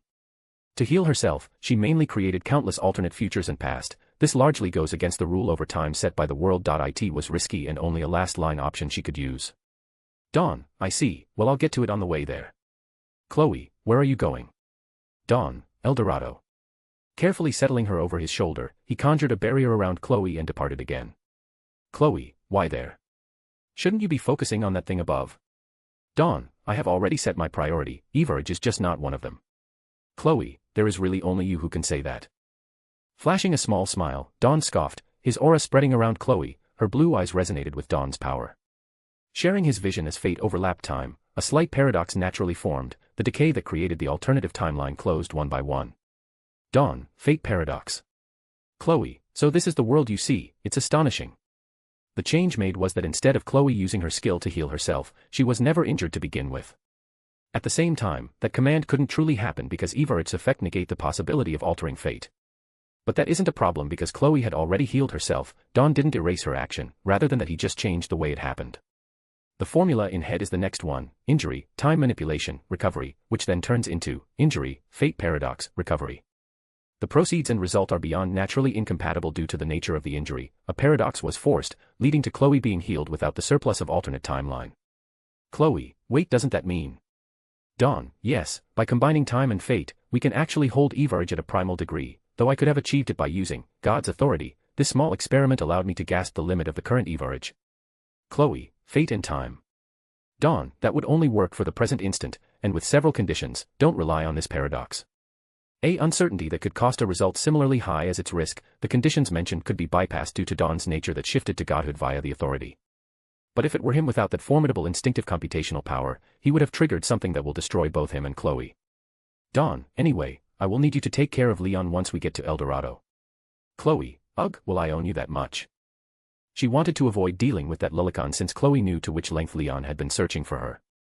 Not because she hated him or anything, just the time of reunion wasn't something special for her personally, and Leon would be quite emotive and hard to calm at the predestined time. El Dorado coming into view, Dawn cleared the sky above the island, engulfing it in a veil of magicule, successfully sealing separating the world inside and out. A simple measure forbidding the prey to escape the cage. Dawn, the rules are simple, try getting out only to reappear somewhere inside. Chloe, what's the point if you can just vaporize the enemy? She genuinely believed him capable of defeating anyone that wasn't Evarich. After all, the execution of the three beasts was showcased for the world to see. Dawn, nah, the one I'm aiming for is way too cunning to just die in the rush of the moment. Chloe, huh? Weren't you tracking Manus, Michael? Dawn, I am, but that abandoned Manus is all but too easy to get rid of. Finally landing in the middle of the Golden City, El Dorado was in ruins, the crisping sound of burning fire rotting away the building all around the city. There were very few inhabitants left alive. Even if El Dorado was the city who received the least wave of angels, they were at their worst condition. Leon Cromwell had lost all his most powerful knight to Evarich's first appearance on Malim's domain. When he got back to his land, he was injured and had to face off the endless wave of the Tenma War alone, the civilians not capable of defending properly, and as the last nail upon the coffin, Manus, Michael arrived and suddenly engaged in a fight. Then Dino arrived. El Dorado just couldn't keep up and was destroyed, devoured slowly by the flame of war. Chloe, Dawn, don't you feel guilty sometimes? Walking down a long paved road, the eerie lack of life was suffocating. An explosion occurred in the distance several blocks away. That same explosion followed the next instant in another location. It was a simple task to locate the Manus and Angel, though it seemed that Leon Cromwell wasn't actively fighting. Dawn, about what? Chloe, with your power or even mine, we could have saved all the people that died here, yet you planned this, right? A low whisper carrying a sense of melancholy. Chloe was walking ahead, her small figure turning around, her face reflecting the crimson flames burning the city of gold. Dawn. Chloe, I saw it when you shared your vision with me. You left Manus, Michael alive so he could flee to El Dorado, all that so you could turn the tide and make this land a battlefield far away from the mass. Sacrificing the people of El Dorado to protect the people from the main continent, Dawn wasn't fearing Michael but rather the opponent that would emerge from the core he was holding. Chloe, I'm not blaming you. In fact, you were also aware that the contact of your fate against my time would trigger my sense. You actually wanted this, to share the burden of knowledge with me. A time traveler and destiny manipulator, Dawn and Chloe had the responsibility of life and death of so many people. Using their skills, they saved a lot of people, but equally, a lot died due to their choice. Was it inevitable? If they had chosen another path, would that save even more? Wouldn't this power make them extremely selfish in itself? Being the only one knowing that your own choice can decide the fate of countless individuals is an endless cycle of pain and torture. Dawn, yes. Chloe, I see. I'm glad I met you, Dawn Arcead. He didn't do it for himself, he had shared this burden of knowledge, to show Chloe that she wasn't alone. He too had killed many for the sake of his own greed, even if it meant greater good in the end. There is truly no definite right or wrong. Only your choice to shape the world in the direction you desire. Dawn, if guilt was a factor that you should measure every time, then evolution would be nothing but a stretch of hypocrisy. There is no future that you can mold without tainting your hands. Catching up to her, Dawn ruffled her head lightly before continuing his march. The time hero remained standing, her eyes trailed to follow that student of hers. Certainly he grew out of proportion. In her eyes, she had to label him as a true hero, in the most suggestive terms. Chloe, look at me getting comforted by the brat that I trained. The memories of their first meeting flowing her mind, when he convinced her that he knew the future events, how he used her measurements as proof. Chloe, cheeky brat. Her eyes kept on gazing until Dawn's figure slowly retreated in the Golden City. This is where they parted ways. Now Chloe had to go find Leon and get him out of here. He was still a reliable ally and someone precious to her. Chloe, unfortunately, I can't share the burden you had set on yourself. Having seen the world of his, she also caught a glimpse of his plan. There were a lot of questions she wanted to ask, yet none responded to the call of her tongue. Chloe, this might be my biggest regret in the end, still I sincerely hope we will share another meal together at the end of this story. The path he had chosen in the end was filled with burden and self-claim, to the point that Chloe didn't muster the courage to ask him. The determination and resolution Dawn had shown in that simple flash of vision shook Chloe enough to not question him. She could only turn her back and hope for a miracle, one in the form of destined fate. Chloe POV. My steps grew heavier each time I advanced to where Leon was. He wasn't concealing himself, so finding him was the least of my worries. Before me was the large volcano that should supposedly loom over El Dorado. That mountain should be there, yet only a deformed pile of stone and dirt remained. The consequence of a duel between catastrophic beings can only lead to such destruction. Chloe, will you be okay after this, Leon? I asked myself pitifully, reaching the plain field near the base of the mountain. It was a previously beautiful place I had been in one of my former loops. An exotic look over the perfect city Leon has tried to develop, all for my sake, and now only destruction and chaos was displayed. Nature itself withered as I walked. In the end of this narrow alley, I halted my step and stood at a fair distance from the man I was searching for. Chloe, Leon Cromwell. Sitting there, on the edge of a paved platform, he looked down at the work of his life. All life is meant to end, and in the end misery will prevail. This is a tragic fate people like us deemed immortal have to go through. No, the exact population would be those rendered immortal, stripped from their right to natural death. Leon was no different. He might have colored himself with a cold expression, using the excuse of finding me to commit atrocity, but I know more than anyone that he is fundamentally someone with a righteous heart. A true hero that had awakened in the past for his own deed. Even him can break down after witnessing everything he owned burn for the sake of others. Leon. No answer. He was not the man I used to know. His eyes were dark, devoid of the shade of sanity. His hair was dirty, stripped of its golden halo, and lastly his dress was torn apart, barely hiding the injuries he failed to heal. My voice did reach him, but he failed to recognize it. Chloe, just like a man who has lost everything. I stared at him a bit longer before acting, walking up to him, his back facing me. I was barely taller than his sitting figure due to me having shrunk to a child state. My clothes had followed due to their fabrics having bathed in the affinity of time. Stretching my arm, I gently wrapped my hand around his neck. In the end, Leon is still a brother to me, one that I cannot abandon no matter what.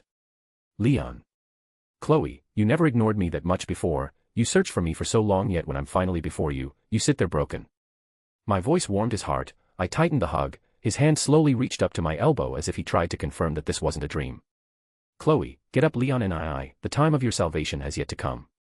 Leon, see Chloe. Is that really you? I smiled weakly at his broken tone, albeit the tint of life coming back and contrasting to his outside appearance.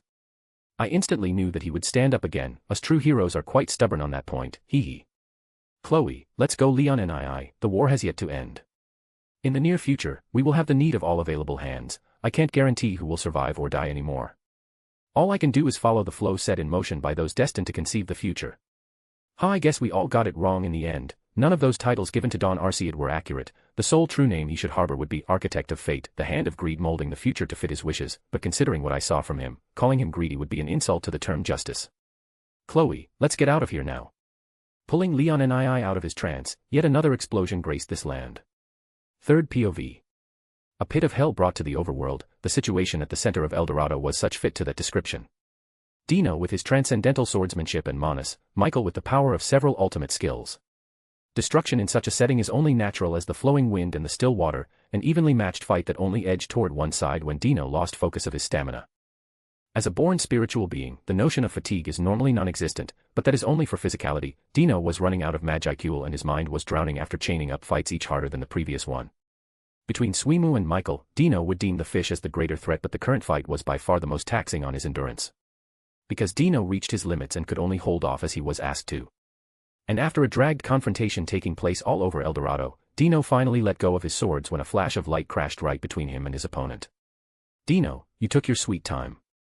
The tension easing for one side whereas the other cringed at most unwelcome guests. Don, you should thank me for giving you some exercise, being on standby for thousands of years must have rusted you. Dino, never mind, let me rest a bit for now.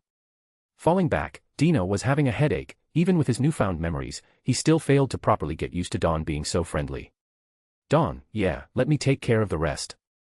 Finally turning to the main reason for his presence here, Don faced Manus, Michael with a disinterested gleam. Don, this is our first real meeting. For a major villain you look rather pathetic. Manus, Michael, you bastard, everything turned wrong because of you. Don, is that so? Well, that's too bad for you. Tightening his jaw, Michael held out Deva, another one of the Genesis-graded weapons created by Veldanava. The luxurious blade handled by the hero of the beginning emanated a dangerous glow meeting up with Michael's intent. Manus, Michael, and that power.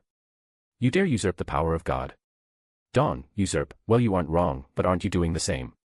Pretending to be a god that can just decide the fate of all life for your own personal gain. Even without his blade, Don showed a fearless side. Taking a step forward, he approached the Manus defenseless. Don, the big difference between us is that you can only play the role of a winnable villain whose idea will drown in history. Halting an inch away from the Manus, Don held his chin right above the tip of Deva. Don, compared to you, I won't become a failure and be forgotten over time. His tone further rising into arrogance, a fuel for Michael's anger, exploding like a bursting firework, he swung his sword in a rash fashion. Manus, Michael, you dare talk after relying on a fleeting power. Deva rose up. It was an emotional attempt without any sense of reason, no art to it. Even a Genesis blade strongest in the world was rendered useless in incompetent hands. Don scoffed and caught the sword by the blade, his skin directly catching the sharp edging, sinking slightly, cutting the palm of his hand. Blood gushing out in a smooth flow, cooling down from the top to the hilt. This action of his stunned the Manus. Don, again you are right, I can only achieve things by borrowing power from others. Firmly gasping, Deva, he pulled the blade toward him, in the process, shaking Michael off balance as he didn't let go of the sword. Don, don't blink, little man. His crystal-colored eyes meeting the crimson Manus pupils, a flash of destruction followed as Don dented his fist right into the Manus's stomach. The impact crackles the air traveling across Michael's body, a shockwave bursting through into a tunnel of wind. That single blow left the Manus defeated, his body falling powerless, only leaving Deva as the mark of an existing battle. Don, this sword is too good for you, besides you aren't even its true owner, so I'll take it rightfully as the winner. Shattering the bond that the Genesis blade upheld with its previous owner, Don smirked, confirming the warm handle. Genesis-class weapons are the ultimate grade, but none of the 7 original Genesis weapons are like Shinixalia, dotted with a consciousness and will. Still, all of these weapons have the potential to awaken a will, just like the ultimate skills. Deva might not be alive in the true sense of the word. But in Don's hand, the blade felt particularly at the right belonging place. Don, I guess you missed the touch of a true swordsman. The essence of an individual lay in his soul. Rudra being gone, even if his body remained, it would never replicate the same warmth that the soul emanated. Deva perfectly gasped that notion, and Michael never managed to satisfy the blade's thirst. Don, I'll take this back too. Satisfied with Deva, the sword was never Don's main priority. No, what he really came for is the dragon core of Velzard. Having God's authority, whose most prominent creation is the true dragon, he could see the glow of the dragon core through Michael's clothes. No matter how well hidden it is, Don will naturally find it in the end. Stretching his arm out, he pointed his palm toward the motionless corpse of Michael. A second passed, then two. Energy gathered around the hero's hand, and finally, the core magically appeared within his reach like it was always there. Don, as expected, it's cold and disgusting. Clicking his tongue, he kicked Michael away, sending him crashing into a building nearby, holding Deva. He performed a clean slash, cutting the land in half, the property of stardust taking effect. He wiped out of existence all remnants that bent through his way, marking the definitive end of Manus, Michael, an overwhelming difference in arsenal and power. Dawn, this makes it 5 kills now. Sighing, he watched silently the particles of light floating up to heaven. Those were the ultimate skill trapped within Michael. As the Lord of Justice ceased to exist, the ultimate skill itself was voided of its right. There will be no more Lord of Justice, nor Manus, Michael. Dawn, Chloe should have gotten to Leon by now. She should have managed to get out by herself. The barrier made of his aura is particularly dangerous for those deemed enemies by the wielder. Leon might possess ill intent toward Dawn, but with Chloe, they will manage it as Dawn expected. After all, the battle here has yet to end. There is a reason as to why Dawn isolated himself from the rest of the world and lured the battle site to El Dorado. Dawn, now are you going to keep hiding in there? Get out already, you parasite. A trail of fury followed his eyes as he suddenly glared at the dragon core in his hand. With a swift motion he threw the sphere up to a medium height. Deva then proceeded to rise, its light reflecting the very fabric of the galaxy. A clean cut perforates the dragon core, crackling its side. A loud shattering sound resonated with the surrounding as a dark energy escaped the core, taking shape into a humanoid form further away. While the transformation took place, Velzard's dragon core fell right back onto Dawn's hand as he reconstructed the sphere using the authority in his own ice magic. Dawn, in a way, Velzard and I are truly related now.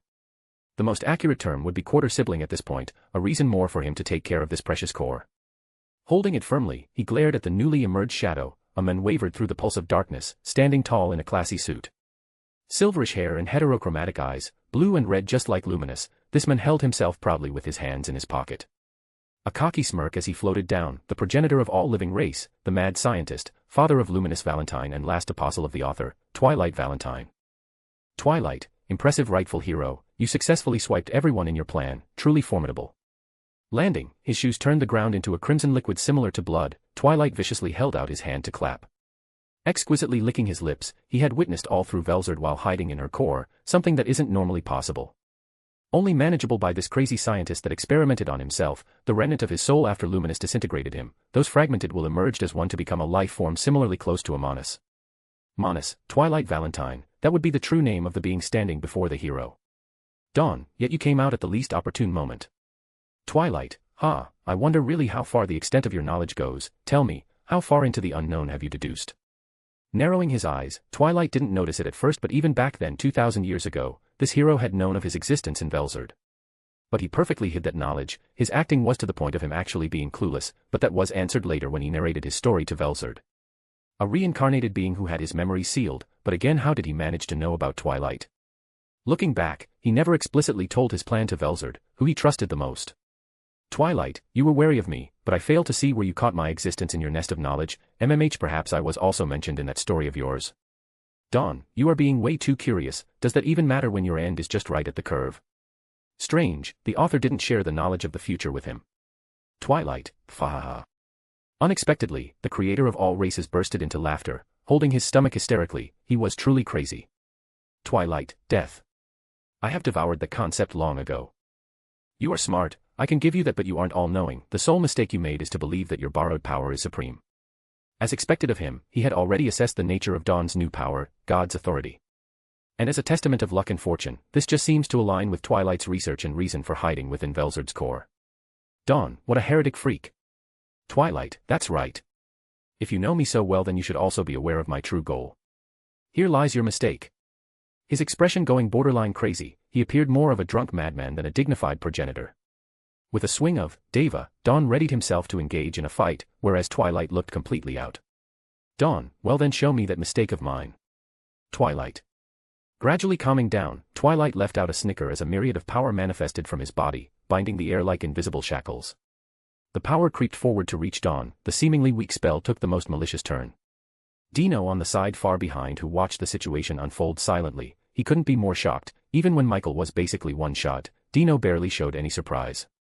Yet just now, Dawn, who had achieved such power that could defeat even the deity of this world, was injured by an unknown spell. Twilight, that's right. You see it now, my ultimate masterpiece. He was overjoyed to see that experiment work, the sight of Dawn's eyes bleeding out fresh crimson blood, his nose and lips welcoming a singular flow of red. This is Twilight's goal, to kill Veldanava, and thus in the process, he created this, anti-Veldanava, magic. A complex power created solely for the purpose to kill God, and that power is basically the nemesis of Dawn right now. Dawn, I see, you truly outdone yourself. But even as pain surged from his very soul, Dawn remained calm. How could he panic after coming so far? The weight of some spiritual pain will never outweigh his responsibility. Dawn, you were one step ahead of me. That would be what I said if you had truly outsmarted me. Twilight, huh? Dawn, think carefully. Twilight Valentine, don't you feel like the situation is being oddly silent? Twilight, what are you saying? Wait. Tilting his head, he looked around and surely there was only Dino far away as the audience. Did Dawn plan something with the location? Twilight thoughtfully analyzed the hero's words and his surrounding, then it clicked. Twilight, you made sure to isolate me before I appeared. Twilight has a high manipulation when it comes to blood. Fighting in the middle of a battlefield filled with life would just give him free food to grow and heal. Twilight, is that really your sole hidden card? Disappointing. Dawn, is that so? Actually, I didn't isolate you to protect the other from you. A surge of killing intent hit the progenitor of all life. Twilight's instinct kicked in heavily. He was now a life form similar to a Manus, so there is little to nothing he has to fear. But this hero before him actually killed a Manus just a moment ago. Dawn, I did to protect everyone from me. Surely you don't believe me heartless enough to unleash a destructive spell in the middle of a sea filled with life, right? Energy coursing from his body to Deva, Dawn completely overpowered the Anti-Veldanava spell, letting his power go rampant. Colliding with the barrier made with his aura, it was time to put an end to this masquerade. Dawn, Dino. You rested long enough. So leave now. Calling out the angel, his request was shortly close to insane. If Dino had the time to leave, then Twilight as well. Dino, but how? Dawn, destiny beyond fate, stay on standby for now. Dino, WH.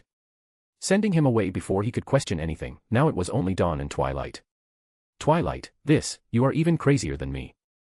Looking around, at last Twilight pieces everything together. The barrier that surrounded the island was a distraction. In reality, Dawn had separated the island and turned it into a complete new world. Even if the location was in the central world, Eldorado was now the name of a whole new world with its own structure. Twilight, you made an entire world to trap me, you fucker. Dawn, it couldn't be helped. I can't sloppily get rid of you, and any means for that would result in massive destruction. Twilight, this is truly the power of a god, to create without any chain bounding your soul. This should be a privilege given to God, even if the world created by Dawn is incomplete due to the lack of life. He didn't have any way to perform turn null, so this world was entirely based on stardust. Dawn, I'm glad you like it, as this world will be your grave. To limit the destruction, Dawn brought Deva forward, pointing the tip toward Twilight. Another surge of power rose, veins of energy filled the fabric of reality all around the newly created world. Pulsating like bursting veins, it was clear that Dawn created this whole setting so he could unleash a world-shattering power. Dawn, as a Manus and crazy genius, there are countless ways for you to flee and hide, but such a thing would be useless if I simply destroy everything to the last information particle. Twilight, really, should I feel honored to know that you went to such length for this little me? In contrast to his cocky tone, Twilight was truly pressured. There was no way to avoid this now. Without information particles, he won't be able to resurrect himself. Dawn was seriously going to detonate everything, a complete crushing victory. Dawn, think whatever you want. Finishing the preparation, the fabrics of space lightened, turning all the surrounding into a blank canvas. The world was already destroyed, but due to Dawn's wishes, the true death that awaited Twilight was delayed for them to share another course of words. Twilight, I can feel it, my existence has already vanished. Seriously, to think I would be defeated so easily. Dawn, be proud, you are the sole reason for me to perform such a sophisticated strategy. It is a fact that Dawn secretly shared. If it wasn't for the authority, Twilight might have achieved much more destruction than needed. Perhaps only second to Everage herself. Twilight, so why are you keeping me alive? To mock me? Dawn, not exactly. I know you are hiding that sword, give it to me. Twilight, sword. Oh, that cursed weapon gifted to me by the Star King, sure, take it. He didn't fight back, instead took out of his soul a wrong-looking weapon, another one of the Genesis-class weapons, Blood Origin. Twilight, though I'm curious as to what glorious purpose are you going to give this abandoned sword? Dawn, it is just a gift for your daughter. Twilight, I see, Luminous, she got a good subordinate. Getting a hold over Blood Origin, compared to Deva, the blade didn't openly accept his hand. Twilight, this sword is quite the troublemaker, truly a perfect fit for that troublesome girl of mine. Dawn, seems like you didn't leave any curse on it, good. Twilight. Dawn, I have one last question before you can leave. Twilight, just ask, I lost pathetically, so just let me die in shame already. Dawn, what did you receive from the author? Twilight, huh? Author, you mean that guy you've been fighting? Sorry, but I have nothing to do with him. This revelation was a shock for Dawn. He didn't sense any lie in that. Aside, it was true that Twilight received no power boost by using external force. Then the last apostle of the author wasn't Twilight Valentine. Dawn was sure that this third apost existed, but where? Dawn, I need to go back fast, you can be disposed of now. Twilight, hi. With a wave of his hand, Twilight started vanishing just like the rest of creation. The progenitor up until the end gave a solemn look toward the hero. A hint of regret washing him, another proof that the overwhelming power attained by Dawn turned out to be unmatched. Meanwhile in the central world, a hole in reality has formed at the location of the previous golden land of Eldorado. The large island totally went along the ocean in the perimeter. If the world was a large painting, then someone had just thrown a droplet of black. Beautifully terrifying, and amidst this darkness made of pure void, a light escaped its shade, coming back after finishing his business. Dawn emerged back, 2 Genesis swords in his hands. A sea of colors followed as his aura replenished the void left by his own doing. The sky was given back its bluish light, the air flushed in all directions, the ocean reborn anew, filling the hole in reality. However, nothing of the island holding the nation of Eldorado could be seen. This was the consequence of creation. Dawn isn't omniscient, he couldn't memorize all of the city and recreate it. What was returned is the natural flow of the world. An instinctive recreation, purely natural. If Eldorado was destroyed then after thousands of years, the current sight would have been the result of Mother Nature regaining, manifesting her will. Dawn, I still have a lot of time. Looking up, Everage was still trying to overpower Shinexalia. From this distance, Dawn deduced that the world-destroying dragon overtook a few inches of distance ever since he left. Shinexalia won't break in with the support of Dusk, they will hold for as long as their master needs. However, what Dawn referred to as time was the cooldown of God's authority. Even if it's distant, he could already feel the void in certain parts of his memories. The face of some friends, their name, the shape of the countless city he journeyed in, and these small details were leaving him. It was a grain of sand in the vast desert of his memory. Dawn, I should get going, Velzard is waiting. The cold heat radiating from the dragon core, it took a moment for the sphere to adjust back to the central world's reality. Revitalized through Dawn's aura and being freed from any control, the core seemed to have gained a will. Flying out of Dawn's pocket, it reached up, rubbing its surface on Dawn's cheek, affectionate, almost joyous. Dawn, yeah, let's get you back to your body. Jolting, the core returned to his pocket, hiding itself carefully. Now was the time to bring back order to the mainland, the imminent threat gone, all that is left are the small fish to hunt. Dawn, the last factor that could ruin everything is this third apostle, could it be? Murmuring something to himself, he must have realized a possible scenario before directing his attention and form toward the mainland. Third POV. Laying the 2 bodies on the cold ground of the Jura forest, Abra, who had previously fled the battlefield to take care of Malim and Velzard. She halted her march since Velzard's condition suddenly got worse. Settling them in a cave, she coated the surroundings with her angelic aura while trying to stabilize the icy dragon's condition. Though all were in vain, as in the end, she is but a primordial angel. The difference between her kind and the mighty true dragon is vast, vaster than one would expect. Abra, damn it, I should have taken a healing class. The grounding resonance of the ever-growing chaos outside the cave warned Abra, explosion after explosion, show of aura and fights. All happened while she remained hidden there, making sure to hold onto Velzard's life and Malim, who constantly shifted uncomfortably. Abra, though it seems the situation has calmed down a bit, the natural flow of mana is a mess, so I can't tell exactly what is going on. This was making her anxious. At least she was sure that the world wasn't destroyed, so the light of hope will remain lit, but that didn't mean they weren't losing. Frankly, Abra didn't believe at all in anyone's victory over the world-destroying dragon, and she couldn't even leave to check. Seeing Velzard's body glowing in a transparent shine, she had to stay put in case the frost dragon truly disappeared. Abra, I can at best supply her with magicule, but even that hold barely any effect. In fact, she was feeling drained. Perhaps if she were to sacrifice her current life, she could replenish a portion of Velzard's power, enough to call back forward her consciousness. At the cost of her life, however, thought she will resurrect at a later date. Abra, I need to take care of Malim, but Velzard Sama will be much more valuable fighting-wise even in a weakened state. It was a dilemma she had constantly in mind while attending to the dragon duo. A cooldown startled Abra when Velzard's body reacted to a pulse. The fading of her existence accelerated suddenly. Abra, did they fail? This reaction must be directly bound with her core. Rushing to her side, Abra increased the output of her magicule, feeling the strain more than ever, but no matter how much intensity she added, Velzard's condition kept decreasing toward the worst. Abra, no. Spreading her wings, she resorted to all the last resort she had thought of while waiting. One by one, her cards were displayed and used before failing, the angelic threads of aura linked with the vanishing body. Abra, ugh. Her head spinning, golden blood escaped her skin. She gasped when the last bit of usable magicule left her body, falling on a knee, her breath ragged, feeling her consciousness being assaulted by a heavy headache. Abra, this is bad, the recoil for lack of magicule. Supporting herself with raw physical strength, her aura that has been warming up the surrounding died, leaving the cold cave into a field of darkness. Her wings retracted weakly, the realization that her limit was reached. Abra started closing her eyes in frustration. Another layer of darkness veiled her pupils, only then for a shade of orange to illuminate the darkness set in motion, replacing her power. Another source of light came in to clarify the cave, a comforting power surged in, refilling Abra's magicule. Abra, this. Dawn, you held on for long enough, you have my thanks, Abra. A delayed reaction. Dawn appeared within the cave with a silent step. Only after he had landed, the wall behind him collapsed, crumbling into a pile of moving rock. In the rush of hurry, he acted rashly, opening half of the small hill Abra had chosen, the air flooding in. It didn't take long for Dawn to take notice of Velzard. Rushing to her side, he brought out the dragon core. A bind of frost raised as the core shook, feeling the near connection with its body. Flying out of Dawn's hold, the dragon core towered above Velzard's unconscious form before falling and disappearing into her chest. Her fading figure regained its tangibility, the bland color returning to a cold warm touch. Dawn smiled softly, catching Velzard's hand in his own as if he wanted to make sure that she was in no pain or any possible after effect. Dawn, good, she should be waking up soon. He was always sure of succeeding in saving Velzard, but this didn't stop the sensation of relief after actually achieving it. Abra, so it's really you. Should I say it has been a while? Dawn, our reunion is a bit warmer than the one I had with Dino earlier.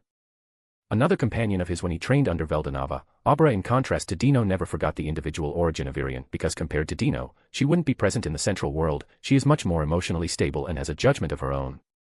The Star King, who was once omniscient, all-knowing as one to his will, he knew that Abra will always follow a judgment that would benefit the development he wished for the world. Abra, Dino, he was starting to act weird for some time now. Dawn, that's normal, his memory sealed, they began to reawaken forcefully. Abra, seal, I see, no wonder every time I tried to engage in a conversation he would react awfully irritated. Dawn could only give her a wary smile, at the same time a tilt motion graced his skin. The hand of Velzard had moved just now. Dawn, she is regaining consciousness, I should wake up Malim as well. Abra, I still have some more questions, but I guess this isn't the time for that. Dawn, a question is ultimately bound to be answered. If it isn't, that just means that question has no need of a public answer. Abra, this is a kind of saying that he just doesn't want to answer. Releasing Velzard's hand, he tried to get to Malim, but the frost dragon didn't let go. In fact, her firm grip only further increased, enough to crush any human's wrist. Dawn, how affectionate. Fine, I'll just stay by your side until then. Velzard POV. I always wandered the world as a sort of mediator, watching things evolve and go without ever taking a true interest in them, like an unmeltable pillar of ice towering in the vast creation made by Veldanava. I was satisfied with just that. Only for all this stillness to fade like a washing current. A boy weak enough for me to ignore appeared in my territory, changing my vision of the world, and above all showed me what a true bond of friendship was. From then onward, everything that was cold before was set ablaze to a much warmer scenery. My toxic relationship with Guy ended. I became closer to Veldora and Velgrind. Even Malim somehow opened a little to me. I found a new home where I wanted to stay, a companion albeit much more insignificant than me. I still found a tiny joy in observing from this new insight. And even as my chest was pierced, the very core that based the foundation of my existence stripped brutally. I felt no sense of loss, almost at peace. I don't want to die because I finally found a purpose in staying alive, yet in this moment of crisis. I simply waited, knowing full well that there will be a tomorrow. Deep down, I knew that the light that was cleared by the world once will shine once again. Ah, how funny, to think me out of all the true dragons would have such thoughts. Perhaps Veldanava had such vision as well, the knowing sensation that you can die for real, without a chance at resurrection. Only then you truly start appreciating the world given to you. Velzard, I can feel it already, you came to save me, right? Stretching my hand forward, the sensation of being pulled by a much greater force, a singular voice calling me, as the coldness of that was previously robbed was returned. I smiled almost brightly, feeling my dragon core back, closing my eyes to let myself submerge in this bath of relief. Only to reopen them, this time full of anticipation. The cloudy figure of that brat I had met so many centuries ago cleared my vision. I grabbed onto his hand tightly before shaking my head, a soft grain escaping my throat. I was then assaulted with a surge of sadness. Velzard, you took your sweet time, huh? Dawn, sorry for that, my lady. Ignoring Abra and the rest of the world, I stared, almost glared at him. The reason? Because I now know what he intends to do. The power he is currently sourcing himself in, that strength is awfully familiar, as it is in fact the very power that created us true dragons. Even if it's only a small part of it, my dragon core has taken in that energy, and as a side effect, I saw into some of Don Arcead's memories, including the sense of his abilities. Velzard, why must fate be so cruel? Dawn. Using my remaining free hand, I grabbed his collar, bringing my face closer. Our eyes met again. Those blue eyes annoyed me in this very instant, because the reflected shine belonged to a man who had accepted his fate no matter how gruesome it was. Velzard, you are really an idiot. I decided to match his expression. Dawn, or Origin, whoever he really is, he underestimates my obsessiveness and overestimates my composure. Velzard, take my dragon core. Dawn, what? It seemed that he really didn't expect this from me, my eyes gleamed threatening to devour the light before me.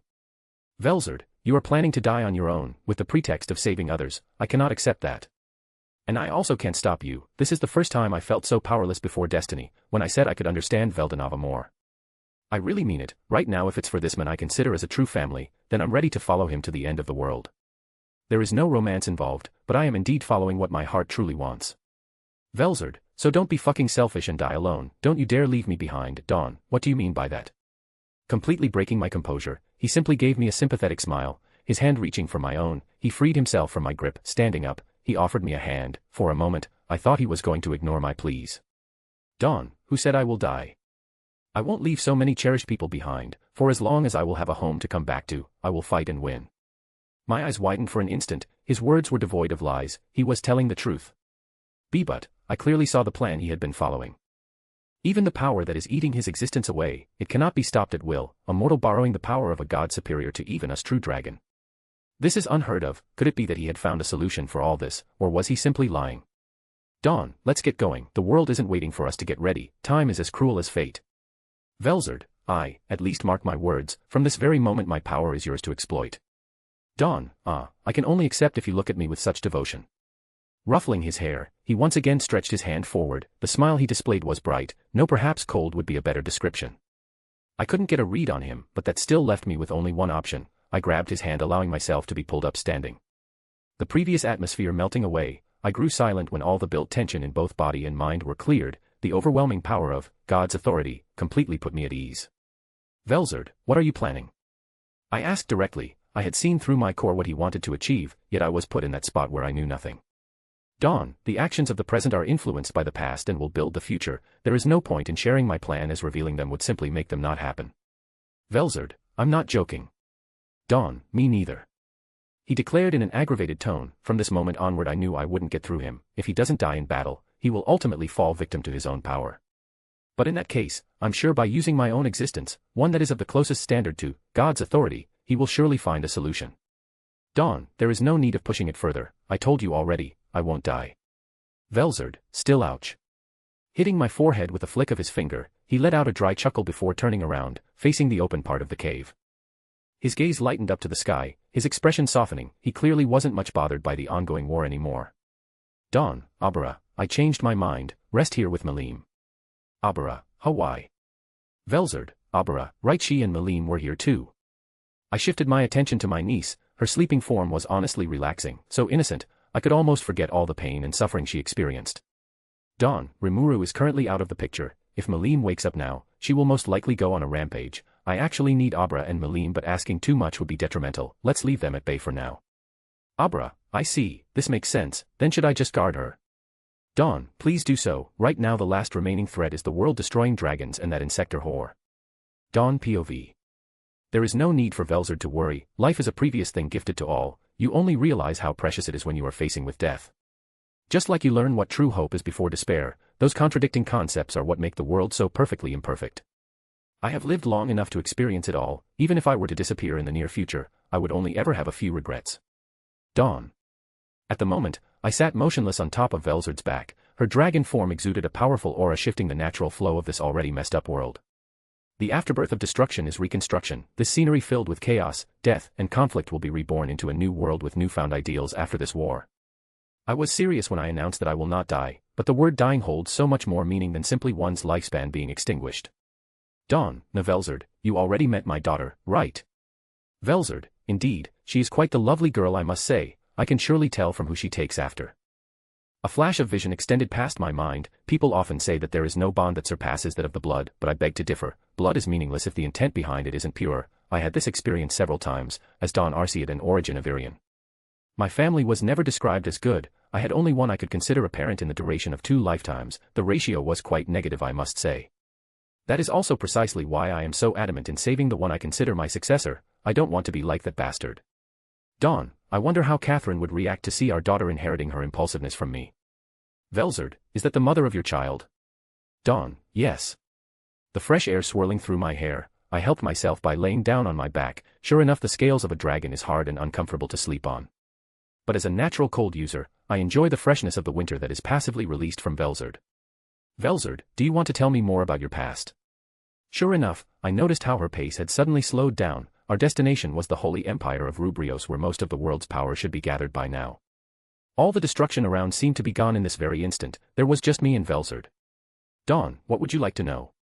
Since Twilight Valentine is gone now, there was no reason for me to hide anything from her. Velzard is my family. She was once like a second mother, but now, she feels more like a close sister. In a way, both of us were born in the wrong family. Her cold heart that awaited to be melted, chasing endlessly a shine of attention, didn't fit the proud solitary true dragon, while my story just spread by itself. Velzard, how about you tell me how the land you ruled felt like? Dawn, MMH. It was truly beautiful, perhaps not for all, but the Avirion that I developed was the splitting image of my ideals. Would I change the course of my life if I was given the chance to? The answer would be no. After all, I am the current me because of those hardships. Velzard, then have you never thought of rebuilding that paradise of yours? I could help as well. Dawn, you know I'm still human in heart, even though I have a ton of greed coursing through my veins at all times, but as a duke, I have failed in protecting my people and ideals. This also marks the end of my life as a ruler. Velzard, isn't this your second life? I'd say a second chance could be justified that way. Dawn, haha, you might be right, but I'm not cunning enough to twist it that way. I like my current disposition, a knight serving a wonderful master. And without those challenges, I would have never met the same friends that I have today. I have come to accept the effect of time and the value of life. Now is just a question of concluding a story to let another prologue to flourish. Velzard, luminous, I had seen what she is capable of as a leader in person, but anyone could tell that she is undeserving of you.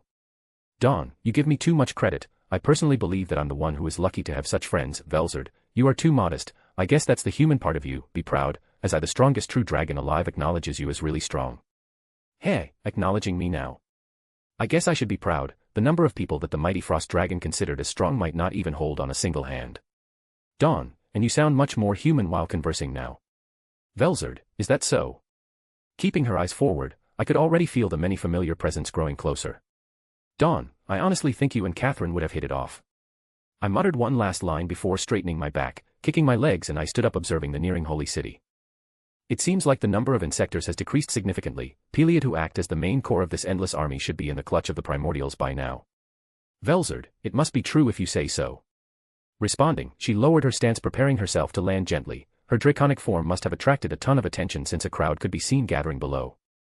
Velzard, your name has reached a completely different level of fame, it seems. Dawn, don't jest. Anyone would be attracted to see a giant dragon approaching. With a whistle, I jumped off from her back, the natural law of gravity applying itself. It took me a long second before crashing into the ground. Looking past the veil of dust generated by the landing, I stood there waiting for Velzard, who reverted back into her human form.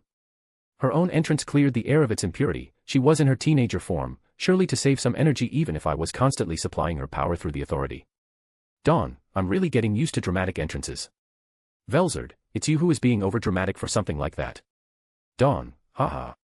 I chuckled while watching the first few people who came up to us. I smiled fondly, meeting the cold-blazed eyes of Luminous. For them it has only been a few weeks, but I had gone through so much before coming back here.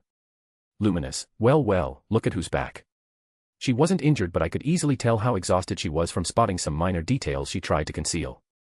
Her eyes particularly betrayed her cocky attitude as they revealed a big strain of stamina. She must have pushed herself to the very limit to protect Rubrios. Even more considering how Chloe wasn't there when I met her. Dawn, what? Not happy to see me? Luminous, don't be stupid. Closing the gap, she lightly punched my arm, letting out a sigh of relief. Luminous, you put up quite the show earlier. Anyway, welcome back, huh? Dawn, yeah, I'm back. I ignored the last part where she froze, knowing full well what she tried and failed to say, even though my action was quickly caught on by the two ladies surrounding me. Fortunately, they didn't question it, for their own reason. Dawn, and you all too, it has truly been a while. Finally taking account of the rest that followed Luminous, I met with two of my subordinates and the child I raised upon their arrival in this world. Flora and Sho. By that time the Genesis Knight must have crumbled. Horizon turned out to be a traitor. Even if he had his redemption, I wanted him to meet Mirai to decide his fate. Since he was judged by my daughter, by extension Lucas's loyalty to our group and Mirai's own hesitation became poison for the team. Flora, glad to see you in shape, boss. Sho, yeah. Contrary to Luminous, those two were in bad shape. Signs of intense battling in continuous flow could be seen on the fabrics of their clothes and tattered skin. But Sho was particularly down, his eyes shifted sideways, clearly showing signs of hesitance to speak his mind. Dawn, there is no need to feel anxious. What's on your mind? I covered his head with my hand, slightly ruffling his hair. As our youngest, He has fought the best he could and is a companion of the highest importance. Sho, El Lucas was injured protecting me, and our friend, our family is crumbling apart. And what makes him worth so much is also the heaviest burden on this young child. His genius allowed him to understand the situation clearer than most adults. He learned about human relationships but never experienced all the facets of those relationships. Dawn, I'm sorry for that, I can't give you an answer to those questions. His eyes gradually grew more confused. In the end I also used him for my own gain. This kid is the very representation of a human genius, limited only by his race. My final plan, the salvation I seek for, could only work because of Sho. But that does not mean I only saw him as a tool. This kid deserves happiness. For him I was a sort of older brother, and for me he is a child that I have to protect. Dawn, be a good boy for now and sleep. Once you wake up everything should have been settled. Sho, huh? Cutting his consciousness short, I forced him to sleep with fate. His frail body fell backward as I caught him in a swift motion. Flora, was that really necessary? Dawn, no children should bear witness the cruelty of war. Sho was forced into a conflict that he had nothing to relate with because of a bad adult like me. It's time for him to rest. Flora, if you say so, I will carry him to a safe place. I nodded, my gaze never leaving the boy's face. Did I feel guilty? No, I actually don't deserve to feel guilty at this point. Dawn, still take care of yourself, you are destined to a bright future. Muttering to myself, I got up facing back Luminous, who patiently waited with her arm crossed. Luminous, you want a general resume of the situation, right? Dawn, yes please. Sighing, she waved her hand asking us to follow her back into the city's wall, her lips twitching on the way as she summarized what she knew. Luminous, the number of casualties are still being counted, but we estimate it as an overall of around 35% of the world population. Her toning turned grim. Even Velzard, who walked side by side with me, looked a bit uncomfortable. As for me, I hated how the casualties actually fitted the range I expected. In fact, it was slightly lower. Luminous, on that part Rubrios took it pretty well. The other big nations are also in the positive. The true disaster lay in a major party of the Western nation and some other smaller country. Our march halted for an instant as we crossed the entrance gate of the holy city. The inside was maybe even more chaotic than outside. No destruction, but rather a sea of business, people running around like crazy. Luminous, after the loss of their army, many fled to Rubrios for protection. We had to accept them because eventually they are still a source of faith we could exploit, but as you can see, the process in between is rather rubbish. A large wave of immigration thrived by survival instinct. Rubrios, no matter how big it is, there won't be enough houses to hold a large percentage of the world population. The situation must be similar, albeit on a lower scale, in other human nations like Ingratia or Falmouth. Luminous, fortunately, people are conscious enough to not cause a ruckus in a foreign territory. The show you did fueled most of the capable warriors to go outside and fight. Walking through the crowded road, all sorts of noise could be heard: the injured fighter, the crying baby, the despairing mother. I was horrendously aware of all these, and Velzard must have noticed the subtle shift in my expression. Dawn, you've been keeping a keen eye on me. Should I feel embarrassed? Velzard, you can't really empathize with these humans, right? Dawn. Heh, so she noticed. From when I arrived to now as we neared the church, my vision of guilt changed a bit. I'm a coward on that point, killing those emotions so I wouldn't succumb to guilt and my own compassion. As a hero belonging to the human realm, and a ruler, I had to take extreme measures. God's authority is devouring my memories. And by twisting its flow, I fed it my compassion and guilt for others, to the point where only that remained enough for me to look at my friends. Luminous, now for the other nation. Tempest held even bigger wave of immigration. It seemed like the festival of theirs was really successful on that note. Remuru, that red-haired Oni, is leading the troop there. He also extended their army to rescue and protect the people all around the world. Ignoring the worried gaze of Velzard, I walked past the gate to the church, 2 guards at the front protecting the entrance. Their expression brightened upon seeing Luminous, then me, their hand raised for a salute, even as they weren't expecting any reaction from us. We set foot in the front court where another wave of familiar faces came into view. Luminous, as for Sarian, the so-called guardian of the labyrinth, went there with Ramirez. As the result, the barrier above is smoothly working. Elmesia also confirmed that their nation was safe for now. Since Sarian is a closed nation hidden from the rest of the world, they must not have been affected by the general panic and immigration. That is good, since the world tree is our last line of defense. No matter how powerful I get, protecting an entire world from Evarage is mission impossible. Dawn, so all that is left to see is the report of the primordials. Since the insectors are still coming, even if the intensity is lowered, they possess no fear. Peliad is still alive. She is somehow managing to escape death against 4 primordials boosted by Remuru's blessing, impressive in itself. Luminous, so what's the plan now? Dawn, we recover a maximum of strength and get ready for the final showdown. My words are covered with mystery. I didn't want to disclose that piece of information yet because of the moral. Being aware of things doesn't always result in positive results. With that said, I approached the group of knights gathered in the court. My gaze briefly met with Hinatas, as she commanded the Holy Knight to keep order between the internal struggle and outside battle. Hinata, Team 4 and 6 go to the southern gate, retrieve the injured and shift over the surveillance. Team 1 and 7 to the 9th's district, another wave of migrants are approaching. It took her a long minute before freezing, fully taking in my presence, and it took yet another moment for her to dismiss the knights. Before coming our way, I however couldn't help but marvel at her evolution. Hinata, it has been a while, sensei. Giving me an uncharacteristic smile, she held with a firm grip her sheathed rapier. Dawn, you became stronger, at this rate I fear you'll surpass me soon. Hinata, that's not very realistic after this, you know. Pointing to the sky, she shook her head with clear signs of fatigue. I would honestly like to spar with her right now, but unfortunately time isn't right. Dawn, anyway, have you seen Mirai? She should have come back here. Hinata, Lady Mirai. Yes, she stopped by some time ago, leaving that woman who identified herself as the Scorched Dragon. Signaling toward the church's building, I gave a side eye to Luminous and Velzard, receiving the following nod. The two of them left first to go check on Velgrind. I had healed her but also relinquished some of her power, so she shouldn't be in any threatening condition. Dawn, and Mirai.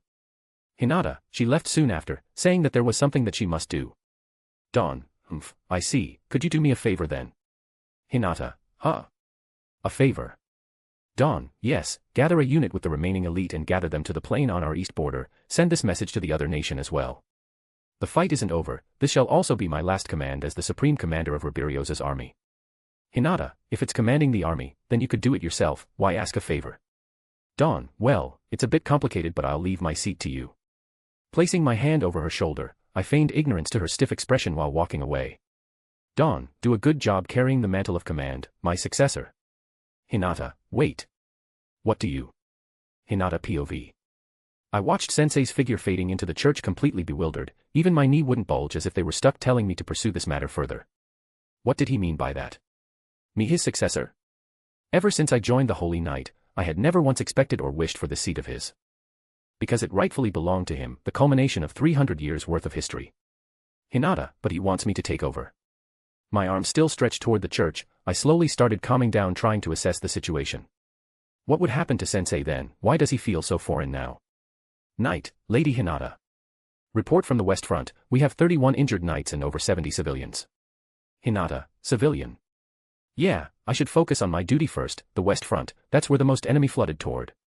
Hinata, then Miss Eleanor should be back, where is she? Knight, she is currently attending to the injured. Hinata, I'll go see her then, priests and healers with me. Taking off, I couldn't be more grateful to the Genesis Knight Order, they have been tearing themselves up on every front. Participating in every task, no wonder they were acknowledged as a trump card for our nation. And even now, they kept going on ignoring the pain and wounds. In a way I pitied them, the sight of a trail of injured people lining the street near the church. Hinata, prioritize the soldiers. Giving out a directive as soon as I arrived, my words might appear cold but that is the most rational way. A soldier's recovery is more important since he will be able to carry out his duty right after, potentially saving another few lives. With that said, I still didn't like leaving the civilians unattended, but as long as they weren't in a life-threatening condition. Hinata, but even with all that prevention, there are some people we can never fully save. Arriving at the destination, I stood behind Miss Eleanor who was treating another one of the Genesis Knights. A warrior that I must acknowledge, Lucas Schwartz, as he had literally given his all for this battle. Eleanor, don't move anymore and I will have to amputate this arm as well. Protecting his friend, the citizen of Rubrios, he was laid down pitifully, an arm rashly cut off from his biceps, his left eye gouged barbarically, and all sorts of wounds scratching his body. Even then, he stood up with minor healing and fought, coming back here with many more injuries to heal. Lucas, whatever, it's not like I have anything to lose now. Eleanor. He was truly a pitiful man. If there is a sun that brings forward its shine illuminating the world, then there are many shadows that are working without any recognition. All the eyes are on the sun, completely oblivious of the shadows suffering, a gruesome role. Hinata, your body won't hold much longer. Making my presence known, I glared down at Lucas, a slight tension developing as he returned my gaze. Just like a wild animal. Lucas, I can still go on, my right arm still moves. Hinata, you'll be at best a half-meat shield, it's an order, stay within those walls, you are forbidden to go outside. Lucas, you can't do that, I don't receive orders from you paladins.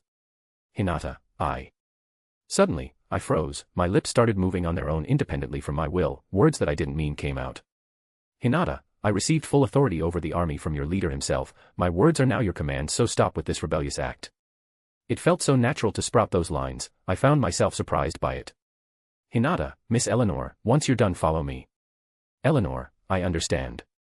Being done here, once again my body acted on its own, leaving the tense location. Only then, I was able to relax and breathe. Placing a hand over my chest, this was definitely my own doing, but my mind and body seemed to part way for the action. Hinata, what was that? It started after Sensei left. Wait, Sensei. I always referred by his name then honorifics, but how come I can't seem to say his name? Hinata, what is this sense of unease? Third POV. Back inside the church, Dawn arrived to a heartwarming scene where Velzard comforted Velgrind. On the side Leon and Chloe were also present. Dino too, in fact most of the world power were there, minus some of the most influential like Remuru or Guy, even Rudra. Those that could perform were present. Dawn, well then, shall we proceed? Gathering the attention of all, the atmosphere naturally shifted toward a war meeting. Dawn, let us make one thing clear to start, all of us here have different ideals and goals, but I want us to be working on the same wavelength. A common fact that everyone should agree, survival before personal interest. With that point brought forth, everyone nodded quietly. There is no need of pride or greed if there is no tomorrow. Dawn, then let us pass to a short debrief. Right now there is only a single threat we should be wary of, that being Evarage. Chloe, what about the insectors? They are still flooding in. Dawn, the primordials under Remuru should get rid of that, though I'm guessing it won't be that easy. Perhaps I should have taken the matter in my own hand. Well, it's too late for that. Peliad, that name belongs to the Empress of Insectors, the daughter of Zelenus but also his wife. She is Apito's mother and by inheritance possesses the ability to procreate. By consequence of this divine-like ability to form an endless army, she isn't that much of a great fighter, leaving her only few options to survive. Either run away and hide, find someone strong to protect her or surrender. The two later aren't possible because betraying Evarage would mean death, and that same evil god only sees her as a disposable weapon. Dino, Evarage might be absurdly strong but can't you face her head on with your current ability? Dawn, that's, well, as you say currently we would surely go on a stalemate, the odds would be at 4 to 6 for Evarage. Velgrind, that's incredible in its own way. As someone who fought the world-destroying dragon directly, Velgrind could testify that the gap in power was extreme. At some point, she even lost hope thinking no one would be able to stop the beast, yet a human proceeded to prove her wrong. Velzard, I'm against letting Dawn fight that beast single-handedly, besides you got a plan right? Dawn, yes, for that I need everyone's utmost cooperation and trust. Dino, and you don't plan to reveal it? This question was met with a short silence in which Dawn scoffed. It was just as he had said to Velzard earlier.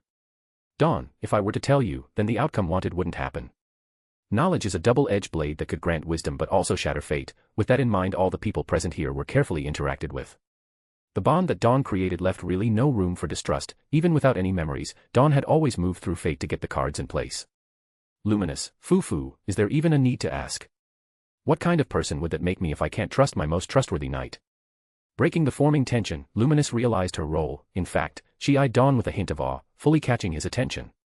Luminous, how scary, just for how long and how far have you been planning all this?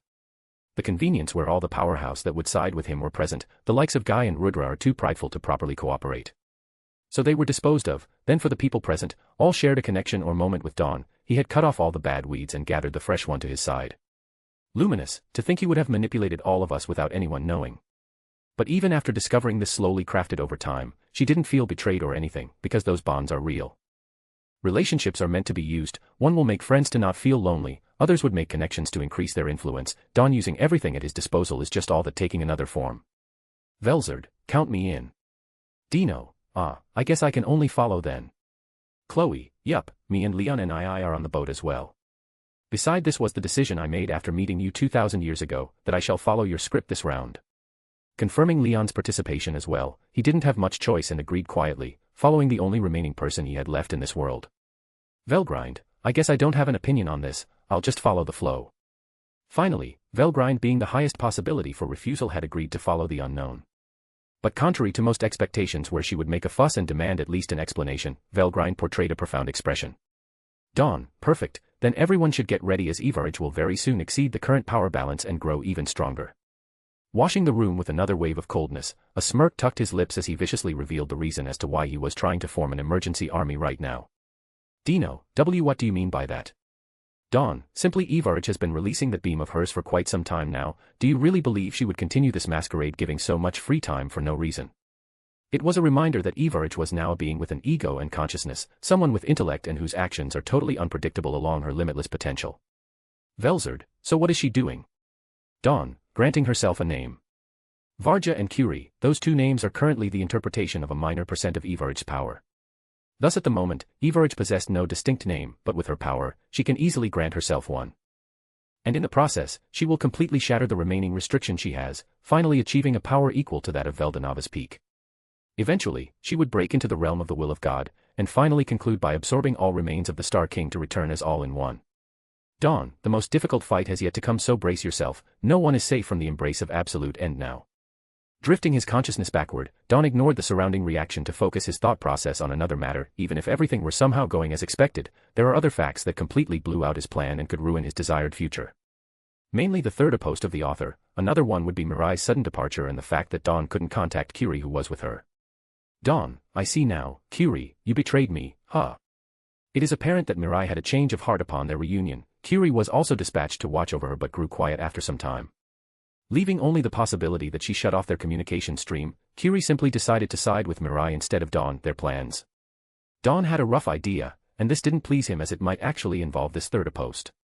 Dawn, the third apostle, I also can't pinpoint Mirai and Curie, they carefully erased all traces of themselves. Wait, could she be the reason as to why Peliad somehow managed to survive so long? She could actually be the third post. Through God's authority, Dawn received many beneficial powers, but all of them are nothing close to the true power of a god in the proper sense. Still, one of those abilities is called limited omniscience, the power that grants him the ability to naturally perceive at once all the information of the world. Just like when he created another entire new world to trap Twilight Valentine, he had to use this taxing ability to create time and space itself. And also due to this ability, the natural passive of knowing things that will happen all around in the near present were naturally registered in his mind. Dawn, but the near present also includes things that didn't actually happen yet, so Peliad might have become the third apostle after I went to hunt Twilight. Chiefly, he tried to hunt down an existence that had yet to be born. Such a mistake almost made him laugh. But in the end, he had to clearly focus on Everage first. The plan to subdue the dragon isn't as simple as he made it sound. Splitting his attention and force now would be a fatal mistake, as any time now, Everage will complete her evolution.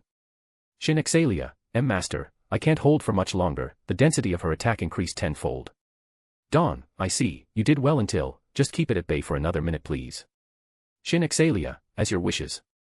That being said, it is time to hunt a dragon, one that could end the world itself on a whim. Third POV.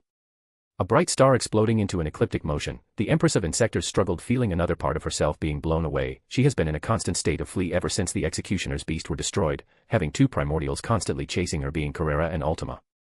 She survived somehow relying on her regenerative ability. The flow of her production skill also received a sort of boost, increasing the number of newborn insectors. Which none of them survived as Diablo and Testarossa took care of them. Peliad was literally trapped in a net surrounded by 4 apex predators. Peliad, those pieces of shit. Stepping back, she held her stomach, a magical circle forming above her skin, with a rainbow glow of her wings. Another wave of insectors, hundreds of them were given life. But before they could even fully mature into a child state, a burst of white flames crisped them into aches. Peliad, TSK. Descending through the dispersing flames, Testarossa smiled sweetly as she held a finger to her chin.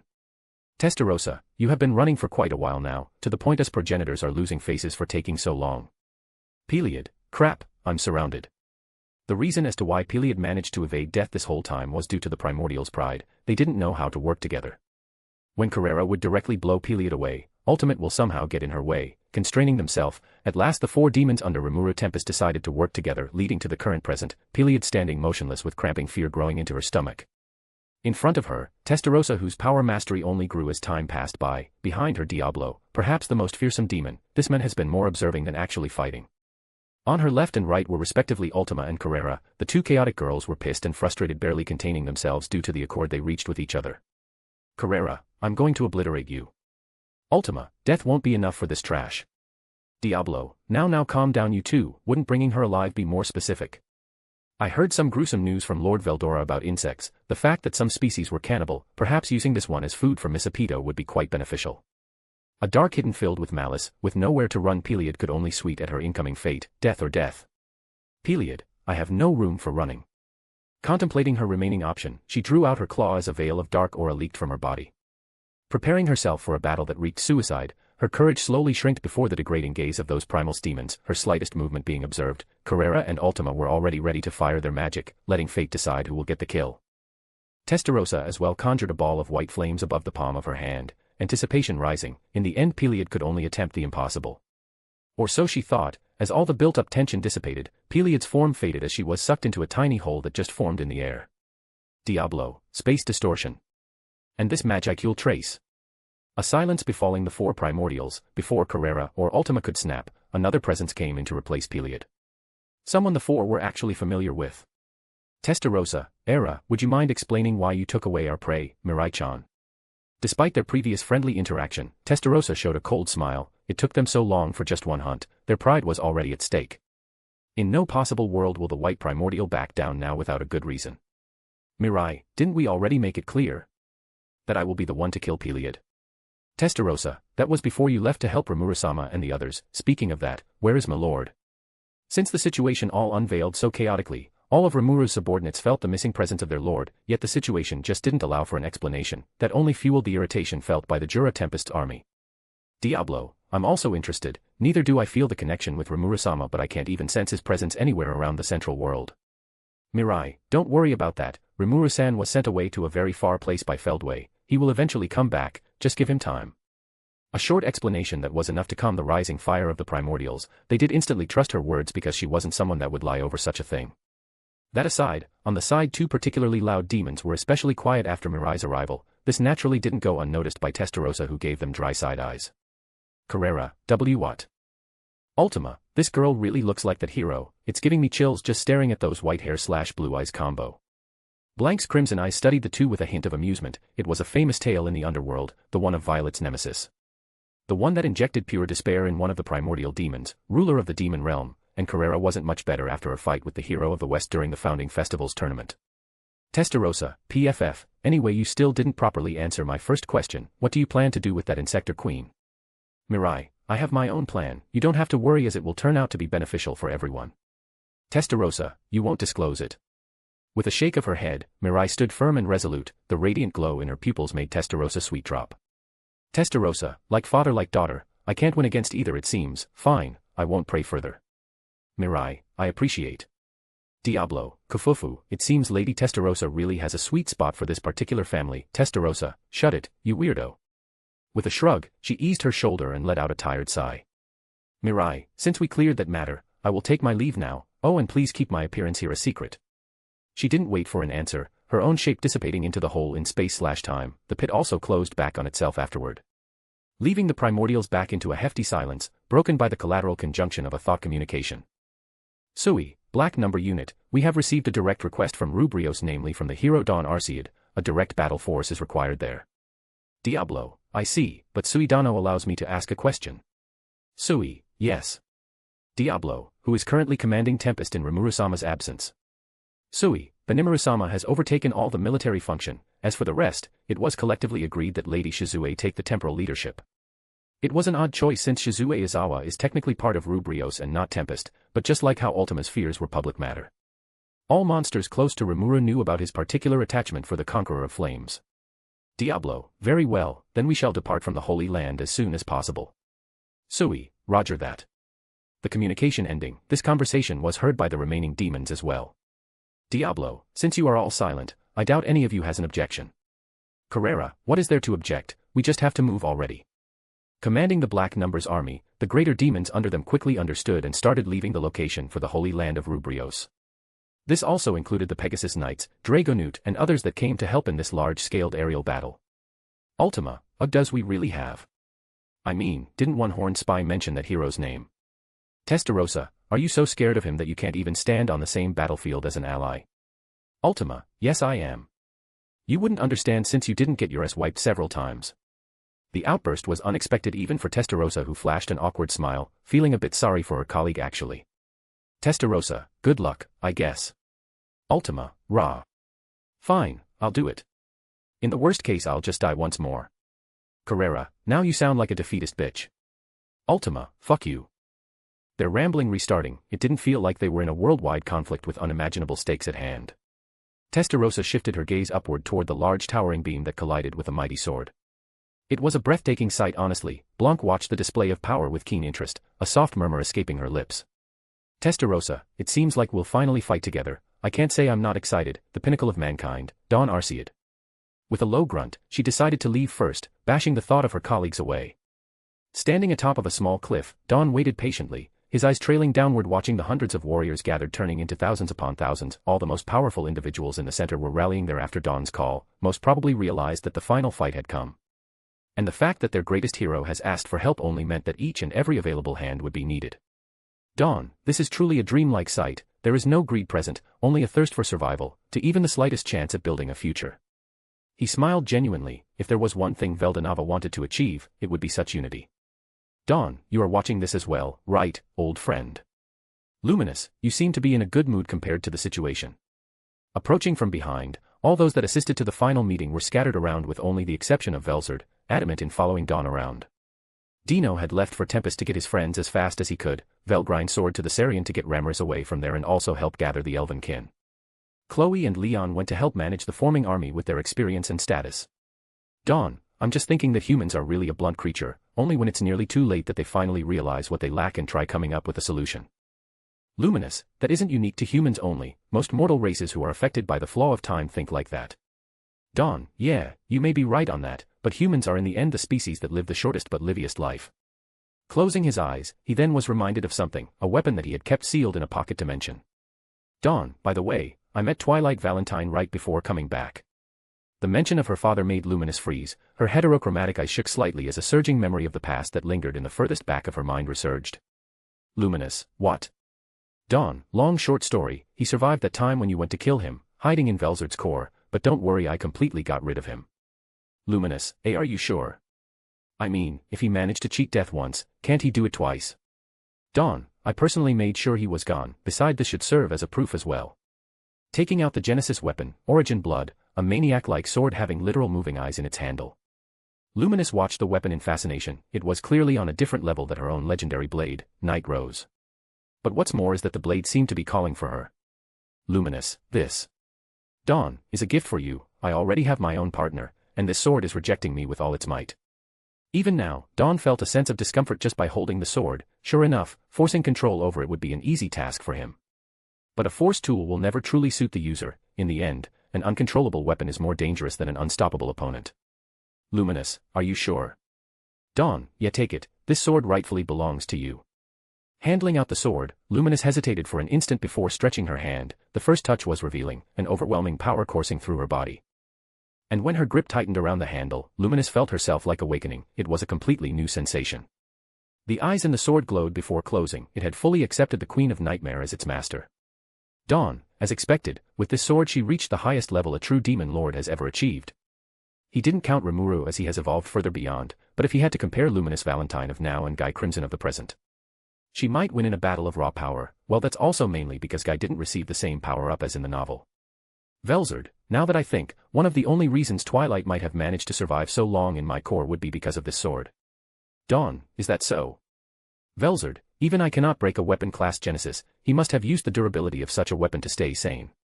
It was merely a theory she came up with after giving it a quick thought, to think someone has been with her for so long without her noticing. Velzard's core is that of a true dragon, a natural blizzard in its most primal state. Even someone with an immunity to cold would be frozen to death if the environment within the core was materialized physically. Velzard, now it's pissing me off, I should have been the one getting rid of that bastard.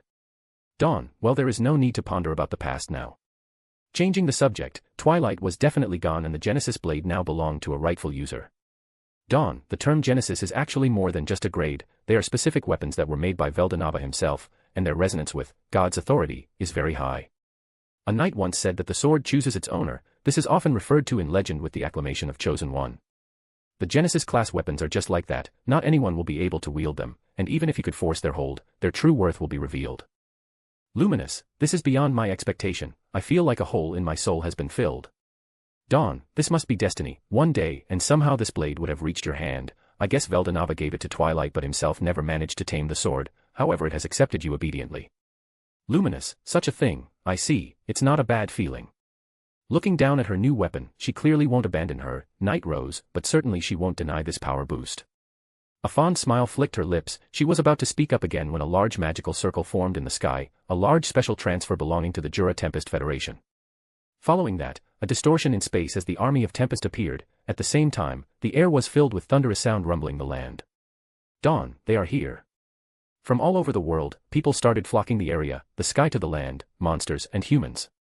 Velzard, this is really a tough sight, but I doubt most of them would even survive a flare of aura from that beast. Dawn, don't worry, I already have it all covered up. Velzard, figured out. The tiniest smile emerging on her face, Velzard watched as the representative of Tempest approached. Mainly Benimaru with Shuna and Shizue, behind them, the primordial demons along their black number landed, the draconic form of Veldora also submerged the atmosphere into a chaotic chant. The important figures such as Gazel Dwargo, the Archduke of Sarian, Irald Grimwald who just arrived with Sarian's troop.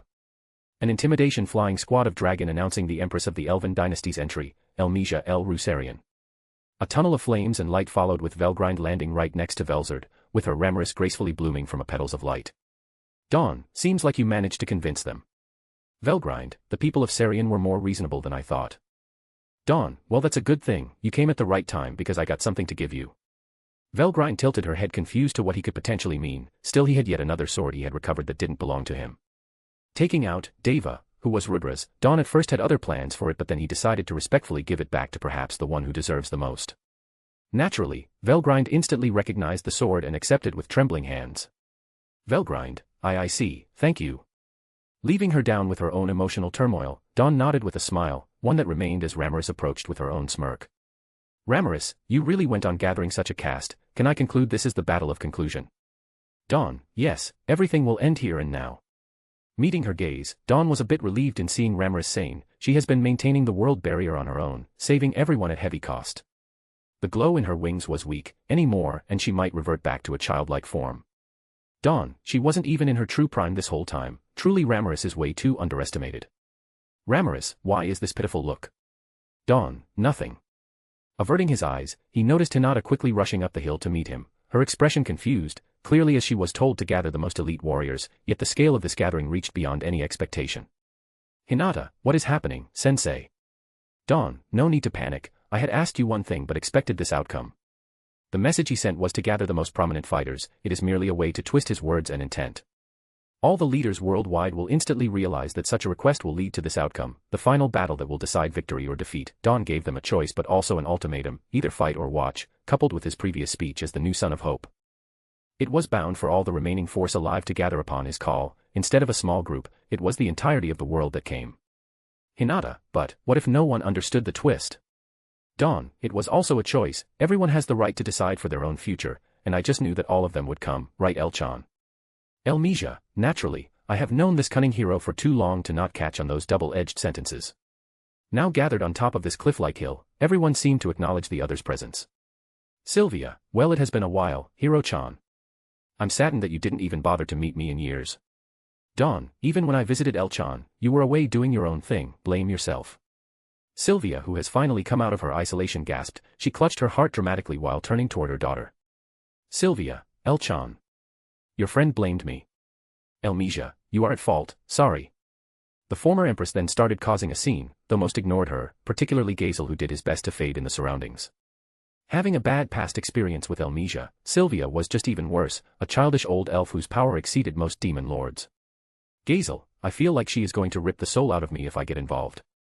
Ramaris, you are as lively as always, Sylvia. Sylvia, oh Ramaris, you are back in your adult form already. It has only been a few centuries since your last reincarnation. Ramaris, it's only an appearance though, I am nowhere near the strength of my prime. Sylvia, that's still impressive. The two old friends exchanging a few words, Dawn decided to leave them alone for now and went to Testarossa and Diablo. The two of them came without Carrera and Ultima as those two aren't suited for diplomacy.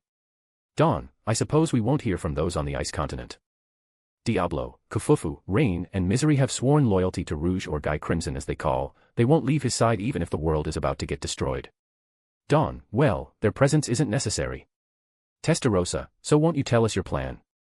Dawn shook his head, in Testarossa's eyes, she felt a tinge of annoyance, clearly seeing the similarity between father and daughter. Testarossa, I see, actually, I need to tell you something. Dawn, MMH. Testarossa didn't know why but she suddenly felt an urge, the one to confess something she had prepared to hide. Her lips quivered wondering if it was the right thing to do, and Diablo clearly felt the moving tension, deciding to retreat he directed his attention toward the other people present. Testarossa, we actually saw Mirai earlier, she seemed quite different no perhaps she has never looked so much like you. For a moment, Dawn's eyes narrowed, he took her words to heart and nodded, maybe a part of him expected that. Still, even as he wished to smash all his duty aside to go find his daughter, he couldn't, not now at least. Dawn, I see, thanks for telling me that. Testarossa, are you not going to her? It might just be me, but she had that resolute gleam, as if she was about to open a forbidden gate. Dawn, she is big enough to make her own decision, even if I don't agree with them. Testarossa, if you say so. But despite his responsible words, Testarossa clearly saw a tint of darkness in his eyes. He said it himself, he didn't agree with her ideal. In a way, he hinted that he knew exactly what she was planning now. Dawn, anyway, let's get this done already. With a loud clap of his hand, he overtook all the attention. Dawn, as you all know, this is the last battle, but it won't be as any of you expect. Honestly, none of you aside from the true dragon can help.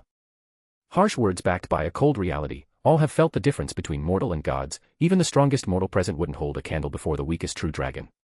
Benimaru, he is right unfortunately. If only Remuru-sama was here. Where have you gone, my lord? The red-haired Oni who has been single-handling Tempest's defense at this point felt burdened. He wanted to ask about his master's whereabouts, but restrained himself. This was a time of high emergency, the last battle, and any personal action based on emotion could ruin the little time they had. Benimaru knew his lord well, and Remuru trusted Dawn as much as any of his subordinates. Shizue, then what is our role?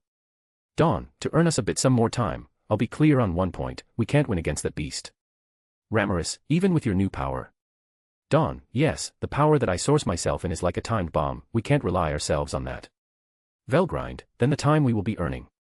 With a weak smile, Dawn pointed his finger to the sky. Dawn, Remuru Tempest, he is the one that will be the savior of this world. The time name was known by all. Each person present aside from Sylvia had interaction with the slime, an anomaly like no other. Gazel, Remuru, may I ask a question?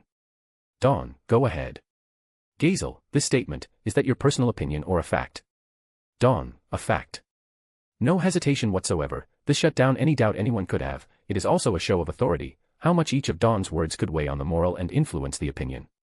Sylvia, Remuru Tempest, MMH, to think this name would trigger such a reaction. Now I regret not going to the newly created monster nation. Elmesia, I guess we can take your words to heart, but then where is Remuru now? Dawn, he was sent to a faraway location, outside the boundaries of time and space. Velgrind, so that's why the soul corridor between us disappeared. Damn Feldway, how did he manage to create such a technique? As Dawn was about to continue, the storm dragon who had been quiet but agitated finally made himself known. Veldora, wait. Explain more of where Remuru is. He who is usually so shy around his sisters actually stood his ground, his interruptions unneeded. He received quite the glare from those who could. Particularly Luminous, who stuck poison in her gaze. Dawn, calm down, Veldora, Remuru is fine, I can assure you that, and he will come back on his own, Veldora, but can't you help him? I mean, didn't you tear a hole in space and time? Dawn. Veldora, why the silence? Velzard, stop there, Veldora. Veldora, what? Why? Velzard, don't be a brat now, we are all in this together, so don't. Locking the storm dragon in place by placing a hand over his shoulder, Velzard enacted a strong sense of authority, expecting Veldora to cool down.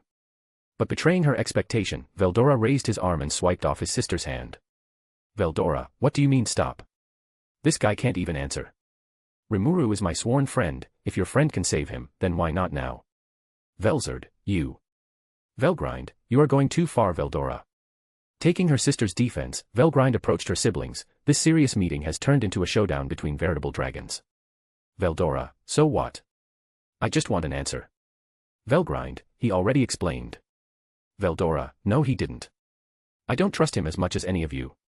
Dawn, seriously, I really hate this damn lizard. Rolling his aura, a beam of engulfing light devoured the surrounding, the cast now standing in the middle of this spiritual pressure. All sound died under his overwhelming presence while another grounding roar emanated from the crowd below. They took this display of power as a confirmation and opening to the final battle. Dawn, if I brought Remuru back now, he won't have the power needed to reform the future. Veldora, you can despise me if you want, I don't care, but... Snapping his neck dangerously low, he stood before Veldora. There was a consequent size difference as the storm dragon took the human form, a taller man. Yet, anyone could tell whose power suppressed the other. Dawn, don't get in the way.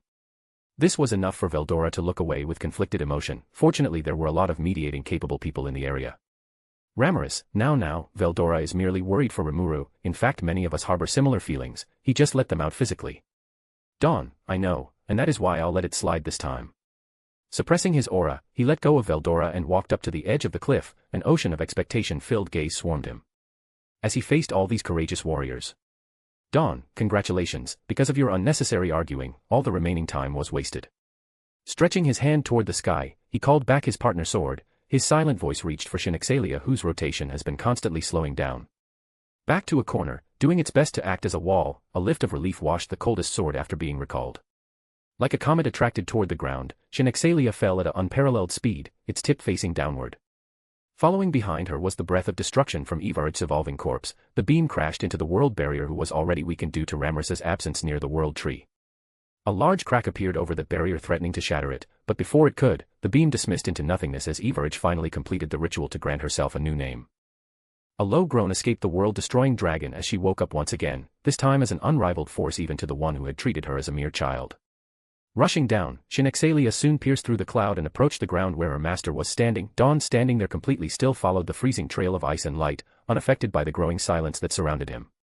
At last, Shinexalia popped down right before Dawn. Her sharpness cut down the air as right before she could cause an apocalyptic explosion due to the fall. Dawn caught the blade by the handle, an impactful shockwave bursted through the air, intensifying further the tense silence.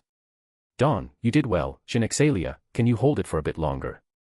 Shinexalia, yes, I stand by my vow, I shall follow up to the very end. Dawn, thanks, and you Dusk. Dusk, let's get this down, master. A resolute and firm tone, this was all Dawn needed to raise his sword toward the last foe, growing his aura. It was time to go all out and last long enough for Remuru to come back. Dawn, then everyone. His voice was loud enough for all to hear, yet he didn't meet any gaze other than the one looking down on him from above. Taking the hint, the true dragons entered their dragon form, unleashing their most prominent power. The respective rulers and generals stood up slightly behind the one leading this dance, their aura entangling to form a comforting and reassuring veil. Dawn, this world will undoubtedly be destroyed, there is no stopping it now. It is a truth only he knew, because Remuru will wake at the end of time and space. There, the world would have already been destroyed since long. Dawn, but do not fret, just like how I am standing before you, just like how all of us have yet to lose hope, everything will fall into order for as long as you don't lose to despair. His speech was momentarily interrupted as the world barrier finally broke down, and Ivaraj entered through the hole with her horrifying draconic form. A literal agent of pure destruction, her nemesis scale reflecting a shade of purple, her golden eyes that seemed to swallow all of existence. Just the approaching sight of her was enough to completely erase the comfort given by the world's last force. Her new name, Amaranth Varja, the true incarnation of destruction and malice. Dawn, shred your tears, seal your heart and fight your destiny, don't hold anything back, as this is the very final act to this absurd tale. Was he scared? Perhaps, no.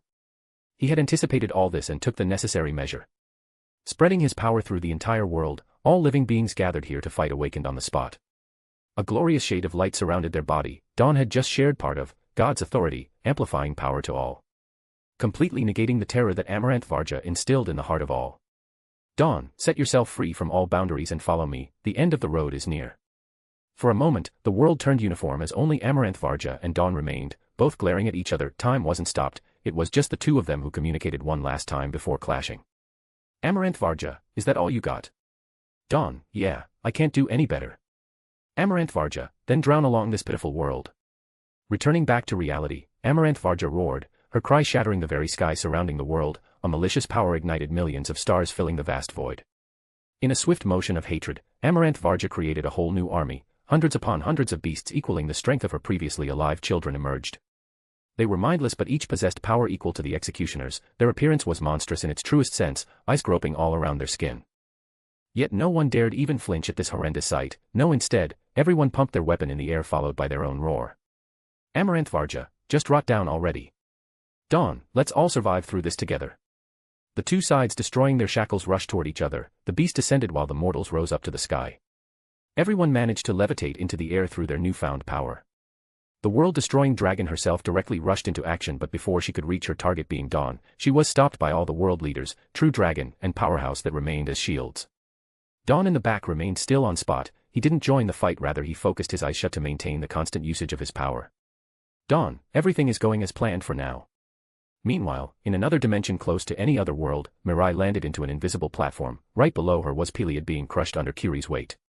This whole world they were in was a private pocket dimension the size of a village, created through the assimilation of Kiri and Mirai's power. As a fragment of the world-destroying dragon, the White Fox could twist her energy with the help of fate to create such a dimension. Now stable, Peliad was taken hostage, groaning in endless pain as she was forced shut via an elemental storm coursing through her internal organs. Kiri, I can already feel the tide changing. The world outside is being torn into a storm of turmoil. Mirai, I know, by now father and the other must be pushing themselves to their very limit. Curie, this is very different from what I personally planned, but as agreed, I'll help you. Mirai, you and I want the same thing. I proposed a solution to the problem, that is all. Curie glanced toward the heroine with an unsure emotion, but ultimately she sighed and jumped off of Peliad. Curie, but as a result, you might be the one to disappear. Mirai, it is what it is, the price to pay is equivalent to the result I try to earn. With an ominous aura, Mirai stepped up before kicking Peliad in the head. The blow sent the Empress of Insectors crashing into the ground several meters away. Mirai, anyway, there is no need to hide any longer, author, come out already. Her eyes glowed darkly, with Curie jumping over her shoulder. She waited for a long instant before getting a reaction out of Peliad. The insector started drooling in pain as a glitching energy started escaping her body, from her nose, eyes and skin. It was burning out its host, with Peliad crying louder and louder. Peliad, rah. Mirai, how disgusting. Curie, I see, so this woman wasn't the third apostle that Master was searching for. It was confirmation, as Peliad was merely a hiding spot, now without the power that maintained her survival until now. Her existence simply crumbled into dust, a corpse devoid of any life, leaving out a trail of glitching mass floating above. That was the author, the very final nemesis for both Mirai and Dawn. Author, so you found me out, what do you want? A distorted voice came in, slightly disturbing Mirai. He was the reason that she underwent all her suffering after all. Mirai, you don't remember the true past, right? Author. Mirai, you are also being affected by fate, so you are now targeting Dawn Arcead because you forgot your true enemy. This was something Varja had told the author before, but even after knowing such a fact, the author never really changed his way of thinking. After all, why change the target if he doesn't hold any memories forging toward this reason? Mirai, let's strike a deal, author. Author, what are you planning? Mirai, leave my father alone, instead I'll give you back all the memories from the true past, and then take me out as you planned. This was her final solution. Dawn was sacrificing herself for her, thus the reversal was also possible. Without Mirai Virion, he will have no more reason to go that far. Yes, her plan is to become the third apost and cut down the fate that bound herself and her father. Curie, both father and daughter are just perfectly alike. Unfortunately, I want you, Dawn, to live. You might hate me for this, but it is a decision I made for myself. Besides, isn't that your fault for leaving me with your daughter? An ultimatum that won't affect the fate of the world but rather the destiny of a family. Third POV. The world set ablaze, nothing was spared, being life or land, under Everage, now known as Amaranth Varja's wrath. The mindless army born from her power quickly shreds apart all the mortals being that dared opposing her. This battle, whose scale already reached unimaginable height, kept growing more gruesome. The sound of despairing pleas and cries filled the world. Amaranth Varja herself faced dozens of insanely powerful individuals, yet even with all of them, the fight was unfairly balanced. Amaranth Varja, daring, sent those small fry. Come at me already, you shitty hero. Roaring, she was in a humanoid form, portraying a young adult in her 20s, long silverish hair and golden pupils. In her hand wasn't a sword but a blade that directly sprouted from her wrist. In a single swing, she dematerialized space and time, cutting those concepts to their very essence. Randomly aimed toward whoever was getting in the way, this time it was the storm dragon who received the blow. One of his wings completely swept away. A loud silenced cry dozed from his mouth as he started falling. Yet despite his supposed demise, Veldora immediately started healing and returned into the formation. Amaranth Varja, how persistent.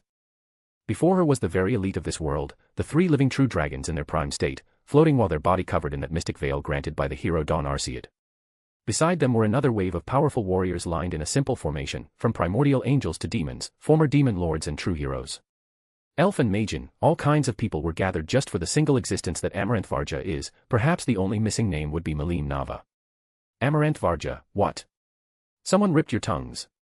No answer. Amaranth didn't know if it was because of the tension or something else, but her opponents didn't speak at all. Merely rushing to her, fighting even after their body and mind are torn apart, their expression, their movements, everything was real. Amaranth Varja, yet they are all so weak. Watching as Luminous, adorned with her new weapon, approached from her left, her right was also ambushed by Chloe Aubert. The two of them apex that reign over most spiritual beings, yet Amaranth quite easily caught both blades in her hand. Retracting her own blade, she tightly clenched her claw in the graded weapon before tossing their users still stashed on them. Amaranth Varja, you mutts are no match. Chloe/Luminous. A painful groan left the two women as they collided against each other before starting to fall, Amaranth watching them uninterested. Though her attention was quickly drawn back to the action as Carrera appeared behind with a large nuclear missile. Amaranth Varja, you think something like that can injure me? Stretching her arm, she was about to counter nuclear with pure destruction, but a thick layer of barrier formed around her. The three true dragon has surrounded her in a triangle formation, conjuring a prison perfectly sealing her off. Amaranth Varja, this seal, it's similar to that of Veldanava's. Momentarily stunned, she quickly convinced herself that it was due to the true dragon's nature and God's authority shared to them that made such a seal possible. And this moment of silence led to a barrage of attacks. Carrera led the charge with her strongest spell, causing a myriad of pristine explosions. Following her lead, the others charged to and through their spell. Spiritual, chaotic and demonic energy all fused as a supernova of implosion circled through the seal. Light combusted against darkness, harmony and natural balance completely shattered under the collective offense of the strongest beings alive. This led to the death of any concept within the triangular wall of this prison, and still, at the center, the target of this animosity remained unscattered. Amaranth Varja's body started glowing dangerously as she reverted into her dragon form. Amaranth Varja, how repulsive. Her size growing larger than the barrier imprisoning her, she simply went past it, feeling the seal breaking like glass. But her transformation was interrupted when she felt a sharp sting tickling her back. Turning her head around, she saw Chloe Aubert back, fully healed. This time she was with Leon, Cromwell and Dino. The three performed a sword dance aimed at the base of her hanging wings. Amaranth Varja, is that all you got? But as described, those were at most mere tickles. Amaranth simply flapped her wings, blowing a current through the ambient air. She blasted away those in her back to focus on the front. Velgrind descended with a trail of blaze using her cardinal acceleration. Her serpentine body bumped right into Amaranth Varja's abdomen, but the momentum wasn't enough to make her even flinch. Amaranth Varja, huh? It's definitely weaker than her previous attempt. Only then, she realized that something felt really off. Again, she thought it was all the effect after growing beyond measure. The strong of before became insect before her unmatched growth, but just now, she was sure that Velgrind's cardinal acceleration was like an imitation, nothing like the previous display she tanked. Amaranth Varja, what is the meaning of th? Words stuck in her throat as she received another tickle. This time Veldora was at her side bearing his fang on her shoulder. His draconic fang collided and creaked on her scale, but again, that's all it did. Veldora was like a human biting a Genesis weapon. His teeth didn't break, but they couldn't even leave a dent on Amaranth Varja. Amaranth Varja, their physical prowess are also expansively weak. A cold chill ran down her spine with the next assault. Amaranth quickly grabbed Velgrind by the side and tossed her upward while forming a beam of destruction in her mouth. Aiming toward Veldora, the storm dragon didn't ever let go until the release of breath of pure destruction. Amaranth Varja, chew all you want in non-existence. Releasing her attack, a ferocious current of dark light emerged, completely erasing everything on path. The beam went on, piercing the storm dragon, casually blowing a large hole in his body. Over half of his body's total mass was reduced to nothingness in an instant. Actively, Veldora, forced to let go, started falling again. This time, Amaranth Varja was sure that she got rid of this pesky dragon, the first definitive death of an immortal being, but there was no joy. Instead, Amaranth quickly turned around to face a past fear. The cold chill that she felt belonged to Velzard. This particular dragon had inspired fear in Varja back then, and even after that evolution and new gap in power. Amaranth Varja didn't feel like underestimating the oldest true dragon alive. Amaranth Varja, this spell, it's the same one that she used right before I gouged her core out. No name was given to this freezing breath that returned everything to a state of suspension. That is because Velzard didn't think of a name yet. But if she had to give it a proper qualification, it would be never-ending frost, breath of everlasting stillness. Amaranth Varja forged another beam of destruction, firing it off instantly as Velzard herself finished her preparation and threw her spell. Frozen ice clashed with pure destruction, and the result was overwhelming one-sided as Amaranth Varja empowered the frost dragon the moment their attack collided. The time aspect of never-ending frost, breath of everlasting stillness, was turned void upon contact with pure destruction. The ice melted into nothing and finally Amaranth Varja's ray reached the frost dragon. Amaranth Varja, you lost, incarnation of deceleration. Succumb to the frost of true death. At her command, the beam shattered all forms of defense around Velzard and pierced through her body. All the upper part starting from her head to the stomach was blown into oblivion. No sound was needed, a direct kill, a massacre that continued for another long minute. The battlefield was thrown into chaos when every single one of the resistance fell. Back in human form, Amaranth Varja stood amidst a sea of corpses. She quietly took a breather, not like she needed before taking a step ahead. Corroded flames surged in the surrounding, burning the very land, stripping away the right of space that held the world. Amaranth Varja, finally, I got to you. A chilling voice, at that left was Don Arcead now. He all this time remained silent, standing on the same spot. Even as Veldora was killed, Velzard destroyed, as Velgrind was ripped off her scaled, burned by destructive flames.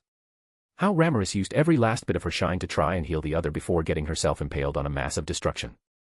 Ultima and Carrera were laying lifeless, their arms and legs ripped off. Testarossa received the worst fate out of all the primordials as her body mutilated. Diablo had his legs devoured, his ability to instantly come back ceased to function. Dino's sword was broken, the shattered blade used to pierce his own chest. His companion beside him was completely worn out and done. Following them, the elves, the dwarves, the monster of Tempest. Even Shizue, Chloe, and Luminous, all were mercilessly killed and executed by Amaranth Varja herself. Their blood painted her figure as she smiled viciously, getting rid of everything just to get to him. Dawn Arceid, this single name could enact such a reaction from the evil god. She felt all kinds of emotion toward him. From hatred to curiosity, jealousy, malice, and even her own form of love, she wanted to rip him apart completely. Amaranth Varja, you couldn't fight because you were enhancing everyone with God's authority, right? Halting her march once she was close enough to feel the hero's controlled breath, she viciously stretched her hand to envelop Dawn's. Amaranth Varja, but now they are all gone, fight with all the rage you have. Feeling his grip over his sword, she gently brought Shinoxalia up to her neck. All this time, she felt an ominous sensation tickling the surrounding air. Amaranth Varja, MMH. How heartless. After a short break, Dawn finally looked up, his eyes revealed as he stared into Amaranth Varja's golden pupils. There was nothing in his eyes, it was a pure calm as if he was completely unfazed by the death of his friends. The carnage that took place right behind Amaranth Varja, their corpse still jizzing there motionless, Dawn's expression betrayed his true thoughts. Amaranth Varja, he doesn't care at all. Dawn, did you have your fun? Amaranth Varja, what? Dawn gave her a cocky smile. He freed his hand from her grip and shielded Shinoxalia, completely shutting any will to engage in a fight. Amaranth Varja, what kind of joke is this? Dawn, let's sit down and have a civilized discussion. The most incoherent course of action for this situation, Dawn smiled and went on sitting on the edge of the cliff. Amaranth Varja waited for a moment, letting the absurdity of the situation digest over before following. Amaranth Varja POV. Pure discomfort. Right now, I was experiencing this particular feeling while sharing a seat with the men I'm trying to kill. The context in which we were in just made the situation more awkward. The two of us watched as the remaining mortals were devoured by my army. I savored each cry in peerless fear, the reaction of those fools who dared usurp my authority, but no matter how, I couldn't enjoy it to the fullest because the hero beside me. He remained smiling, unbothered by the horror before us. Amaranth Varja, you really don't care, do you? I can't comprehend you at all. Dawn, in reality, it's not just me but everything that belongs to creation. You can't understand them at all, right? I fell silent. He was right. I have no need of something as trivial as knowledge of Veldanava's creation. For me, this entire realm is filth, a rotten mass that awaits to be devoured. Once I'm done, nothing will be left. Amaranth Varja, what are you trying to achieve? I doubt you lost your will to fight, but at the same time I can't feel any animosity. Dawn, we are merely at the junction of a new era, for I have a singular role that doesn't involve fighting you. Amaranth Varja, a new era. Do you really believe you can defeat me? Dawn, did you not hear? I won't fight you. Amaranth Varja, what kind of bullshit are you sprouting now? I already got rid of everyone. Dawn, everyone? Are you really certain of that? His words brought me to a halt. I took a genuine minute to think. Right, there is still his daughter, the daughter of Veldanava, and that slime. Wait, the daughter of Veldanava, Meline Nava, if I can kill her, her father won't stay still. My purpose is to return into my true self. My true perfect existence, the all-in-one God. I can't do that without that bastard, and I can't find that bastard as long as he remains hidden. Dawn, I wonder, do mortals even have the right of existence before their creator? Amaranth Varja, huh? What are you saying? It was a complete swap of subject. At this point I knew that he didn't aim for any response in particular, rather, he was buying time for some reason. I should just kill him now, then all his plan will crumble. Yeah, that's the right course of action. Dawn, the will of God created everything to satiate the all-in-one God's boredom. For that purpose, these same entities split in two beings, yet that entity still exists just in a higher reality beyond anyone's reach. Amaranth Varja. I should kill him, yet I found myself wanting to listen to whatever he has to say. I think they call it curiosity. Dawn, I acknowledge you as part of that entity, thus you naturally have a part of ownership over creation and all the lives inside. If you look at it that way, then what right do mortals have over their creator? Amaranth Varja, why are you asking that when you are part of those investigating this rebellion? I answered back with a question myself, my tone dark and thoughtful. Dawn, I have no real purpose for this discussion. No, maybe I'm trying to sympathize with you. Amaranth Varja, that's useless and you know it well. Dawn, I wouldn't portray it as useless, rather, I believe that if Veldanava created everything and learned love through his own creation, then why can't you do the same? Amaranth Varja, that's Absu. Learn how to love. Learn from this filthy creation. All that could be done the moment I found Veldanava and returned as the all-in-one. Dawn, do you remember that white fox you encountered? Amaranth Varja, white, you mean that worthless fragment of myself? Now that I think, I didn't recover that part. When I fully awakened, this tiny residue of power resisted my will and became independent. Dawn, do you know the true nature of Curie? Amaranth Varja, she is merely a speck of dust scattered from a lost time. Dawn, well that's true, but her truth is a bit different. She is in fact your heart. Amaranth Varja, my heart. What do you? Dawn, you, a being made of accumulated malice and hatred, hold no love or compassion whatsoever, but that doesn't mean your existence has never tried to hold and learn those emotions. He rudely cut me off, but again I felt no need to stop him from talking. I wanted to hear what he had to say. Was it fate? No, it was my personal feeling. Dawn, the small heart that you created to contain those positive constraints, they didn't hold long before the malice and escaped on the verge of destruction. This led to Kiri's birth. The reason she is merely a single % fragment of your power is also due to the little love you possess. The revelation blew me away, my heart. That makes sense. That fox is still a part of me. She talked about a future where I held my hand to the creation in a non-threatening way. That wasn't the future, instead it was her ideals. She is merely a % because the good in me is so insignificant before the evil. Amaranth Varja, wait, you knew from the very beginning. Then you kept that fox because... Dawn, right, because as slim as it is, there is a slight hope for you to turn tides. Amaranth Varja, you. Should I feel moved? No, I felt more annoyed than ever. Is that his final resort? To make me an ally instead of an enemy? Then what's the point in that now anyway, since all those he cares about are dead? Did he expect me to revive them somehow? That's utterly foolish. Amaranth Varja, I lost my interest. In the end you are just a coward worse than the rest of them. I got up, finally decided to break that wall of hesitation and end this fight. Dawn, is that so? Well, your opinion of me matters none, as I myself find the situation perfect. Amaranth Varja, with everyone dead. Dawn, haha, so that's how you see it. You should be more careful, as before overwhelming power, a coward like me often tends to rely on tricks. I narrowed my eyes, totally looking down on him, as he stretched his arm, pointing his finger toward the near empty battlefield. My eyes trailed behind his movement, hoping for nothing but despair, but to my shock, an entire new picture was painted. All those that died were alive, the true dragons, the elves, the dwarf, the magen, everyone. It was impossible. Amaranth Varja, how? Dawn, don't you find this silence kind of odd? The silence? Yes, I have found a lot of distortion from before and now. I put it all on the name of evolution, as I simply grow tremendously stronger. But now that he pointed it out, I was wrong. No, my mistake here was my own arrogance. Dawn, you should look at your face right now, it's hilarious. Amaranth Varja, you. Finally I realized after further inspection, none of the reality here is right. All this was a scheme to keep me stuck. I turned toward Dawn Arcead with a furious expression. Dawn, yes, this entire reality is a copy of the central world. Now let me show you the real situation you are in. Raising his finger, he flicked them, releasing a loud noise. The air, no reality itself, started crackling all around us. It took a long instant as everything uncovered by itself, and once the curtain was down, I found myself back on the same battlefield as before. I was on the cliff where I discussed with Dawn Arcead, but this time instead, I was in the middle of a ceiling formation, a prison that contained all of me.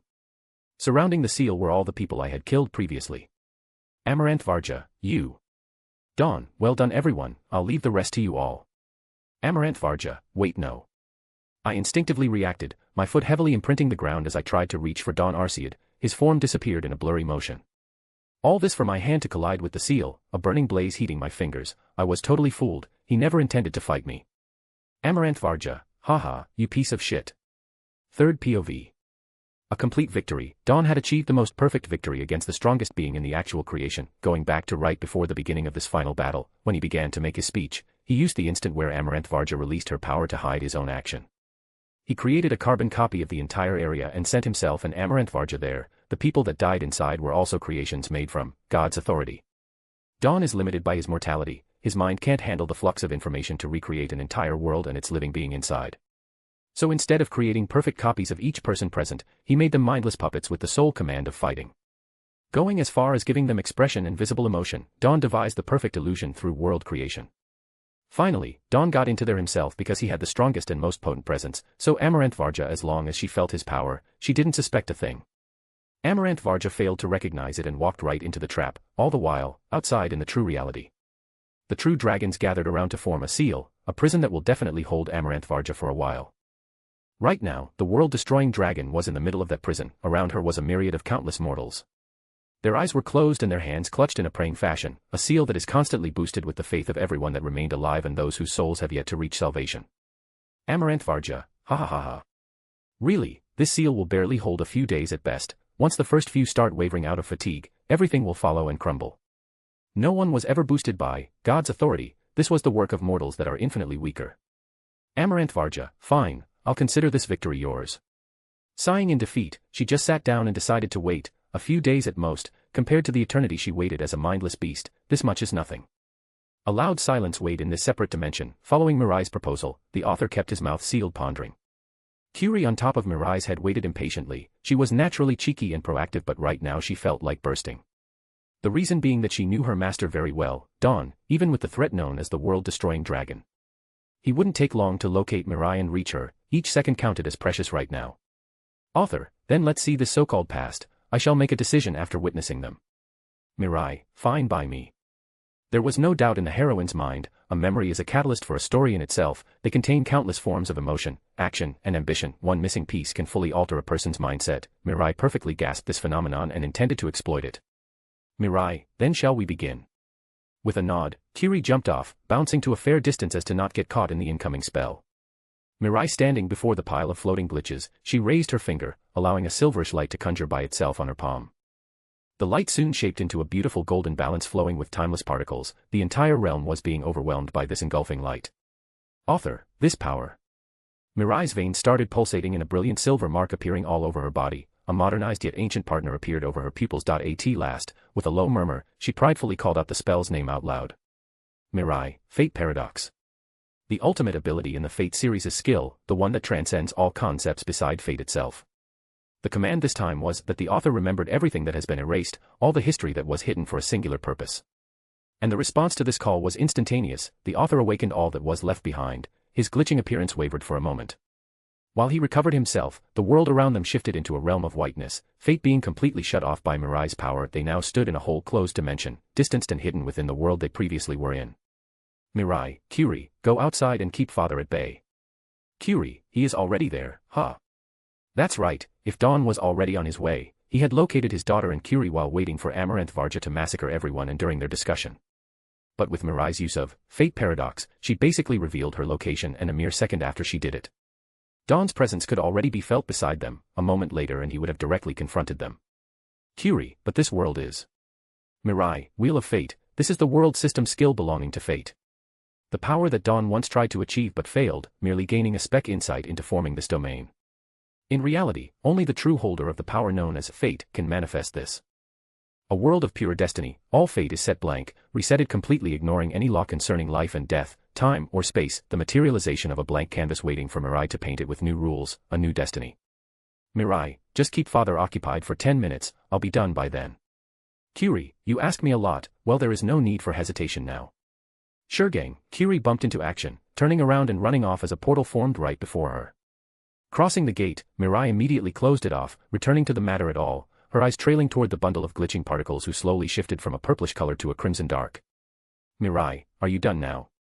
Author, yeah, to think such power truly existed and was wielded by someone other than Veldanava or Remuru. His tone was more delighted. He was already showing a different form of presence, less ominous, more human. Mirai, so. Your verdict. Author, fine, you win this one, I'll be content with just you gone for now. Mirai furrowed her brow. She didn't like the way he phrased it, meaning that eventually he would come back to fulfill the end of his plan. Mirai, you better watch your words because I'm still here.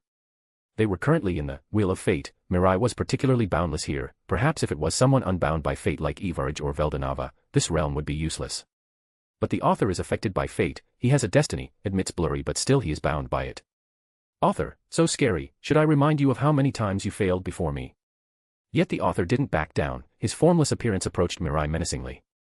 All that for the heroine to fall quiet. She bit her lips while tightly clenching her fist. Author, whatever, let's get this done already. Mirai, no, before that I want to make sure you won't break our agreement. Author, and how do you plan to do that? Mirai, with a bounded contract through fate. Summoning the balance of fate again, a vow was needed before the scale, one that is supreme to destiny. Mirai, here are the conditions. The moment my life ends you will not be allowed to touch Dawn Arcead in any way. Author, you. Mirai, no matter how immortal you are, there will be no way for you to escape endless torment. Even in death, I'll make sure you regret ever coming into existence. A serious threat sublimed with a deadly killing intent. Mirai's eyes gleamed dangerously. The diamond-like light faded, leaving nothing but a cold emotion. Author, you are mistaken though. Mirai, what? Author, my goal wasn't you specifically, it was never. You just appeared as an anomaly that will change the world in the wrong way. His primary goal was to get rid of the nuisance that will alter the plot of the original That Time I Got Reincarnated as a Slime series. Mirai's raw potential would undoubtedly affect the plot and thus the author wanted to get rid of her, but now, Dawn was exactly the same as her, someone that defies the natural law and will bring unwanted change. Mirai, you. Author, but oh well, fine, I will agree with your condition. The balance shifting, his answer took Mirai by surprise as she didn't expect any compromise, but here he is, agreeing so suddenly. Mirai, what? Author, Don Arcead in the end cannot change the fate of this world on his own, only you could, even now I can see it, you are the greatest threat to my ideal. This statement froze the girl, she was growing more cautious but the scale of her balance rang indicating the formation of the contract. A judging sound resonated, the scale of the balance weighed the option and term of the contract, a life for a life, both answers weighed equally heavy until the quality of those life came in. Shifting this time dramatically toward one side, the contract was unbalanced for Mirai, her existence to fate was clearly more important than her father's, still, she didn't hesitate, her eyes fixated on the balance before agreeing herself to the result. Mirai, the contract is sealed. Melting down into her hand, the balance vanished, Mirai's heart started pounding fast as the end was finally near. Just a little more and everything will be done, and she would have won in a way. Author, I can't get rid of you due to fate, but that can be nullified if you accept my command. His power is still unknown, the ability to corrupt designed individuals to make them follow your wishes. Up until now, it was deduced that the author had many restrictions to enable his ability, and once again it is confirmed that he cannot just take over someone's mind, albeit much is still as mysterious as before concerning this entity's ability. Mirai, just do what you have to do. Author, good, then let yourself be corrupted now. A grinning tone followed by a trail of glitching particles, they surrounded Mirai swirling widely around. Linking up to her body, they were absorbed in as Mirai allowed their entry, the particle faded into her skin, a tickling sensation filled with grievance and relief parcoured her whole body. She clutched her side, hugging herself, feeling a sense of extreme discomfort shitting her mood, biting her lips bitterly to suppress whatever pain she felt. Mirai, this suffering is nothing, I can take it, compared to all that happened before, I can just wait a bit longer. Her vision veiled in a quick blur, the pain gradually transitioned into a foreign invasive power, growing attached to her as if her soul was being robbed of its free will. Mirai looked up, this time the pile of glitches started to take shape, closer than ever to the author's power, she could finally see the true appearance of the said author. Mirai, you are. A few moments ago. Dawn POV. How cheeky this adorable daughter of mine, running away as soon as I arrived. I couldn't help but sigh, this dimension was far away in the other world so it took me some time to locate her, yet as soon as I got there, she disappeared without leaving a trace. Dawn, there isn't even a single hint left behind, she didn't escape into another world but a direct personal dimension. Should I be proud of Mirai for devising such a trick? Now, what should I do? Trying to find her in those conditions is risky as whatever Mirai is planning became a sort of cooldown for me. I have to get to her before she crosses the line. Dawn, right, I just have to use God's authority on our shared power, fate, then I'll track her down eventually. That being said, it will only work if Manus, fate doesn't get in the way. Well, I don't have many options right now so let's just get to work. Curie, you should really fix that habit of yours of not looking out for your surroundings while thinking. Dawn, oh Curie, you came back. Shifting my gaze to the left, I watched as my fox companion appeared out of a portal, she wasn't in her animal form though. Rather, she stood on her 2 feet, white hair and golden eyes just like Evarich's. Curie, not gonna lie, I expected a colder reunion. Dawn, is that so? Are you feeling guilty for not choosing my side? To my words, her expression grew a bit anxious, sure enough, this was a particular sight as even me who spent the most time with her never saw such display of emotion. Dawn, see, then why not step aside and tell me where Mirai is? Curie, yes, I feel guilty toward you but that's all there is, sorry but for me I'd rather have that girl die than you. Dawn, MMH, you are saying some dangerous words in front of me, they could easily trigger a bad reaction, you know. I glared at her with a killing intent I had never directed toward a friend before, it was mild, almost non-existent yet the weight of my words must have crashed onto Curie like a car at 200 km/h, she flinched but never stepped back, instead her tails wavered agitatedly, ready to face me. Curie, then so be it, even if you start hating me, I still want you to be the one to live.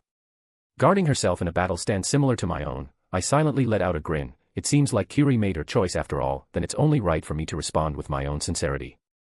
Dawn, Shin Exalia.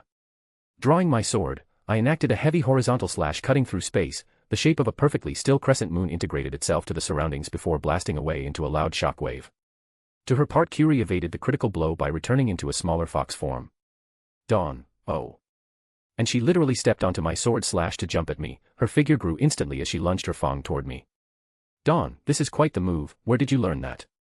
I twisted my wrist and parried letting Curie's fang directly crunch onto Shin Exalia's blade, sparkle emitted as she tried her hardest to damage my sword.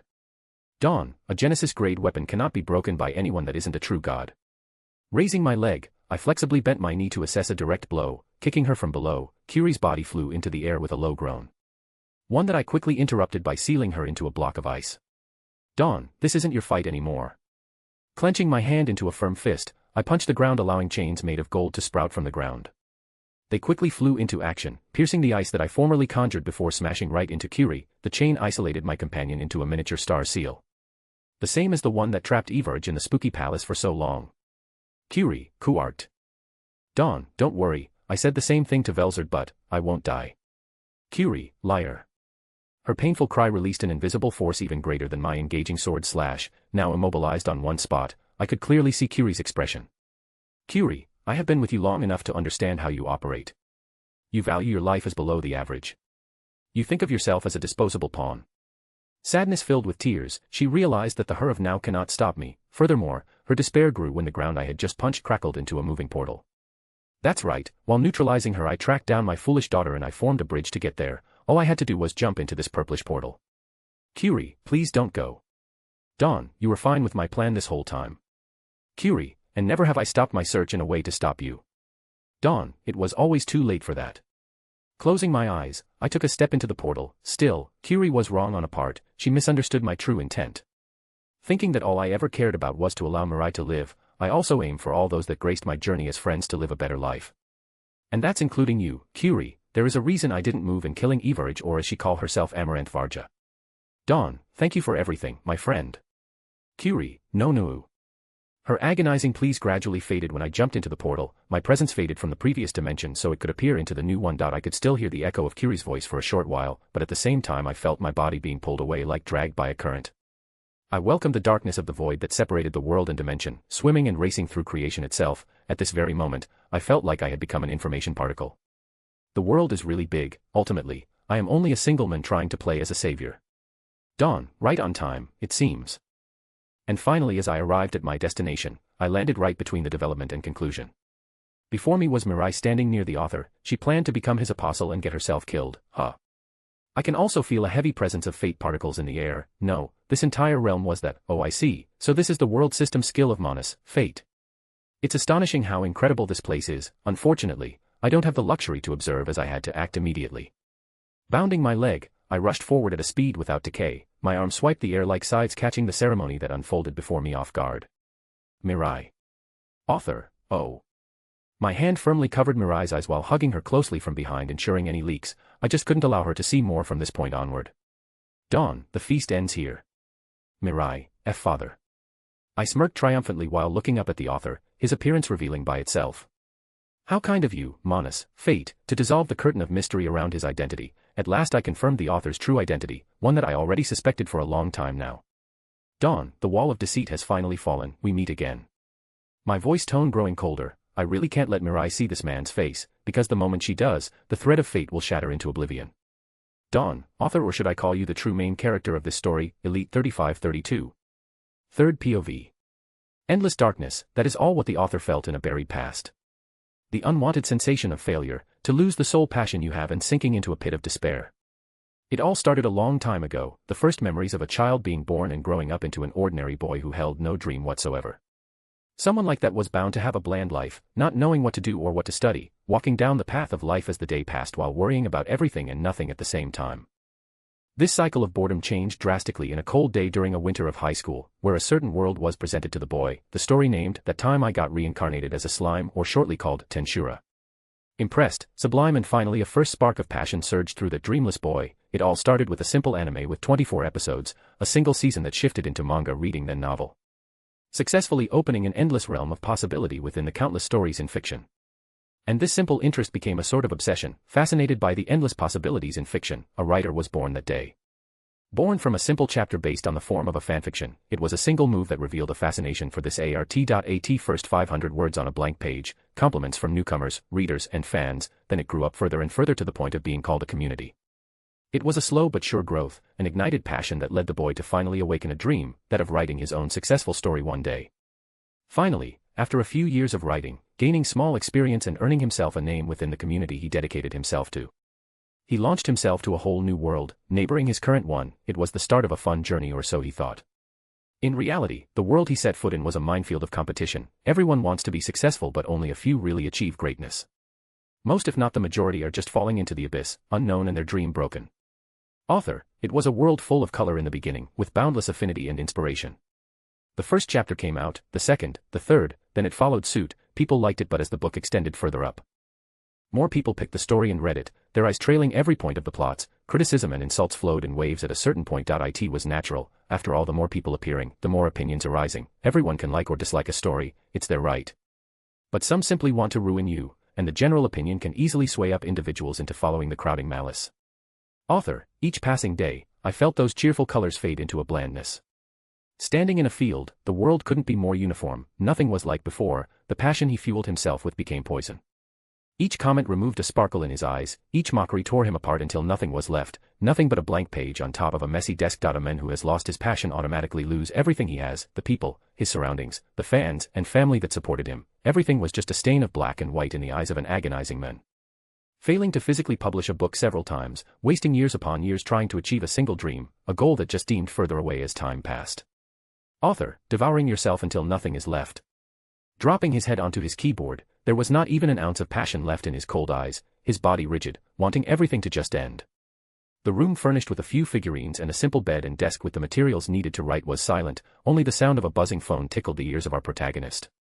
Even now, comments were filling his social media, people asking him to give up, that his work was trash. Author, why does that even matter now? How many days has it been now? It was a sort of routine. Every time he closed his eyes he could feel dozens of fingers pointing at him from everywhere. Noise filling his mind, all inspiration for writing vanishing like melting ice, food became tasteless, no. All of his senses turned out dull. Author, if only all of this could just be a bad nightmare. Closing his eyes lid, he drifted his mind into a nightmarish dream, being in reality or the realm of resting, there was nowhere safe anymore. As his hand instinctively rested on a single book marked on his table, the book with which everything began. For him the perfect story, one that inspired him and gave him a purpose. A story that should never waver in the wrong direction. Author, right, Tensura is perfect as it is. Maybe if he would have written his own story differently, his fate would be different. The story that a reader read is the finished product. They don't see all the work behind, the scenario lost for the one chosen, the characters created but never used, the dialogue centered but deleted. Author, in the end, I wasn't meant to write, only capable of reading the perfect story of another. A perfect thing shouldn't change, or it will become flawed. Finally shutting his consciousness, was it death or maybe a comatose state? The author didn't really know, but he found himself admiring his sole source of hope in this bland world. A story made by another author, someone who succeeded, the very thing he wanted to become but failed. Dawn POV. This is the truth behind those memories implemented in me, that vision when I first awakened as Dawn Arcead, in this new life. It was the final sight of Elite 3532 before drifting into an endless dream. His original self can be said to be dead and alive at the same time. This world is neither a dream or story, but also it is indeed a tale and book. His obsession for the perfectly colored Tensura had led him here. Wandering and watching the story unfold over and over, his fear of Tensura turning bland as everything else awakened when he met Mirai, an entity that could change everything. Author, so you uncovered the truth, but why would that matter? Everything is as it should be, only this girl has to disappear. Dawn, fate has always been cruel to anyone, that is why some people are just destined to break their own fate. I smirked, looking down, my hand was still covering Mirai's eyes as she regained reason and tried to shake me off. Mirai, father. Let me go. Dawn, I'm sorry Mirai, but you'll have to sleep for some time. Mirai, huh? It is logically impossible to put a spiritual being asleep or even knock them out, but I have my own to achieve it naturally. Hugging her closely, I felt a surge of warmness escape my soul before sipping toward Mirai. The process is short and fast. Mirai, tea this you can't do Titha.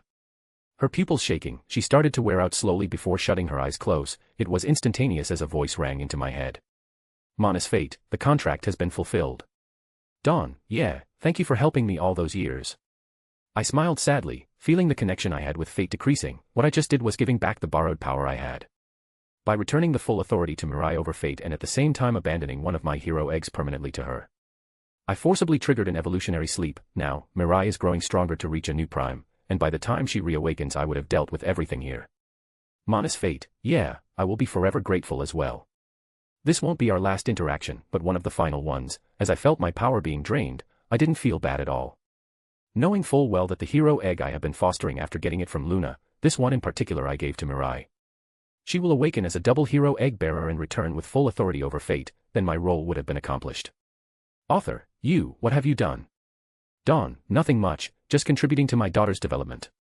With that being said, it's finally time for me to confront the entity that started this all and will end this all. I carefully laid Mirai down before stepping up, leaving her behind for a short while. Dawn, life is truly full of surprise, right Elite? Author, don't call me that. Dawn, why not? After all, it's this name that started it all. Author, shut up. You don't know anything. Dawn, no, you are completely wrong, because there is no one that could understand you more than me. Because I have witnessed and lived as you for a major part of my life as Dawn Arceid, the illusion of being a reincarnated person. I had seen it all, experienced it all indirectly, the pain and suffering of a shattered spirit. Dawn, it's already checkmate, you can't defeat me. Author, what? Dawn, do you need me to draw it out for you? Well, that's fine as well. I ignored his growing confusion and generated a sword made of ice, stone, and iron. The craftsmanship is naturally poor compared to a master at work, but it should be enough for what I want to convey. Dawn, let's fight, I'll show you how weak you truly are. I tossed the blade to his feet, the metal bouncing onto the solid ground, releasing a loud thud that echoed faintly. Author, a fight? Do you think you can defeat me alone? Dawn, of course. I snickered in amusement at his frowning expression. As for his appearance, I couldn't call it healthy. His eyes displayed extreme tiredness, and the term miserable would be perfect to describe him. Still, he still had some spirit in him, albeit very weak. My provocation worked as he grabbed the sword I had furnished and started running at me. Dawn, as expected, his swordsmanship is weak. Jumping, he tried to assess a heavy vertical swing, but the movement behind was lacking. The basic and fundamentals of a swordsman were non-existent. Dawn, naturally, he might not be a swordsman, but certain signs don't lie. He has zero experience as a fighter, he moves his body without any basis and knowledge of battling and dueling. All this time, he has been a reader, an observer. He never tried, and even as he fought us, he did it by manipulating existing characters to do his bidding. His fighting prowess were never a threat, rather it was his skills. Dawn, is that all you got? I parried his sword smoothly, cutting the trajectory. I swung, Shinexalia, to hit the side of his blade, adjusting my strength to not just break the sword. Instead, I annihilated his balance and footing. Taking advantage of it, I quickly let go of my sword, throwing her upward. Dawn, I won't even need a weapon for this level of strength. Smirking, my eyes were clouded completely, seeing the countless openings I could use. My wrist twisted, my leg moved. And before I even knew, I had grabbed his shirt, blew his chin with my elbow, and followed by swiping his legs with a horizontal kick. His body flying midair, I ended this pathetic excuse of a fight by charging my forearm right into his neck. The ground approaching, I tackled down, letting the world of fate shake upon collision. Dawn, see, that's all there is to you, a power barely stronger than a unique skill. Author, Arga. His choking voice and twisting expression, all were testament of his inferiority as a fighter in person. Dawn, but defeating you in a fight is meaningless since I can't kill you. To be exact, I can actually kill him, but his death would also mark the end of a story, this story. After all, a story without its main character simply became chaotic. That aside, I'm still grateful for Elite 3532 for creating this story.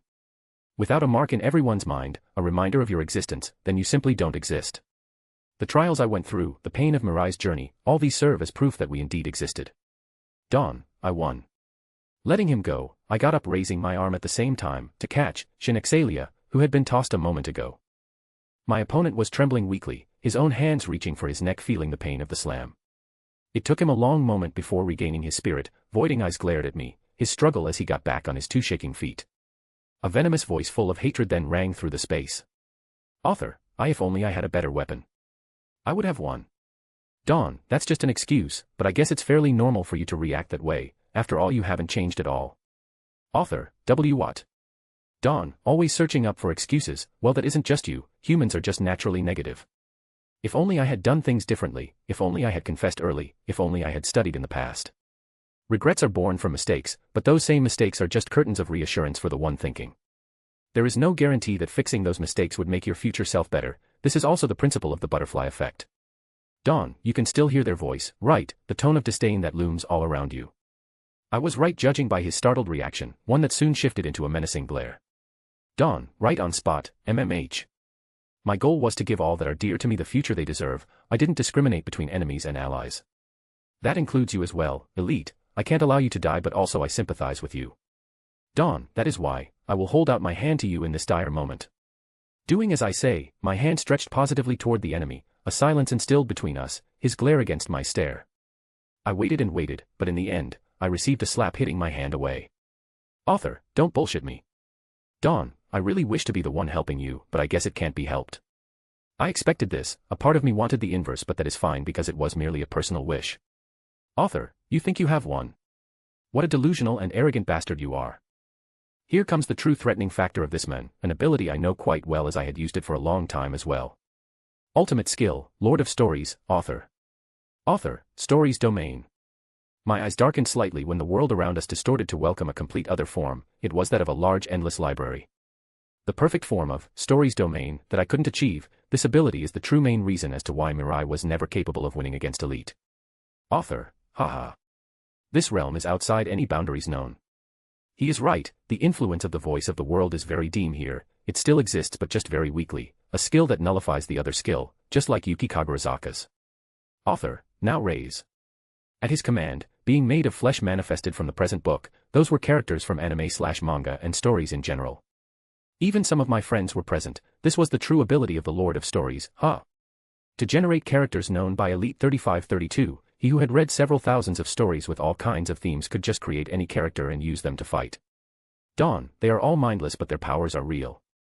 It's a pretty terrifying ability since there is no limit to this realm. He could even bring Veldanava in his prime. Well, that only works in the boundaries of the Stories Domain. Dawn, not like it goes beyond any of my expectations. Author, what are we saying? You lost. You cannot defeat the strongest being in fiction. Dawn, sure I can't, but I don't need to defeat them. After all, I got myself a pretty useful skill, you see. Keeping my smirk, everything was planned in advance. This is well, the very reason Luna, the reason she had to die. Because after defeating her, I received her skill, one in particular that she awakened during that vert fight. All that for this very moment. Dawn, activation, unique skill, copyright. Increasing its proficiency with God's authority, this skill was the very counter to the Lord of Stories' true ability. It sounds just as it is. Elite summons characters that don't belong to him. Copyright simply nullifies all that he could do. Author, what?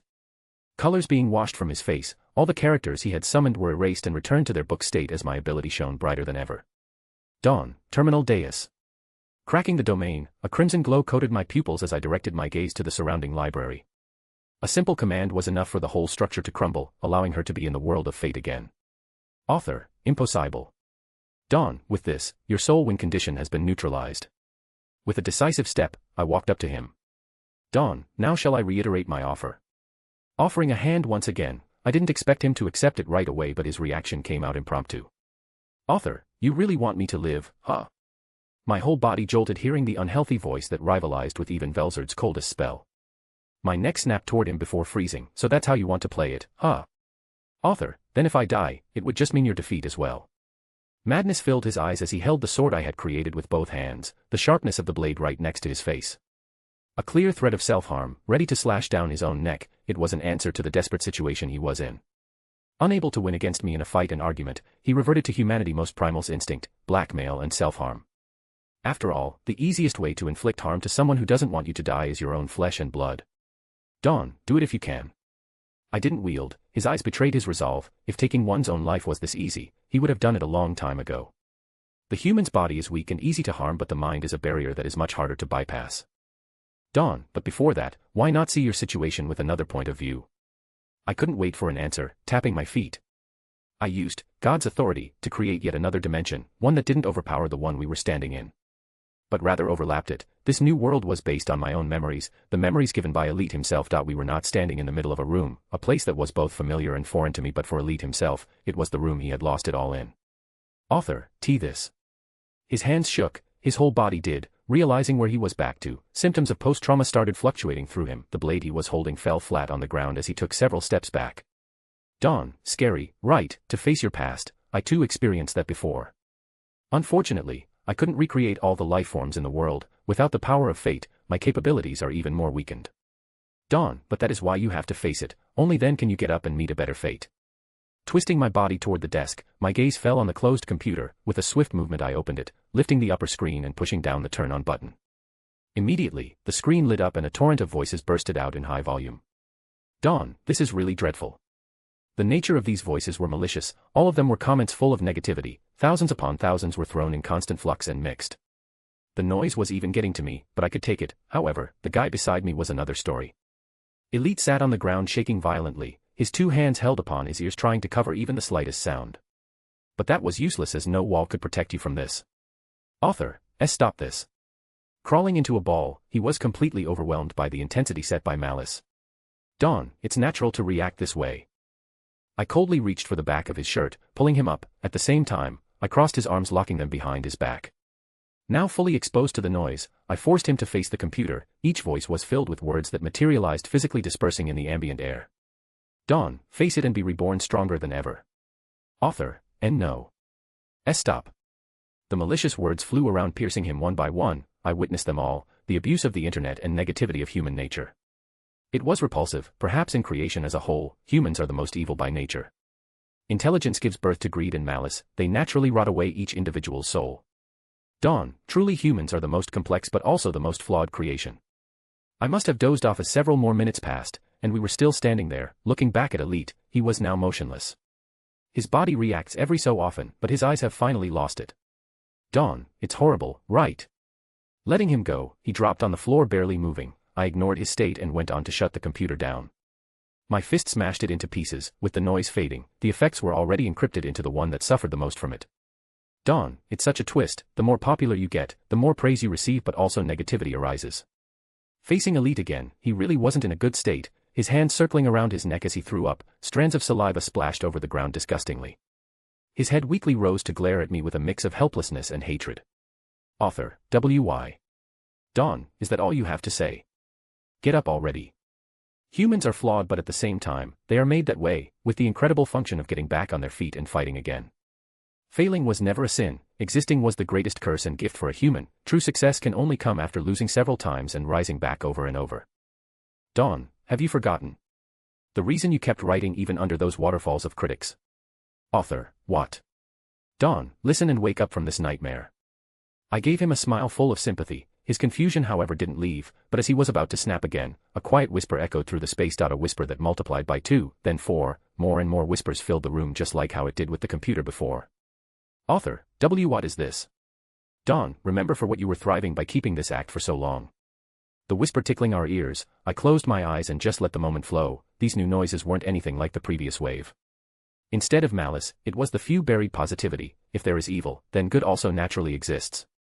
Many people criticize you, but also many follow you, waiting each week for new chapters. These people are the source of hope for an author. They give you the energy to keep going. Can't wait for the next chap. It's awesome, keep going, man. When is the next part? The plot twist left me speechless. No. Why did she have to die? Just like a beacon of light piercing a sun of darkness, the cold wall of the room slowly crumbled to enter a realm of brightness. Even Elite, who was still down there, he sat shocked as the positivity washed away his injuries and heart. Dawn, the pressure got to your head and you started prioritizing those who criticize you over those who truly cared for you. My voice softened as much as it could. Dawn, those people never stopped waiting for you, even now they are impatiently awaiting your return, so get up at least for them. Author, how can this be? Dawn, this is the world you have turned blind eyes and shook your back over. Straightening my gaze, a storm of transparent screen appeared all over the place, lighting up at the same time. My eyes trailed in an instant motion, catching each and every content. They displayed all the same things. They were readers who smiled, laughed and cried. They lived through a book. Dawn, don't you think all these people are worth getting up again? Shaking my head, I once again stretched my hand to him. The circling words stormed around like a gentle breeze. Elite's eyes meeting with mine, a slight breach in time where everything around slowed down. It was the very peak of a story, the last blooming salvation that I have been waiting for. The silence prolonged for a short while, ending with a reluctant nod. Elite finally grabbed my hand as I helped him up. Elite 3532, but what's the point of this? I'm already far too gone. Dawn, you're not wrong. Even if you somehow managed to get back into your world, you might have lost several decades worth of vitality. Naturally, I am not fully aware of which state he will be in once he gets back. Most likely, it would either be death or comatose state. Not like any of that matters since I have had the solution prepared for a long time. Dawn, instead, how about restarting everything? Elite 3532, restart. Dawn, yes, a new chance at succeeding. You won't be reborn as a child, only an opportunity to correct before things started going wrong. Elite 3532, you mean? I flashed a smirk while reaching a hand into my left pocket. It took me an instant to find the item I was looking for and shoved it out. Firmly held in my palm was the device created by Sho, the one that gives anyone holding the opportunity to use Fate for a single usage. Naturally, you need basic and advanced insight into Fate before the creation of that tool all resulted for this moment. I cannot achieve this part without fate, and I was forced to give back that power because Mirai absolutely cannot see Elite 3532's face. Also, God's authority only grants me a few perks. I cannot turn back time at such a scale. It was only possible through the combination of fate and authority. Dawn, this is where we say goodbye. Elite 3532, Dawn. Dawn, don't look at me with such eyes now, we were still enemies just a moment ago. Activating the device, the wheel of fate shook, thread of silver rushed to grab the very reality we were in. A single note resonated in my subconscious as my lips parted. Dawn, fate paradox. It was done, the light all around faded for the world to change. Naturally the fate paradox used here was imperfect. A imitation remain as such, the action set by Elite won't be erased, just his existence will vanish to meet the new fate I had prepared for him. Dawn, live without regret this time, don't lose yourself again. Watching as his figure started dissipating, his eyes were wide open realizing what I just did. Elite 3532, I don't understand, why are you doing this for me? Dawn, there are multiple reasons, evil is as much necessary as good, that aside, I'm also feeling grateful to you. Elite 3532, for what? Dawn, you'll understand in the future, well shortly, our story is much more complex than you'll think. You don't know it yet, but as I save you now, you'll also save Mirai and she saved me, it is a loop that can be reversed. My very existence isn't a coincidence, as from the memories I had received, I unconsciously became the ideal main character Elite 3532 wanted to create. We were all indispensable, yet for Elite, the main character has always been Mirai, as for me it's him, and Mirai saw me as it. Dawn, it was just an inevitable outcome, Elite 3532, why sound so vague now? Looking down, there was clear regret in his gaze, did he feel like we finally started forming a bond? Well, that's not really it. I'm merely repaying a debt, I never intended to be a friend or hero for him, our road is parting here and now. Dawn, good luck on this new beginning. Elite 3532, yeah. Perhaps it's because he didn't know how to face me, he didn't have much words to say, still all until he completely left, I kept facing him. His legs gone into particles, soon followed by his finger then arms, his abdomen then chest, finally reaching his neck. The particles were bland but as they floated higher, they blasted into a golden shine. Elite 3532, thank you. At the very last moment, he raised his head and gave me those words cladded in solitude, I was too startled to even answer as the final bit of his skin melted away. Dawn, hey. I didn't imagine it, he wore a tiny smile while giving me his thanks, the particles flying above me were proof that it all ended.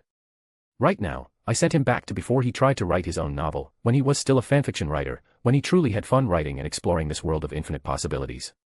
Dawn, now I feel a bit empty, this solace sensation eating away my soul. I succeeded, I won against destiny, Mirai is now free from her boundaries, it is my salvation. Dawn, truly, it's a weight down from my shoulder. The reason why Elite actually saved Mirai, one of them is that Mirai was fated to her tragic fate, a density outside Manus, fate's control. Even if it wasn't Elite 3532, it would be something or someone else, but that is only one of them, the fact that it was Elite in the end. It allowed me to reach this point, to devise this plan, if it was something else, then perhaps I would have never managed to get this far, after all, not everyone would have given memories and such hints throughout the attempt. Dawn, in the end, everything followed the seed I had planted. Now, should I go back to her? Mirai should reawaken soon, it's about time I conclude my own story as well. As a warrior, a noble, and a father. Third POV. Back to the central world, in the middle of the world-sealing prison, Amaranth Varja sat patiently, her face displaying a sense of boredom and evasiveness. She yawned lazily before straightening her gaze, lifting her hand to support her chin. Amaranth Varja turned her attention toward the sole few who could communicate with her. Amaranth Varja, it has been 5 days already, you guys are reaching your limit. Her statement was pure cold truth, since Dawn had left, 5 whole days had passed in the central world. Most of the humans had already collapsed in exhaustion and the Magian, Beastman, Demon, and others were nearing their limits, even the main source sponsoring the seal being those with greater existence points/value, such as the true dragons and ancestral beings were starting to gain cold sweetness. Ramirez, even 1 more minute is good, after all, we were just told to gain as much time as possible. The Spirit Queen was the first to answer, she who was the beginning of the seal, being the most knowledgeable of all Veldanava's subjects on the matter. Her elemental wings spreaded proudly as she maintained the seal, using her own life force when the others were flinching. Amaranth Varja, aren't you all too desperate? The apex of this world crawling to just earn an instant more of living, utterly pathetic, a disgrace of God's authority. Velgrind, bark all you want, personally even if I have to grovel on the ground, I have something I need to accomplish. Velzard, well said, sister, pride is only a concept you can uphold in front of another person, not a beast. Amaranth Varja, calling me a beast now, how amusing. Much to everyone's surprise, Amaranth Varja didn't feel offended at the occasional insult thrown toward her person. She just sat there, laughing off what would have previously raised her mood to hell mode. Veldora, she is kind of scary. Elmesia, Fu, how are you holding in, mother? Sylvia, my dear daughter, your hero friend is really exploiting this old body of mine. Elmesia, that sounds horribly wrong. Sylvia, I know. Smirking, the elven race is among the naturally strongest races, they outclass any Magian, only behind a few like the divine races. Elmesia and Sylvia are however outcast, being that they outshine literally their very kind, Sylvia being the ancestor of the elf, a divine ancestor they call. And Elmesia being only second to her, the two of them managed to match the pace set by the supreme true dragon up until now. Sylvia, still this is strange, I feel like I forgot something important. A missing piece, many have experienced that sensation, when you suddenly feel the lack of something, when you leave a room but suddenly halt. Tripping your pocket, knowing that you forgot something but couldn't remember what. Sylvia, meh, I guess it's just my old age catching up, after this, I should get a checkup really. Elmesia, ugh, why are you making that nonchalant face now? Sylvia, An irking mark appearing over the daughter's forehead, Elmesia sighed, deciding to return her attention to the matter at hand. Luminous, you are as cheeky as I remember, Sylvia. Sylvia, and you changed a lot, by the way what's up with that sword? I haven't seen it since this creator of ours died. Luminous, a small gift from a friend, nothing you have to worry about. Sylvia, it's still a Genesis-graded weapon, I'm almost jealous, can I have it? Luminous, you'll get more chances at finding your dead husband. Her comment genuinely hurted Sylvia who hid it well through her childish external persona, she didn't resent Luminous' thought. It is merely a payback for her teasing, after all. Diablo, Kufufu, it seems the moral of everyone is still at bay. Carrera, I still find this boring, can't we just fight that thing instead? Testarossa, you can go in by yourself then, I don't intend to die before seeing Lord Remuru again. Ultima, yeah. Nuclear schoolgirl can't read the situation. Carrera, you. Testarossa, both of you, just stay quiet. The most chaotic duo were still in high spirits enough to start a fight any time. Luckily, Diablo and Tensura are more cold-minded and kept them in check. Their antics were also a source of entertainment for those struggling with the seal, everyone was basically immobilized for days, any form of time-passing activity was welcomed. Amaranth Varja, is that also a natural instinct to joke around when your precious world is at stake? Velzard, not really, in any case you seem more and more curious, world-destroying dragon. Amaranth Varja, curious, well I guess that would be the right term, I'm curious at how long you weaklings are going to play this boring game of waiting.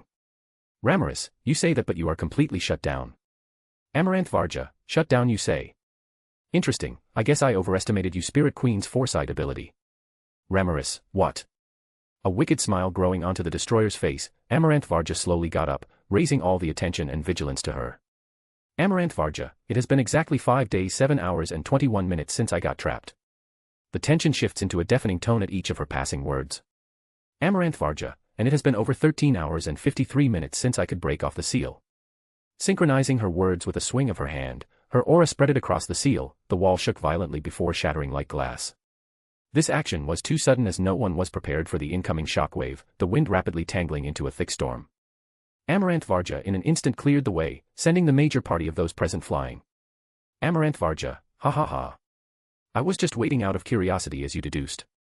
It was totally out of character for her to remain silent for hours, furthermore when she was tricked and humiliated before, but Amaranth Varja isn't mindless anymore, she developed a sense of greed and waited. Amaranth Varja, I just wanted to rip that damn hero apart. One thing that she fully gasped during her light stay in the seal is that everyone present was too weak. Even the true dragon couldn't handle a full minute against her, if they were to fight then the display that happened within the fake world Dawn had created would just be reproduced. Amaranth Varja, I guess that's what they call a change of heart. She won't be satisfied with just destroying everything, she wanted to learn everything she could before that. Returning as the all-in-one is still her final goal, but emotion itself became a constraint Amaranth Varja was victim of. Amaranth Varja, and the only one who can teach me these isn't here, those boring bugs aren't worth my time. Her aura spreading to destroy everyone present, it was barely stopped by the powerhouse as they did their best to avoid any more casualties. Amaranth Varja, come back soon, Dawn Arcead, because if you don't, there won't be anyone left. Her wicked smile growing deeper into madness, she stretched her arm boldly readying another attack. Velzard, no you won't. The frost dragon forcefully breaking through the swirling current, Velzard lunged her leg forward. The air being kicked out of the way, she landed a direct hit on Amaranth Varja's raising arms, but despite the heavy impact, it barely made the world-destroying dragon budge. Amaranth Varja, phew, it's always you, the first victim. Velzard was always on the front line when confronting Amaranth Varja, and she most of the attempt fell first in battle. This time either, it won't be any different as no one was present to support her. Amaranth Varja, I'll dig another hole in that lizard body of yours. Velzard, her hand, it's aimed at my core. I can't evade it. Or so she thought, when Amaranth Varja's finger brushed over Velzard's skin, a horizontal curtain of light spawned from nowhere. The veil's identity was a sharp swing of a sword, beautiful and harmonious yet filled with killing intent. The slash went on cutting Amaranth Varja's forearm while slicing a large rift into the land, a earthquake strong enough to start wave of extreme magnitude in the ocean all around the worlds. The mountains left on its path were split, space itself was bent leaving the ambient air vacant, almost as if it was aspiring into a breach in space/time. The swing continued for miles and miles, it also completely shut off the storm Amaranth Varja had created leaving a silent battlefield where not even wine dared make a noise. Amaranth Varja, oh. Why are you here? Her hand regenerating instantly after she gave it a thought, Amaranth Varja glared toward the empty space where the sword swing started. Her eyes gleamed dangerously, not because of the power excluded by that sword swing but rather because it was the one she was seeking for. Velzard, this power, this sword art. Getting away, Velzard landed on the ground several feet away where her allies joined up with her. All of them followed Amaranth Varja's lead, all gaze fell on the empty space where a chilling aura could be felt. A short time passed before finally a portal appeared breaking the ambient space to welcome the one being the chaotic sword slash. Stepping out, as if all sense of courtesy has left the world, a cold gaze filled to the brim with the purest form of killing intent. Amaranth Varja, you are, Mirai Virian.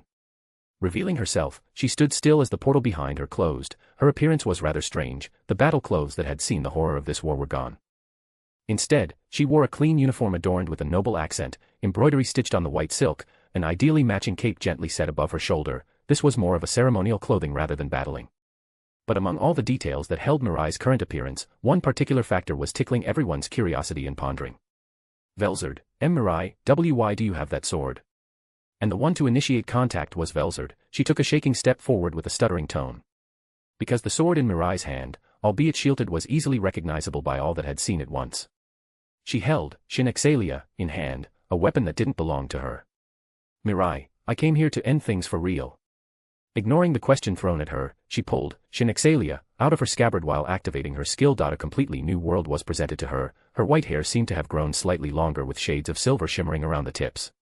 The silver runic markings were also more potent across her skin, a halo of pure light floating above her head with an etheric formation extending from her back. Mirai, just to be clear, Don Arcead is still alive. Before stepping into the fight, she let her words be carried by the wind, a bunch of reassuring words.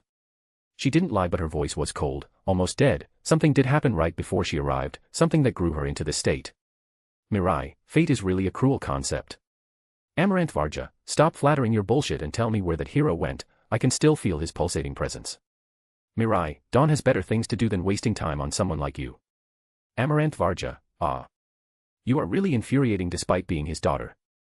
An angered world-destroying dragon and a noble lady who has returned at her most powerful peak.